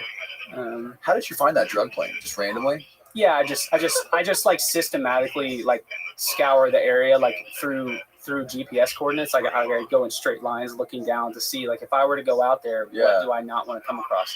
So just as some reference, here is Palenque. This is the jungle of Palenque, okay? Here's where those 300 some odd structures are. This is actually the full scale of the city that was unexcavated, all right? That jungle is literally nothing when you look at the other Maya jungles. So right here, the entire center part of the Yucatan is, look, there's no cities that really pop up as you go in. There's these main little cities. Out here, this is uncharted jungle, uncharted jungle, uncharted jungle. Then you come down into Campeche. This is uncharted jungle. There was a city called Ocomtun that was found right in maybe this area, about 37 miles deep into the jungle. I think it was Ivan Sprach that just found that city. The lower part of Campeche is completely uncharted. The northern Petén jungle in Guatemala, look, there's almost nothing that pops up. It's dark green. Oh, it's dark green. This is where some of the earliest sites in Maya history are going to be in this deep jungle. Even the things that pop up like Dos Lagunas, if I were to zoom in here, there isn't actually anything here. There's an airport. There's an airport, and this is probably this could be a wildlife research institute. This is where some of your colony beekeepers, people who study bees. So if something gets out, it doesn't like immediately attack the local community. Like there's all kinds of stuff like that out there. The vast majority of this is completely uncharted. So recently there was a LiDAR thing that made news that showed 60,000 structures that were found in the jungle. So This is right where we were just looking. yeah, it's on the southwest side of where we were looking. So this is like an artist rendition kind of the LiDAR scan. They like beef it up and give you an idea of what it would really look like. Okay, to give you an idea of how little we know, we did not know about those 60,000 structures until within the last several years. They run LiDAR scan over it, and then when they do LiDAR scan, they realize just how much is out there. Okay, I'll show you, because a guy that I know went out there and did a Google Street View of the city. He walked out there. Okay, so here's the entire jungle. All right, this is where the city is, just right here. Look how far in that is. I'll measure it real quick. Some guy mapped all those roads with a Google camera. Yep. Well, yeah, like by hand, you know. Right, like the cars typically have them mounted to the roof, but this guy was carrying. Yeah, and so from right here to about right here, 5 miles into the jungle. That's it, and we had no idea that 60,000 structures were there. So we click on. Oh, I was actually a little bit further, so maybe it's like 4.5 miles. So then we come in and click right here. Stop it. And now, look at that giant pyramid. This is probably 60 feet tall, and there's a temple at the top of it. So you can see the stairways coming through. These are fuck, dude. These are in the center of the jungle. This was only 5 miles deep, bro. Look at how much is uncharted. Look at that. All of that is uncharted. All of that is uncharted. Even the western side of Belize, it's all uncharted. There's stuff like that everywhere, bro. Everywhere. Literally everywhere. It's okay. So down here. So let's go back to Bonampak. So there's actually a street view here at Bonampak too. You can get an idea. Dude, how do these guys do this with these street view cameras? I don't know. You get like a 360 camera. You just hit up Google and I'm gonna walk out in the middle of nowhere. Yeah. So this is from inside one of the tombs. These are the murals on the inside of Bonampak. So some of these depict. This like obviously depicts. So I stood here in January. So some of these depict the wow, look how glossy that is. Oh yeah, it's amazing. I'm trying to get one that's like on the outside, out in the middle of the courtyard. So just the courtyard has been excavated. Yeah. So look how giant this stela is compared to this dude. And this dude's close to the camera. Like when you're standing up next to this thing, you're like this tall. And so this thing is massive. So this is like the big wide open plaza. Here's some of, but look at how massive this pyramid is. And those murals are in there. Now this is a somewhat less impressive city, but off in the jungle, like you walk out to the tree line and you peer off in the jungle, there's more pyramids out there. Like literally nothing has been excavated here. So in these murals, it depicts the city of White Dog attacking Bonampak. It also depicts the city of Lakum Ha. Well, you come and look down here at Laguna Lakum Ha. You click on the photo. There's no photos. Okay, I've tried to Google it. The only photo I can find is like somebody who flew over in like a Cessna and took a really blurry photo a long time ago. There's nothing else out here. I go on Street View. Of course, there's nobody out here. But there are villages of people that live somehow somewhere near here. This is something I want to track down at some point. But they called this place Lakan Ha. How far can you punch in on that without losing resolution? Yeah, I can go real quick. Oh wow. Yeah. So if you look around like the edges, there's nothing you can find. No, I mean, okay, I'll show you here. Okay, I'm just gonna go on a rabbit hole for like 2 seconds. How wide also is that body of water? It's big. Here, let's look. Close to like length. Yeah. So it's 1.5 miles. Okay. Yeah, wow. It's 1.5 miles, and then what? Maybe like a quarter or 3/4 of a mile wide. Yeah, exactly. Wow. Of a mile, basically. So it's a huge body of water. So this very likely fed a community nearby that is not Bonampak. I'm guessing Bonampak probably got their water from this river right here, and that there's very likely some civilization, some city, maybe the lost city of Lakamha around here, but that's as far as anybody knows. So that's something I'm going to track down one day. Now, as far as how are you going to get there? Walk. Yeah, I'm gonna walk from Bonampak. It's not that far. I mean, it's probably like 5 miles. Yeah, less than 3 miles. Okay. But you're talking about you're talking about like basically impenetrable jungle going down. Like when you leave Bonaparte, it's like a very steep slope going down, and then you've got to hit the river, and then you've got to you have to go through the swamps to actually get there, and then we'll probably camp out on the banks out here, up a little higher. I mean, this looks like a pretty good area to camp out, and so anywhere around here, bro, anywhere around here could be the remnants of a city. I'm gonna guess it's gonna be a little bit higher up. So like the elevation increases over here. I'm going to guess purely off of just looking at a ton of cities, I'm going to guess it's going to be right up here on top of this ridge line, on any one of these sides. But it's anybody's best guess. But maybe if there's local Maya villages out there, there may be people who already know about it that know. Find a flying saucer. Oh God, yeah. Imagine. Yeah, I would love that. And then they'd like lock me in a room forever, and people would think I'm crazy. Well, there's more sightings. There's more like UFO sightings in this part of the world than like anywhere. Oh, really? South America and Mexico, yeah. Really, I didn't know that. Yes, it's really weird. That is weird. I'll have to ask people when I go next time. So, what you were asking about when you're looking in uncharted areas for temples, okay? I'm filming a pilot to pitch to TV, TV production studio companies. In April, I'm filming this pilot. We're going to the city of Yaxchilan. Okay, in the city of Yaxchilan, remember what I was saying a second ago about how a lot of Maya cities are oriented to the northeast. I just said it a second ago. I was like, oh, this is because of the Dresden Codex. We know, oh, this is why the buildings are aligned to the northeast rather than true north. It's because of the celestial bodies that they follow. So you look at Yaxchilan, all these are northeast. Some of them are a little bit more north because they're aligned to a different body. But look, the vast majority of these are all facing northeast. So what's interesting is, let's go to my photos. Let's go to Yaxchilan expedition. So here's Yaxchilan. Here is a map that I was able to get out of a book that you can't. It's like an older field study book that you can't find on the internet anymore. So this is a map of Yaxchilan, and it's on so you can kind of see it right there. It's on the tip of this Bode Island, so it's like right up here. But there are scientists who have studied howler monkeys because troops of howler monkeys come through this little peninsula-looking thing to escape predators like jaguars and things like that. So jaguars they may not come through this because it's kind of a tight area. They want to be out here in the open.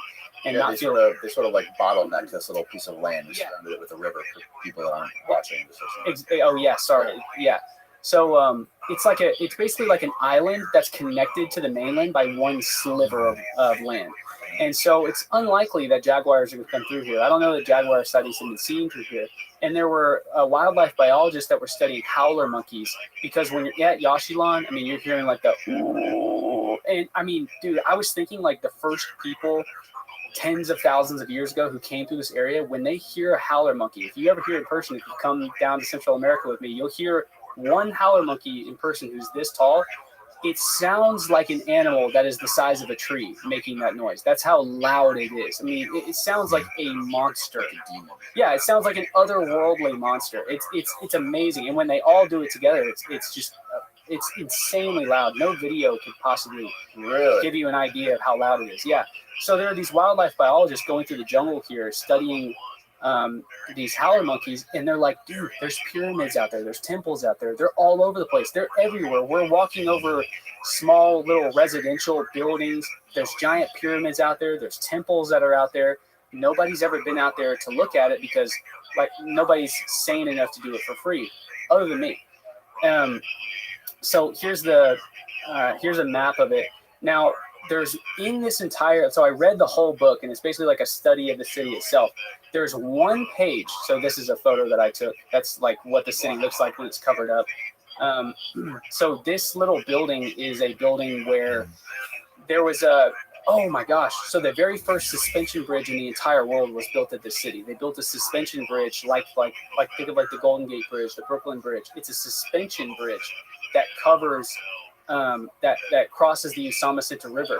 So they know that when I believe the city of Calakmul, which is in like southern Yucatan, or maybe I think it's southern Yucatan, right above Guatemala. They marched all the way down through Guatemala, and they had to come through Yaxchilan because Calak Mul sacked Palenque. So they came down, they crossed the bridge, they made allies with Yaxchilan, and they sacked Palenque. So a thing about the Maya world is we call them the Maya. It's not one civilization. Each individual city is a city-state. And just like Greece, who is at war with Athens, which Athens is also in Greece, and Sparta, or I'm sorry, Athens is at war with Sparta. These city-states warred amongst each other. It's not just one civilization, it's multiple civilizations. And in this case, hundreds of civilizations that have their own lineages of royal families and kingdoms at each individual city. So it's not a straight line like Egypt is, like from Narmer and the Scorpion King, the real-life Scorpion King, 3200 BC, straight to Cleopatra. It's one straight line. This world is anything but a straight line. So they built the first suspension bridge. And so what's really interesting is somewhere in here, I'm not sure if here we go. In one page of this book, it says Structure 88. This is people who explored the area. This is an old book. In Structure 88 is a small pile of rocks nearly 1 kilometer southeast of Structure 54. Structure 54 is the most southeastern structure of the main site.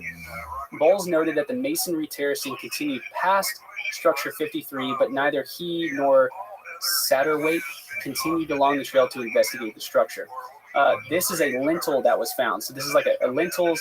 When you walk through a doorway, they knew that their hieroglyphs will become eroded because it rains so much. So they started putting a lot of their hieroglyphs in the top, like a ceiling of the doorway. So the doorway is like 3 feet long, and you look up as you walk in, and there's a lintel right here. So it's like a hieroglyphic piece of art at the top of the doorway.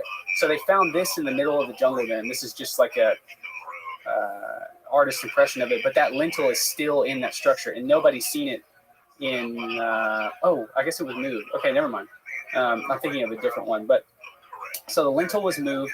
And so this is like the 1960s. So in 60 years, nobody's been out there.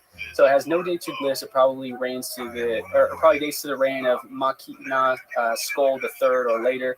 And so they knew that as it says before, they knew that there were more structures beyond the structure, but they couldn't continue because the jungle was just too dense. And maybe they didn't have the resources, weren't being paid enough, whatever. The only other people that have been out there are wildlife biologists who say there's a ton of stuff out there. Now, the reason I'm going to go out there and film it is I just want to see what else is out there because I know something's out there. I know that there are more. There's an expansion to this city that goes along the outer perimeter, and I've scanned every little nook and cranny, every hilltop and valley on this little island, and I found something exactly where Dr. Barnhart and I speculate. So Dr. Barnhart and I look at Yaxchilan, and we think that this is definitely a defensive. It's a defensive geographical area. I mean, it's the perfect place to defend. You're surrounded by a moat, but what's the weakest part of this area? It's definitely the part that connects to land. So what we think is there's probably defensive structures or outlooks because back in this world, in North, Central, and South America, people had something called runners. And it was these trails they built through the jungle, and you have a guy running barefoot, sprinting through the jungle to deliver a message. And these runners could run hundreds of miles in a short period of time, or dozens of miles in a short period of time. So we think there were some defensive structures that were higher up, watching as potentially another civilization in their boats round these corners, potentially to visit or attack Yaxchilan. And we think that up here on top, there were definitely defensive structures where a clearing was made, where you'd be able to see down into the river. Very likely. So I go on Google Earth and I start looking. You might barely be able to see it here for everybody that's watching. I'm zooming in on something in Google Earth. What do you see right here? Rectangular structures that are oriented just barely to the northeast. It's really easy to see it on my computer. Okay, yeah, I see it. So these are rectangular structures that are terraced off. So they have multiple different levels that are oriented to the northeast. Now this would be on a hilltop. Is there anything else like this in Yaxchilan? And also look, it's a patch where the forest hasn't grown in completely around, but you can tell it's green, it's growing in, but it's not completely grown in. Is there anything else similar to that? Yes, the 3 astronomical towers at the top of Yaxchilan. It looks almost exactly the same if I put like a completely green filter over it, and all of these are oriented to the northeast. So it's the same alignments, and it's in a similar geographical spot. It's up high, and very likely there may be other temples that are a bit higher up on these areas. So this is, it's. Oh wow, this is elevated. It's extremely steep. I mean, this is a huge area, and so these astronomical temples are way up here. I walked to these earlier this year. Really? Yeah. I walked up the. So you come down here, you land here on a boat, you walk through the jungle. This is like the research station out here, but these guys never walk out into the jungle. They're only here, they're only here among the main city, or maybe they do, but they don't say anything about it, and they don't have like a public mouthpiece to really get it out there. So yeah, I walked from Jaguar's Temple 33 here. As I was walking over to the Acropolis over here, there's a path that shoots up, and Dr. Barnhart was like, if you want to walk up to the top temples, you can take that path. So I walked up there by myself. Really? I walked up here by myself. So yeah, I walked up here by myself and walked all the way through here. There's monuments and stela that are laying on the ground. It's very likely that these are constructed similar to the Temple of the Sun at Palenque, that these temples are also calendars in themselves, and they point towards different directions in the sky to be able to tell the Maya people different things. But dude, it could take somebody like living at Yaxchilan for multiple years straight, going up there at every single major solar cycle to figure out, oh, look what just happened. Oh, okay. So now we see that this shadow aligns here. In 6 more months, let's see if it does X thing. Okay, if it doesn't do that, then it doesn't do this. And then you test it enough times and you realize, oh, the Maya people were doing this. Oh, it says that in the Dresden Codex, but we didn't realize that. So all those books that were burned, think about how much is out there that is just lost to us, and we have to piece it all back together. So but also the reason I want to explore Yaxchilan is at the top of the Usumacinta River. I want to say right up here, or maybe somewhere a little bit further south. The smaller villages that are in here are extremely impoverished, and they don't have, electricity is very expensive in that area. And a way to make it cheaper would be to build a dam, so you have like hydraulic energy. And so the Mexican government wants to build a dam in that area, but the dam is going to raise the water level, and it's going to flood this entire, the water is going to seep over the entire Bode Island of Yaxchilan and turn it into like a lake of some kind. So it's gonna flood all of the temples. All of that big round ball will be underwater. A lot of it will be, and all of these. All of this area on the outside will be completely flooded. So it's going to turn it into these giant lakes where they can dam it all up and like have a lot of water power that's pushing through a dam. So they have like dams on 2 ends. And it's not just Yaxchilan that's there. On the other side of the river, when you're going up the raft, or when you're going up the speedboat up to Yaxchilan, you look off to the right and there are pyramids out there that are completely covered in foliage. Like Nueva Palestina is a great example of how little has been discovered. So I've got a photo over here. Yeah, so this is a photo that I took. This is from the city of Nueva Palestina. These are called the Great Pyramids because they look like the Great Pyramids in Giza. That is with an insanely extended lens. This is ridiculously far away from where I was standing. Those are way off in the middle of the jungle, and there's no scientific study. Nobody's been there? I'm sure people have walked out there, but there's no study. There's no photos I can find. There's not even a name of it. There's no way to Google it. So look at this. There's a little diagram that I've got that I showed when I was at the Cosmic Summit. Which, by the way, we're having a Cosmic Summit again in 2024 that everybody should come to. Hopefully you come to it as well. Oh yeah, I plan on it. So let me see. I've got a photo. Gosh, all right. How crazy is it that this is like the exact place where that enormous asteroid killed the dinosaurs? Hey. Oh, I know, right? It's crazy. So here is all the green dots on the right diagram are the documented locations of Maya cities. So look how densely packed they are. Every single area where it's a bit more empty, it's just as packed. That's how many cities are left out there. That's how many pyramids are out there. I mean, you're talking about easily over. I would estimate easily over 10,000 pyramids have not been discovered in Central and South America. And so then, you're trying to look for, it's hard to find a lost city in Central America. So here, I'm going to get the map clean real quick. You're really good at using Google Earth. Oh, thank you. So here, I'll show this real quick. So here's the city of Bonampak, okay? To go from here to over here to find the city of Lacam Ha or White Dog that might be over there. They think White Dog may have been found, but Lacam Ha may be in there. That's going to be a really tough expedition. It's very likely there's also cities in the Lacandone jungle that are south of Bonampak and south of the lagoon. So an example I give is like this road from Nueva Palestina down here to Bonampak is maybe like 10 miles or so. Okay, and I would say that road from the north side of the Lacandone jungle, it really starts about right here because all of this is inhabited for the most part.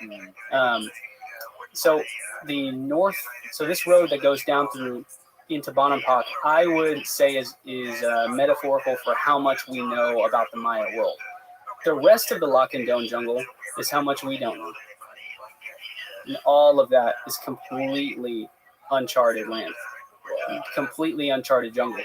But that's also nothing compared to the Petén jungle that hasn't been discovered, and the Campeche jungle, and the Yucatan jungles. All these little satellite things, all of this is completely unexplored. Hell, not to mention the Maya mountains in Belize. This is all completely uncharted. Now, think about trying to find the origins of civilization in the jungles of the Amazon. How big and massive that is compared to anything that's in the Maya world. But think about all the stuff that's in the Maya world that's never been discovered. So you're trying to find a lost city in the Amazon. Look at that compared to this. Look at that massive jungle right there. Look at that compared to the Amazon. It's impossible to wrap your brain around. It's impossible to wrap your brain around. Yeah, man. It's like exploring the Amazon is like exploring space. It's just endless, It's endless and it's dense. And no matter how many trails you cut, the trail grows in behind you. Like you cut the trail down, you turn around and the trail's already growing in and covering itself up. You come back to the same trail you chopped down a season before and it's not there anymore. How much, when you're out there exploring by yourself, how much do you have to worry about running into like loggers, like illegal loggers, okay, like drug smugglers? Because I remember Paul Rosalie was explaining a story where he was canoeing down the Amazon River and he ran into like these dudes with a boatload of cocaine. Mm-hmm. And like they were like scoping him out and following him for a while. So there's a lot of oh dude, yeah, this is a great topic. There's a lot of that out there that I worry about. I have not been exposed to it thus far. But as over the next couple of years, I imagine I might see the remnants of that being out there. So illegal logging is huge in Guatemala. It's huge in southern Mexico. I think it's pretty big in the Yucatan. So there are giant trees. There's like ceiba trees that are in Central America. So ceiba tree is like the tree of life for the Maya people. These are ancient, 1,000-year-old trees. But they're highly sought after, and not just that, just any kind of logger is highly sought after. But it's not only that. You're looking at how much cartel activity is down there. There's a lot of cartel activity out there in the jungles. They've got their own compounds. So look, I found this in the Lacandone jungle as well. So this is an airstrip that I found. I love how you can just basically look at Mexico and zoom into exactly these little obscure like details in like the split second. You have this whole like country and you have all of South America perfectly mapped in your brain. It's really incredible. Well, thank you. Yeah, I'm just I'm like absolutely obsessed with it. I can tell. It's in my videos. It's all I try to stay like I try to approach it with a lot of humility, like I'm an educator and everything. But this is a personal journey as well. And I'm trying to like build a life that's around the things that I love, and do some things that are memorable, and discover things that'll last way beyond my lifetime. So that takes a while. I want to build something that brings in some funds to be able to go on expeditions and do things that are bigger than myself. and not something just to like glorify myself, but something to bring some kind of understanding to the world, to other people. And the jungles of Central and South America are a frontier that's still accessible. Like the age of exploration is not over. I mean, I can prove it a dozen times over. But this is one of the dangers that that I could run into. So these maps aren't really updated. I've been looking at this for 3 or 4 years, and I've never seen it change on Google Earth. So This is this last image. Like, can you see like what year this satellite image was taken? No. Okay. Okay. Well, now I can. Is this 2020? April 11th, 2020? Yeah. Okay. So that's interesting. They actually updated that. I haven't looked at that in years. So yeah. So in the last 3 years, I was thinking I haven't seen this since 2019, but in 2019 this was still there. But I haven't really seen this change. So this is an airstrip that's out there. But what's weird is there's no roads leading to it. So I was like, what do they do? Do they go down the river? So you start following the river, Oh, what do you come across? Drug compounds. Cocaine. You know, they're manufacturing cocaine, marijuana out here. So there's all this kind of stuff that's going on. Now what's interesting is this might be an older operation because drug runners in the jungles now have created they've created airstrips that have canopies. So there's like one little opening where you fly in, but they like carve out a hollow tunnel of trees. So somebody flies in and they land underneath the treetops. And they fly out. Yeah, and so we go to these photos. I have some photos. Let's see, Lacandone Jungle. Yeah, so here are some. These are some drug planes that just get abandoned. So if these places get busted, they just drive out or they walk out of the jungle and they leave the planes behind. So here's one that I guess crashed into the jungle because there's no airstrip around it. But if you look long enough, like I was just kind of going through Google Earth for a second yesterday, or Reddit for a second yesterday, and there are other people who find planes in the jungles on Google Earth of Central America, in the Amazon. Also refugees, like two other types of people that could be a danger. So Guatemala has a lot of like political civil unrest. I think recently they had like a civil war, or they had a falling out of their government. I'm not up to date on my Guatemala politics, but I know that there are refugees that are living out in the jungles, and they live underneath the treetops so that they can't be seen. They build little villages under the treetops, and some gringo guy goes out there, and they don't want me to be there, and they don't want any risk of me leaving and telling people about it. They kill me. Or I go out to, might be more common in Guatemala, which is why I'm not really looking to explore Guatemala yet. Maybe, I don't know, 10 years from now when I'm more affiliated and I can take like a full-on armed expedition with me. But in Guatemala, there are the drug runners and the I guess the drug runners, they excavate sites as well to sell artifacts on the black market. So you go find a lost city. This happens in western Belize near Guatemala as well. There are like black markets looters that will come over from Guatemala, and they will have machine guns, and they will kill tourists and archaeologists who go out to these most remote sites in Belize. They will kill them and loot everything. So like at a temple in the middle of the jungle, for whatever reason, I don't know the geological explanation behind it, but at the corners of buildings, the way that the soil disposition works is that artifacts will drift to the corners of buildings and sink. So you go to a corner of a building and you start digging down, that's where you're going to hit artifacts. That's how looters know where to look. It's just like one of the tricks of the trade. And I remember studying it more at the beginning of my degree, but it's a simple explanation. But basically, that's got to be a huge source of revenue for the cartels. Man, it's got to be. The guys who... You know what? Now that you mentioned it, I remember Luis Chaparro telling me that happens. Oh, did he? Yeah. Well, and now, I can't get into it too much because I go down there, but now, the cartels and the organizations that oversee Maya archaeology and projects, it's the same people. It's exactly the same people. They used to be separated. Now it's just the same. And they, I shouldn't say where they live. I know where they live. Like I know the city that it all comes out of. And like everybody knows the city as well. So yeah, it's nuts, man. So they're basically lawless at this point. So they're selling artifacts on the black market all across the planet. I mean, dude, this happens in Egypt. Like Zahi Hawass, I'll talk bad about him. I don't care. Yeah. He's a horrible person. You know what I'm talking about? Oh yeah. He's a terrible person, dude.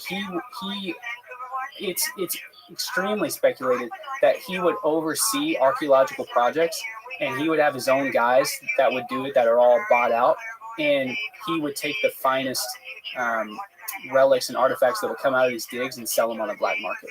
You know, that's largely why he lost his job as like the president of the Ministry of Antiquities. He was also no longer the president. I don't think so. I think he lost his job. I think. I'm not an expert on his life, but Ben was telling me there was like some sort of like secret expedition they were doing underneath the Sphinx. Yeah. In like a big temple that was under there, that it was completely like black, like nobody knew about it. It was done in secret. Yes, yeah. Well, and yeah, that kind of made that story kind of made waves in the news because there's a part where he's on like television in, I don't know, for like a local news network or whatever, and he's standing in front of a tunnel, which I believe is underneath the Sphinx, and they're like, "What's down the tunnel?" And he goes, "Down this tunnel? Nobody knows. We've never walked down there." Like, bullshit. Come on, bro. But yeah, man, there are. It's 100% confirmed that there are shafts that go deep beneath the Giza Plateau and go hundreds of feet down. But I don't think there's photos of it, but there are people who are certainly credible that have come out and spoken about it. Maybe there's some photos that's leaked, but that's not something I dive deep into. But that kind of collusion and corruption does happen in Mexico as well. But it happens at the top. You know what I mean? Like your average archaeologist that discovers something amazing and revolutionary in the New World they're not like some dogmatic person, because they're in a frontier. You know, in Egypt, it's not a frontier of exploration and discovery. So people have had the time to sink their careers and their ego into this study. So when somebody challenges it, like you saw, have you seen a debate between Graham Hancock and Zahi Hawass? And how I've been meaning to watch that. There's not anything to watch. They don't debate because Zahi Hawass doesn't even entertain it at all. He cannot sit there and debate Graham Hancock, who's challenging Zahi Hawass's ideas and what his whole paradigm is built on. Isn't Graham banned from going inside of the Giza pyramids now? Like he can't go in there. Maybe he just I think he's banned from Egypt. Oh, really? Oh, wow. Yeah, he might be banned from Egypt because in his new show, Ancient Apocalypse, he doesn't go to Egypt, which you would think he would. But I think he's banned from the country. Because I only get that because I think he has said that on a couple of occasions. But when he says Egypt, maybe he is just talking about the archaeological sites there. So there's no reason for him to go. I don't know the details behind it. But yeah, I mean, these guys, they can't all the time stand up to the scrutiny, because I think there's certainly guys that are in this alt ancient civilization community that aren't right about everything, which is okay. But there's certainly people in the archaeological Orthodox community that aren't right about everything. And to them, that can't be okay. You know what I'm saying? They're too prideful to admit it. That's one thing I've loved about getting to know Dr. Barnhart. He's like a rogue archaeologist as well. And he's very aware that there's a lot of dogmatic professors and people who have their egos tied up in this whole study. And it doesn't have any place here, you know? It's got to be one thing to like see some of these megaliths in Egypt and in other places that tourists visit all the time, but I can't fucking imagine what it must be like to walk miles through the jungle and just be out there in this ancient city or site by yourself with nothing. Yeah, it's invigorating. I haven't done it to that extent yet, but I have done it to a certain extent of walking. You walk a mile straight out into the jungle by yourself or with a couple other guys, and you feel like you're way out there. You can't hear people anymore, and it's invigorating. It's infatuating being, doing like little excursions like that where you're among like a group of guys that you're close to. You all depend on each other. If something goes seriously wrong, you all have to depend on each other, and you're looking for something that's much greater than yourself. You're looking for something that is like, it's like a treasure of time, and it's been sitting there amongst the birds and snakes and trees for 1,000 years. I mean, I've got something here in the tent that I'll show you. These little faces so like you're walking through the jungle. These are little Oh, wow. faces in the sides of temples that like vegetation doesn't really grow on. And you can be walking through the jungle and see these faces. This is Piedras Negras in the middle of the jungle in Guatemala. And not in the middle of Guatemala, on the west coast of Guatemala. And Sorry, is it rock around that? Is it all rock? yeah, it's carved out of I think it's carved out of a single piece of rock. But I don't think it's ever been excavated to that much of an extent. Like if you zoom in, you can see it has carved eyebrows. Like it has detail into it. It's not just a flat, it's not just a flat thing. And there's likely a giant temple that sits on top of it. So look at how much foliage has grown around it. But you're going through the jungle, and all of a sudden you see one of those faces looking at you from the side of a temple, and it's invigorating being out there. And this has been something that's been true for the last 600 years, that Westerners have been exploring this area. They've been exploring the Americas. Like on the Lewis and Clark expedition, there were several guys who committed suicide after the expedition because they were gone for years, and it was the highlight of their life. It was so dangerous, but so beautiful and so invigorating that when they got home and they knew that they would never do it again, they couldn't get over the fact that they had already experienced the greatest part of their life and they killed themselves. Yeah. And like Percy Fawcett was obsessed. He went to the jungle like a dozen times. He's a British explorer. He went to the jungle a dozen times. From England from 1906 to 1925 when he disappeared in the Amazon, and he couldn't leave. Like he just couldn't. He couldn't stop going back. He was obsessed with it. Franz Blom, he drank himself to death. He's the most iconic Maya explorer ever. He explored all the areas that we talked about today in Chiapas. And there's a book about him called Restless Blood, and he was just restless. Like deep down, he was restless because he was like chasing something that kind of existed but kind of didn't. Like he was actually chasing the feeling of being in the jungle and discovering something. And when he wasn't there, he had a problem with like alcohol.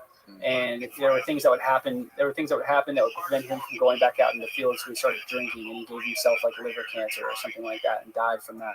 And so a lot of these explorers have like crippling problems because of how infatuating being out there is. It's amazing. I mean, it's something that's like viscerally connected to the core of who we are. You know what I mean? Yeah. I've grown to be obsessed with it over the last few years. It started in Egypt, and then it came over to the Americas, and now I'm at a place where, my page is my online channels have kind of turned into a page talking about the ancient Americas and all the lost cities and everything. And I hope to dive into it way more, as time goes on and go on expeditions and discover things. I'd love to do the Amazon, but it's just so, Percy Fawcett spent 20 years there and he found some smaller towns, some pottery, some ancient relics, but he didn't find the city he was looking for. It took LiDAR to find it. But in Central America, I'll find something. I'll find probably more than one city if I really commit myself to it and publishing it and talking about it. Well, don't you have an expedition you want to talk about that you? Yes, I do. So I have an expedition that is March 17th through the 23rd of March 2024. We're going to be going to Chichen Itza, Uxmal, Ekbalam, Labna, Skitchmuk, and a set of uncharted ruins that are off in the middle of the jungle. They don't even have a name, and there will be a couple other surprises, sites that people will go to with us. The spots are filling up. A bunch of people from the Cosmic Summit have signed up. They were some of the first people that signed up, and then we've got Cosmic Summit coming up next summer. It's going to be, I believe, in Greensboro, North Carolina. And you guys can sign up for that. That was probably one of the coolest ancient civilization events I've ever done. Yeah, I mean, Randall's going to be there. Ben's going to be there. Johanna James. There's a bunch of other guys that are there. It was probably, it was the coolest event with all of the people who all have the same interests all came together. And everybody from the Cosmic Summit still chats today. Like there's a giant group chat, and there's a Discord now that people can check out. And it's got all these little subcategories. I gotta get on that. Yeah, it's got all these little subcategories of different topics that have to do with ancient civilizations. So you gotta link me up to that Discord. Yeah, I will. And but yeah, as far as our tour, I'm going with a guy named NEXT. Have you ever heard of him? NEXT. Yeah, NEXT.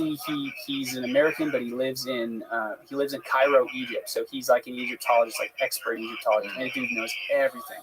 But he's in the United States for a little bit out of the year, and he and I have gotten close. We've gotten close over the past year because he also specializes in the study of the Maya. So he has a company called Adept Expeditions, and I'll be co-hosting a tour through his company, Adept Expeditions. The host is called Lost Cities of the Maya. So we're going to be visiting like the height of the fall of the Maya. So when they were building their last great cities, when they were at their technological, scientific, astronomical prowess, these are the cities that they were building, and that's what we're going to be visiting. So, yeah, someday I got to get you I'm to gonna come go. down. I gotta get down there. We Bro. got to do like a group trip. Definitely. Yeah. What about your YouTube channel? You got a YouTube channel? Yeah. You guys can find me on anything. So it's Luke Caverns, LukeCaverns. You can find me on anything. My social medias are really what kind of have taken off, but I'm looking to like really start pushing my YouTube. I think I figured that out, the format that I want to do it. You know, I do like 60-second videos on my social media, and I was thinking maybe I shouldn't do super long videos on my YouTube, but the super long videos are what people want. So now I'm shooting for 20 to 30, 35-minute videos. I just did one about the Olmecs, and then I'm going to touch on some of the topics we talked about here today in the future. Amazing, dude. Well, I'll link everything below. Oh, before we go, yeah. I have something for you. Oh, really? What'd you get? Oh, dear. Okay, so this is Did you loot this from one of the ancient Olmec temples? no, but this comes from Palenque. For real? Yeah. So I bought it at Palenque. It's handmade by people who are there.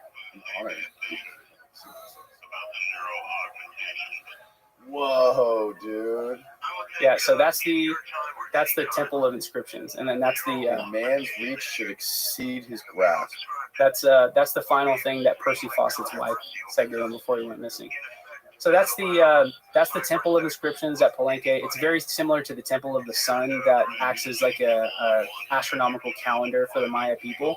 But that's where that megalithic sarcophagus that we talked about earlier was found at the bottom of that pyramid. Yeah, so that's handmade by the local Maya people. What is it made out of? It's like clay, stucco, something like that. Yeah, but it's handmade by the people who are out there. And I bought that. There's like a little market that's off to the side of the pyramid where local Maya people make little arts and crafts by hand, and I bought that from one of them. Dude, that thing that's so cool. Yeah. So I was thinking it might be cool to go. That's amazing. I wish I might keep it right here. Cool. That's the coolest thing anyone's ever gave me, dude. Oh, really? I really appreciate that. Thank you very much. Yeah, it's. I also brought this. I gotta keep this one. This one's pretty cool. So this is a Maya jaguar whistle. Have you ever heard of the Aztec death whistle before? Yeah. They showed it on Joe Rogan's podcast once where he tried. Calderon brought a product. Yeah. And you try to blow into it and they can't do it very well. Mm-hmm. So the Aztec whistles. Look at that. So the Aztec whistles. The Aztecs would sit up in like the hilltops outside of like their enemy encampments, and they would blow the death whistle, and it would sound like women screaming, or maybe maybe it was mountain lions, pumas. You know how pumas, when they scream, they sound like a woman screaming. Well, this is not that. This is a jaguar whistle meant to sound like the roar of a jaguar. Should I try to do it? Yeah. Oh yeah. Okay. They're like the Maya people can actually do it well. So you don't just blow into it, because if you blow into it, it sounds like that. Mm-hmm. But you have to cup it and release your hand, and it sounds like a jaguar going like, wow, wow. I'll do it. This is going to be terrible. Okay. It sounds like, whoa. You know, like, so if a jaguar is like pawing at somebody. Yeah, so, dude. Yeah, but that's nuts. Let me see it. You can try it. So when they're out in the jungle and I guess they wanted to scare people off, they make the sound of a jaguar to, I guess, as a defense. You know, that's what they think that it was for. So this is when do you think this was made? God, anywhere from the 1400s to, I don't know, 500 AD, somewhere. That's probably this one is probably not that old. That is amazing. Yeah, so yeah, these are pretty cool. It's got like Yeah. What is that? What is that thing on the side? Oh, A dragon? Yeah, like dragon, jaguar, That's incredible. Yeah, it's pretty freaking cool. So they have a lot of really cool stuff. But I wanted to bring that to do it on the podcast. And I just thought that'd be a fun thing to bring up. You bringing me on here, man. This is the first time I've ever done anything like this, and I hope all went well. And thank you. It's crazy. Appreciate it. It was amazing, man. Thank you so much for coming down. Big things are coming, man. Their minds are gonna be blown by this podcast. I have no doubt. Oh, thank you very much. All right, man. Let's get you on your flight. Yes, sir. All right. Goodbye, everybody.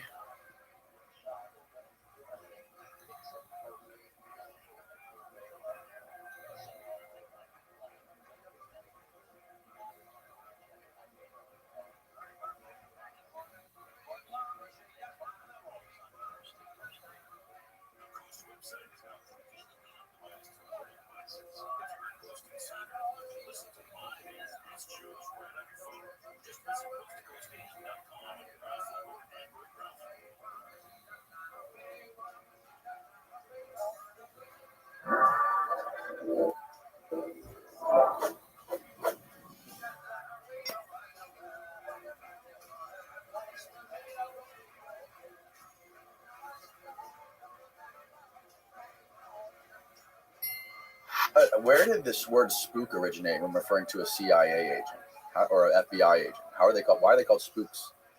The closest thing I've been able to come up with is the reference to ghost. Yeah. Right? They're not there. Yeah, Little Houdini action. that makes sense. Disappear when they can. I think that's right. But what Makes about the sense. glow in the dark thing? I still don't know where that is.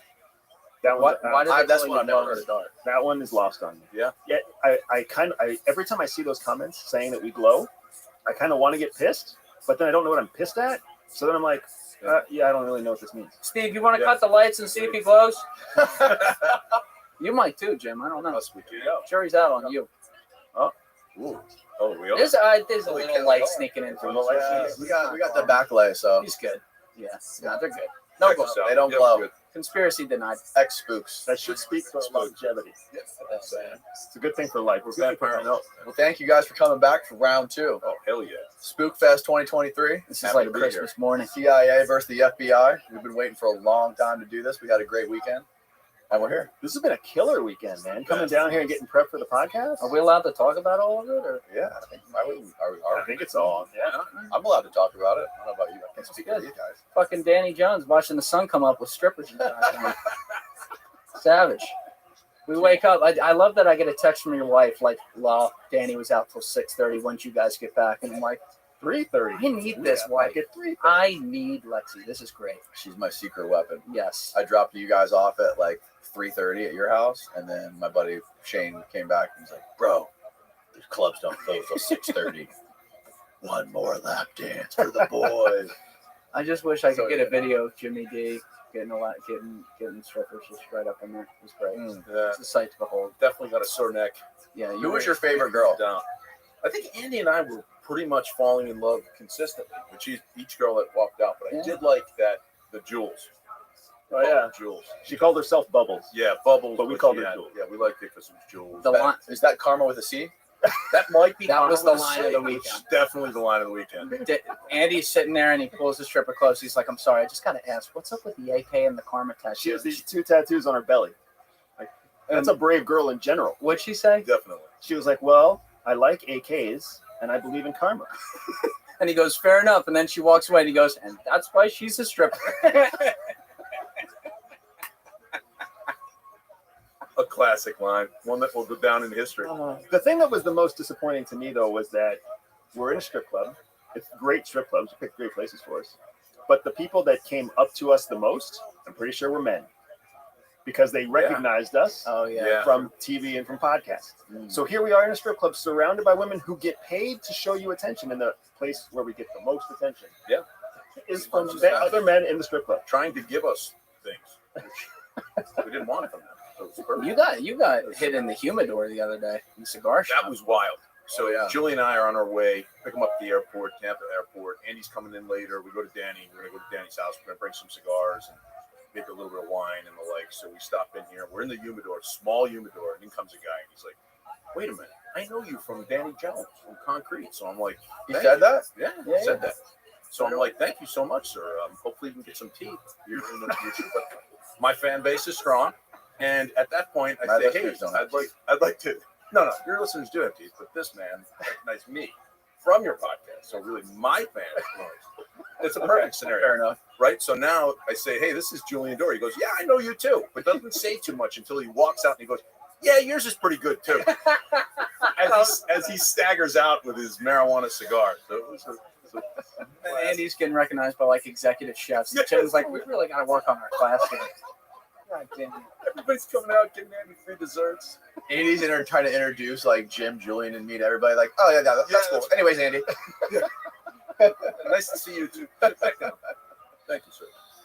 Oh God. But no, it's a hell of a job hosting us, man. Yeah, man. I mean, it's Yeah, impossible well to say no to this invite. Well Amazing. done. Danny Jones, host of the year. Next year's in Hoboken. Yes, Yes. sir. Round 3. Studio's looking precious. Julian. Brand new studio. By the way, huge shout out to you on the side for helping me build some of that. And Steven back there, figuring out the lighting situation. I'm so excited to unveil that in a few weeks. It's gonna be good. We came in and did some work, and people are gonna be psyched to see that new studio, bro. It looks really good. Yeah, I'm trying to get you to move the family up to New York. Never. It's never gonna happen, bro. It's like the hardest sell for a family in Florida. That's the last place I'd ever go. You're I'd rather gonna lose go to them to the Alabama. streets here. So I'm doing a TV show, right? And the next show that we're doing has a filming segment in New York. So whenever you're doing a TV show, you have to abide by the laws of the state of California, and you also have to abide by the laws of the state that you're in. So it's actually really restricted. How many hours you work, what you do, who you talk to, whatever else. So New York State actually had a mandatory sexual harassment training video that we all had to complete and we all had to pass in order to do our 5-day shoot in New York City, or in New York State. So it was like going right back to corporate America again, man. It was a YouTube video, it was like 65 minutes long. Anybody can find it. New York State sexual harassment training. 18 questions, just like you and I used to do at the agency all the time. Oh my gosh, man. Yeah, true or false, A, B, C, or D. Which of the following denotes sexual harassment? And it was insane to me to see how New York defines things like harassment, inappropriate behavior, et cetera, because it's like what we used to think was flirting is now illegal in the state of New York. It's amazing. Yeah. So I don't even. Thank you, Cuomo. Did you watch it on 3 times speed? See, I'm not quite smart enough to do that yet. I had my little questionnaire sheets. Finish this shit. I had 2 days to finish it. And I was like, this sucks. Did we talk about on the last episode? Did we talk about your big TV show that you've been doing?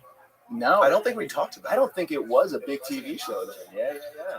Yeah. Now it's History Channel's largest new show in the last 5 years. Congratulations. Really? That is awesome. You do a great job on it.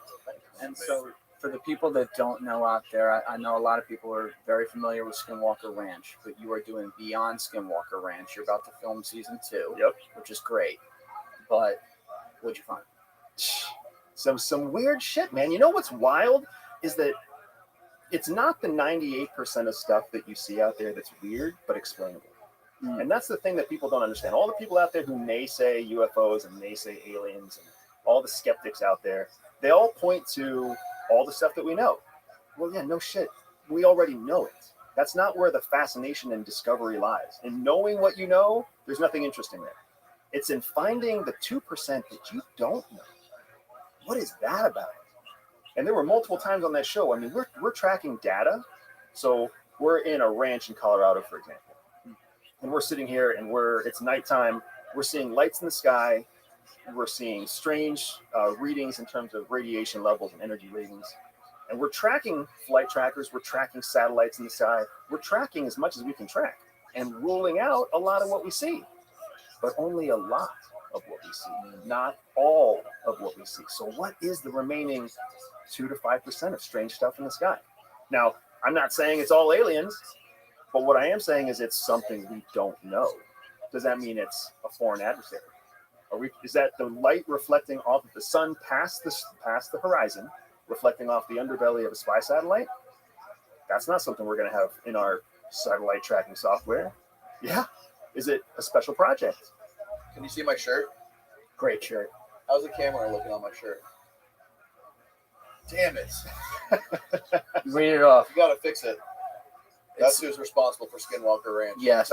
DARPA. Nothing to see Nothing here. to see here. And not to be mistaken with DARPA. So you think it could also be some of our own, obviously, like weapons testing? Because one of the things you were saying is that there's a bunch of these, like you made it sound like a lot of these testing bases that we've never heard of. Yeah, out test there. It's not just like the ones that are on Wikipedia and stuff. Oh yeah, there's so much more than what's already publicly known. If you think about it, every time something becomes publicly known, then it basically gets burned. You have to find a new site to do it in. Like Area 51, for example. Everybody talks about Area 51. I'm more interested in Area 52 and Area 50 that nobody talks about. Exactly. Because if you know what the actual facility looks like, there's multiple areas. They're all just separately fenced off. There's like 25 different investigative or experimental areas, all in the same compound. But people want to talk about Area 51. And when they talk about Area 51, they think they're referencing a specific area, not realizing that their specific area is a huge test range. Now, when you guys did that show, did you guys mainly focus on Skinwalker Ranch, or did you guys go anywhere else? We didn't focus at all on Skinwalker Ranch. Oh. That's why it's called Beyond Skinwalker Ranch. Dumbass. Where else you go? What am I supposed to know? I don't know jack shit about TV. I don't blame you, man. No, we went. So essentially, what we tried to do. So Skinwalker Ranch, if you don't know, is a strange place. It's this ranch in Utah. It's got a long history of connection between high strangeness, which is strange phenomenon. Everything from like alien sightings to space craft sightings to like Bigfoot sightings, orb sightings, all sorts of strange stuff in one geographical area. Our goal was to basically see if there are other geographical areas in the continental United States that have multiple points of data overlap with Skinwalker Ranch. Because what the intel people will tell you is that one point of corroboration is worthless. You need multiple compounding points of corroboration, right? If something has feathers and quacks and has a bill, then it might be a duck.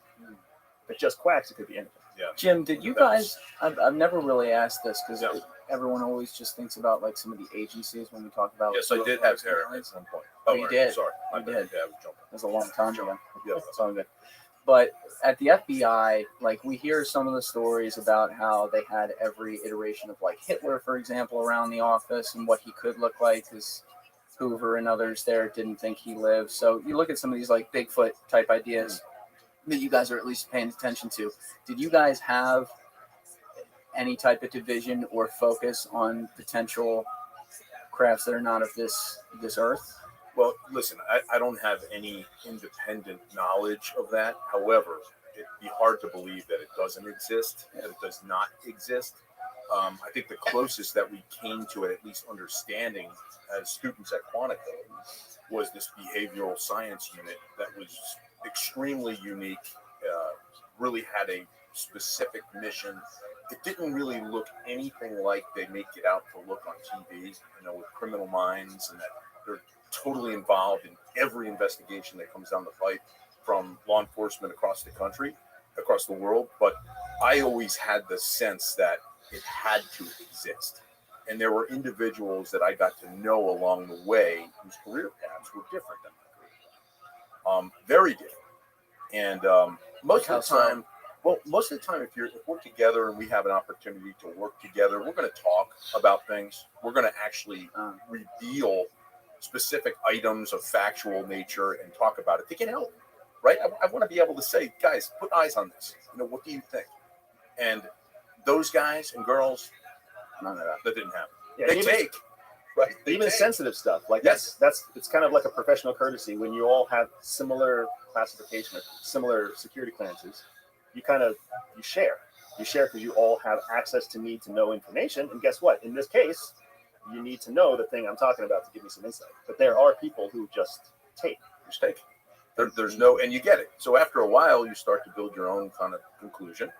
I think pretty accurately, and you say, okay, I'm not gonna push that person, but I will provide information. And it's not always just people who are doing what we call special projects, right? DARPA, for example.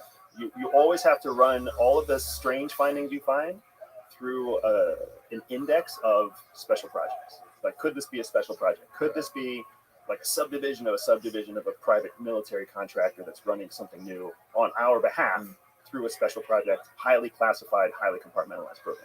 But you're also separated out basically like in your own cells, like on a need to know basis with things. So it's not like you're read in, for example, as a spy on, oh, here's every single thing we're working on. It's nothing close to that, no? No, yeah, exactly. Because your like need to know is literally operation to operation. So when we come across people who are takers, we come across these people who are in positions that are so sensitive that they don't share, that doesn't always mean that they're doing cool shit. Sometimes that means they're the ones spying on us, right?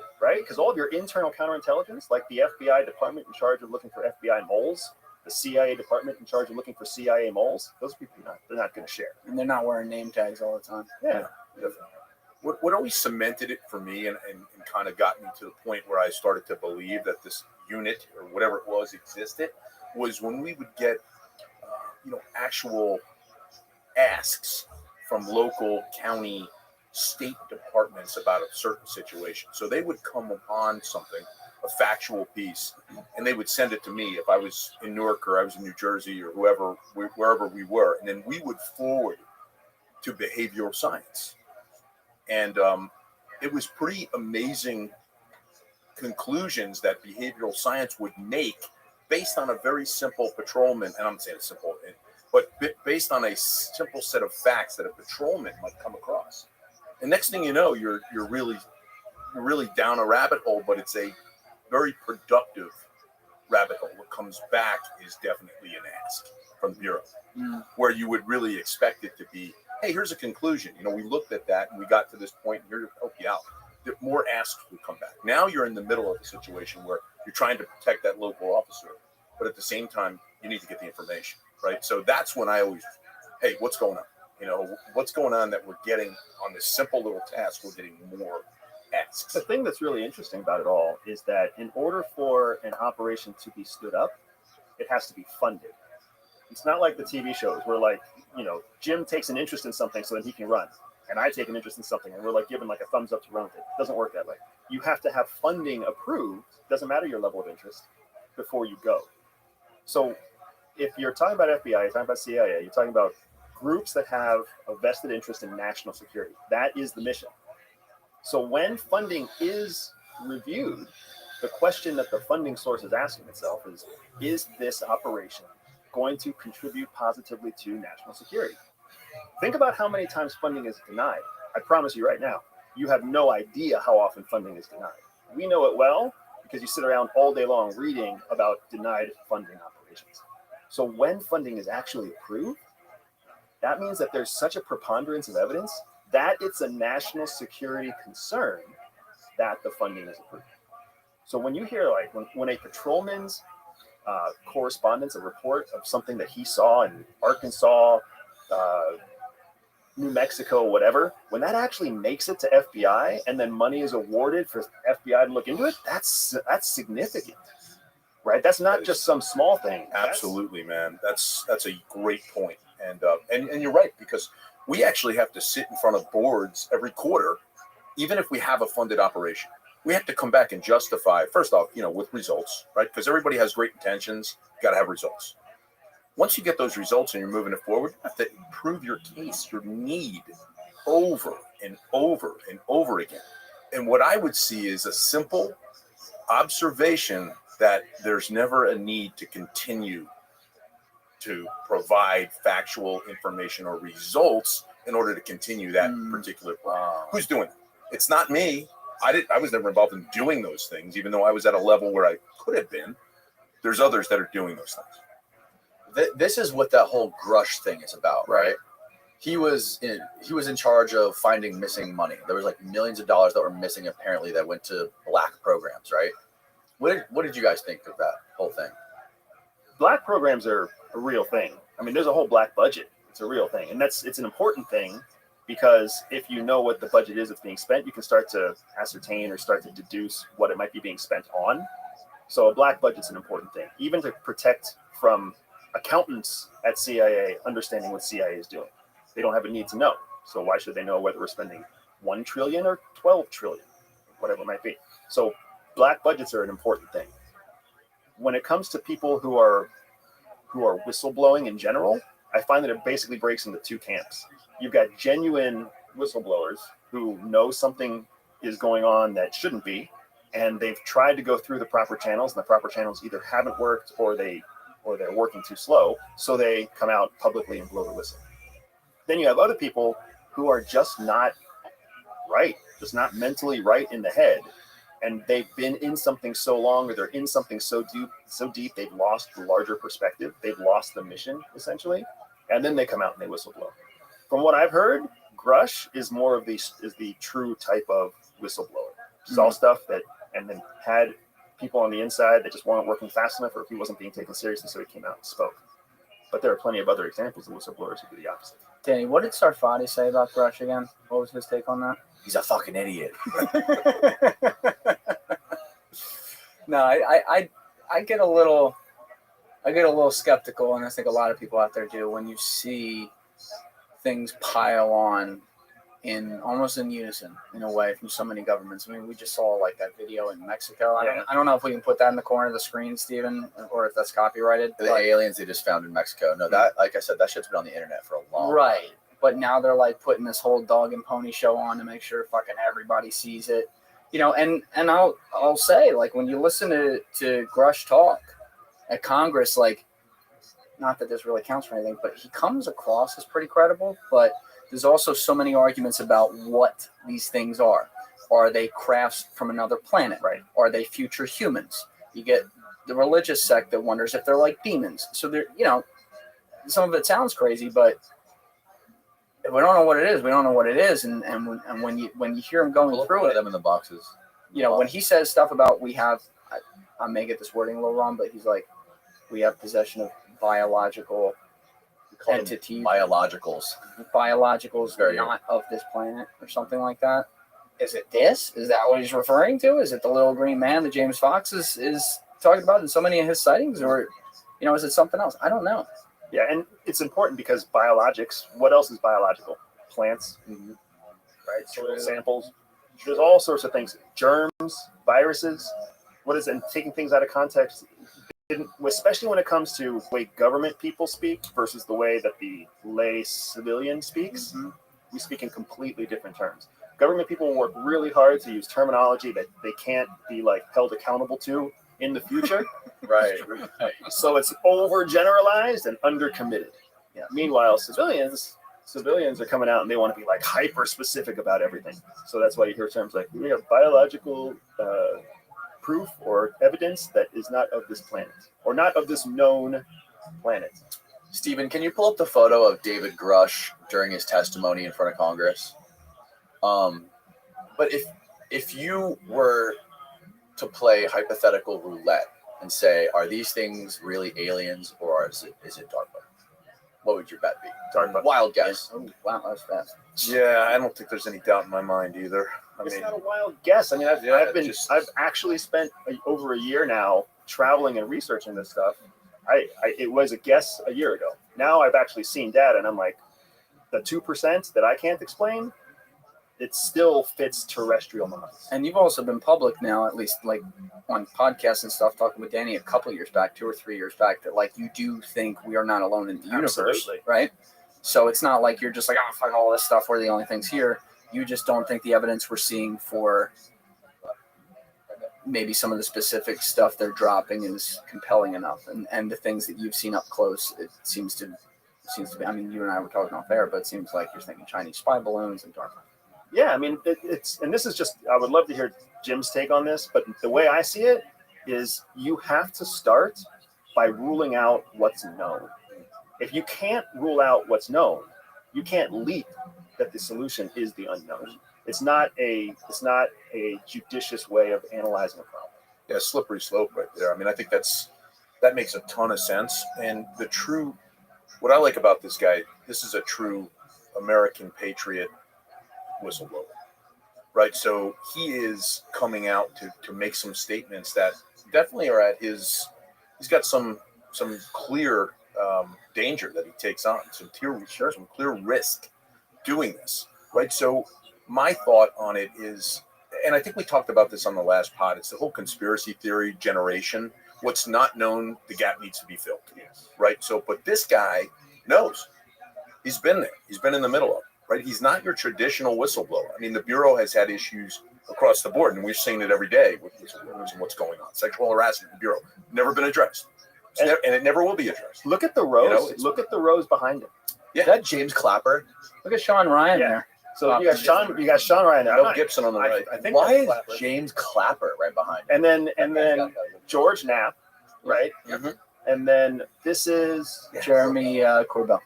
Oh, yes. He's like the director of Yeah. UFO doc. Yeah. So it's really interesting to me because you have like this mixed bag of credibility behind him. But the other thing is he had to take the steps himself to come out and say something. Yes, absolutely. And that's a huge piece for a guy, especially a guy who's Made a your career in traditional, military. exactly, your traditional Army or Air Force officer, military guy. Yes, sir. You know, moving forward, salute, move on. This guy, this is impressive to me. I'd love to meet this guy. I'd love to be one of the soldiers that found that in 1945. Like, what the fuck were they doing here? Bro, he said they went back to the 30s in Italy. Yeah. I think they. Maybe I'm remembering this wrong. Correct me in the comments if I am, but it was allegedly from like 1933 or something. Mussolini had it, and then when the Allies like took Italy in 44 or 45, they took possession of it. I think, or they knew about it through that. But I want to know, Jeremy, alien scientist, told me that there was some fishy stuff about James Clapper, and if James Clapper was there, then that's like a red flag that this is all some sort of cover up, or this is all some sort of limited hangout. Baldy on the left there, right? Yeah. Yeah, I can't speak to that. I don't know. I don't either. What I would say, what I think is really relevant. I mean, I'm not the kind of person that likes to pull summaries out of the details. I like to look at the strategic view and then let the details fill in the rest. And here's what we know. What we know is that Congress has taken an interest in unknown aerial phenomena. What we know is that within weeks of the Chinese spy balloon being an international incident, 3 more UFOs were spotted over the United States. In my book, Ruling Out What's Known versus Unknown, we saw a spy balloon. It made the headlines. What does the government start looking for after that? More spy balloons. But if we call them a spy balloon, we just learned it's going to cause an international incident. So instead of calling them spy balloons to the American people, we're going to call them UFOs. Easier. Remember, the government's job is to keep the American people passive, calm, content. When you start saying that there's spy balloons over missile bases in the United States, your average American does not stay passive and content. They start paying attention. And that's the thing that is so true about our current government. The government's job is to keep us willfully ignorant. The information can be there, but we want you to voluntarily choose ignorance instead. You have to choose between the headlines or Netflix, please choose Netflix. If you have to pick between what you're going to watch on YouTube, I hope it's, girls in bikinis on trampolines and not intelligent podcast conversation. So damn true. So spot on. But from a CIA spy and FBI special agent in charge perspective, for you to when you were doing your jobs, which would you prefer? Would you prefer ignorant American people? Absolutely. Every day. Less they know, the better easier our job is. saying the quiet part out loud there? Get out of our hair. You know what we want. What you want, and when you're a government professional, when you're in charge of doing anything that has to do with making decisions to keep the American people safe, the last thing you want is for every American person to have a say. Think about every parent out there. Do parents let their kids vote on what they're going to have for dinner? No. Right, but you're saying that the United States is our parents and we're their children. That's not what I'm saying. That's how the structure is built. What do we call the founding fathers? Yeah. Oh my God. There. Point taken. This episode of the podcast is brought. Not only is it what it is, it's what we fucking want. And for all the bitches out there right now crying or pissing up a storm because they're hearing us, no, I want to be treated like an equal and I want to have a say. No, you don't. You don't. You want to be able to get on your Pornhub and whack off when you want to and be done with your day and go to sleep willfully ignorant about all the crazy shit out there trying to kill you. Because it's easier. It's easier. It's such a More peaceful. It's such a conundrum because they want us to be ignorant, but then why even let us vote? Why even have elections then? So the whole voting thing is interesting, right? The whole voting thing is interesting because if we just review the history of the United States was founded on what? White landowning men. That means you had to be white, and you had to own land, and you had to be a man, right? But when we talk about our founding and when we bitch about it, when social justice or whatever else starts coming through, we kind of take it out of order. First, we bitch about the fact that you have to be a man. Well, women should be able to have equal property rights too. And then we bitch about the race. Well, you shouldn't have to just be white. The last thing we talk about is the land owning part. Oh, you're saying We're backwards. The reason that you had to be a land owning individual of any color was because then you're invested in the success of the country. Oh, that's not what I thought you were going to say. Okay. Now what we have is people complaining all the time that everybody's racially charged and sexually charged, and there's all these biases that separate us, instead of realizing, no, right? The people who were originally supposed to vote on the direction of the country were people who were vested in the success economically of the country. Now, any 18-year-old can vote. Even if they don't like the United States, they still have a vote, an equal vote to the land-owning, hyper-invested, highly patriotic American citizen, right? That's what's happened. And part of that mutation happened through our growth and our evolution through civil rights and through women's rights and everything else, but it also happened during Vietnam. Prior to Vietnam, you had to be 21 to vote. You had to be 21 to vote, you had to be 21 to drink, yes. But then in Vietnam, the draft came, and the draft was how old? 18. If you can die for your country, you should be able to vote and get a drink.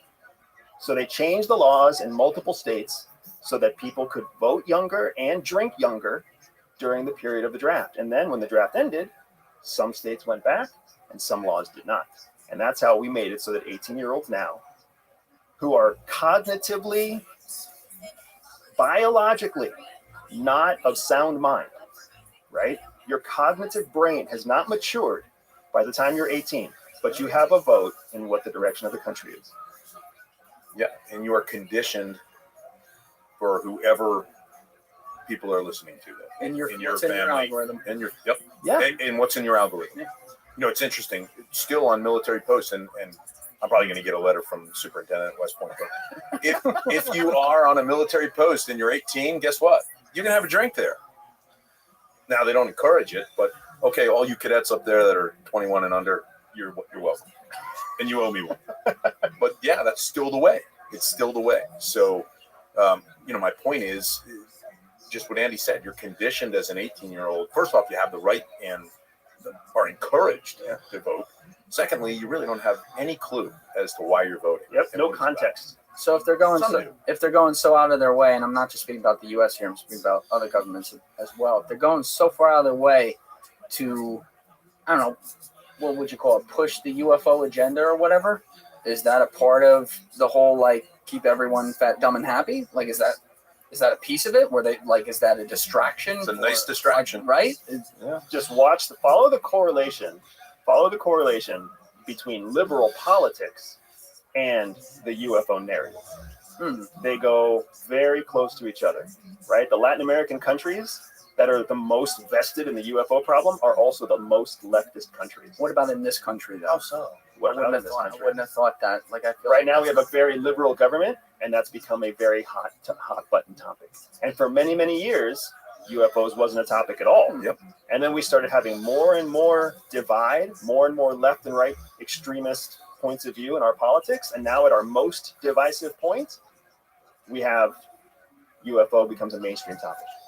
Got it. Right? Now, why? I don't know why. All I'm saying is if you follow the data, you can see the correlation between Chile, between Mexico, between Brazil, the United States now, right? Even in Europe, the same way, right? France. They're the countries that care the most about these topics tend to also be more left-leaning. One of the things that I wonder is it's because left-leaning governments are trying to appease the masses. The masses are interested in what other life is in the universe. So they are now. Yeah, they were before. They always were. This goes to what you were saying last night at dinner when you almost ripped Julian's head off.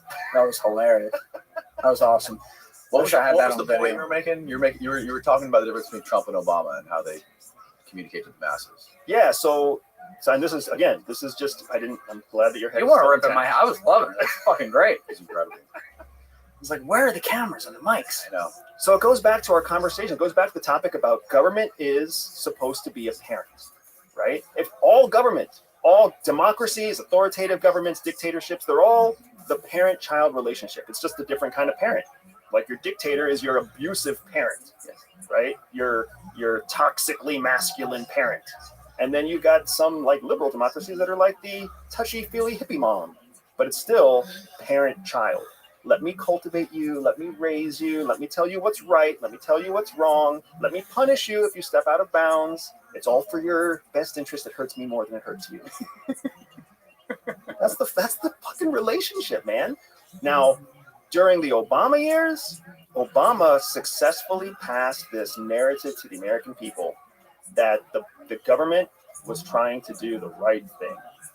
We're going to contribute to the global civilization. We're going to be global citizens. We're going to try and help our peers, and we're going to invest in human aid or humanitarian aid and all this other stuff all over the world. Meanwhile, he's signing executive orders and using covert action to kill more people than any other president ever in history, right? Killing terrorist leaders, killing terrorist cells, killing Islamist extremists to try to keep America safe.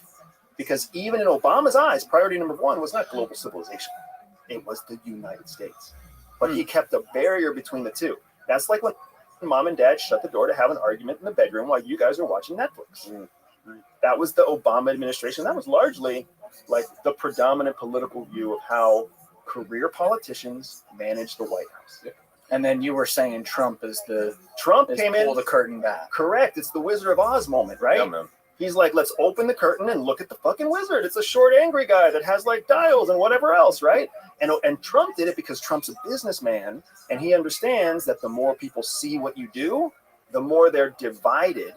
And when people divide in the terms of business, that's a good thing, because you want to subdivide your audience, because then that makes people super faithful and super resistant. And what's Trump's famous marketing quote? All press. Yep. Right? So he ran the White House like you run a business, not like Trump runs a business. Like every marketer, every CEO, every successful business person everywhere runs a business the way Trump tried to run the United States. And was it the Trump show all the time? Of course it was the Trump show all the time, because his brand, his business is tied to the name, the term, Trump. Right? He wants to drive that divide.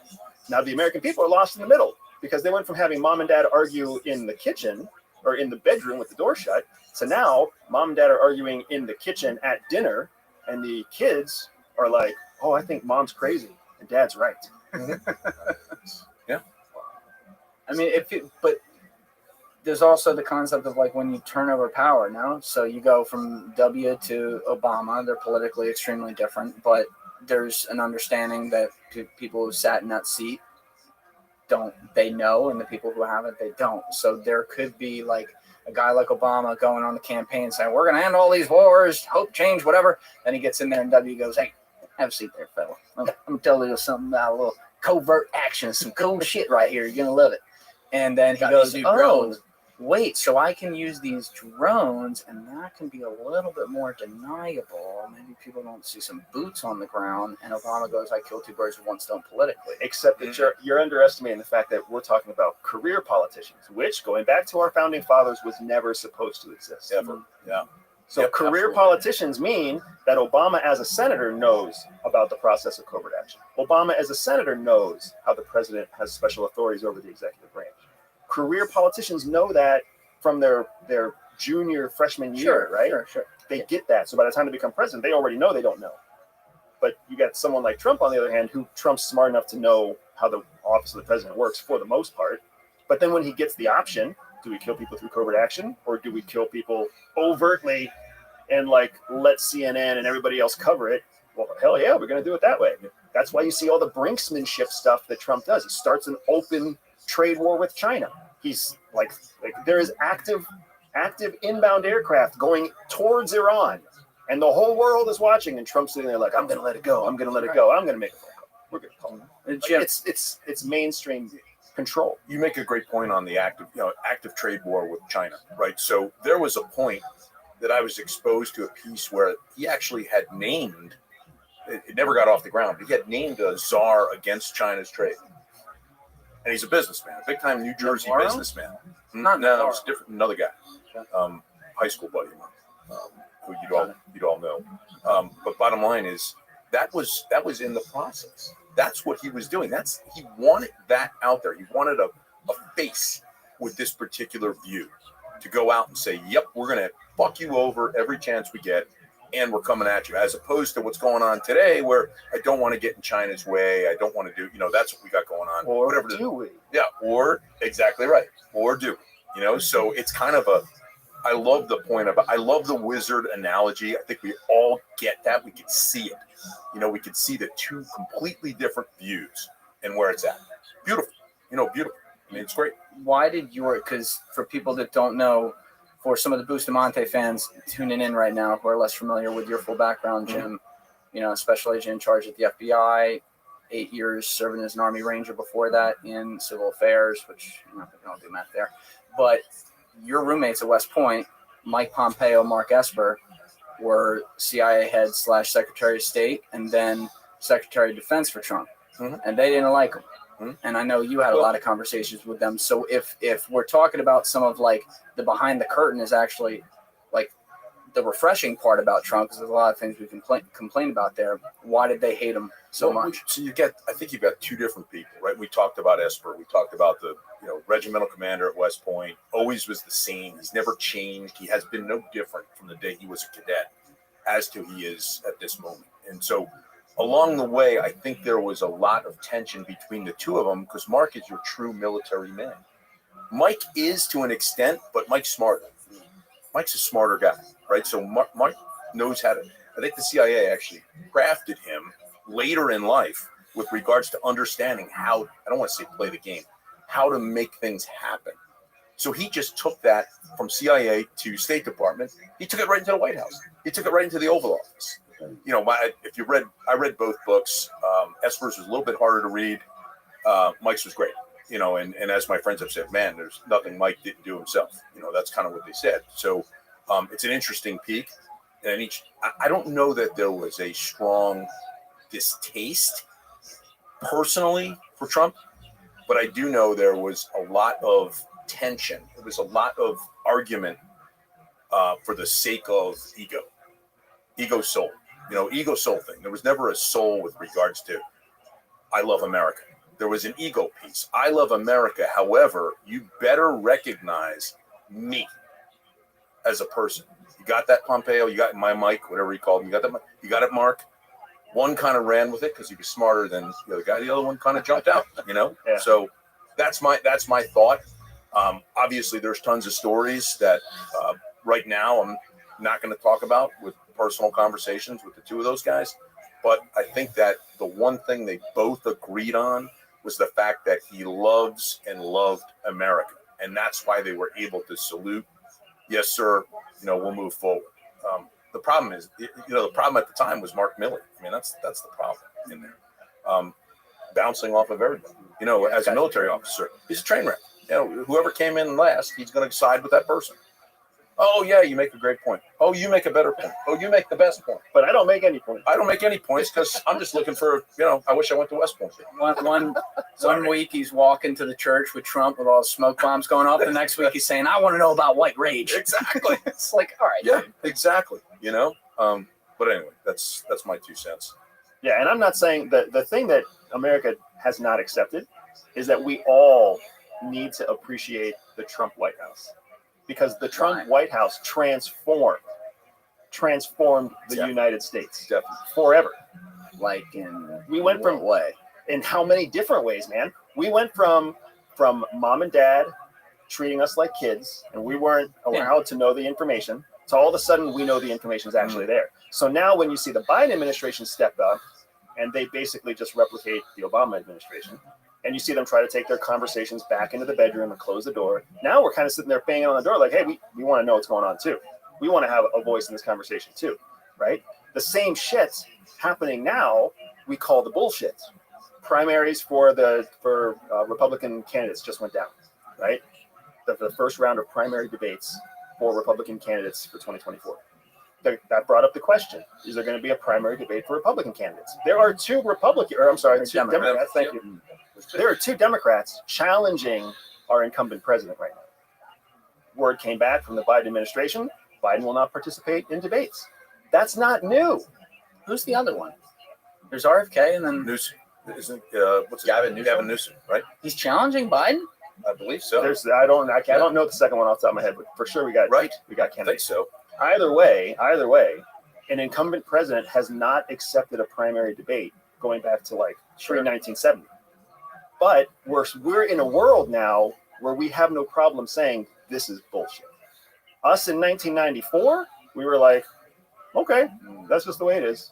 Now we say, no, this is bullshit. We kind of want to see what these other folks have to say. Essentially, we, the American people, won't even get to be introduced to the contenders for a potential Democratic presidential slot. We won't even get to know them ever on a mainstream stage. I mean, Vivek Ramaswamy, Yeah. the whole world discovered him because he did an outstanding job in the primary debates as a good talker. candidate. Yeah. Great talker. Who's this guy? Vivek Ramaswamy. What? His name is Vivek. And that's it. The guy went from nobody knew him. Yep. Yeah. Nobody knew him. Yep. Apparently Steven doesn't either. Yeah, Steven didn't know how to spell Prigozhin either. So he's great with lights. But There's a You have a Times. lot of faith in the spelling. Stephen, there's a Times article too about Newsom. What do you think about make sure we don't say the I don't want to say his initials on here, but Bobby's security being infiltrated by oh that my guy. gosh. Let me tell you something. That is probably That just came out has to be. yesterday. Yep, it has to be the most disturbing piece. And can I just have to chime in because Yeah. you and I, maybe this makes the final cut, maybe it doesn't. Jim and I literally wrote a proposal for Bobby Kennedy's campaign manager.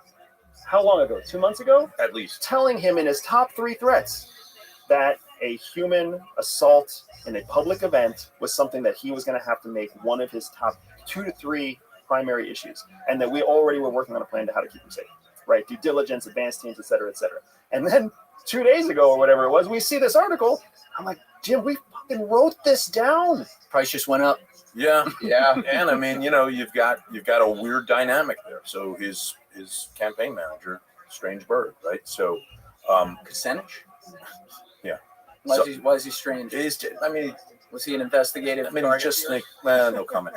He just thinks, but he doesn't get it, right? So all we have to do is, and there's a whole, for me, I have a whole theory on gaining Secret Service's validation in order to move forward. Yes, there's things that you see that you have to achieve along the way, but it really comes down to putting it in this simple terms of, I'm going to probably get assassinated if you son of a bitches don't get on my shit now.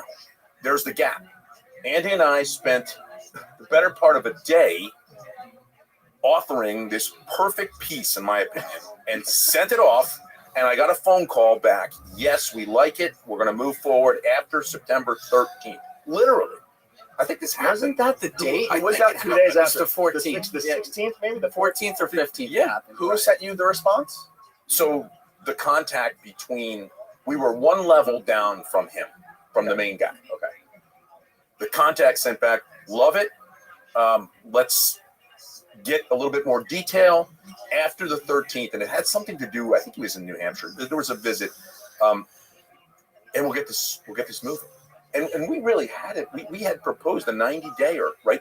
To really just put an advanced team in place. How can you be taken fucking serious as a candidate for the presidency and not have an advanced team? Have the hotel you're speaking at do your fucking advance. And that's what happened. CEOs of middle-sized companies, when they travel, they have advanced teams. Yes. Like there's a whole executive security protection group for most companies that have more than $100 million in revenue. So that before the CEO travels for anything, to go take their family to the Bahamas, to go to a speaking event, to go to a conference. An advance team goes out 48 hours beforehand, just double checks. This is how we get from the hotel to the conference. This is what's in the hotel. This is what's in the conference rooms. These are a couple areas. I mean, and they're done by what, like 25-year-old, That's right.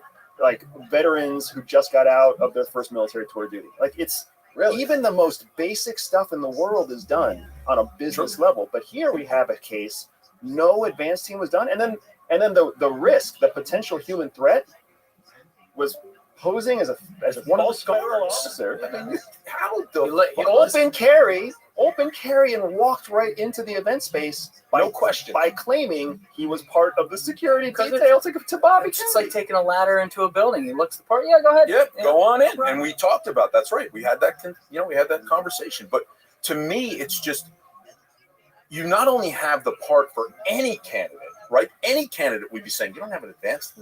You've got to do the history, the track record of his family. They're fucking picking these people off. I mean, how do you not have that in place? Did you hear the story about him when he went on Tim Dillon's podcast last week? No.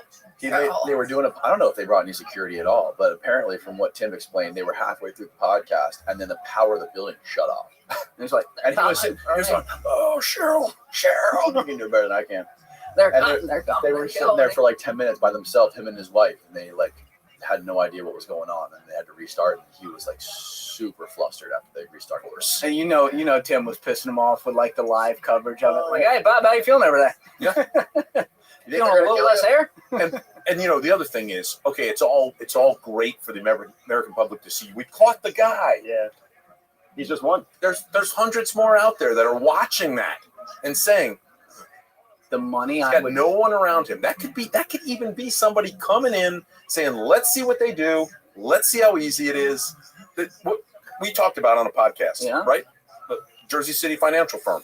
Yes. It's pretty easy. It's not that hard to do. Can you tell that story just for old time's sake? Yeah, for old time's sake, real quick. I love this one.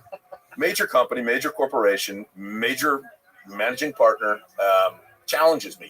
It's not a good idea to challenge me because obviously I'm getting worked up right now. Nobody's even challenging him. Yeah, it's just the memory of being the memory.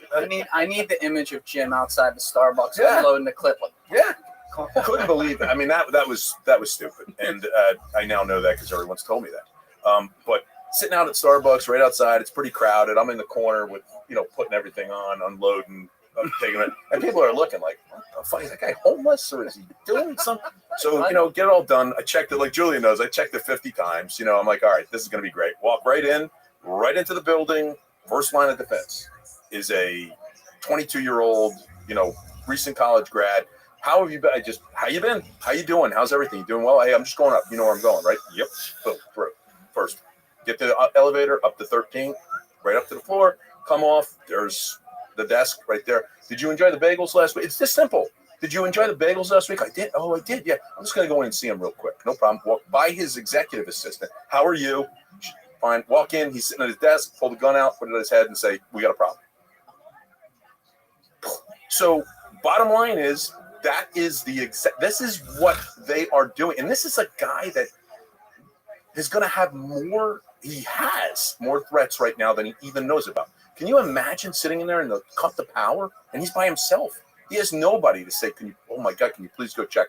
No advance. Yep. They have literally, I know this for a fact, they have hotel concierges doing his advance where he's going. How would you like a nice dinner? And then how would you like me to go ahead and map out where you should walk? Definitely not through the fucking kitchen. Same guy. Not through the kitchen. That's terrible. I'm sorry. God for you. But that's, I mean, have at least one Delta guy, retired Delta guy, walking ahead of you. Make it look like you give a fuck. The money I would have paid to see a sunglassed up, angry Jim DiOrio on top of that motherfucker going, "Give me a fucking reason. Give me a reason." They put the cuffs on him. They were nice. They were standing them there. We thought about reenacting that last night. Oh my God, that would have been awesome. They didn't give me that peach dessert. I was going to go nuts. Christ, maybe they'll give you the job now. Price is up. Hey, we're the only ones we're not the only ones that could do it, but I think we do a damn good job. The big part of the problem is that the entire campaign for the Kennedy campaign right now is all based on how CIA killed his dad. And you're a spook. So, like that. Dude, yeah, exactly. absolutely. So if there's So- what I would say is, Bobby, if you want to know who can keep you the safest, it's the person you're the most afraid of. Yes, that's what you were saying yesterday too. Absolutely. Julian said if I was the CIA, I would do everything in my power to keep him not dead. I make sure no one. Yeah. Strictly from a reputational risk assessment, I'm looking at a guy like Kennedy and a guy like Trump and saying, put him in a glass box, no one touches him. Otherwise, it's just the whole Prigozhin thing all over again. Ooh, good segue. Holy Yeah. cow. You're I getting like good that. at podcasting. Yeah, man. Andy's got a killer It's almost podcast like you now. have one yourself. Wait Yeah. a minute, you do. So I'm sitting here with the two people who launched me. Like, that's fucking crazy, guys. Well, there's a third. There's a third? There's a friend third. Matt. There was a We have the clip. Hold on. Matthew Cox. Let's give our dear friend Matthew B. Cox. Let's give credit where credit's due. It is due. Me and Julian were not the first layers. Yes. There was a layer below us. He's the G-Folk, A greatest there was fraud a of all layer. time. Bustamante said he thinks that they're going to invade before the presidential election. No, like I can't believe that. First of all, you need specialty. That guy's a geopolitical galaxy brain. I hear you. I hear you. I mean, I know that's just stupid to go up against Bustamante. I don't, but I'm saying that I've been watching a bunch of videos, and so that makes me an expert. TikTok all day. No, he's ex-CIA. Right, I know. I'm the Not one that current. told you've got to interview this guy. Who is he? I don't know. 2 weeks later, bro, did you call him? Who is this again? Man, what does he want? I don't know. Literally bugged me to call Bustamante for like 6 months before I called him. Now look at that guy. Then he calls him. Bustamante blows up.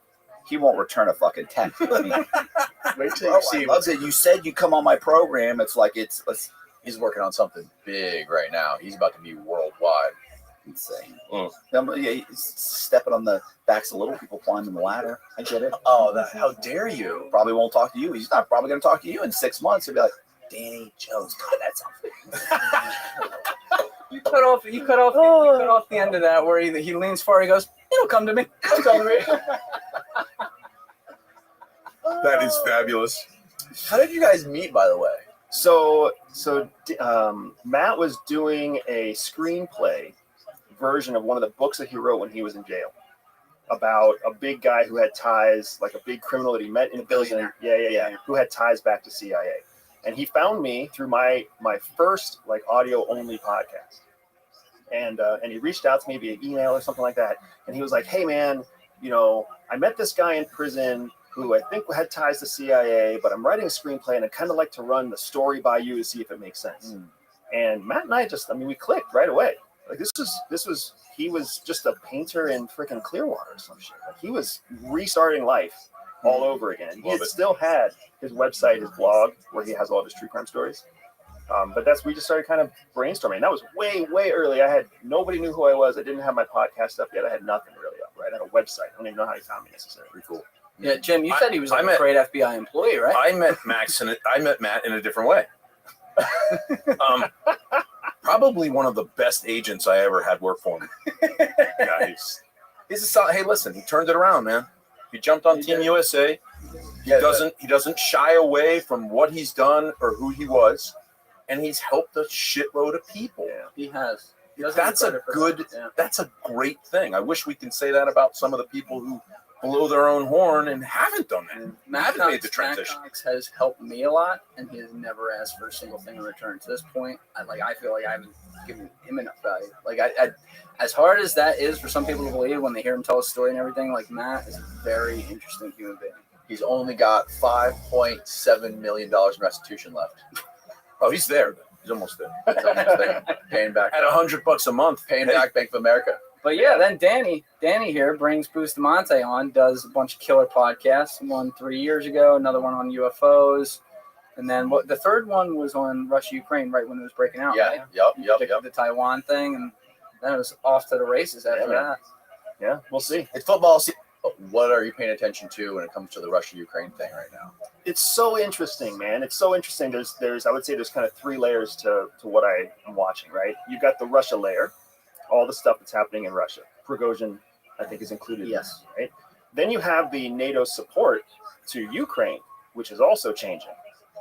And then you have the Ukraine piece, which is fascinatingly changing, right? So just a real quick example, the new Minister of Defense for Ukraine, they changed the Minister of Defense at the same time that there's a counter invasion going on, right? A counter offensive going on. They changed the Minister of Defense. Why?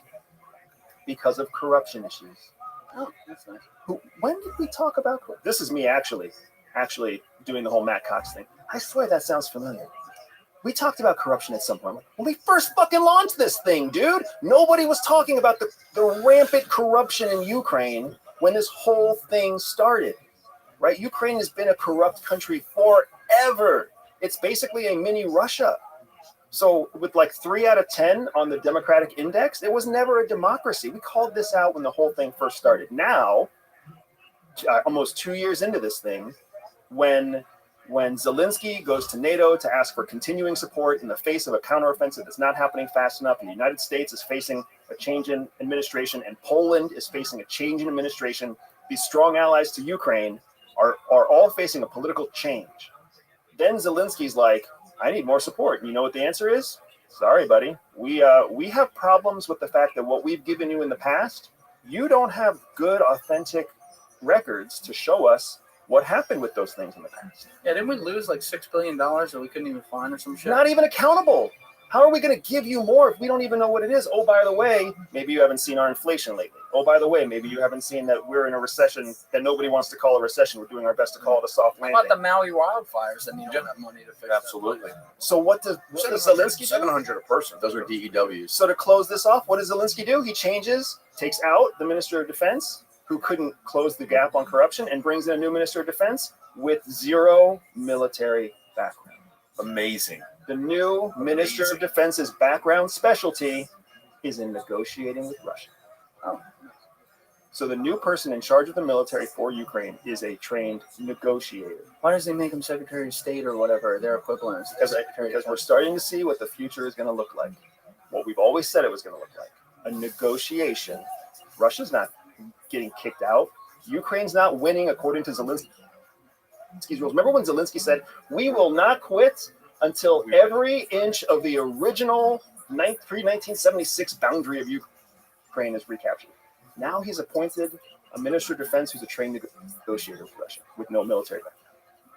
And poured the corruption charge on the last guy who he fired. So it's just the perfect fucking situation. And we're sitting here just trying to, I mean, even, listen, let's think about it. Not one receipt for one of that $6 billion is returned in any way, in affidavit form. I mean, even Deion Sanders is keeping receipts. Right? I mean, even Prime, Coach Prime is keeping receipts. These fucking people can't keep receipts. It shouldn't be that hard. It's incredible. Shouldn't be that hard. Just for people out there, like, we heard about this whole potential revolution happening back in May or June with Prigozhin and the Wagner Group. It felt like it was like a 10-hour story, and then they made deals, no problem. And then now there's the whole plane getting shot out of the sky or whatever. So even before we get there, like, can you walk us all through that and what happened? Like, how long Prigozhin had maybe turned on Putin internally before that, and what led to him actually doing this thing, and what the actual result was? It seems like Putin obviously was like, we're going to make a little peace. But can I start it off with a quote? Yes. Please. Okay, so here was Putin, right? He was a man with a difficult fate, and he made serious mistakes in life, Putin said, while describing him as a talented businessman. That to me wraps it all up, right? To me. I mean, you made mistakes. That caused, and Andy and I have talked about that method of alleged killing. It's out of character. This one's completely out of character, but sorry to jump in with that. It's to frame it. You got I think it's a great point, right? So if you go back in time, we're talking June 23rd, right? July 23rd, August 23rd is when Prigozhin's plane goes down. 2 months exactly, right? June 23rd to August 23rd. And essentially what happened on June 23rd was the culmination of what had been weeks or months worth of Prigozhin basically saying that the generals in charge of the Russian military offensive in Ukraine were incompetent generals. which I think the whole world kind of learned that they weren't necessarily fully incompetent because they still controlled 18% of Ukraine, but they weren't nearly as effective as everybody thought they would be. Meanwhile, you've got the Wagner Group. Wagner Group is a PMC, a private military contractor. Mercenaries. Right. What we call mercenaries, right? The actual official term is PMCs. These PMCs, which are trained former military combat units who are now privatized, better equipment, better training, they're the ones making most of the offensive gains in Ukraine on behalf of Russia. And they're essentially falling under the logistical and financial support elements of the military, which are not very effective. So Prigozhin's getting pissed at the generals leading the military. But Prigozhin's also friends with Putin. So Prigozhin's like, hey, Putin, can we do something about these generals? Long enough goes by, he's not getting the answer he wants. He's just more and more angry at the generals waging the war. So essentially on June 23rd, he comes out and he's like, fuck this. The Wagner Group is out. We're taking our ball and going home. He grabs 23,000 troops.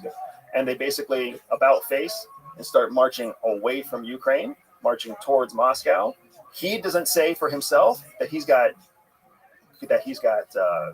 Putin on his mind. He doesn't say anything about a revolution. He's just saying these generals are incompetent and we're not going to play anymore. Western media meaning NATO media, American media, English-speaking media, pick up on this and they're like, it's a mutiny. It's finally happening. Prigozhin's going to take down Putin. No, Prigozhin was just like, I want to show that I'm serious, that I'm not going to put the Wagner Group on the front lines of dying because we can't get fucking tuna fish because the military can't deliver their goods, right? And then you've got Putin, who's stuck in the middle of having to manage this power shift, this power face-to-face conflict, right? Putin's supposed to be in control.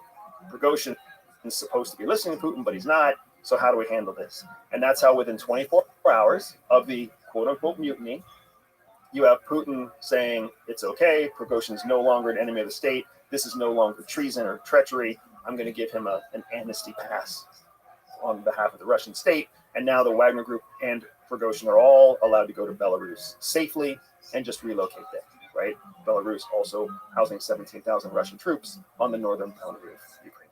So that's June 23rd, June 24th.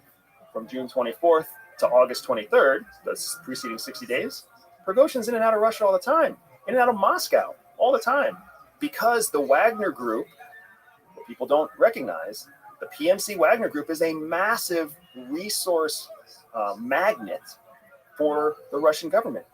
They're in Central America, they're in Eastern Europe, they're in South America, they're in Africa, making deals and offering protection to corrupt officials everywhere in exchange for gold, silver, platinum, right? They're basically bringing in raw precious metals and raw precious goods into Russia, which is how Russia had so much cash in foreign banks when they were put under banking sanctions by the United States, right? Because they actually have tons and tons of resources. They're not a broke, poor-ass country. They're cash rich. And then the United States and European allies, they're in their sanctions, cut them off from their own main source of cash, but they still have tons of reserves, right? So that's all that is what led up to the airplane exploding, and nobody quite knows what happened yet on August 23rd. I have three predominant theories, and all three predominant theories are basically also out there by other experts. Theory number one, some kind of crazy mechanical failure due to sabotage, right? Theory number two, some sort of internal explosion because a bomb was placed inside the aircraft that led to catastrophic failure at altitude. Option number three, some sort of external explosion, most likely an air-to-air missile, not a surface-to-air missile. We can dig into that if you guys want to geek out. But those are kind of the three predominant theories about what brought down the aircraft. And then what I find super telling is that there's only one fucking source that tells us anything about the aircraft coming down, and it's the Russian Aviation Federation. Right? That's it. Nobody else. No outside investigators, no third parties, just the government-controlled aviation authority. That's the source of all information that we've seen on the downing of Prigozhin. All the U.S.-based news is coming from Russia as a source. All of it. Period. Guess where most of your Ukraine news comes from? Ukraine as the source. Now the light bulbs are going off. Yep. I like the two spot. I like the bomb on board. theory. What about door 4? Yeah, he's still How alive. could you miss door 4, What's Andy? going on? Oh, The UFO. oh, door 5. He's still alive. Let's roll Door the 4. TWA 800 video. Oh Right now. God. Oh, we'll get there. We'll get there. Hold that one off. But yeah, I mean, I like 2. I like the 2 spot. The 1 spot, sabotage, you got to worry about somebody who's fucking going to speak, that you could grab, right? The 2 is for God and country, for Mother Russia, get the fuck on there with a bomb and blow this thing up. Sorry. We'll make sure your family stays. Suicide bomb? I love that. Or just a carry on, yes, which is a suicide bomb. Yeah. And the 3 air to air, I like that too. I like that. I but I'm in the 2 hole. Why air to air, not surface to air? So the track that the aircraft was on it had just gone over a military base. It was actually in a region where jamming equipment was rife because there were so many military resources, military assets in play geographically. So there was jamming equipment that was going off, and there were tons of sensors in the area specifically looking for threats to the military bases. So if there would have been a surface-to-air missile, one of those sensors would have noted that. Not just Russian sensors, UK sensors, US sensors, allied sensors who are watching that military region of Russia would have seen a surface-to-air missile. Definitely. So surface-to-air is out. I think it's fully out. Anybody who thinks that it's still in is reading the wrong thing, or just a willful, ignorant, dumb shit. But you've also, like, with respect to who's winning the war and stuff like that and how it's going, you've been aggressive since the beginning that, like, Ukraine has no shot and everything. And like you said, we're getting all the news from Ukraine, so that's not very trustworthy. And there is, I think, hard data that shows that they have given up a certain percentage. I'm not going to say because I don't know it offhand right now. But do you at this point, since it's dragged on this long and you've seen Putin at least have some internal problems, do you think there's any opportunity for Ukraine to, I would describe as win the war, meaning Russia keeps Crimea, Russia probably keeps some of the Donbass region? I never get the word right. And then Ukraine keeps everything else, including Odessa and access to the seaport. Such an important question. Because let's be honest about what we're talking about. We're talking about the conditions of Ukraine losing. We're not talking about Ukraine winning. This is so fucking important because when we started, everybody was like, we need a winner and a loser because we're fucking black and white Americans and we're like, oh, somebody wins and somebody loses. Yeah, right. That's not the way of geopolitics. There's no clear winner. There's no clear loser. There's just conditions that get set by the winner, conditions that get set by the loser. Right? World War II, who won, who lost? It's not as simple as we think it is. There were just conditions that were set by the West, conditions that were conceded by the East. You don't think Germany lost that war? What country got pretty ramped up? What country still exists? They do, and there's a lot of other reasons with that. We've talked about a separate conversation, but Germany in the 10 years after fucking World War II is one of the most underreported histories ever, in my opinion, because it was like Mad Max Fury fucking road out there. Right. The whole reason there was an East and West Germany was because we negotiated with Russia over who would take what parts of it, probably. Right? That's a negotiation. That's conditions for surrendering. Right? So if you want to say that Germany lost, but they still exist as a country, then you can't say that, well, let's define winning in Ukraine as Russia keeps this half and Ukraine keeps that half. No, we're talking about the conditions by which they will surrender. Well, Germany had like a lot of mainland Europe at one point during the war, and they eventually were left with half of their a portion of their original country. And now they've grown into a world power, still enclosed in that area of Germany. It's not like they have other countries around it, whatever. So I would call that an L. But I see what you're saying with the fact that Ukraine still is going to lose something. Like if they lose Donbass and Crimea, which they'd already lost in all fairness before this war, like it's not 50% or 75% or something. Maybe they're losing, 10, 15%. If you're considering only landmass, you know what I happens am considering only land. In the eastern part of Ukraine is where all of their rare earth minerals, all of their oil supplies, all of the transfer points for Russian oil, it all exists in the east. But they still control the pipelines that come through their country now. They control the pipelines that go through their country, which are few compared to the hub of pipelines is actually in the Donbass region. No, it's in eastern Ukraine. All the energy that flows out of Russia flows into eastern Ukraine and then goes through essentially like a network of pipes that then spreads out through Europe and Eastern. You're talking about the actual pipe. Right? Not to mention the gold, the coal, the other energy resources that are actually in eastern Ukraine. So, but all of this to say, where do I stand now? I stand in the exact same fucking place that we stood on the first day we talked about this. Corruption is finally making mainstream media after being suppressed for so long. The corruption has grown so rampant, they have not been able to control it, so much so that even the NATO allies who want to support Ukraine are still in the pressure of 18 months of support from their own people, are saying, we can't vote again for you, right, Polish Prime Minister. We can't vote again for you, Mr. President, if you continue to pour resources into this foreign war and not our own natural disasters like what we're seeing in Maui, right? The whole world is getting tired of this. And my point from the beginning here was that Ukraine can't wage this war without NATO. They can't do it. They just can't, right? They have the troops, they have the courage, they have the bravery. What's happening in Ukraine is absolutely a tragedy. I'm not saying it's not. But what I'm saying is they don't have the resources to be able to compete in a prolonged conflict with Russia.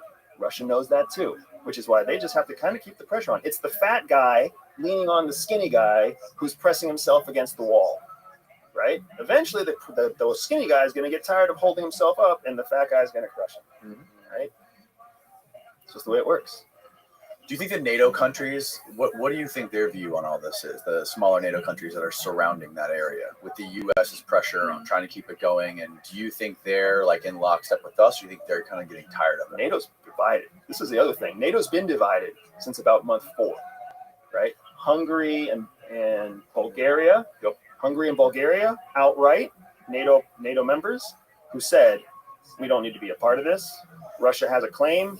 Ukraine and Russia have history. It's their problem, not ours. So already from the beginning, NATO didn't support things unanimously. Now, as time has gone on, you saw France, you saw Germany get really upset because Biden, from his fucking White House throne in the United States, way outside of the sphere of influence of Russia and the conflict in Ukraine, you saw him stoking the flames, protect democracy. Meanwhile, the European countries are paying the penalty in terms of pressure, energy costs, et cetera, right? So then you saw France and Germany get pissy about that and be like, Biden, you need to shut up. I think he was in Poland. Yeah, right? it's like visiting the troops. Yep, he gave a speech. Is that when he accidentally said he wanted regime change? Yes. Accidentally. Presidents do a lot of accidental speaking in front of. I think he does. Yeah, definitely. They just say what they get a think. pass. They just say what they The lights are maybe on, they're dimmed, and no one's home. Yeah, that dimmer is going dim and dimmer. I want some dumb and dumber. Maybe they should run Newsom. Jesus. So then you're seeing the fraction. We watched NATO fracture. More importantly, China watched NATO, but you were seeing the dominoes fall exactly like they're supposed to fall. They might be big, thick, fat dominoes. It's like the Jenga at the bar. You know, Jenga at home is like these little wooden blocks. Jenga at the bar is the giant wooden blocks. It takes a little extra energy to knock that first big block over, but eventually they all fall over. What bar are you going to? I need this bar. You've never seen a Jenga? Not in the big blocks you're talking about. Yeah. We play it at the bar with like fucking regular kids Jenga. This is why you need to go on a date. Oh, shots fucking fired. Too much time at the strip club. God damn, son. Oof. Get out there, Julian. Get out of the We're out there. We're out there. Yeah. We're out there. Yeah. We were counting the rings. We're doing all right. Yeah, so that's exactly it. You see NATO's falling apart. NATO's falling apart because of this strategy that the United States has been putting in place since the end of World War II, right? The United States strategy for economic dominance is essentially playground bullying. We're the biggest kid, you're all the smallest kids. We'll give you our protection, you give us your lunch money. That's been our strategy since the end of World War II, right? Why? How are we allies with the Japanese? We'll be your military for you. You just sign on the dotted line here that says you want to have a military. Germany, we'll be your military for you, right? NATO, we'll create all your weapons. We'll be your military support system. We'll do all that for you, right? And now we created this allied base of weaklings, and we're the big bully. Meanwhile, what you're seeing with the BRICS countries and what you're seeing with the Eastern alliances, Russia, China leading the charge, they've been the alternative all the way back to World War II. they've been the alternative. The difference is we've never noticed it that way because in 1955, the Eastern Alliance was like nothing, right? China had just been born, basically. 1949, the Maoist Revolution had just happened. Russia was recovering from being just absolutely destroyed coming out of World War II. And the United States was the big kid on the block. Well, a lot of time has gone by, and in 70 years, the two are starting to come back to parity, right? So, and NATO is realizing that. All those NATO countries are asking themselves, what should we do? Which is why the German chancellor has said, we want to distance ourselves from reliance on the US military, and we will become the largest military in Europe. Germany wants to be the largest military in Europe? That sounds like a good idea, right? France, the president of France is going to China and on parade with Xi Jinping, comes back to like tons of people arguing with him. Like, NATO is not the united front that our Western media likes to say it is. The conundrum in my head is that you would think, hasn't the United States thought this through already? Haven't they thought 10 steps ahead and seen all this was going to happen? No, For real. hell no. What's the planning cycle at FBI? Probably 30 days, 30 to 90. What's that, 30, 60, 90 pipeline? Well, we're supposed to have a year of prioritizing crime problems. How your leads looking? By the time we get to the actual presentation, 90 days has passed already. So we're already in blown cycle. What's your budget cycle? Budget cycle is, a year, a fiscal year, but we're well into the fiscal year before we realize that we overspent or under budgeted for what we need. So all of a sudden programs start getting shut down. So Same path. CIA has a 1-year budget cycle and a 5-year budget cycle. So we have 1-year money and 5-year money. So the longest out planning that happens at the premier intelligence agencies of the United States is 1 year longer than a president's term. I don't know if you know the answer to this question, in all honesty, because you were out there working. But like, how much of that is public versus some stuff we don't see? Hopefully, I didn't just say anything classified, or else I'm in worse trouble than. No way. That's why. That's why I didn't mention 5 years, because I understand. No, I'm. Yeah, like I wouldn't know something Boost that already knows. Come on. Yeah, I mean, no one should know that information. Maybe. Yep. But It's who knows? I don't It's even got to be deception for It's not even- advantageous purposes. We're just supposed to salute and move on, move forward when the budget office tells us, hey, you're going to make it this year. Yeah, this has been a shortcoming of the United States for a long time. Yes. Like, no federal agency can really successfully plan for longer than effectively 3 years and administratively 5 years. Mhm. Because you have new appointments that become the new leaders. Like, the CIA has a new director every 3 to 4 years. I don't know how often FBI. Bureau's supposed to be 10, but it depends. Do they actually have 10-year directors? Yeah, 10. Yeah, we do. Oh, that's amazing. Yep, we've had some 10. The last few haven't made that. Comey. No, Comey definitely didn't. Ray. It's your favorite guy right there. Yeah. Comey. Yeah, what a great guy. You still send him Christmas cards? I do. Yeah, we talked quite a bit. Fuck you, Jim. Very well designed. It's kind of what it sounds. That's beautiful. But yeah, I think Louis Freeh, 10 years, Mueller, 10 years, Comey, 3. Yeah, something like that. Trump fired him, and then Ray is maybe 6-ish. Oh, so yeah, this guy has been in there since Comey. Yeah. Right. Yep. Maybe 6-ish. I can't remember. Maybe 6-ish, 6, 7. So he's That's winding super down. interesting. Winding down. But yeah, so it's very difficult for a democratic government like ours, right? A representative republic where the president has appointees to some of the senior positions within his cabinet and White House. Like, it's very hard for us to have continuity, which was something the founding fathers wanted, because they wanted friction, because they believed that from friction we would slow roll bad ideas and we would expedite good ideas because of friction. But then we stopped having land-owning, invested people be the ones that could vote. We stopped having public servants be the one who stepped into public servant roles. Instead, we started having career politicians, and everybody can vote. And career politicians just need to win a majority, and the majority of people out there actually don't have a vested interest in their own country. They're just trying to survive day to day, right? Yeah. So you put the two together, and you have a perfect storm. So going back to the Russia thing, what do you think? There's any possibility that Prigozhin's still alive? Oh, that's the thing. Love it. That's the thing that is like there's always the potential, right? I live in a world of probabilities. That's what CIA does. The when I look at the data that we have available to us, keep me honest here, the predominance of evidence that's available to us is that Prigozhin is dead. You saw, like, the manifest on the aircraft has been reported widely, even though from one source, it's been reported widely to include him and multiple of his senior leaders. You saw the Wagner Group hold an official ceremony recognizing his death. You saw Putin come out and publicly acknowledge his death. We saw the remains of the aircraft with the number, the Legacy 600 was actually had the right aircraft tail number, so we know it's his aircraft. So when you put all that together, it's like 98% certain the guy's got to be dead.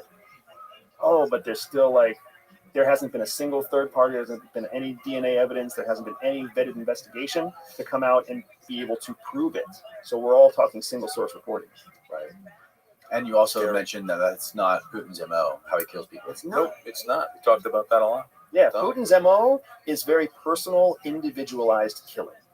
Poison. Like, of the 18 or 24 people that they've killed in the last, like, Polonium. 12 years, it's poison.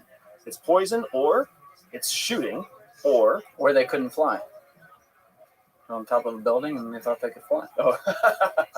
but individuals get assassinated. Mm-hmm. The killing of, was it 8 people, 9 people? 10 maybe. Yeah, like, and that's uncharacteristic. Correct. It's just not. He's an eye guy. You know, eye to eye, for lack of a better term, but he's an eye to eye guy. Wants to look at you and make sure you know. Now there are secondary benefits for sure. Like, coming from a world where, like, I understand sabotage, I understand covert action. There's secondary and tertiary benefits to blowing up the plane, right? Benefit number 1, you kill Prigozhin. Hooray. Benefit number 2, secondary benefit. You also wipe out Prigozhin's top 2 senior administrators in the Wagner Group, which means that the Wagner Group as an operational force goes into a power vacuum because his operational general, 2 got killed. Right, his 2 became his 1, or became the 1. The 2 would become a 1. Yep. But he died inside the aircraft. And then the logistics and administrative head also died. So 3 of the top leaders inside. Plus Thunderboss and Consiglieres. Yes. It's like, really. Yes. Right? You had 4 bodyguards. Yep. That's disposable. They're all Wagner Group anyway, so what does Putin care? You had 2 pilots, and then you had a stewardess, right? 10 people. So 10 people on the airplane. And then that's the thing that's so interesting is that the pilots and the stewardess, none of them were loyalist Wagner Group employees. They were just contract people, right? One had only been with the company for like 3 years. One had been a pilot for 20 years. I think that the stewardess, this was like her first time on an aircraft, on that aircraft operated by the Wagner Group. Eat this shit. So yeah, I mean, all of that to say, like, the benefit is Putin dies, or the benefit is Prigozhin dies. The benefit is the Wagner Group goes into a tailspin, which, what did Putin want? He wanted the Wagner Group to come under general Russian military control. Now you have all these open contracts and no leadership at Wagner Group. They can now basically be ingested by the military. But why has he never been challenged? And I ask that because their system is the oligarch system. So it's this handful of guys who are balling around the world with a lot of fucking money. I would think something like that, since you're surrounded by all these gazillionaires, at some point a few of them got to be like, all right, this guy, I'm fucking sick of this. And then, like, that's never happened though. There was one guy and he got arrested. I forget the dude's name. There's one guy that he's alive, but that we know about. That's fair. One guy that's still alive. Yeah. Why has the Clinton Foundation never been allowed to go into their bank records one time? Still active subpoenas on that forever. It'll be forever. Same reason. Same thing. Yeah, you got to understand. You got to understand partially culture, right? Russia is a culture of strong armsmanship. That's what it is. You build your left and right lieutenants. You become incredibly loyal to each other. If any one of the 3 of you succeeds, the other 2 are guaranteed success too. That's the oligarch system. Like, only in the United States. Why are wealthy people so heavily involved in politics? Because they fund it. They had to work their ass off to get wealthy. How do you get wealthy in Russia? You know the right people. It's the right people that make you wealthy. right? You don't have to work your ass off. So you're not invested in the system. You didn't cry and bleed into a business. You just made friends with the right person who gave you the primary contract and the money flowed in. So all you really care about is keeping the relationship with the person in place. So the oligarchs are fat and happy, but they're not politically charged. They're like, Putin's my guy. I'm rich as long as Putin's in power. If somebody else is in power, all of his guys are going to take my money. All of his guys are going to become the new powerhouse. You know, the narrative gets spun, right? Like we talked about. So, hey, they're coming back. They're marching on me. It's a mutiny. Everybody's convinced of that. Press does a great job at putting that out there. And then at the end of the day, it's kind of just, no. That's not what it is, right? And then the plane goes. So it's like, yeah, you know, that's kind of where we go. And then, I mean, it's very similar. I mean, it's very similar to what we've observed in certain power political individuals. So let's consider the airplane. Let's consider that explosion just for a second. I'm going to geek out. You guys geek out with me or just shut me the fuck up, right? It was in a Moscow airport, right? So he was departing from Moscow. Inside the airport, you had two pilots who were from outside the Wagner Group. You had a stewardess who was from outside the Wagner Group. In our terminology, we call those access agents, right? People who are outside of the circle of trust, outside of the vetting and due diligence process, that could be recruited or could be hired or could be unwittingly used to facilitate sabotage, specifically a bomb being brought onto your aircraft, right? It could have been like a janitor who was sitting next to the stewardess who slipped a small pocket charge, right, or a small box of C4 or whatever into her carry-on bag right before she got on the thing. She could have unwittingly carried a bomb on board. First time flying with them. So who knows, right? That's one possibility of how it could happen. The other thing to keep in mind is in the preceding 2 hours before the plane didn't take off at its scheduled time. It was delayed 2 hours. Why? For maintenance issues. So really, it had maintenance issues that prevented it from taking off on its scheduled departure time, right? I asked Steven, do you have you got the website? So give me just a second, and I'm going to have you jump to it, right? Yeah, let's go right here. This is perfect. This is the aircraft. This aircraft was sanctioned by the West and sanctioned by the United States. So this specific aircraft couldn't be maintained by anybody other than countries who were willing to work outside of international sanctions. So maintenance was probably sloppy. Maintenance was definitely aging. You know, it's going to be a hard thing to maintain this aircraft when you have the power of the Western governments all working against you. So could it have been an actual mechanical failure? Yeah, it could have been. Or it could have also been one of the mechanics that got called in for that maintenance actually sabotaged the aircraft themselves. Another version of an access agent because they're not part of the Wagner Group. You see what I'm saying? So you've got two options there. Something was slipped on through an access agent or something was intentionally sabotaged through an access agent outside of the Wagner Group itself. Now then, the plane takes off, the plane flies straight and true, everything's good to go until what happens at altitude. Can you jump down to the altitude chart? Check this out. This is dramatic. Unbelievable. Yep, right here. Scroll down just a little bit more for me, Stephen. Yeah, in between the two, if you don't mind. So we have two on screen. Bingo. So what you're seeing here is the rate of descent and the rate of climb of the aircraft at altitude in the preceding minutes before it falls off a cliff and crashes. You can see it right there, right? What you're seeing here is essentially in 6-second intervals, the rate of altitude change. That means that the plane was in the process of climbing and then leveling out and then climbing again right before it basically stopped working. You see how that works? That's the rate of climb. So if you look at the upper one, you can actually see the calibrated altitude. So the altitude is jumping around, and it's jumping around by thousands of feet, by about 2,000 feet.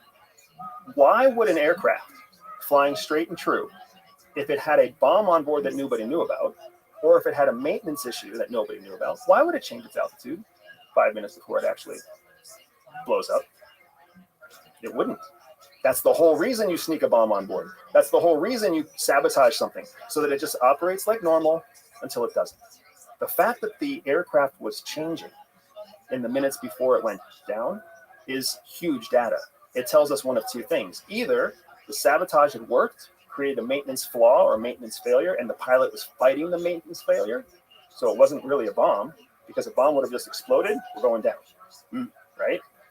Or there was something outside of the aircraft that spooked the pilot, and the pilot started taking evasive action, which suggests an air-to-air missile. Oh shit. So they were trying what they were trying to do when they climbed at the last minute. They were trying to avoid something. Correct, because standard operating procedure for any pilot, when it looks like you're on a collision course with another aircraft, you don't turn. You jump up, you climb, or you descend to get out of the same field of elevation. Right. So here, what you see is they must have seen they could have seen an aircraft, climbed to get out of that. The other aircraft also climbed. Then they climbed again. Rocket was fired. Explosion happened. We got to think about how the aircraft came down. Scroll back up to the top. Show us that airplane again. The airplane crashed because the wing became detached. Wings do not detach. Unless it's Ryanair. They got duct tape on the fucking wings. Wings do not detach. So in order for that wing to have actually detached, and when you watch the footage of the airplane crashing, you see it only has one wing. Right? For the wing to detach, that suggests an explosion at the intersection of the wing and the fuselage. Right? Well, look what's right behind the wing? The engine. Go back to the aircraft for me again, Did you Steve. get the video of them of the plane crashing? What's the fuselage? The fuselage is the tube that makes up the airplane. The wing is the wing. You can obviously see the wing. Right. You see the engine. Guess what rockets are tuned? Air-to-air missiles, guess what they're tuned to seek? Right to that heat, baby. The engine all day. Wow. So then that missile, that rocket would have aimed for the body, the central mass of the aircraft, heavily leaning towards the heat signature of the engine if it was a heat seeker specifically. That's the kind of thing that would rip the wing off the side of a fuselage.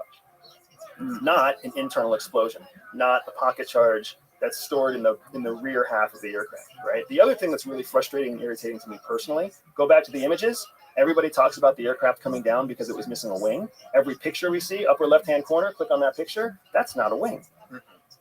That's the picture you see everywhere. That's the tail. Yeah, it's the tail. Near and dear to my heart. Yeah, you know about tails. You know. So I want to see where the wing is. I want to see where the wing fell because single source of information for all the photos too, basically, right? Is Russian sources. So where is the wing that was supposed to have come off? So from all of that, I tend to lean and agree with the experts who are out there that the plane that was brought down by an external explosion. Shouldn't they have had DNA evidence by now? They do. I'm certain that they do. And it's just whether or not they're willing to release it or share it. Do you think a ton of intelligence organizations currently have people in Russia? I'm not going to ask about Ukraine yet, but in Russia? I'm certain there's something deeper to your question because for me the answer is so obviously yes. Right. Yeah. Yeah, I'm looking for confirmation. Absolutely. Yeah, absolutely. Every Western intelligence agency in the world, right? Everybody from NATO to the United States is going to be all up in intelligence sources inside Russia and Ukraine. Got it. Yeah, I mean, Have you thought about this? Have you thought about the Ukrainian intelligence service that is getting intelligence inside of Russia and then using it for their own purposes and sharing it with the United States? Of course. Yeah, I mean, I think we're giving them so much fucking money, they better be sharing it. Have you thought about the Ukrainian intelligence services that are getting intelligence out of Russia, using it for themselves, giving it to their own private contractors who are then selling it to the United States as circular reporting? So now the U.S. government, CIA, thinks that they're getting intel from the Ukrainians, and they think that it's good intel, but then they're also getting the same intel from contract intelligence sources, but the contract intelligence sources are actually the same source of Ukrainian intel. That's what we call circular reporting. That's how you get validation and verification of information that isn't actually correct. And that's the thing, that's the nightmare scenario for me that I think is happening in Ukraine that nobody wants to talk about. Essentially, the Ukrainian intelligence infrastructure is double dipping by giving their intel to the U.S. government and selling their info to government contract companies for the United States, whose job it is to get independently verified information out of Ukraine. Okay. Because Ukraine is so corrupt. Holy shit. There it is. There's the video of the crash. Roll that back. Oh, there we go. Just nose falling like a lawn dart. Damn. Tough way to go. Yeah, that's a tough way to go. That's my nightmare that I wake up from sometimes. The plane's going down, and then I oh shit. Yep. Yeah, I don't know. If I'm him and I'm getting on a plane getting ready to fly across Russia, and there's maintenance issues on the plane, I think I'm driving. I'm definitely getting off that plane. Yeah, maybe not drive, but I'll walk. Unless he wasn't Something else. unless he wasn't on the plane. Exactly. That's what I'm saying.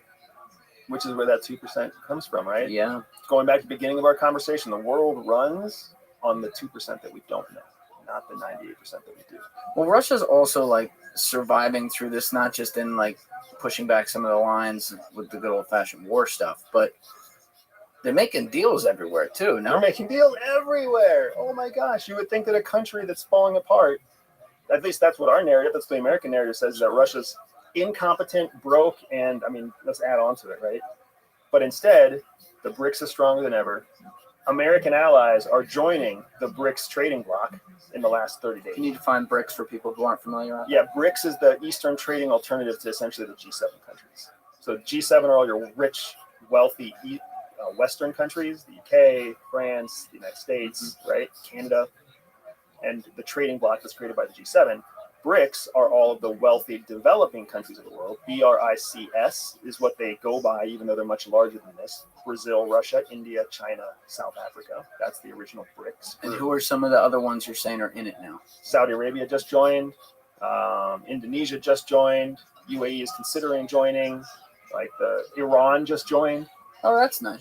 Like, this is crazy. Wait, they're in something with Iran right now? Yeah. Yeah. But it's kind of just a terminology more than anything. It doesn't necessarily mean that the treaties that are being signed are every time every country's signing. It's like something that was invented by Goldman Sachs. There's no treaty here. This is the difference. Yeah, that's what I'm saying. This is the major difference between how the West does business and how the East is starting to do business. In the West, we're like, hey, you want to be in our trading bloc? Great. You make enough money, and here are the rules. Mm-hmm. You have to agree to our ideology. Here are the standards for democracy. Here's all the stuff that you have to do. In the BRICS, they're like, hey, you want to trade with us? Cool. Done. You want to beat your people? That's cool. You want to use child labor? That's cool. All we know is that you give us an economic advantage as a trading partner. Let's do it. That's the alternative to what the United States forces and how we force human rights on people, how we force the US dollar on people, how we now have proven to the entire world. Extradition. The whole world now knows that if you piss us off, we're going to hold your good money in our banks, and we're going to get all of our friends to hold your money too. Nobody wants to be friends with that guy. That's the bully on the playground the first day of college. Yep. People are like, you were something in high school. You're shit now. Yeah, it really has set a line with this whole war with the exactly what we're talking about, the East and West thing, because I've seen a lot of stories where like Russia's making deals with countries in Africa, which is very interesting. But you were also saying like South America, they're all over that. What's the story there? It's the exact same thing, right? It's the ability for Russia to export influence through strongman leadership, right? They can use mercenary groups. Do you know who replaced Wagner? I don't even know. Readout. Oh, really? REDUT was the primary competitor to the Wagner Group. It's multiple PMCs inside Russia, right? So essentially, Wagner Group said no. They fade away. Their number one competitor, Readout, comes in, and they're in charge now. They're the ones that have all the Kremlin support now, right? Because Russia has it down.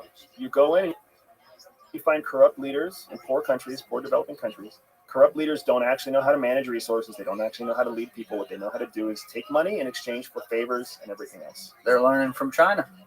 China learned from us. That's exactly what we did after World War II, guys. Yeah. I'm full-blooded American, guys. I bleed red, white, and blue. I think we did the right thing. But you want to leave in 5 But we never fucking adapted. Oh, yeah, I'm going to leave. I'm still going to keep an American passport.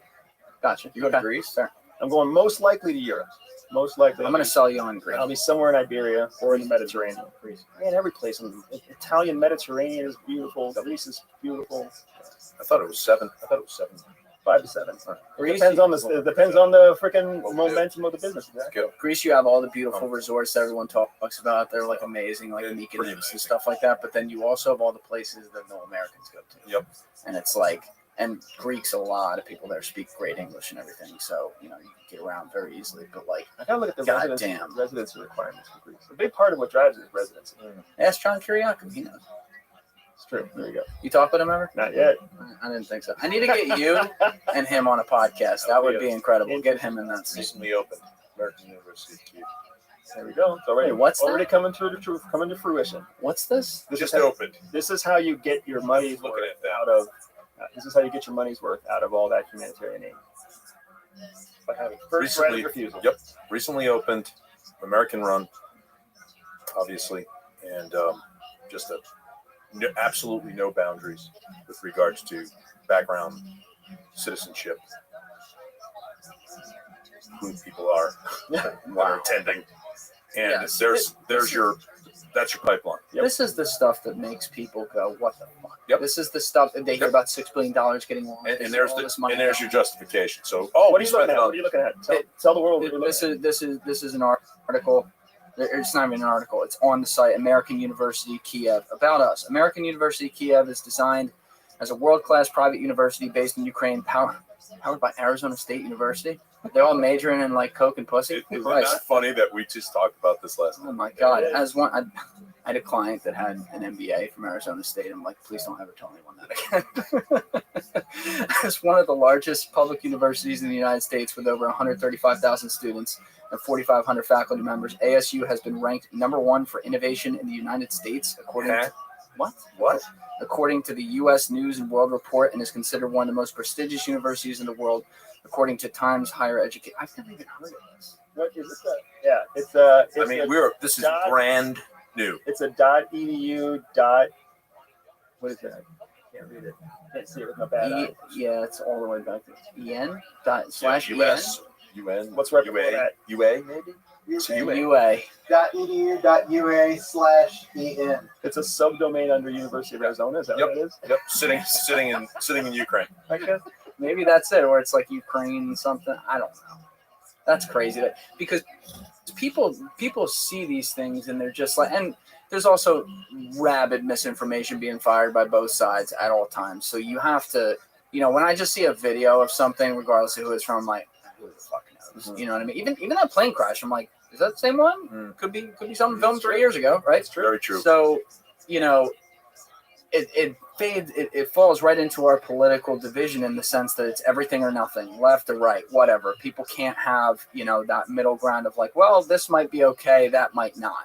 But you look at Ukraine, the whole point of like the people pushing the war, the heaviest is like, it is this critical strategic location that if Russia took it, they would have access to the seaports and there'd be a giant iron curtain going across like Western Europe, like somewhere Churchill is going, yeah, baby, let's go. But like, is that true? Is that like, let's say Putin got all of Ukraine in a year or something. Like, does that mean like now maybe Belarus would be easy for him to make a partnership with, but now he wants to go to Poland and be like Hitler and go to Germany and everything? Is that a real possibility? No, not even close. And it's funny because that's exactly the narrative that you hear being fed to the West.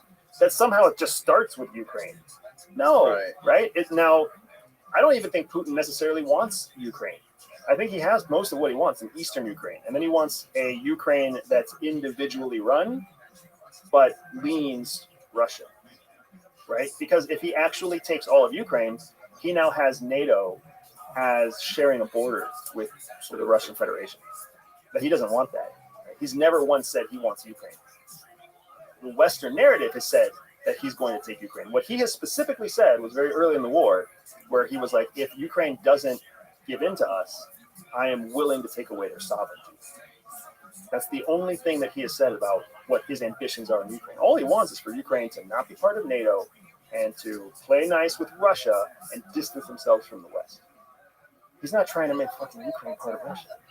It's not what he wants to do. Does Putin want to go to war with the United States eventually? No, the United States doesn't want to go to war with Russia. Yeah. That's not what anybody wants. Nope. It's really interesting seeing his perspective dealing with all these U.S. presidents over the past however long it's been. Right. And especially from those interviews where he talks so kindly about some of these people, especially, for example, there was a moment when Oliver Stone asked him about Hillary Clinton. Like, what do you think about Hillary Clinton? Here's her quote where she calls you Hitler. And he just smiles. It's like, she's a very dynamic woman. That she is. That's some military. That's some intel training right there. That is. Deflect and do not he seems like very level-headed. I mean, this is my outside perspective. I don't know anything, but he seems like he's very cold and calculated and level-headed. So that's my same read, man. And that's the read of every professional I have met in the military, in the intel world, and even in business. Yes. The only time I hear people complain about him being crazy and a wild card, it's all trumped up media or people all who media, man. Remember the sitting at one side of the table and everyone else sitting at the other side, and him staring people down with, like, yeah, you know, certainly not coming from people who interacted with him. I mean, listen, he's a cold-blooded killer. But keep in mind, the photos we see are cultivated photos. Yep. Not fabricated, but cultivated. So if they have 150 photos of Putin to choose from, and of those 150, 149 show him sitting in a group, but 2 of them show him sitting alone, we know which 2 we're going to use. Yep. Exactly. Right? It's like the inverse of Instagram. My wife hates Instagram because she's like, Instagram is the highlight reel of everybody's life. Yes. Everybody's life is fucking sucky and miserable and hard. Yes. Right. It is the highlights. But you know what I mean? The super hot Instagram influencer chick who's wearing almost nothing and looks smoking hot. Guess what she's going to be doing at about 8 o'clock in the morning? Taking a dump. Yep. She's not posting that. Yeah. She's not. Right? Yeah. Every now and then she gets a pimple. She's not posting that. Nope. Yep. So what media does is the inverse of that. everybody knows that the couples that seem the most happy on Instagram and who always take photos together are the most unhappy couples. Oh wait, is that what it That's is? how it goes, Okay, all right. And you're always Noted. posting a Do photo note- of your do wife noted, or Danny. girlfriend. Do note it. No more of those. I'm single, by the way. Anybody? Not anybody. Right. Yeah, Not not anybody. none of you. Yeah, that is correct. Thank you. So if the U.S.'s goal really is regime change in Russia, who is the next? How do you know if the next person who goes to lead Russia is better or worse than Putin? Do you think that our goal is regime change? I don't. I think we love where we're at because we know who we got. Better to know that enemy than if it's better to know that person well and be able to do what we've been able to do. Listen, we said before, do we want to go to war with? How does that end? How does war with Russia end? There's one way. Nukes. That's it. It's got to be a winner. There's no other way we fight that battle. No other way. We might start fighting that battle that way, but I can tell you, it's gonna get nasty quick. Let's dissect how you even landed on that question. Right? You that wasn't even a question, really. The first thing you started with was a statement. If the United States' end goal is regime change, where did that even come from? That came from the media perverting the words that the president actually said when he was in Poland. Because I think what Biden literally said was, how in God's name can this man be allowed to rule? That's right. I think that's what he said. Right. Can you find the video of Putin talking to the troops in Poland? And that's interpreted as. And that's interpreted by the media. I want a regime change. We need regime a regime change. change. Now I could see how that could happen. And Makes then sense. once the media says, Why would the media twist that? because they want clicks, dude. Because if you post the truth of what people say, it's not nearly as compelling as if you interpret it in a dramatic way. That's right. But And then here's reinforce it. Here's the fucking The deputy director's going to sign off on that? the massive mistake that the United States media has played in this whole conflict in Ukraine is that they have essentially validated Putin and all of his claims for wanting to fight in Ukraine. Because when the American president says, how in God's name can this person be allowed to lead? Whatever he said. And then the media blasts out to the universe and all, Biden wants regime change. Now Putin can take that line from media to the Russian people and say, the United States wants regime change. Yep. No, it was Biden. Yeah, Biden talking in Germany. Poland, I'm pretty sure. Poland. Was it? President May Trump. have been Germany. Either way, You know Biden calls for regime. He doesn't know where it is either. Yeah, you know, he has his guys back there going. Is there, do you guys have ice cream? Did you see the one the other day where they're like, well, this was maybe a few weeks ago, where he's like doing the Medal of Honor thing. He just like walked out halfway through. I feel bad for the guy. I really do. Like he has no business doing any kind of job. When do they move in? When do they move him out and replace him with Kamala? They can't do that. There it is. Second video. Yep, there it is. Yep, right Biden walks back, regime change comment. She is. Yeah, they can't. No, it was a video of him in like a warehouse. He was with the That might troops, be it. like sitting with the troops. Well, yeah. Well, so I thought he gave the speech when he was actually on the stage. Yeah, that's what I thought too. I thought he was I out think front. he was like No, sitting next to troops like this almost, and he was like, yeah, you know, we want regime change or something like that. It's like you don't want to, you know. no.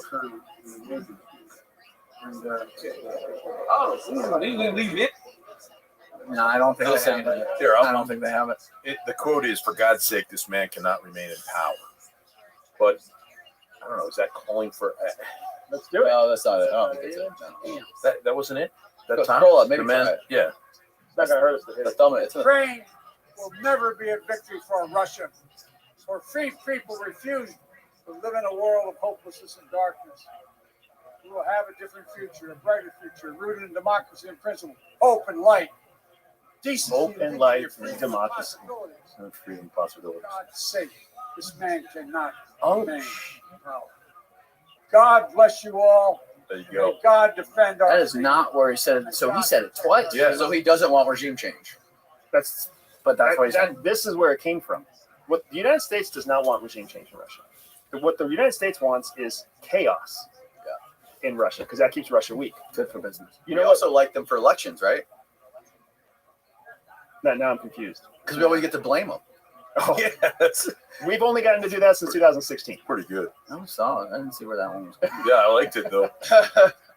Danny jumped. Well, that's what man. Putin said in that interview with Oliver Stone. He was like, they need every election cycle they use us as the bad guy. Very true. Yeah. And so you do get that chaos. You build that. We build that chaos. We So if we deflect from what's actually going on. It's like- Because we they talked about that last they night. have always been the bad guy, right? Like if we change the leader of Russia, we don't have any use for them that Yeah. way. No. Think that this is a lesson. This is GWAD. Fucking people don't understand GWAD. The number one lesson we learned in the global war on terror is that if you kill the lead terrorist, you have no idea how bad the second guy is going to be. Right.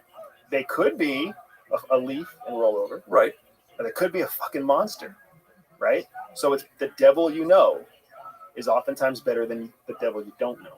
So Yeah. that's why you stroke the fires of chaos. I don't know if you mentioned this at all when I was out at the bathroom a few minutes ago, but like remember that drone that got shot down like over the Kremlin? This had to be a few months ago. Yeah, 6 months ago. Yeah. Who do you think that was?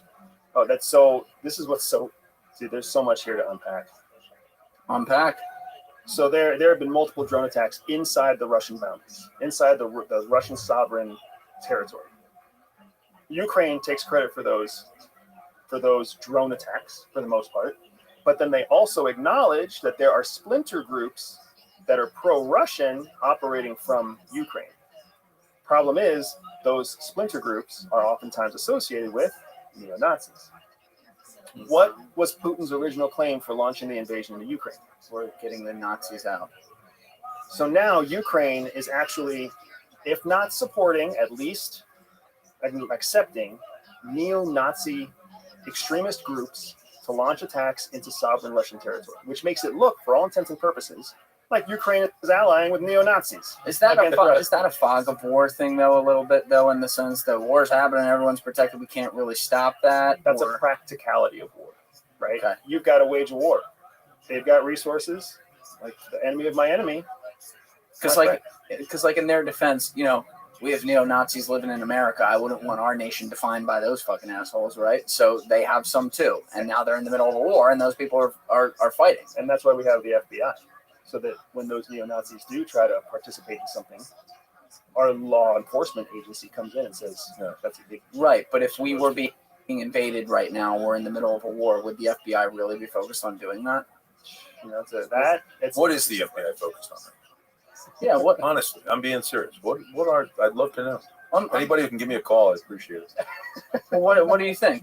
Well, I mean, Jim, you left. Scrambling, man. You left in Scrambling. 2018, right? 2018, 5 years. Okay. Yeah, 5 years ago. What are you hearing from inside the bureau now, from your people still there? So Andy and I had a pretty long talk walking the beach yesterday, and really what it comes down to is there's just a whole bunch of people I think we talked about we definitely talked about the 1 out of 3, rule back in the day. I think we're probably 2.5 out of 3. Can you explain what that means? One guy every 3. I would say the average every 3 agents and or management figures in the bureau, program managers, agents in charge. I would say 1 out of every 3 is not doing a damn thing. Back when I was in, the other 2 are covering and doing their own work, and it's not a problem. Because again, our mentality as government employees is survive till your pension. That's what you're supposed to make. You have no value monetarily when it's over. You will just grind for the hopes that you get a job afterwards that pays you $120,000 a year to hop. We'll take New York City area to hop on a bus, take a 2.5-hour ride into the city, work, and ride back, and you're happy with it, right? So that's the 2 out of 3 that have that mentality. The 1 out of 3, he doesn't care because he's figured out a way to look at his numbers, and that's where he wants to be. He sets his life up on it. Now, my thought is there's half a person doing the work, and the other 2.5 are waiting around for this great pension, right? And what's going to happen? What does that cause? It causes issues with motivation. It causes issues with big picture things. It causes issues with sitting and being innovative. How can we move this forward? How can we get it there where it needs to be? Incompetence. And it's the quick rise, right? It's also the quick rise. So the Bureau right now has 0 leadership. So Chris Wray, I think he's a really nice man. I don't have a problem with his law degree and how he has done in his law practices, defense lawyer at Trade, but he doesn't have the ability to influence people that work for him and work hand in hand with Congress. You see him in front of these committees. They're asking him difficult questions. He doesn't have the answers.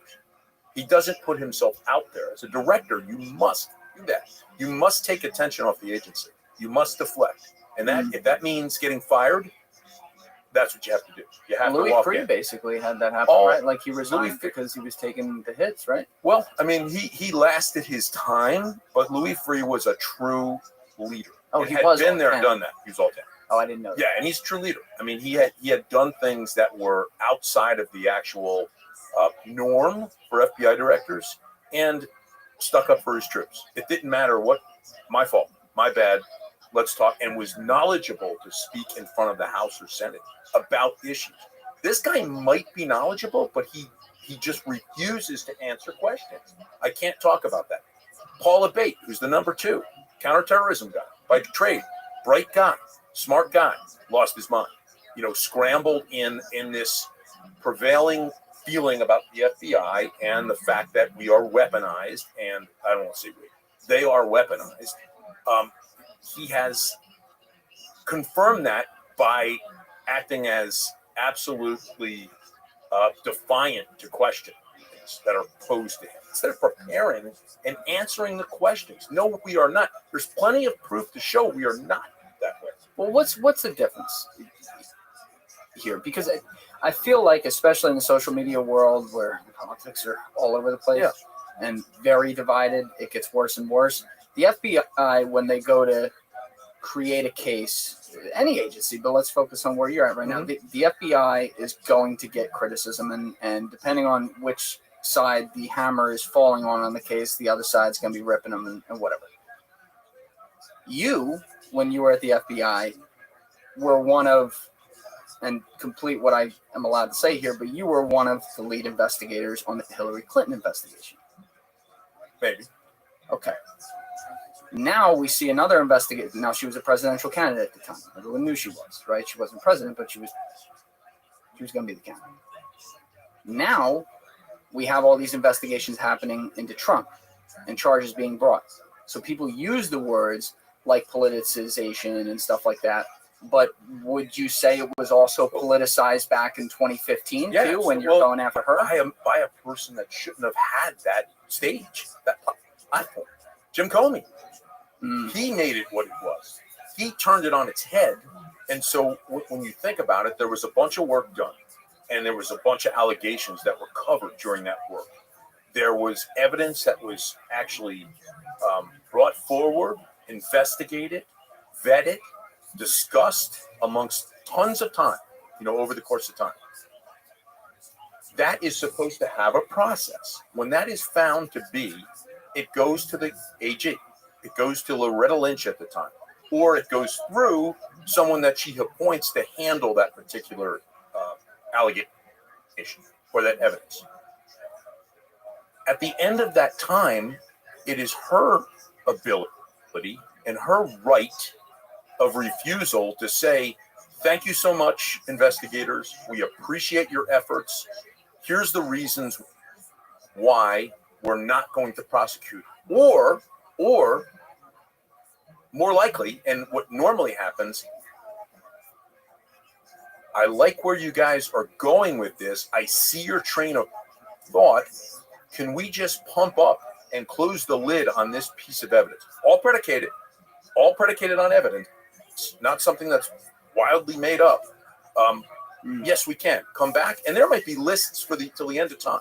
Sometimes you have lists that last 6 months, 7 months, 8 months with regards to investigation. You run them all out, and you still might get the answer. Nah, we're just not going to do this. And here's the reason why. And mostly it's like, because if we go to trial, we're going to lose. All right, not saying it didn't happen. We go to trial, we're going to lose. What happens here is Comey, not in that position, although former U.S. attorney in San Francisco, stands up there and says, yeah, I looked at all this. I'm not going to present it to Miss Lynch, to AG, to General Lynch. I'm going to go ahead and just make that decision on my own. But shame on you, Secretary Clinton.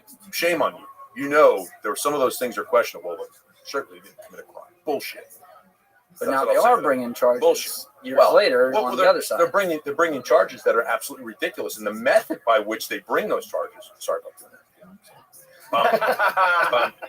Taking it back. The transformation of the oil. What happened was, but if you look at other methods that could have been used in order to gain the supposed right, the supposed path of that investigation, weren't used. Very simply put, forthright subpoena is a very common tool in the world of corruption, public corruption investigations. What is done simply is I show up at your office. Danny's the governor of Arizona. I show up to that office and I say, listen, there's 12 items that we need from you, governor, or whoever the representation would be. We're not going to leave here today by subpoena until one of two things happens. You either prove to us that you don't have those documents. That's it. You don't have to tell us where they might be, who might have them, or you present them to us. That's it. It's over. I've never had a forthright subpoena that hasn't been disposed by the end of that time. No, 7-8 hours of time. Yes, waited that long. Why did that was the easiest way to get those documents that day. Very simple. Go in, 2 agents. Just always have 2 with you. Sit down. Hey, thank you so much. Over. Get the documents, move along. No, that's not the way it was done because they needed to show something. They needed to put forward a show. Boats, planes, choppers, SWAT, HRT, dogs, vehicles, armored vehicles. What are we doing? What are we doing? Yeah. Who authorized that? Fucking Chris Wray. That's who authorized that. Do you think it comes from them though, or do you think it comes up from higher than them? Oh, I think it definitely comes with both investigations. It definitely comes from the AG. I mean, the whole. Remember, Loretta Lynch and Bill Clinton are meeting on tarmacs. They publicized one meeting. It was way more than that. Really? Yes. That's some breaking doubt about it, right? So no doubt about it. How could it just be one meeting in one spot in Phoenix? I think it was at Phoenix Airport. That the one we know about. Yeah, the tarmac, and you're out there, and hey, how's your grandkids? How are your grandkids? Yeah. Really? All right. You're not going to bring this investigation up. You understand? Yeah, you understand me? We'll stand there for an hour, and I'll show you pictures. You're not going to like it. Arkansas, and they didn't do that shit to me. They're not doing it now. Exactly. So that, I think, is how do you classify that in this world? How do you look at that? Is that weaponization, or is that pure corruption? It feels like, to me, it I don't want to plain Jane it down, but it feels like just regular old corruption. Yeah, too powerful. To me people too. On a plane. To me too. And going too far with the dog and pony show to get some documents. And an FBI director that clearly we now know was biased. in his party and what he did. Well, back and then, how he Comey. did. Yeah. Correct. So clearly, we know that now, and there's other examples of him, that I can't talk about. Other examples of him doing things similar to that. That's his thought pattern. But you guys at the FBI, He's a narcissist, right? He's bigger than life. Prevailingly, Jim though, Jones. you were saying you guys at the FBI did not like Comey when he was director. No, I don't. Why? I don't think he could find many because he was egotistical and he was going to solve the bureau's problems. The big thing on Comey is when he first came in. Oh, he doesn't want a sport code. He walks around. Hey, you want a cup of coffee? Hey, great job on that. People loved that initially, until they started to hear his policies. And then there was that group that kind of associated themselves with him. Why? I'm going to get to the top. Look, my opportunity to get to the top. And then some of those did. We know those names, right? So once they got to the top, they realized, oh, holy crap, I don't know how to do this job. I'm here, but I have no idea how to do it. Oh, hey, let me go over to U.S. Attorney's office. Let me go to the AG's office. How do I do this? What should I do? Oh, I'll tell you. Sit down. And there's where the agenda starts to correct itself. It's interesting that you say something along the lines of he thought he was going to be there to like solve the world's problems and everything. Yeah. I mean, I always wonder like what the origin story with people is, like what formulates their mistakes and stuff like that. With him, what was George Bush's Attorney General in 2003 name again? Starts with a P, I think. And the AG at the time, this was like, I think this had to do with like all the Snowden stuff. I want to say it was Stellar Wind. Yep. He had like an emergency appendectomy, something. He was the AG's in the hospital. Like a holiday weekend. Is that something like that? Was borderline incapacitated. Yeah. And they were going to pass this something that had to do with like Stellar Wind, like illegal spying. Cheney's people wanted to push it through. Armitage, all those guys. John Ashcroft. That's it. So Ashcroft is on like what could be a deathbed. He ended up living and was fine, right. But like he was fucked up on all kinds of drugs. And they wanted him to sign through the Cheney portion of the White House, which was the White House, I guess, wanted him to sign through this order that says, yes, we're going to continue this under emergency provisions, steal everyone's constitutional rights, whatever. And so Mueller, and who was the director of the FBI at the time, and Comey, who was the assistant, they rushed to the hospital at the same time. They gather around this poor sick guy's bed, like have him inject him up with drugs so he can fucking sit up and make a decision. And actually, to the constitutional credit of Mueller and Comey, convinced him, I believe, not to sign that one, right? So they didn't get that one through. I hope I'm remembering that right. And so I feel like Comey, when you look at his backstory, he was like the guy that stood up. And he did the right thing because also he was a Republican. This was a Republican White House. They wanted shit done. And he's like, no, this is the right thing to do. And I kind of wonder if that, like, going to make up a word here, but like egofies you moving forward. Yeah, and maybe you carry that to something. I think big man, big presence. Yeah. Right. Big man, big presence, big ego. So he's now faced with a situation where he can make a difference in his mind. I can make a difference here. I can make a decision. I'll jump in. I'll do the AG's job when it's not my job. And I should know that because I've done that job. I've done both. So I know that it's 1,000,000% the decision of the Attorney General, just like it is with a simple Assistant United States Attorney. I go over, I present my case, they say no or yay, and I move forward either way. I'm pissed. I'm not saying I'm not upset. I'm pissed. We've talked about stories about Chris Christie. Yeah, you're mad. You're upset. But you understand you're not getting anything done. It's not going to happen. So Comey kind of hybrided himself. So he was going to present the evidence to himself and then make the decision and deliver it to the American people on a pretty broadly, a pretty wide net of media that he talked about. That was, remember the presentation was an hour. Oh yeah. Here's what we found. Here's July 6th. And I'm sitting. Yeah. It's a Monday. I'm sitting there going, whoa, there goes 8 weeks of my life. And we all did. Yeah. I mean, so you disagree with how he did it, obviously, because he went totally outside the chain of command and how it's supposed to be done. Yes. But in hindsight now, years later, because I'm looking at it based on today's events too and how we're divided over like a potential political prosecution here at Trump, do you think he made the right decision not injecting like charges into a presidential race and actually like people claim he put Trump in office with the Wiener emails announcement like 2 weeks before the election, but still, like at least in this case, he's like, all right, it's going to be the two of them and this was bad. I'm going to admonish her but I'm not going to get the FBI weaponized to like put the other guy in office. And now, like with that precedent, let's say if they found out Trump did some stuff wrong too, and a guy like you would want to bring charges against him, maybe they'd do the same thing to at least let the election happen and best man win. And that's the way it should happen. What you just explained. There's a unwritten rule that basically says you will not affect an election cycle. And there's an actual, and I think they mentioned that in that case. I think they actually talked about whatever it is, 60, 90, 120 days or whatever. We can't do this. We can't affect. And I think it begins with the primary cycle. So, and it's really just all about raising money, right? So we don't want to get in a position where we're not allowing that candidate to have a legitimate shot to move forward in their campaign. So that is probably one of the most widely known rules outside of being published. So any corruption agent, any white collar agent, any counterterrorism agent knows, hey, we can't mess with this campaign. And you're told that. You should be told that. So it's either one way or another. Either that happens or it doesn't. Either that happens or it doesn't. Either somebody says, no, we're not. I wouldn't have had any problem with, no, we can't do this right now. Doesn't mean the charges won't be revisited at a point after or whatever. But it clearly was marked in some way, both sides now, to affect an election. Clearly, to me, I will go to my grave knowing what I looked at and spent time on was a crime. Period. Now with Hillary, yeah, I mean, I will go to my grave with that.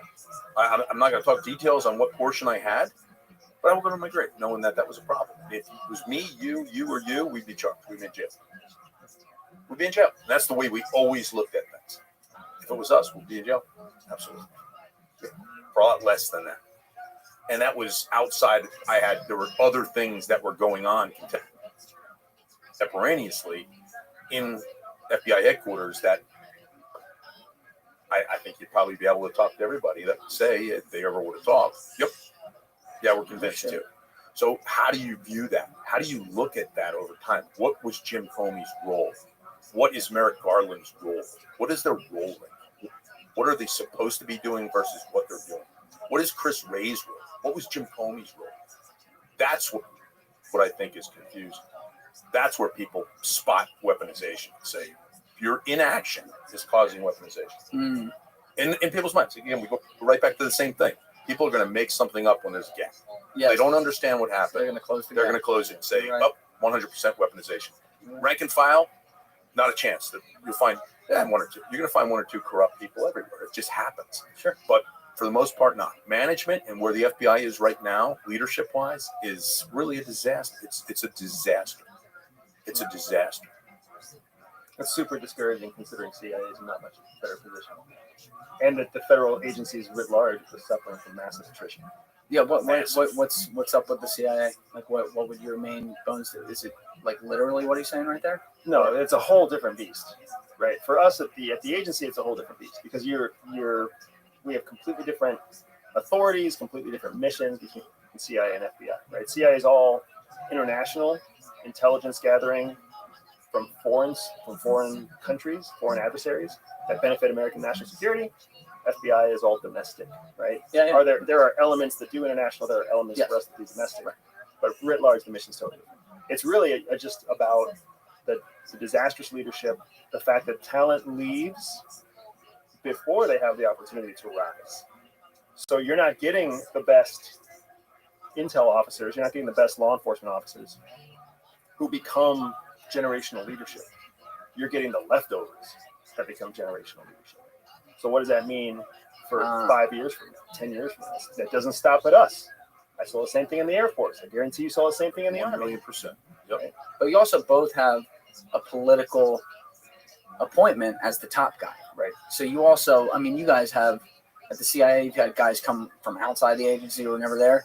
You talk about that with Comey all the time. He was not an FBI guy where some of these other guys were. I mean, that's always weird to me. Political appointees from career politicians. Yes. That's very weird. Our system is an evolution. It's in process, right? Where people forget, Americans forget. The United States is kind of in its adolescence. I don't know what kind of a 15-year-old you were, but I was a pretty dumb shit 15-year-old, right? I definitely. In my adolescence, I was not I should not have been in charge of anything. Our country is in its adolescence. The democracy that we run is an experiment. It's a great global experiment, and it's working. It continues to work, but that doesn't make it the best system in the world. Do you think spy agencies are dealing with the same problem in other countries? Yes and no. It depends on what problem you're specifically talking about. With the laziness, like the what you were talking about earlier, with the percentage of people who just get by to get their pension and people who are actually doing the work. Oh yeah, no, that's a very American thing, right? I would say it exists in other countries. BND in Germany, for example, has a horrible reputation among Germans, right? Germans don't like their own intelligence service. Not like here, where at least we're split. Some people like CIA and some people don't. In Germany, everybody hates the BND, and that's culturally. There's just this inherent distrust of intel agencies, and then you have the culture of each country that dictates how people rise up. In the United States, we're a meritocracy. Anybody, anywhere, right? I mean, I was a rural kid in Pennsylvania. You earn the chance to apply, to be fairly reviewed. There's still, the HR processes are not efficient. They're not perfect. So they miss a lot of talent, and they catch some losers too, right? But basically, everybody has about the same chance of being accidentally recruited into any one of the agencies. I mean, in places in Europe, in places in the Middle East, and places in like China, it's all about your family name, your connections, right? It's all about the 3 schools you went to. Where did you go to primary school? Where did you go to prep school? Where did you go to college? We have a chance in the United States to at least try. Most countries don't get that. So by the time they get there, the Emirates, UAE is a fantastic example. Have you worked with Emiratis? We just know you and I did. Oh, yes. What was that?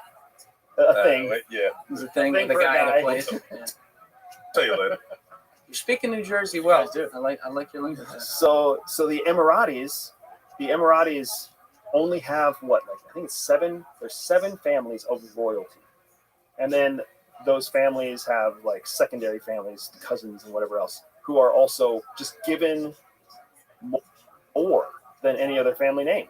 So you know that if you are of the ABC family, you're going to get something nobody else gets, including opportunities. So their senior intelligence service, their senior law enforcement services, those roles are not being filled by qualified people. They're being filled by people who came from a family name and who were given the opportunity to go to a certain course or get a certain certification. And then the instructors at the certification course were told to pass the certain people.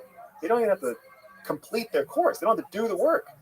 It's like going to college and not actually having to show up for class, but you still get the degree after 4 years, just because you need to have the degree in order to become the CEO, whatever else it might be, right?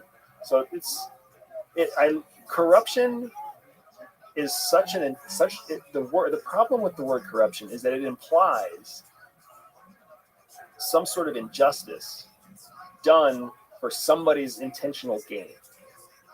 We never seem to realize that corruption also just happens because people are just people. People are lazy. People are favoritist. Nepotism exists. That's all versions of corruption. Corruption doesn't always have to be premeditated. Oftentimes, it's just the easiest way of getting shit done, right? When I first started my company, I hired friends and family. Right? You just accused Vivek of doing the same thing. Guess that's what basically every entrepreneur does with the first few employees. You know what I mean? Did you give them a bunch of public stock though? I didn't. I monetized. I don't know if they unloaded it. I got to check that. But yeah, the point is it's just easier. Is it nepotism? Yes. Is it corruption? Yes. But I also really didn't know how to use Indeed.com to put out a fair advertisement. I didn't really know how to, and I couldn't pay them anyways, the people who can apply. Yeah, no, interesting. I mean, that's a great view. I mean, I think that is really baseline corruption. We just talked about. The other parts are just sinister shit. Sinister shit. Right? But it's so sexy to talk about the sinister shit. But we got to remember, like, we're not fucking all that better either. Like, we give one kid something the other kid doesn't get, technically corruption. right? There's something about the power and the money that comes with it, and the Yeah. fact that they're people that everyone can relate to because, in the sense that we all know who they are. That's right. And it's like, oh, where are you fucking around and start just by having a conversation and stuff like that. I mean, look. You used the phrase a few minutes ago about like whenever there's a gap, people are going to fill it.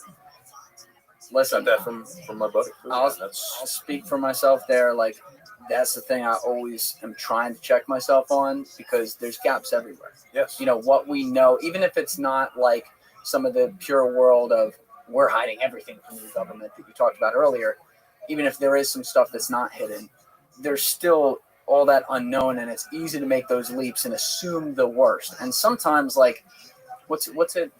Something razor, Hanlon's razor, or something like that. Hanlon's razor. Yeah. So, you know, you can fall in the trap of then saying every time it's incompetence, and you know, sometimes it's not. Sometimes it is sinister shit. But deciding which of those situations exist on a situation-to-situation basis, my God. I mean, we're guessing at best, Unless you have a preponderance of evidence. Yeah, well, yes. And that's how you rule out guessing. And that's the thing that's so dangerous about all the suspicion and all of the my English is failing me here when people start speculating. Right. Like we are living in a culture now where we're inundated with information, and all the information that we're given doesn't close gaps. It creates more gaps. So then people speculate on how to close the gap that was just opened off of the limited information that they just got. Oh my gosh, It's crazy, man. And then that gets momentum sometimes. Yes. And then we're in trouble. Then we really lose the chance to be able to look at something objectively. Absolutely. We lose it. And that happens a lot. And you kind of can't win, too, because people will look at you guys when you're talking on podcasts, the ex-FBI, ex-CIA, and they'll immediately draw conclusions from that. Like, oh, why are they talking on a podcast? Who sent them here? What are they doing? And it's kind of funny because, like, you know, I can sit here and laugh and joke about some of it, but I also know you guys, right? Like, we talk off camera and stuff about both of you. I don't know. A lot of stuff I don't know. But, like, you know, there's, like, a friendly understanding there. But, like, when people are just watching on the internet, they just see you guys sit down at the mic, record for 3 hours, and then they don't see what happens after. They don't see you take us in the back there and, you know, read us the riot act and tell us we're your official handler or something like that.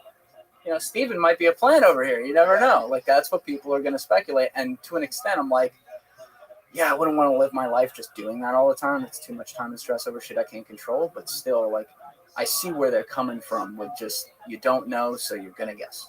Yep. That's right. Human nature, man. It's human nature, yeah. That's what I think about the UFOs. I think if they came out and told us that the UFOs were real and the aliens were here, we would just find something else crazy. Yes. You're exactly We right. would start being afraid of all the speculative stuff that's going to happen next. You know what I mean? Yeah, that is exactly it. And, you know, if you're a person who put that out there and then you get feedback and it starts to pick up steam, you're empowered. Mm-hmm. You're like, let's go to the next one. You know, I mean, that's digital age has brought that on too. Yeah. People can get out there and influence. Mm-hmm. You know, I think we do a good job of keeping it very real, but there's people that are just going to speculate to see what happens. Yeah, it's funny. You talk about us being on camera, and I have actively been trying to recruit former intelligence officers to come alongside my business, because our business is growing, right? Like, we plan to 10x in 2 years, and we have 4x. We have between 3 and 4x every year since we launched. Since I sat here with you the first time. Wow. Right? It's awesome. It's amazing. It's awesome. It is. Great job. Well, I'm not bragging, because if you saw what it actually looked like under the curtain or behind the curtain, like, it's not pretty. Well, going back to our strip club stuff, I like that. right? You all know exactly what stripper I'm talking about. It should have been hiding the thing that she wasn't hiding. Yes. That's right. But I just want to drop a real quick plug about how awesome it was that that Jim saw, he called it a bush instead.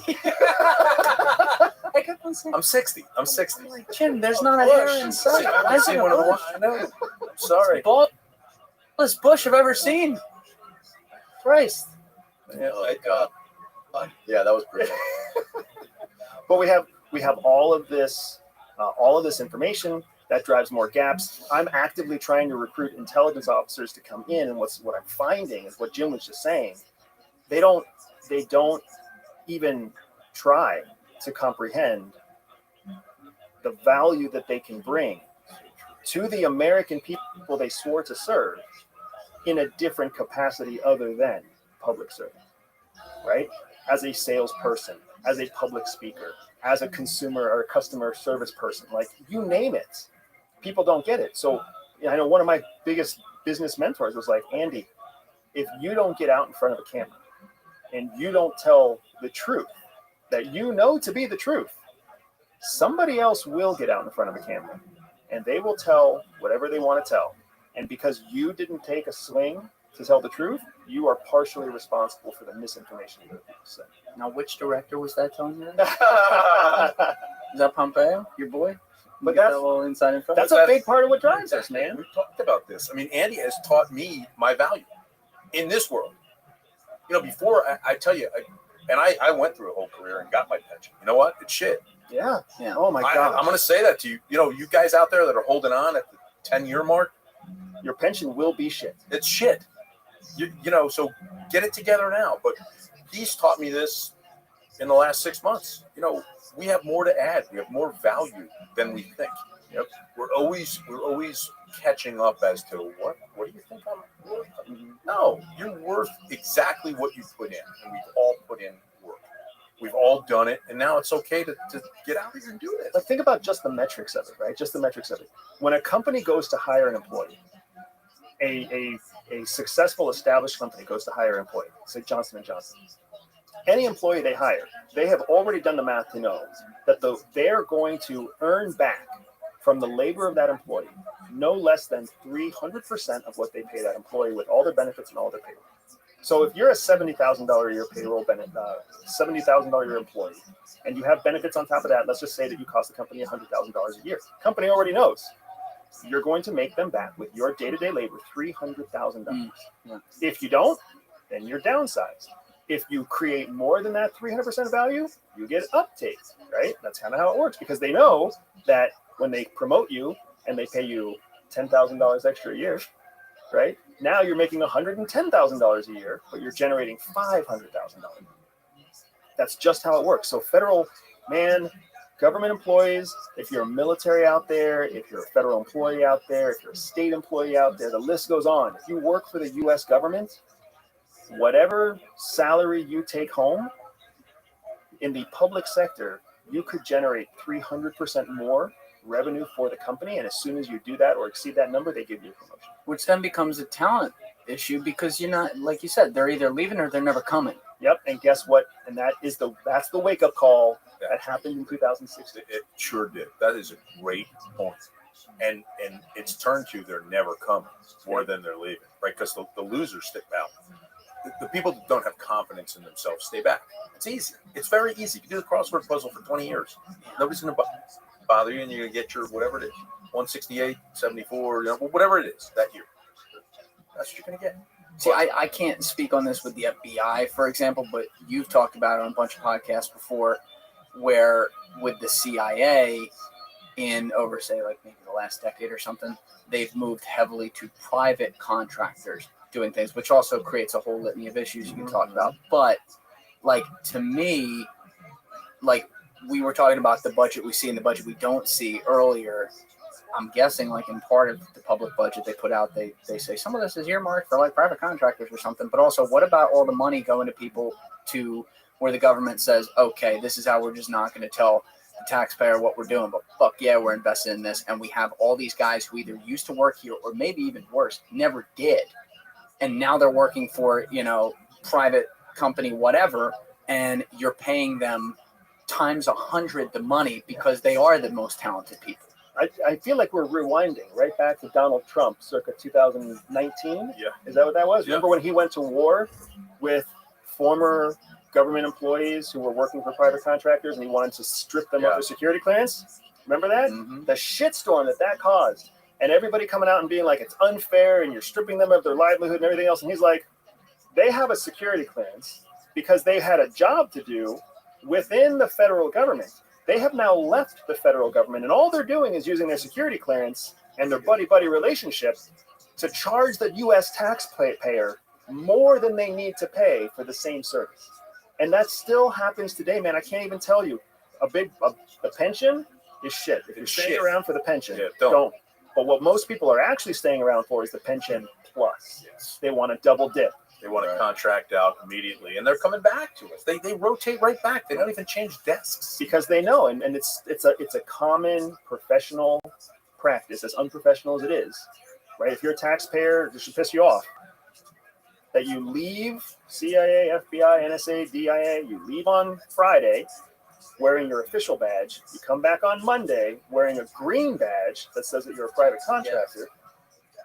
You're working for Booz Allen, you're working for Northrop Grumman, you're working for Mantech. Prices up times 10. Your whole job is just to go back to your buddies and sell them on the same thing that they were doing with you through Mantech instead. Yep. And then they swing in some nice 24-year-old recent college graduate who's happy to work their ass off all day long because they just sit inside CIA. And that's the person who replaces the retired person on their way out, right? And that's a cycle. It's a cycle. It drives up GDP. It drives up the economy. In theory, it looks good on paper because now the CIA can carry the workforce that was defined by the 2003 finding after 9/11, right? Which required a massive increase in employees across the IC. So it's impossible to meet all of that employment demand that was set by the Congress without hiring privately. So the problem is, it looks good on paper because you think that once the op's over, we can cut our man size down and save money. Problem is, the op's never over. There's always a new op, and then it turns into a 5-year contract because you have 5-year money. And then at the 3-year mark, everybody rebids for the next 5-year contract. Another 5-year contract is signed in perpetuality. Like in perpetuity, you have overpriced, overpaid personnel who make more money and have more institutional knowledge than your internal cultivated internal hires. So Trump was trying to pull the security clearances in 2019 of a bunch of these private people, but wasn't he also, like his administration, the one, because he went to war with the CIA with words and stuff, wasn't he also the one kind of pushing us using private, or did I miss? No, you got it both. You're right on both parts. You're right. That's a contradiction, no? Well, he didn't want what he was trying to prevent against was the internal CIA people who were questioning him, then getting out and becoming private contractors for major private, for major fundraising. I mean, basically, the other thing, Andy and I had, you guys probably heard us. We were talking in the car about it. Is those military guys and girls that come out, take a contract job overseas, making money, so they pump them with money. So picture your E7, E8 coming out, probably making $70,000, in a pension of 35. All of a sudden, you're paid $240 to go away for a year, right? So you're going right back into the combat zone that you were in, but in a different capacity. Well, what's happening with those guys? Those guys are getting really sick, literally really sick. Mental health issues.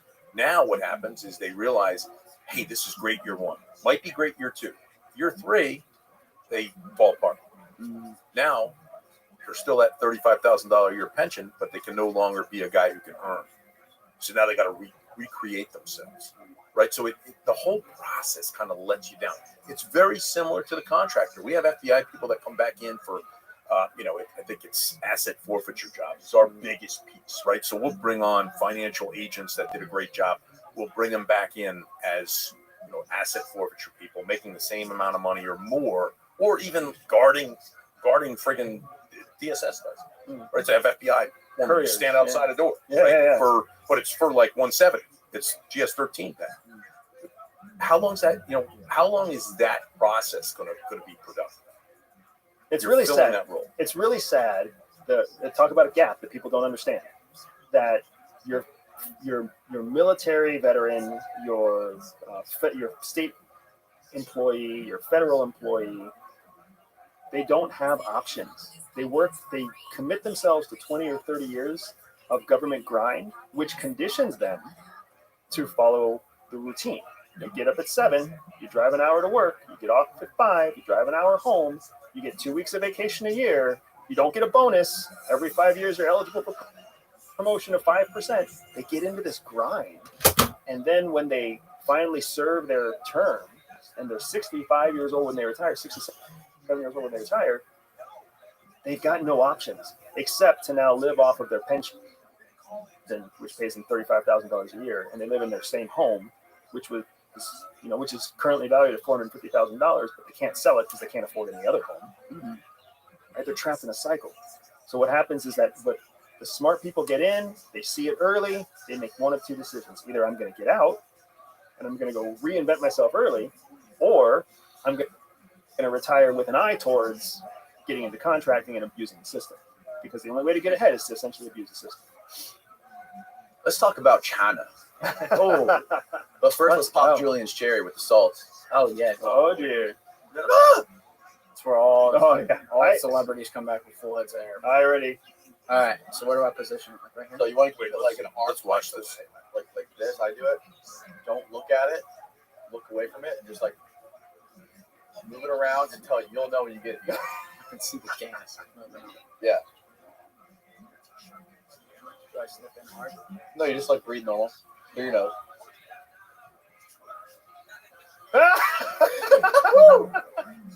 Holy Oh, God damn! Here, Jim. wow! No, Jim, come on. I got stents, bro. What if I? Oh, you'll be fine. He got a second. It was like remember what was it called? Oh, we gotta go to the gym again. Secondary Bro. Let's go. Yeah, Remember that? Yeah. secondhand smoke. He got secondhand salts already. Yeah. Oh my God. Yeah, there it is for the family. That's godly. I'm not gonna afford this for myself, man. I gotta show Dude, you. this- Oh, I get it now. I'm converted. I feel like I was Seriously? baptized. You feel Christ. You feel cleared out. Yes. They hurt. Oh, yeah. It hurt, right? No, it didn't. It didn't hurt. It was like it tingled. It's a slap. It's a slap kind of tingle, but it's still. Yeah, Oh my God! This is making so. it doesn't look. Right? Nothing about that. That's not an orgasm face. No. No, That's a slap in the That face. shit, boy. I ain't doing it. No. Fuck that. I can hold it back here. I've got. No, Waft don't. it. You want me to waft it? No, Waft down I'm one. getting harassed. Okay.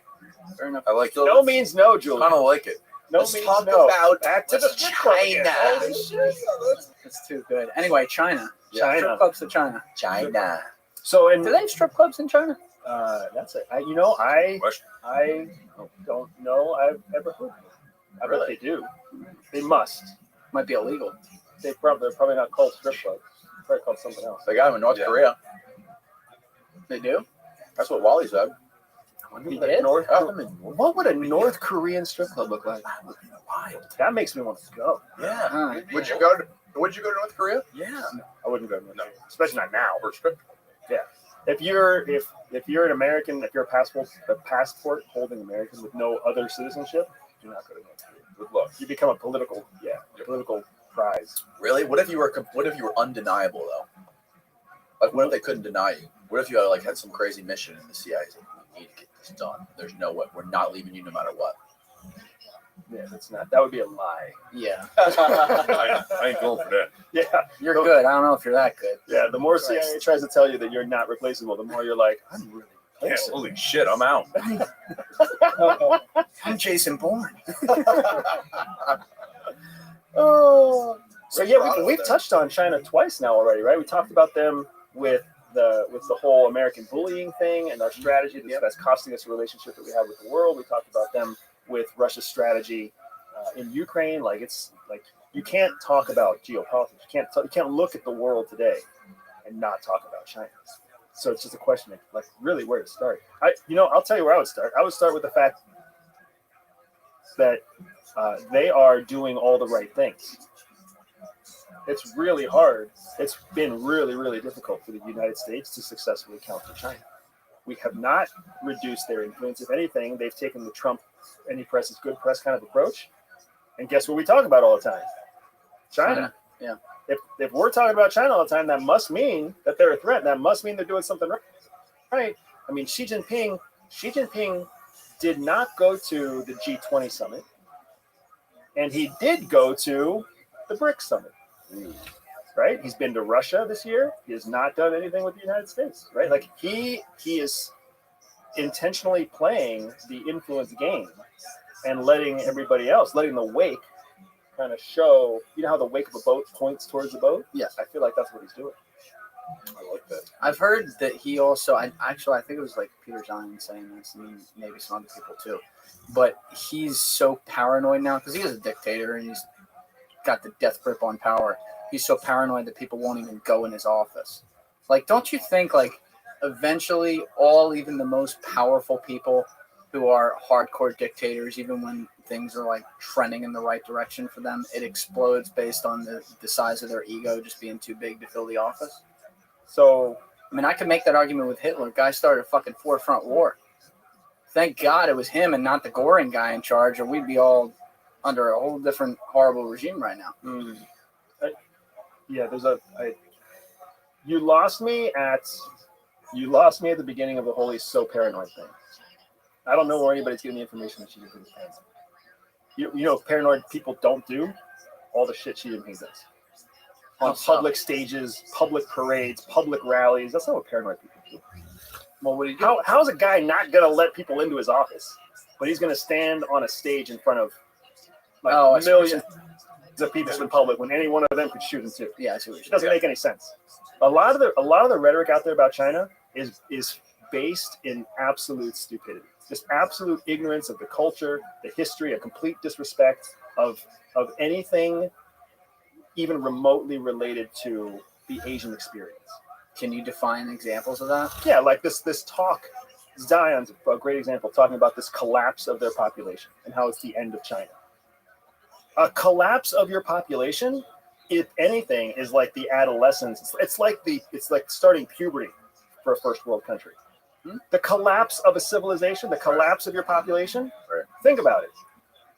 Right? What was World War II? What was Vietnam? Massive losses in American population.